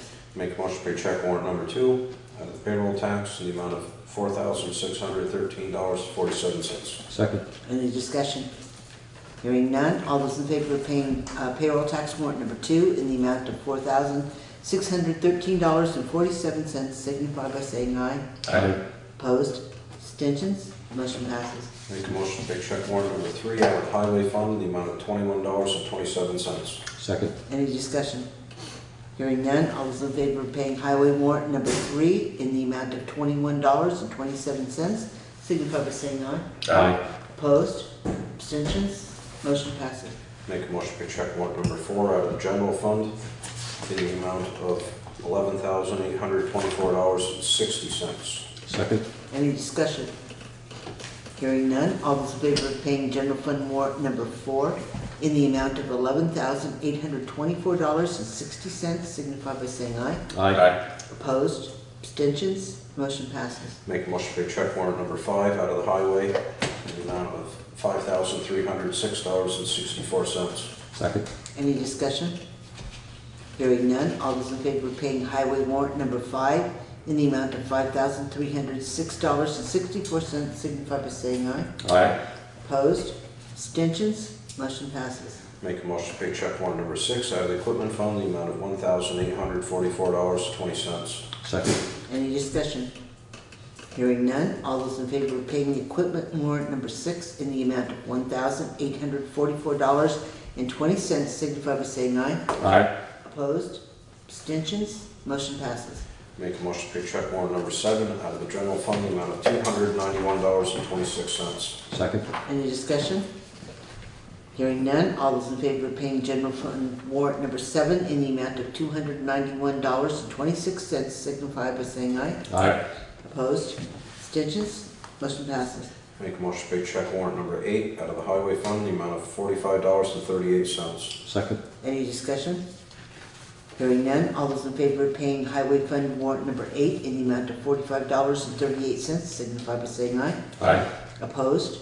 Abstentions? Motion passes. Make a motion to pay check warrant number 9 out of the equipment fund in the amount of $91.90. Second. Any discussion? Hearing none, all those in favor of paying equipment warrant number 9 in the amount of $91.90 signify by saying aye. Aye. Opposed? Abstentions? Motion passes. Alrighty. So moving up to reports, highway. I'm sure everyone's seen that the library parking lot has been paved. The only thing left for us to do is I'm waiting for a few more rainstorms for the oil to wash off, and I will be painting the asphalt part of the ramp for better visibility. It does kind of blend in right now. So that'll take care of that project. The Grafton Road shoulders have been completed. Tree cutting continues on the Grafton Road and on Hazel Hill. And by the mid to end of next week, we will expect to see the mower get delivered, and we will begin our roadside mowing. Also, I've had an invite here from Jeff Nugent from Wyndham Regional. Please save the morning of Thursday, September 5th for a Wyndham Region Road Foreman's meeting at the Dover Town Hall. Look for a follow-up email in a few days with more details, including an agenda and specific time. Probable topics include better road grants, other grants, Class 4 road issues, and winter maintenance.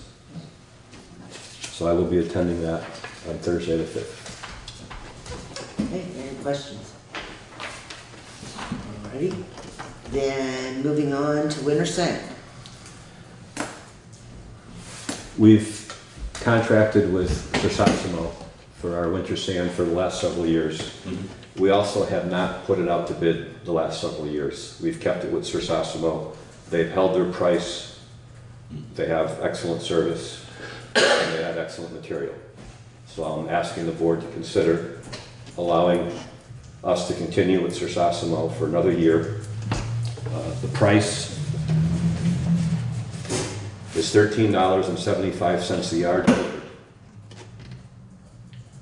And do you roughly know roughly how much we had last year, how much we used? So we were 500 under the 4,000, so 3,500. And 4,000 is a budgeted number. All right, are there any questions? Would somebody like to make a motion? What was the price last year? Same, $13.75? Yes. I would move that we contract with Versasimo for winter sand at $13.75 a yard delivered, not to exceed 4,000 yards. Hopefully. Is there a second? Is there a second? Second. Okay. Is there any further discussion on it? No, hearing none. All those in favor of contracting with Versasimo for winter sand at a rate of $13.75 per yard for a total of 4,000 yards, signify by saying aye. Aye. Opposed? Abstentions? Motion passes. So do you have paperwork from Versasimo, or are you just gonna call? I will call Bruce tomorrow. Okay. I don't remember a contract last year with No. them officially. No, but- it wasn't a contract. All it was this letter stating the price and the commitment for the volume. Okay, so as long as he gets that, so we put it in the file, that will be great. All right, then moving on to the RFP for the ditching in the stone on Plum Road. So several meetings ago, I mentioned that we applied for a grant through Wyndham Regional for a grants and aid program. We identified a project that fit their parameters. I contacted Emily Davis, who's in charge of that division. She came out and did a site visit with me on Plum Road. She agreed it was a project that they would be interested in funding. What the fund is for a total of $21,813, which requires us to match 20%, approximately $4,363 for this project, which is to ditch, stone line, and stone dam the high side, the steep portion of Plum Road. Now, I would like to put that out to bid with the projects that I have in mind to complete before winter, with roadside mowing and other tree cutting and projects and culverts that we want to change before winter. I would like to put this project out to bid. And what is the, what does this alleviate? Is it about runoff and water So management? it's stormwater runoff into a perennial brook or a hydraulically connected brook.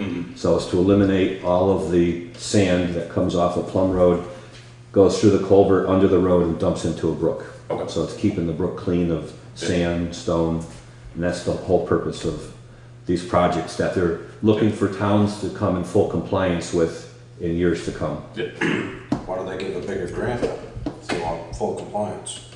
Well, they only have so much money to work with each year. There'll be grants moving forward. Our original grant was lower than this. Not every town chose to participate. The money in the pot got a little bit larger, so our portion grew by approximately $5,000.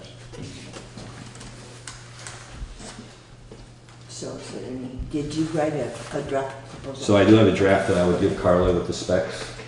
Okay.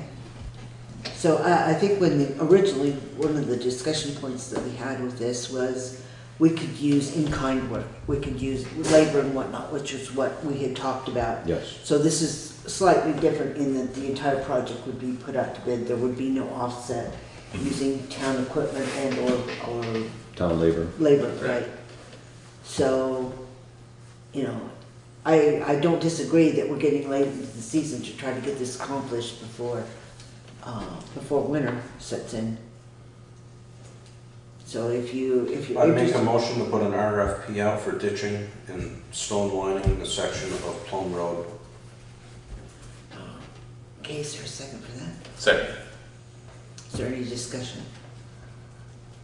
Hearing none, all those in favor of putting an RFP out for ditching and stone lining sections of Plum Road, signify by saying aye. Aye. Opposed?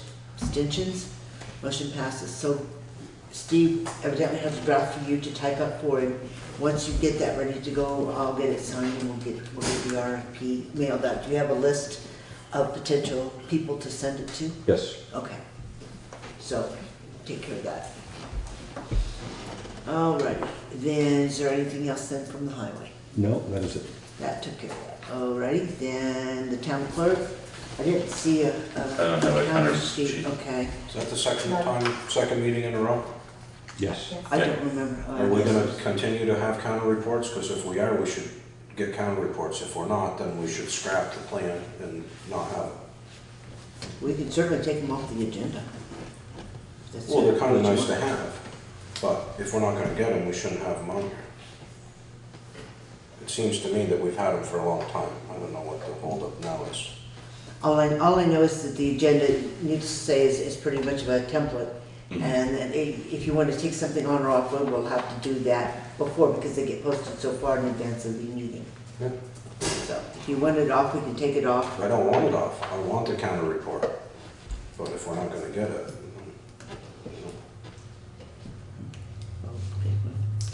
Then moving on to the treasurer. Sweep account, $848,526.75. Your checking account is $29,891.44. Any questions? All right. Then moving on to the correspondence that we added from Brattleboro Salvage, get the L in there. It says, "Dear customer, this notice is to inform you that beginning September 1st, 2019, Brattleboro Salvage will be increasing our tipping fee rates for refuse by 8%. This increase mirrors the rate increase we received from the landfills we use in northern Vermont and New Hampshire. Regionally, several landfills have closed in the last year, displacing over 2,500 plus tons a day of refuse without any new capacity to offset the closures. We appreciate and value your business. We thank you for the opportunity to continue to provide you with these services today and for many years to come. Sincerely, Norman Mallory, President." So I'm guessing what's written on here. do we have a contract with them? And we don't have a physical contract with them, no. We remember What they did we came, sign the last time with the Bob Spencer? that's with the regional, All right. or not Wyndham Regional, that's Wyndham Solid Waste. Right. This That was is, for the recycling? that was for the recycling. This is straight to Brattleboro Savage for the tonnage, for the garbage. So What's the it's- current tipping fee? Do you know? It says it's 108 a ton. Somebody wrote on here 108 a ton. Should be a little bit more than that.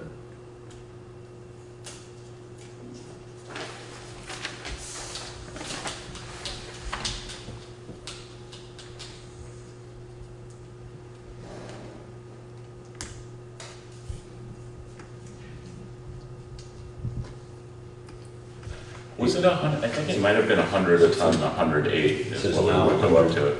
I think that's a zero. Okay, so So it goes to 108. it goes to 108, so it's now 100, okay. Yep. Right. Last increase was 5 years ago. So again, it's just information that was begin this coming Monday, Tuesday. Sometime soon. Okay, is there any other correspondence that needs to be dealt with? Alrighty, then moving on to old business, the mowing, which I think you've already addressed, but you can state it again. Roadside mowing will start when the machine arrives, which is expected to arrive mid to end of next week. As soon as the town is currently using it is done with it. Are you gonna have you guys switch on and off, or is one person gonna get on it and stay on it? No, I'm gonna switch on and off until I find who the fastest one is, and that's who gets in the seat. You're gonna try to bring it back to the shop every night, or are you gonna? I've already made arrangements for places to park it at night when it's more than a couple miles away. Thank you and hallelujah. Thank you, Will. Will's part of that. You're welcome. Okay, and so. You can do the speed test on my lawn if you want. Then you won't need Rob. So that, while we're on the topic of mowing, because that is rather not defined, I know that the Tap Meadows has been mowed. Rob, do you want to? Went through and did the heart of it, and I'm gonna go back and do the outside edges. Oh, that's where the Yep. growth is? Okay, so we've taken care of the mowing then, regardless of who's doing it, right? Now, this one gets just a little more complex. The fire extinguishers. And it says fire department fire extinguishers because we were waiting for the fire chief to get back to us with possible names of contractors who would be able to provide the service.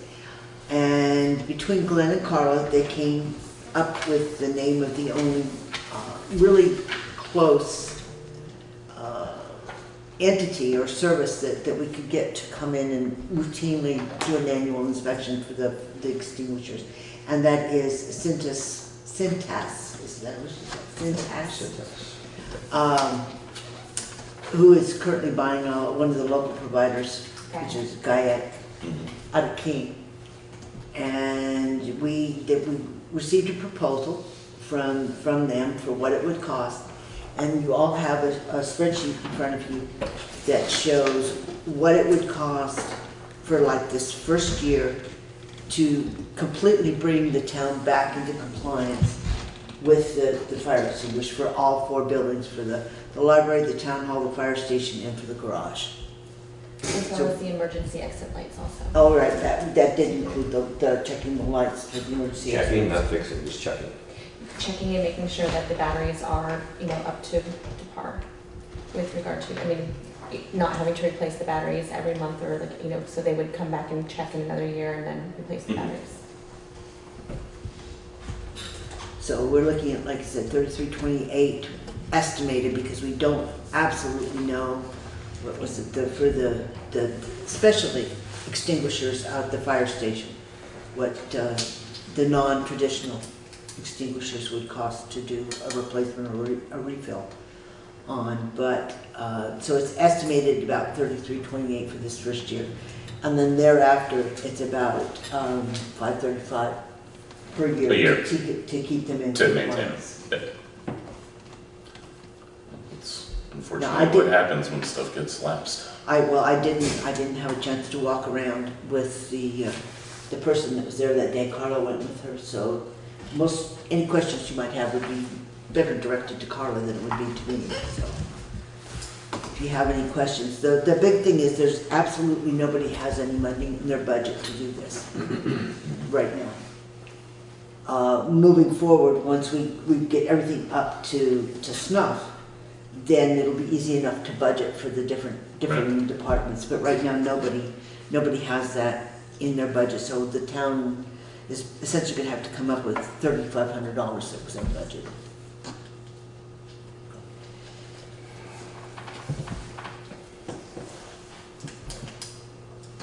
Cintas is national, right? Yes. Yeah, they're huge. Okay. I don't want to get it back into a situation where we were with the last company where it's, we're going to do it, and they just never did it. The only other fire extinguisher or checking place that I found is in Albany, New York. Well, That would be here. yeah. If you want to do a cost comparison. Well, no, I think it's fine. I just want to make sure that it was a company that has some track record. You know what I mean? So would somebody like to make a motion as to how to move forward with the, this is an agreement, it's a service agreement with them, and the fees that Carla has reflected in the spreadsheet are listed here on the sheet. And essentially we agreed to it's a service agreement with the company to provide this service. How long for? I think it was per year. Year. It's a 1 year contract. Yeah, it doesn't appear, again, I haven't seen it until just recently. I'll look at the legal language. And they'll remind us of the yearly Get back inspections to us on and ask when they Friday. can come out. Think. So it's not something that. So we don't have to schedule ourselves, yeah. The term of Yes, this, that's another part of the term of this agreement is 1 year commencing on the effective date. Upon expiration, the customer understands and agrees that Centus has no obligation to provide any additional services. So, you know, it would be a renewal on the renewal basis. Okay. Then I would move that we enter into an agreement with Centos to bring our fire extinguishers up to date for all 4 buildings. Second. Is there any further discussion on this? So, under new business, you have Cintas again under fire protection. We're going to talk about that under new business. Are they going to monitor fire alarms for us? Well, that's interesting. No, this is that discussion. That's the proposal. The fire department extinguisher is kind of the carryover that we have been talking about for a period of time, trying to get a name. And now that we have a proposal, that just didn't come off the agenda. Oh, so it's just duplicate? It's a duplicate. Oh, okay. All right. No, we're not going to do it again. No, it wasn't enough. So is there any further discussion then on that? The only reason why I brought it up is if we were going to have multiple functions with Cintas, then I think it would be a good opportunity if you wanted to negotiate a possible uniform pricing for the garage with Cintas, because they do that. And if we're going to do fire protection, then maybe we could work out a deal between the two and maybe save a little money. They can bring the suits and the fire extinguishers at the same Yeah, time. fire retardant suits, huh? There you go. Oh, they work with the uniforms? Is that what you mean? Oh, okay. I can certainly inquire about that. Should we then? Is that would you like to get a second proposal on the uniforms? I mean, if we Just can to save some consider. money, because UniFirst just raised their prices in the last month or so. What else is new? So, let's see what Cintas can do for us. Okay, so. So should we hold off on this until we have that? I don't think it's gonna matter. And besides, I would really like to get this fire piece in the works, because we've got a lot of buildings here that are not, Up to code. yeah. Yep. So all those in favor of signing a service agreement with Cintas to bring the fire extinguishers up to compliance, signify by saying aye. Aye. Opposed? Abstentions? Motion passes. So they need all kinds of initials, and Carly, you'll have to fill in at the top of this the building name, you know, the town of Townsend, all that information here. But I will initial and sign every page. Steve, would you be willing to give me or I could probably ask for an invoice from Elaine with regard to the amount of. You've got There's like 5 of them right here with the warrants. Right. 8805. Roughly. Without any rips or. But you can get the breakdown for wipers and jackets and pants and shirts. Yeah, that's a good idea.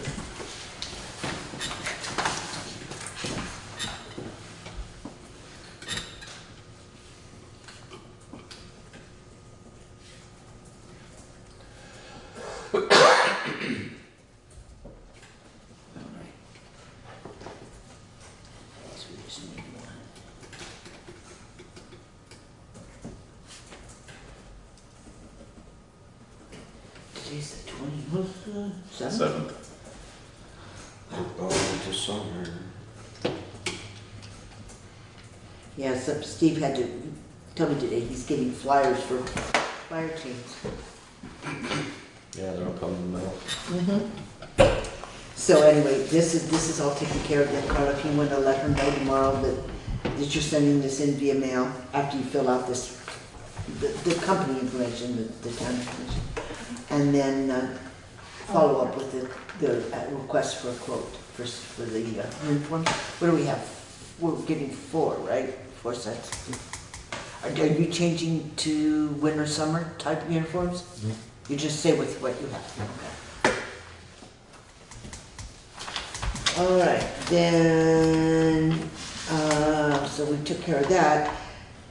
We need to ratify the VLCT safety grant. I sent out an email because we had a very short grant window.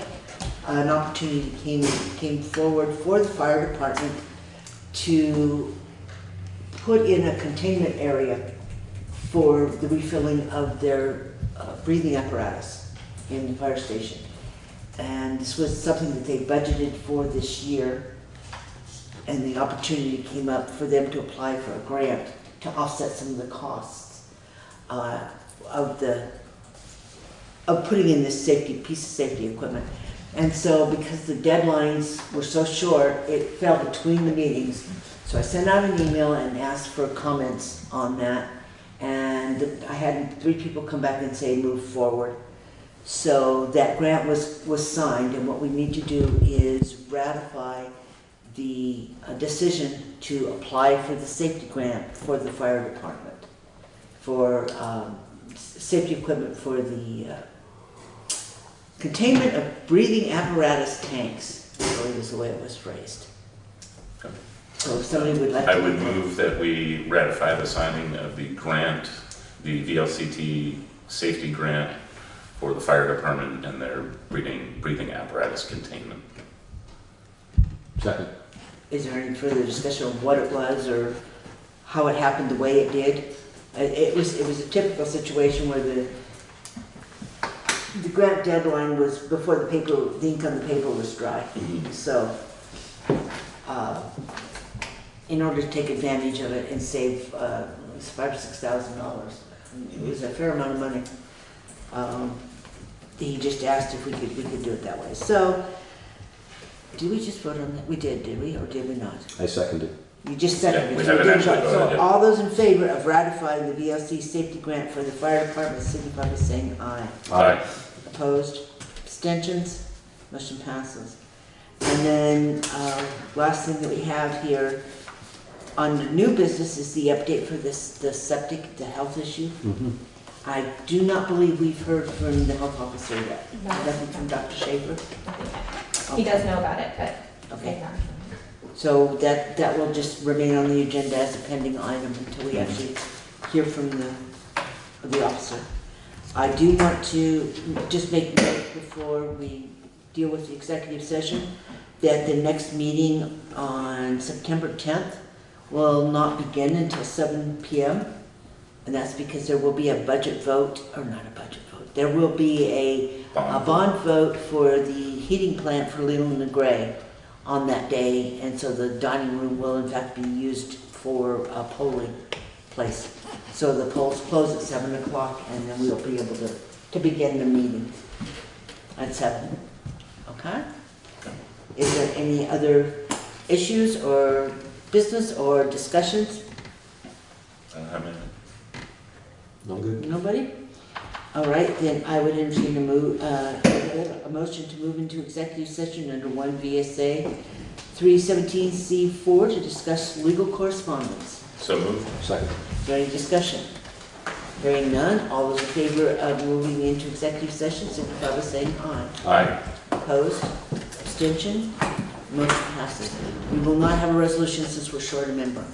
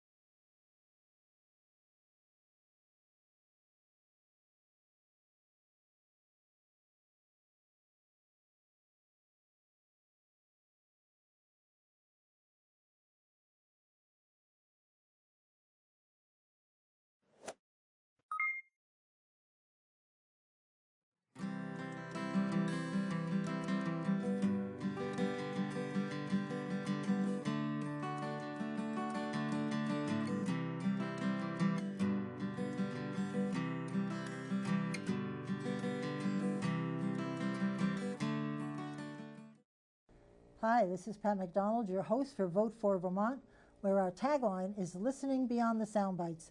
Tonight we have a completely different format for you. Never done this before. I am turning the mic over to Deb Bilodeau, who is the chair of the Vermont Republican Party. Tonight's format is a panel discussion with Deb as moderator. Deb will introduce the panel members and explain the format a little bit more as soon as I pass the baton. As you know, this show is open to all parties, candidates, and elected officials. Invitations to come on the show have been extended to both the Democratic and Progressive parties. We hope they will take us up on our invitation. So without further ado, here is Deb Bilodeau. Thank you, Pat, for that introduction, and welcome to the viewers. I am Deb Bilodeau, and I want to thank Campaign for Vermont for presenting this forum today. We hope this is to be the first of a series of presentations, panel discussions that we'll be having across the state of Vermont. This is a panel discussion about Vermont and Vermont politics. Each panel member will have up to 2 minutes to answer the questions, and I will allow for 1 minute for follow-up questions and answers. We'd like to take a moment and introduce our panel members. We have Joe Benning, Anya Tinio, and Bradford Broyles, and I'd like them each to introduce themselves and speak a moment about who they are. So I'm Senator Joe Benning. I represent the Caledonia District in the Vermont State Senate. I also serve as the Senate's minority leader. I am the chair of Senate Institutions, and I also serve on Senate Judiciary Committee. I am a lawyer by trade. I have been in practice for almost 36 years now. I live in the town of Linden with my wife. We have 2 children, Emily and Justin. And my greatest hobby is riding a motorcycle around the country. Some say I play a pretty good guitar. Anya. Hello, I'm Anya Tinio. I am from West Charleston, Vermont, and in 2018 I ran against Peter Welsh for U.S. House of Representatives.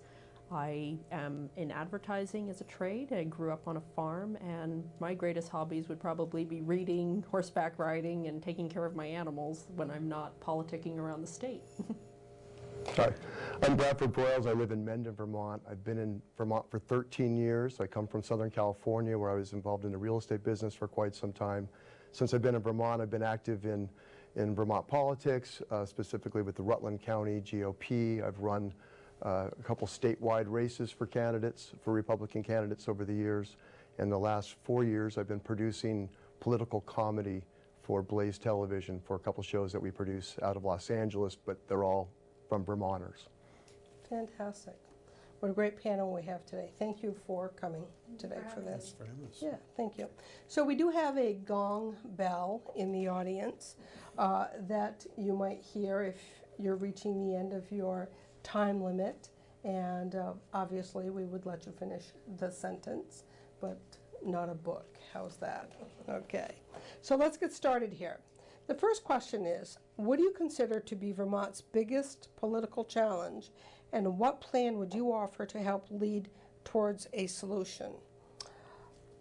Brad, why don't we start with you? Well, thank you. Thank you for having this, and thank you to Campaign for Vermont for presenting it. Vermont has many huge challenges, as we all know, but a couple of them that I see that are kind of intertwined are the demographic situation that we have with stagnant demographics. Our population is getting older. We don't have enough young people like the ones in this audience that have good jobs, that are paying taxes. We need to draw those type of people. That directly ties, I think, to the kind of the anemic economic condition that the state is in. We need new blood, we need new people, new taxpayers to come in and for the different opportunities that we need to grow here. So that would be the emphasis, and I think there could be some bold economic incentives to develop the resources for young people to have that they could use when they move here to Vermont, in short. Thank you, Brad. We'll just move to your left, Anya. I would say the biggest challenge that the state of Vermont faces politically and in everything else is socialism. I think that the socialist climate of the state is prohibitive to growth, to economic freedoms, to having businesses thrive, and ultimately to our population problem. People are leaving the state searching for better opportunities. So I would say socialism in the core is what is wrong with the state of Vermont right now. Okay. I'm going to go with Brad's demographic situation. The state of Vermont just recently released statistics indicating that for the first time in our history, those people who are 65 and older greatly outnumber those who are 18 and below. That is really problematic. As people like me, I'm age 62, going to be 63 in the not too distant future, get to a point where we want to retire, the impact on the younger people is going to be absolutely terrible. The services that we currently provide have to be supported by people who are working and providing good jobs to enable that to happen.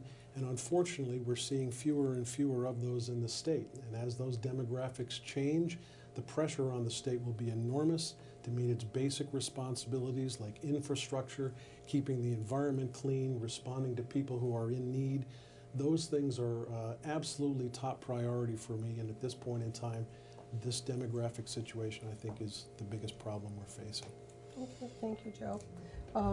Do we have any questions amongst each other for other panelists on your responses? No, I would say as a young person, I do understand what they're saying about demographics, and I agree that we need to have younger people in the workforce to sustain the state, but I still feel that the main problem is socialism. Is socialism? Yes. Okay. What about the job market in Vermont? Do you think the job market is working well for us? That there's enough jobs being offered that would keep young people here? If you're looking to me to start, there's two problems with the job market. One is we actually have jobs offered all around the state right now that we can't fill because there's an absence of workers.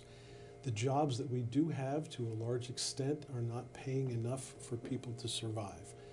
Having that change is going to require a drastic influx of businesses that are able to have better paying jobs and more workers who are here to actually take advantage of them. So right now, I would say we are not in a good state. We need to change those two factors. I did read recently that the top 6 jobs in Vermont are actually very low-wage jobs. They're service industry. They're retail, they're McDonald's, they're gardening jobs. Those are not necessarily jobs that people out of college are pining for and looking for. Do you see any programs or any opportunities for the state to encourage businesses to come to Vermont and open doors here in Vermont? Because I get the feeling that our doors are closed and that a lot of industry doesn't want to come here because of the tax burden and the economic burden in the state. Well, according to a 2018 article in Forbes magazine where they were talking about business in the state of Vermont, the state of Vermont's cost of doing business for the companies is 12% higher than the national average. So that alone is prohibitive to many companies to come. I agree that there are jobs that are not being filled, and the drug abuse problems of the state also contribute to that. There's a lot of times where jobs are being offered, but there is a drug test in place, and they are unable to take the test, or they're unable to pass the test if they do take it. So those are contributing factors as well. All in all, I would say that the job market in the state is not good and definitely needs worked on. I see it as kind of two Vermonts. You've got Chittenden County, which has strong growth. You go through Burlington around here, and there's activity, there's construction, there's businesses opening, and then you get out to the rest of the state, from Washington County to Rutland County, down south, and it's a different world, and the jobs are struggling. The jobs have left. I'm from Rutland County, so I can speak specifically to Rutland. I've been here for 13 years, and I've seen a lot of big companies leave, and I've only seen a few come and set up shop. But there's progress being made, but it's a challenge when you get outside of Chittenden County. Yep. Thank you, Brad. Yes, as someone that lives in Chittenden County, I've noted over the past 10 years tremendous amount of housing going up in Chittenden County, and I'm seeing it in other counties too, Franklin County, Lamoille County, other counties too, but not at the level that I'm seeing in Chittenden County. The thing I am noting is it's very dense housing. They are apartment buildings, 1 and 2 bedroom apartments, and very expensive, very expensive. So thank you for pointing that out. Can I follow up on? Yes. Brad does have a point. Chittenden County is really doing quite well, actually, despite the housing problems that they may have. But as a resident of Caledonia County, I'm backed up against New Hampshire. I spend a great deal of time arguing on the Senate floor. When issues are being presented and programs are being put in place, I try to point out constantly that, in fact, our ability to compete with the state of New Hampshire is virtually impossible under these circumstances. I've been to Rutland many times. I've noticed the difference between Rutland's business population and St. Johnsbury's business population. If you go through downtown St. Johnsbury right now, you will see numerous empty storefronts. That is somewhat of a problem in Rutland, but I would suggest that if you're literally backed up against New Hampshire, it's a completely different world. Even though Rutland is different than Chittenden County, we along the Connecticut River Valley are suffering as a result of what's going on in New Hampshire. And that's a constant refrain inside the State House. How to cure it? Maybe we'll get to that a little later. I would like to add also that being from the Northeast Kingdom and right up near the Canadian border, opportunity is virtually non-existent in those certain ways. Granted, we have improved the storefront problem just a little bit, that there are more businesses there, but unfortunately, they come and go so often that they're not sustainable. Good. All right, are we ready to move on? Next question is, for several years, Vermonters have elected a Democrat majority in the House and in the Senate. Can you comment on how this impacts Vermonters and why you believe there is such a strong Democrat majority? Brad, we'll start with you. Well, I've been here for 13 years, as you know, and I've only seen majorities of Democrats in the House and Senate since I've lived here, so I don't know anything else. But I do know the history of Vermont, that it was the reddest of states back in the day, going back to maybe the 70s and before, and now we're arguably one of the bluest of states. So what's happened? Why has it happened? And I think it's a function of a lot of things. It goes to demographics. I think a lot of left-leaning people have moved here throughout New England, have set up shop in Vermont. The Democrats have outworked and outraised money and taken advantage of finding their next stars from school boards and working their way up through the system. And we're at a point where Republicans don't have a voice at the state level, and we do, but I mean at the federal level with what we have in Washington. We're missing that voice, and so it's kind of festered to the Democrats have the momentum, they have the money, the resources, and it's you get what you get with it, which is one-party rule that Joe can speak about, and it's not healthy for Vermonters, whether it be all Republicans or all Democrats. It's always best when you have a blend and there's some compromise, but these days we're just, the disadvantage to Vermonters is that there's no obstacle you can put, there's no road bump you can put up to slow things down, bad legislation down, and it's we're on the fast track for a lot of it these days. Good. Anya. Well, I would think that, unfortunately, it comes down to the fact that the Democrats are better at reaching the youth in the state. They go to the colleges, they use the college vote to their advantage. Even though these students may not be long-term residents of the state of Vermont, they're allowed to vote in Vermont elections.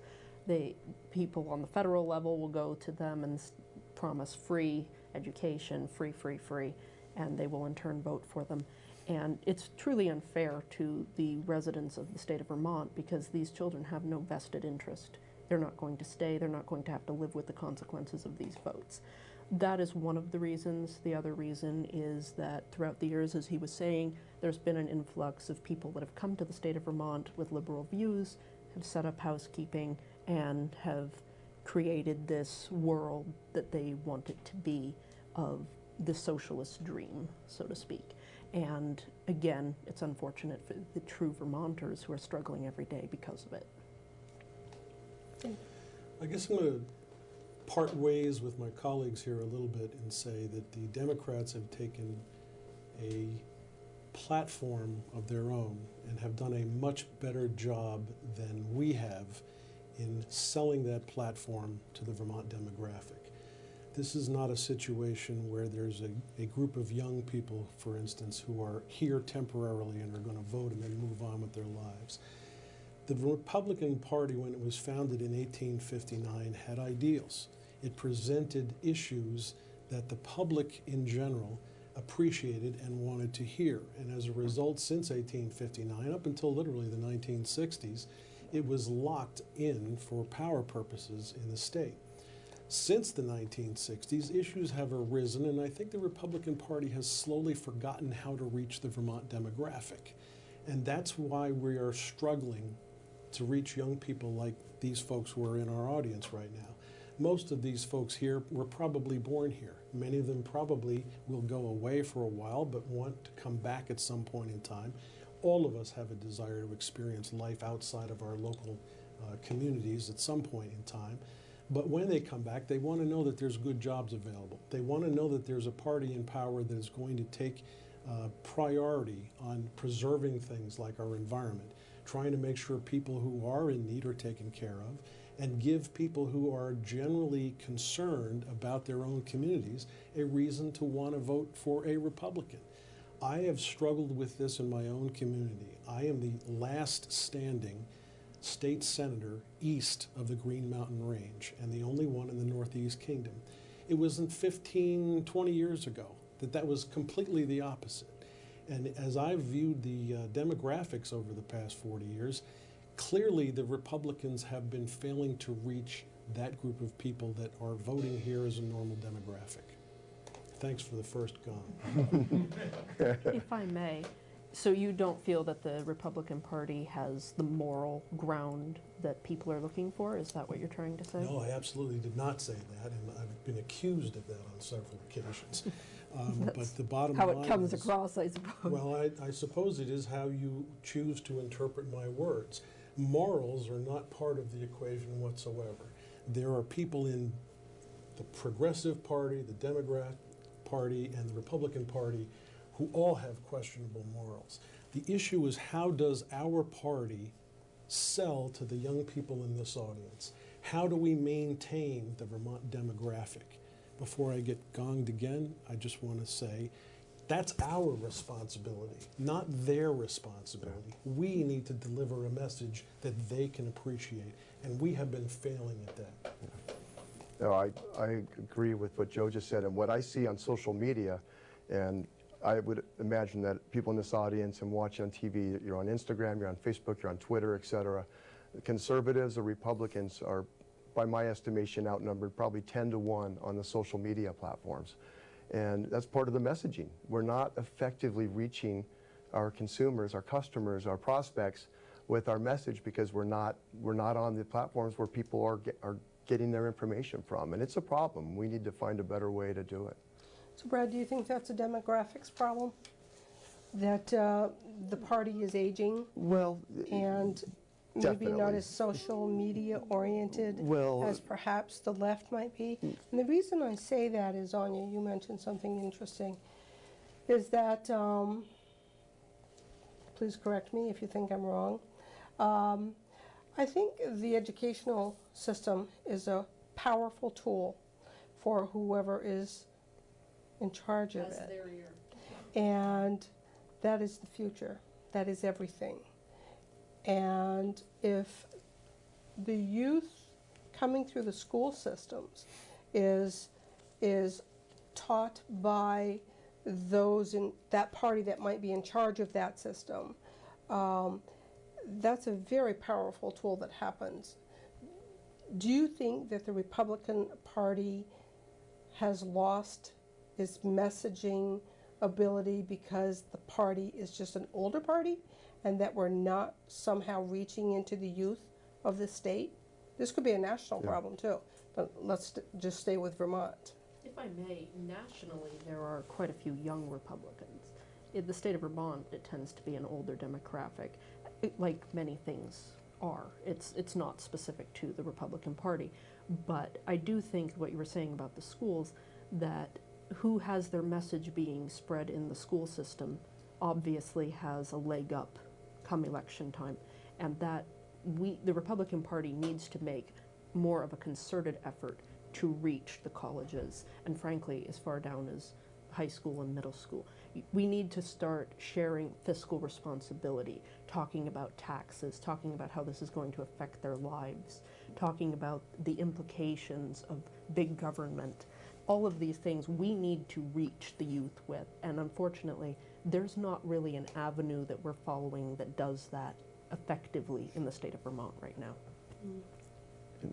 You're right, the headwinds that Republicans and conservatives have is, like you said, you've got, I mean, it's not a secret that most of the press bias is left-friendly, left-centered, especially here in Vermont. At the school level, at the education level, from grade school to high school to and beyond, the colleges, it is definitely, I've just put 2 kids through high school off to college now, so I can speak firsthand to what I've witnessed, and your kids can get a great education like hopefully all of you have received here. But make no mistake about it, it's definitely a platform for the agenda of the left, on broad strokes I'm talking about.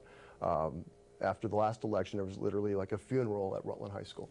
But so it's a challenge. It's one of those headwinds that, getting back to, there are young, articulate conservatives that are part of Turning Point USA, other young conservative groups. But here in Vermont, it's a very small pool of people. I'm thankful that people like Anya and other women and young people are taking an interest. We've got people like Corey Parent, one of your colleagues. So I love seeing young people getting engaged, but we need to be the party that convinces a lot more of them to join our side, and we can do better. Thank you, Brett. I'm not sure I have much conflict with what I've just heard. I will say that it comes back to us and the message that we deliver. If you read some of our own Facebook memes, we have people in our party that are talking online about the fact that nobody in the public school system says the Pledge of Allegiance anymore. I don't believe that's true. My wife teaches in a public school. She's not a member of the union. She's been teaching there for 35 years. That entire school says the Pledge of Allegiance. There's 700 kids there. So if we come out looking like we are ignorant of what these folks are going through, we're not going to appeal to them. I would love to be able to ask this audience, do you feel you were somehow brainwashed growing up? Or do you feel you had the ability to look at us and evaluate us as candidates, no matter what party we're running from?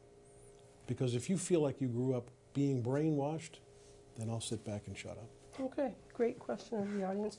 We'll save that for the end. At the end of the panel discussion, we'll hopefully engage the audience. One of the things that, before we move on here, that I've noted is I've done a lot of public service in my community, and bench building is one of the most important activities that we should be involved in. And I do believe that the Republican Party, let me just say that the Democratic Party has done a much better job of bench building than the Republican Party has.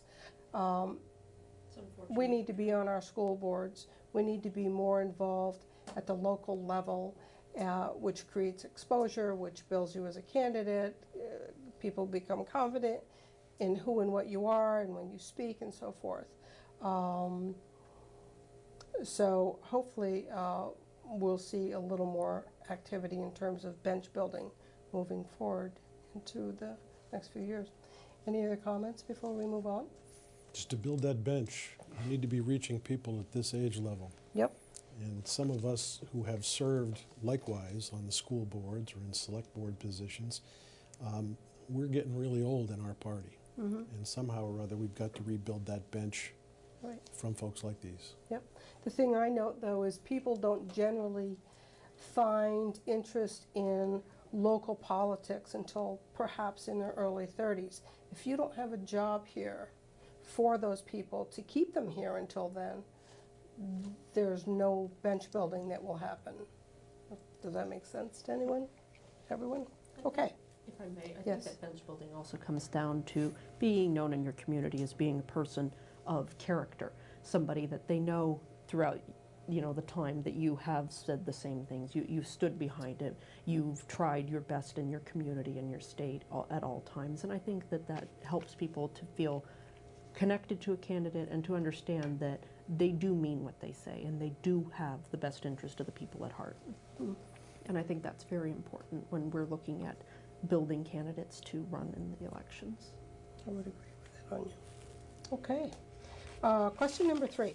Vermont's population has grown by just 0.1% since 2010, with a net increase, dare I say, of 555 people. Why do you think this is so? Anya, we'll start with you. I would say it comes down to the economic climate that we have. Again, taxes and regulations, all of these things combine to make people feel that the state is unfriendly towards them, that they need to seek opportunity elsewhere. If you're a young person, and I am a young person, so I understand this fully, you want to go where you know you're going to do the best you can and not be limited. And unfortunately, in the state, there is a lot of limiting of what you can do. You can go into agriculture, which is a failing industry currently. It will always be there because we need it, but it's not something that people feel is helping them at this point. You can go into logging, you can go into a service profession, but there's nothing there that says, I'm going to go into this industry and 20 years from now, I will have what I want out of life. There's nothing that's being offered in that line. They're going to New Hampshire, as he was saying. It has much more opportunity. They're going to New York, they're going to Florida, they're even going as far as Arizona and California or the Midwest. All of these places are beating the state in opportunity. And it's unfortunate we have one of the most beautiful states in the nations, and people don't want to leave. They want to raise their families here. They want to be around their families. They want to have their friends nearby, people that they grew up with, and yet they're finding they can't. And that's the population growth. And even though there's not a lack of pregnancy in the state, I'm sure most people can agree with that, there is a lack of being able to stay here and make ends meet and make a living and make a prosperous life for yourself. So even though we do have children being born, we have so many people leaving. And it's not limited to young people. I know retirees that leave daily because the pensions are being taxed or because the cost of living is just too high. So when you add up all the people leaving, no matter what we're doing, we're not bringing them back in. She's really loving that gong, I can tell. Yeah, I don't think the problem is totally unique to Vermont. There's other rural communities in states that are losing population. About a third of them, from what I've read, are in a similar predicament as we are with the anemic growth or flat growth. It's only about a third that seem to be doing well. So what is that third doing well that we're not doing? And we have some challenges in that we're in New England. We're not in, sunny, we got some weather challenges that are off-putting maybe for some people. But I think if we could focus on what makes us attractive as a state, getting back to some of the incentives for young people to have children and be taxpayers and raise their children here, we need to focus on that so that we get out of this stagnant slide that we've been in. And as the governor talks about and everybody knows about it, but we're at the point now where we have to do something about it. We have to. Thank you, Brad. The core to your question is the birth rate.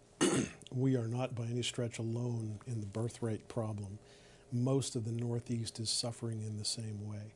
The states that are doing the reverse tend to be those states that have major economic opportunities, the Balkan oil fields in the Midwest, California, which has so many technological opportunities, Washington, Oregon. I travel quite a bit. I listen to people as I go on the road. And there are many states that are suffering the same kind of downturn in their birth rates. You can see it across the nation in small towns that are literally evaporating before your eyes. Vermont has some very good opportunities. We are within striking distance of Boston, New York, Sherbrooke in Canada, Montreal. We have to be able to sell ourselves in a better way that we attract those people who are of parentage age, and that will turn the birth rate around.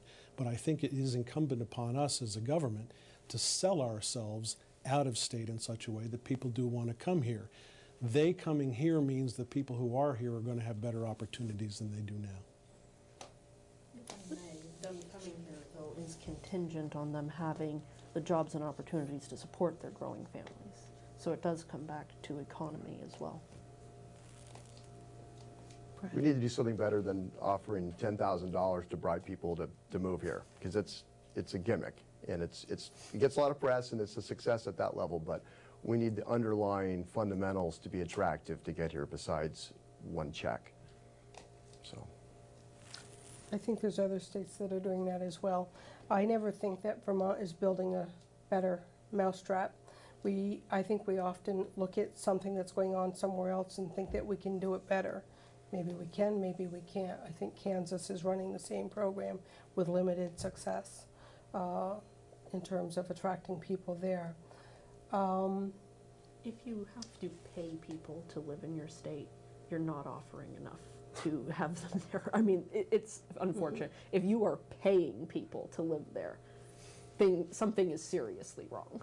And so, yes, we can offer those programs, but we have to solve the core issues, or ultimately it's not sustainable to continue to do that. One of the groups of our demographics that I'm very concerned about is the population that opted not to go to college. They're obviously going to fall into the lower economic level of our economic groups. And one of the things that I'm hearing from that particular group of people is there's nothing to do in Vermont. Boredom is trouble. Boredom leads to problems. And they're on the lower wage scale, you know, the group that we're trying to get $15 an hour for.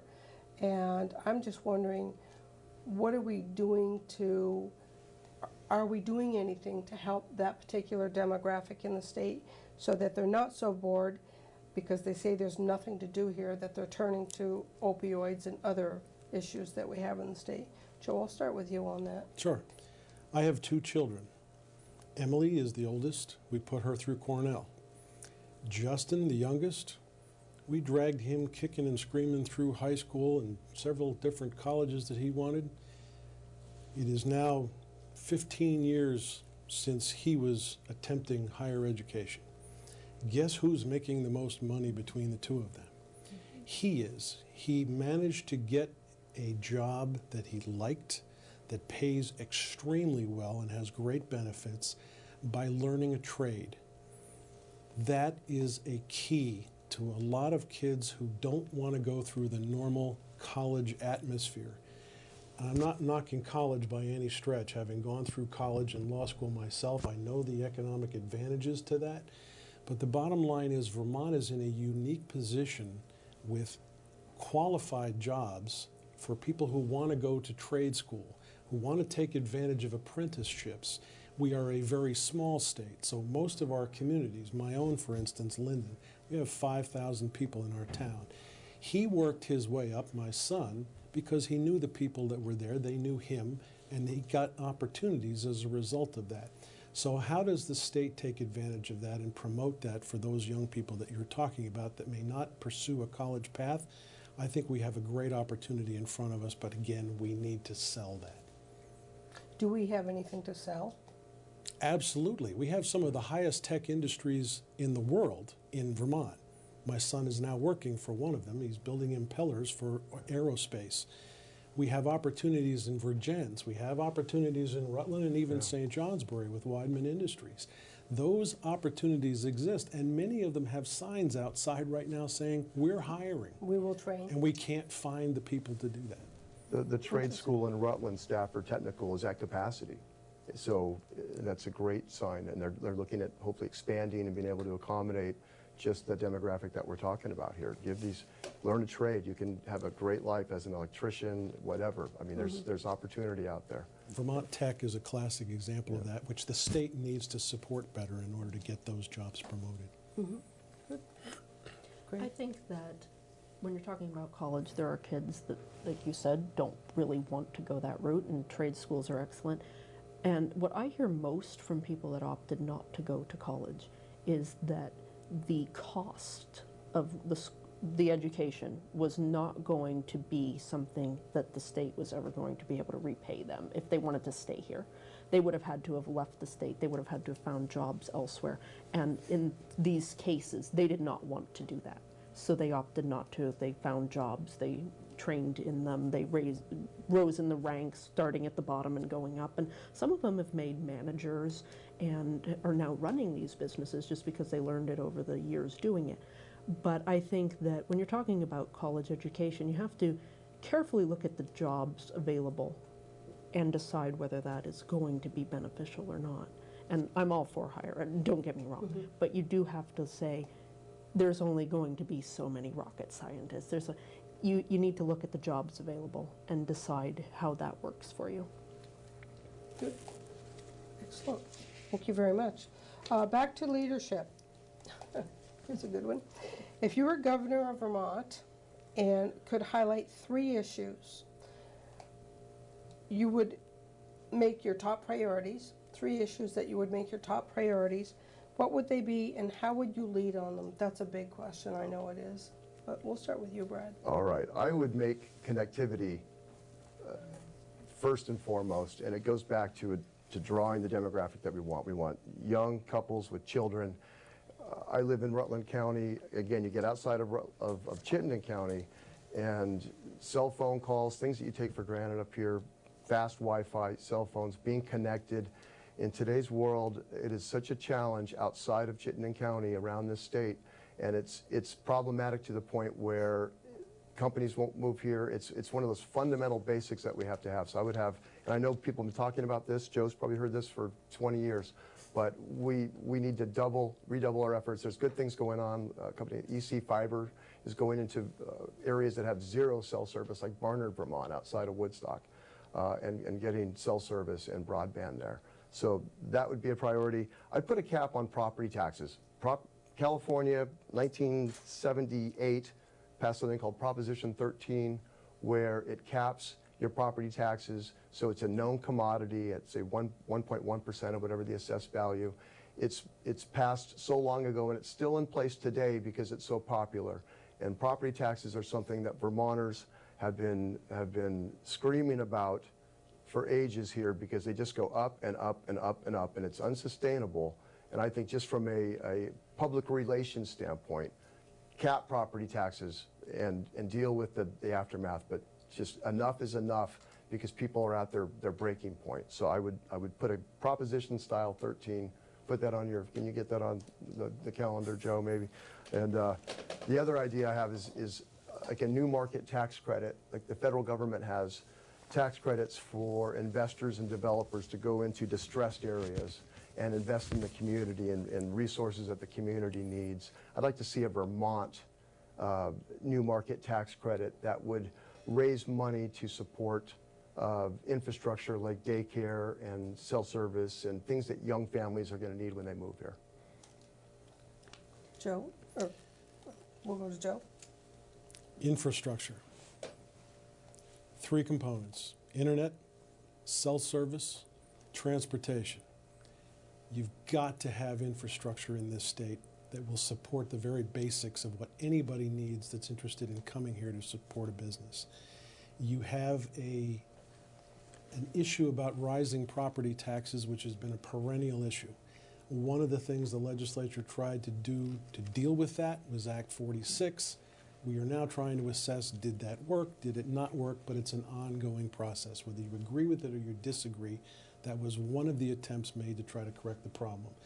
We don't have the ability to put Proposition 13 on our populace because California's constitution is designed differently than ours. California, you guys had the ability to ask the legislature through a referendum. Yeah. We don't have that in our constitution, so we can't have that done. The only thing I can do about that in the legislature is to do what I've done. I've voted against the budget and I've voted against the fee bill every single year I've been there except one. And the one time that I didn't do that was I knew that what we were passing at that time was sustainable based on the revenues that we had. But that's only happened one time, and I've been there since 2011. The nutshell is, if you are not paying attention to that as a governor, infrastructure, critical component to having us survive as a state, education. these folks need to have the best education there is to enable them to compete in a global marketplace. If they don't have that, we are failing not just ourselves, but them as well. So I would be concentrating on those issues, but I'll end by asking a question. Who the heck would want the job? Of governor? Yes. I could think of a few people. More power to them. More Think of power a to few them. people. Just a quick follow-up to yours. So if Proposition 5, You're talking about a constitutional amendment. yes. Yeah. Different than a referendum, which No, Bradford was I'm talking. going somewhere with this. Yeah. Is it Proposition 5 that we're looking to open the Constitution, or is that 3? Well, there were, I think, 6 proposals for constitutional changes, 2 of which actually got through the legislature to some extent. Prop 5 is the one that made it all the way through, and that is now pending. So with that on the horizon, 2 years from now, it's a 2 or 4 year cycle to get that through.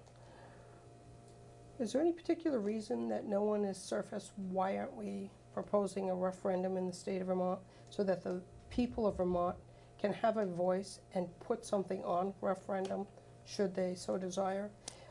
I've always felt like, did we ever have a referendum at any point? I've always felt like not having a state referendum really silences the voice of many if there's an overarching issue going on in the state. To answer your question, nobody has attempted to bring such a bill in my lifetime in the legislature. I believe there have been previous attempts in the 70s and early 80s to try to do that, especially around the time that California was talking about it. People in Vermont were asking, why don't we have that ability? And I can't answer the question as to why nobody's ever bothered, except that I know in this day and age, with the current makeup of the State House, never happened. If I was to bring such a bill right now, it wouldn't get out of committee, much less through one of the bodies. Thank you. Anya? I think that one of the main focuses should be the opioid crisis.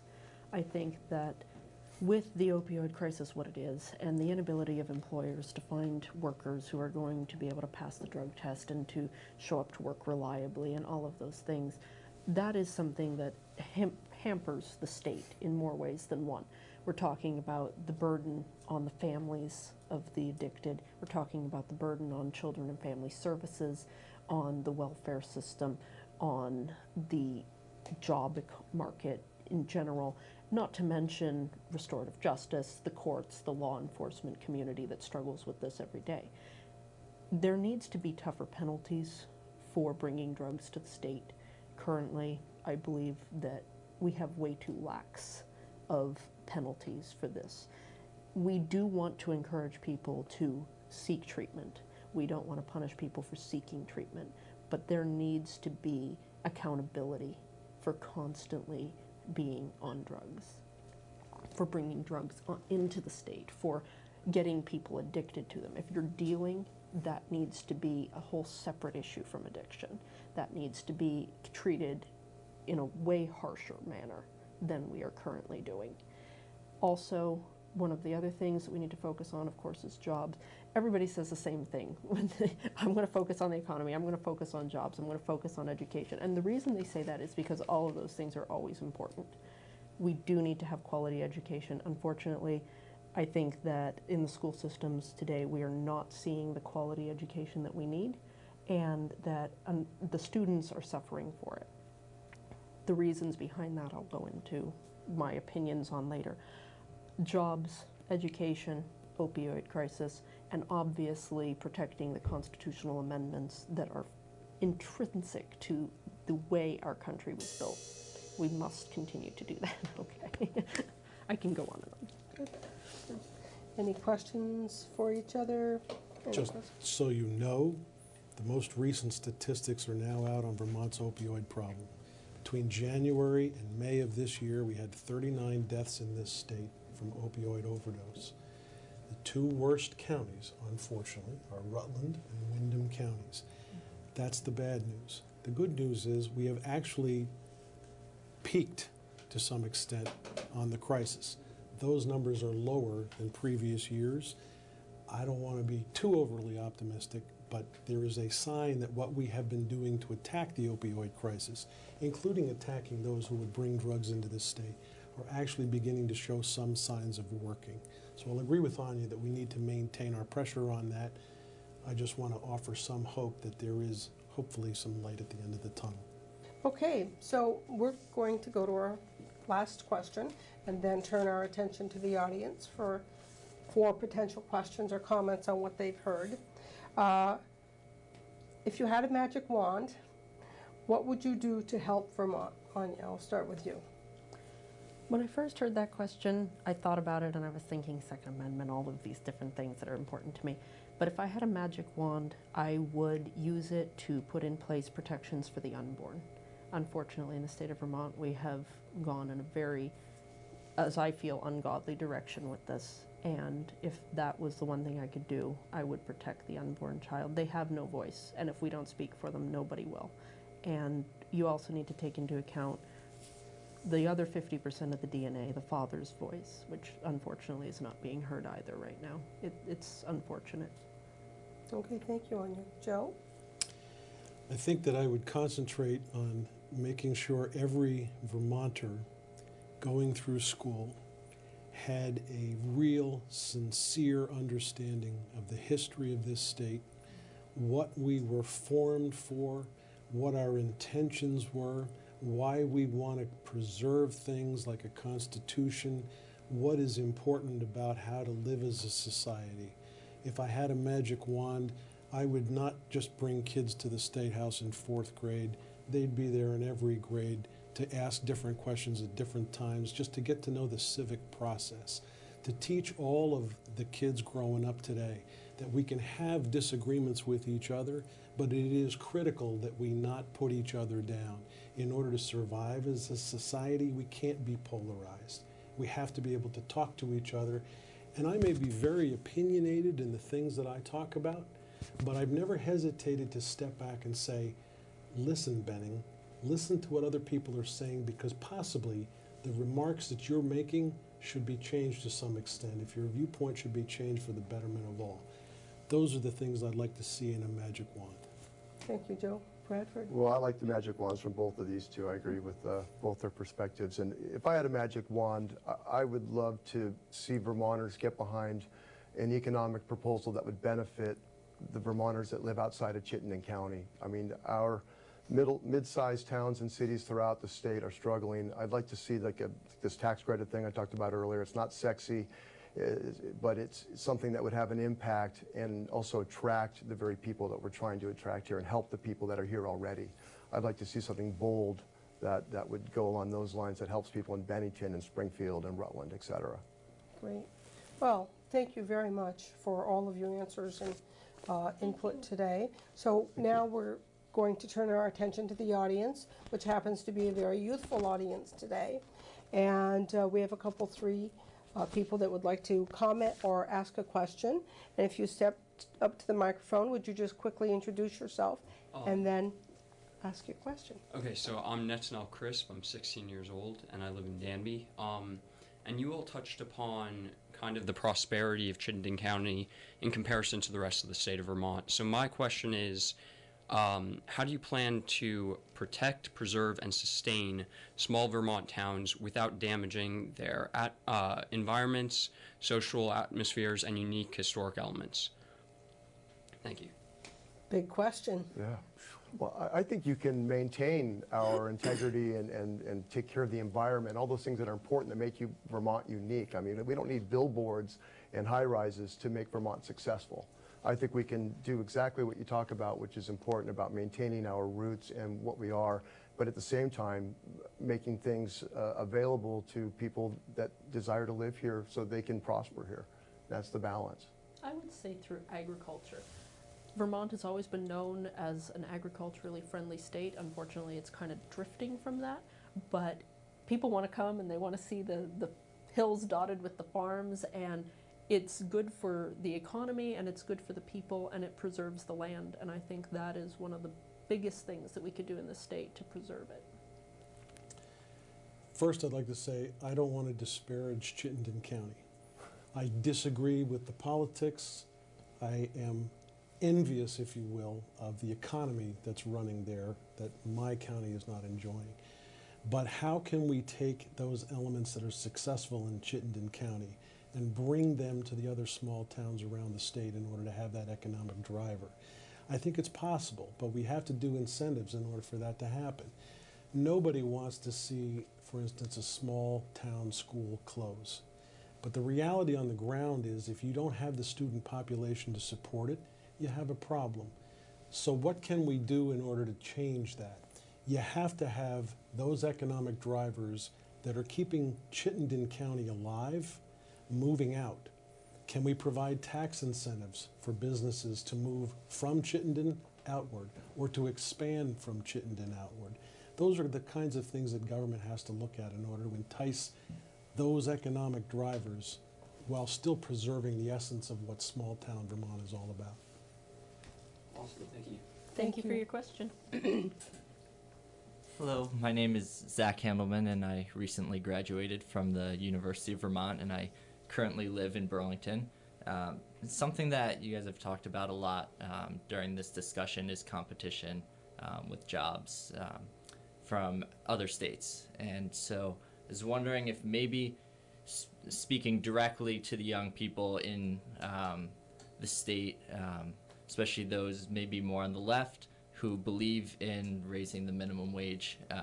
And Senator Benning, you're right on the border, so you might have something to say to this, but maybe just speak to your position on why you should or shouldn't raise the minimum wage to $15. Sure. I can start by saying we had a very large discussion in the State House this past year over that question. The people who are in Chittenden County are having a tough time trying to survive.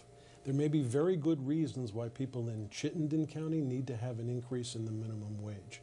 But if you come to my neck of the woods, I am literally up against New Hampshire that has a $7 and I think 25-cent minimum wage.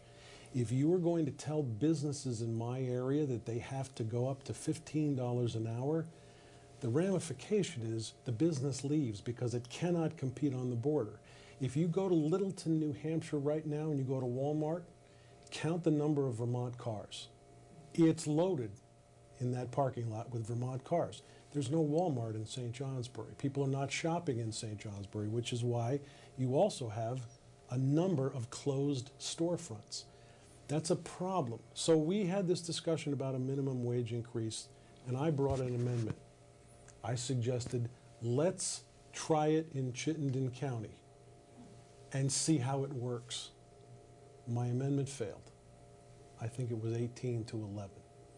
But it would have enabled Chittenden County to prove that something would work for Chittenden while still enabling some of the folks in my neck of the woods to maintain the businesses. I'll use this example of a coffee cup, and forgive me if I go a little longer. Let's say you're selling a cup of coffee on Church Street in Burlington, and you charge $2 for that cup of coffee. Simple, all right? You have foot traffic in Church Street in Burlington that could be anywhere from 300 to 500 people a day. Come over to Lindenville, where we're selling the same $2 cup of coffee, and you have foot traffic of maybe 35 people a day. How is a business owner going to compete with that if all of a sudden all of their overhead, all of their infrastructure has to be competing with a $15 an hour wage to the 3 employees that they may have in Lindenville? It's not something that's possible. So I constantly say, the people who are doing business in my neck of the woods will go to Littleton, New Hampshire. We don't want to have that happen. Let's try an experiment. See if it works in Burlington. Hopefully that'll drive things. Do you feel your question was answered? Because if so, we could get a second question, and we're kind of running short on the time. Thank you. We could talk later. Could you repeat the question you asked to all of us earlier? There was a couple of them. One was, do you feel that you were brainwashed growing up in school? Okay. So my name is Nessia Crisp, and I'm 18 years old, and I did not grow up in Vermont. I did elementary and middle school in Pennsylvania, but since coming to Vermont, I found that the liberal atmosphere just heightened in school, and I feel, not that I'm necessarily brainwashed, but in terms of my classmates and my teachers, I'm not able to have a voice in terms of my political views, and it's a lot of, this is kind of what's expected in society, and you can't really have any differing views on that, and I find that really hard in terms of talking to people openly about politics in the state and in the country.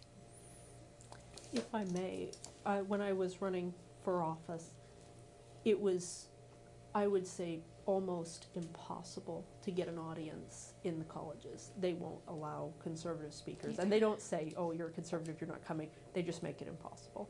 So it is biased. I'm actually trying to get in touch with colleges right now, and they're very not I open wish you the to best of luck. Yeah. I do. Thank you. Can I ask what part of Pennsylvania you're from? I'm right outside of Philadelphia. Lower Merion was the county I was in. Okay. Was that generally a conservative area? No, I don't think so. Okay. Yeah, politics weren't widely spoken about, especially Republican views. So that shouldn't be happening to you or to anybody else. But let me take it out of politics for just a moment. I'm a Yankees fan. A lot of Vermonters are Red Sox fans. We battle with each other all the time over baseball. But what we shouldn't be doing is polarizing ourselves in such a way that we can't speak to each other.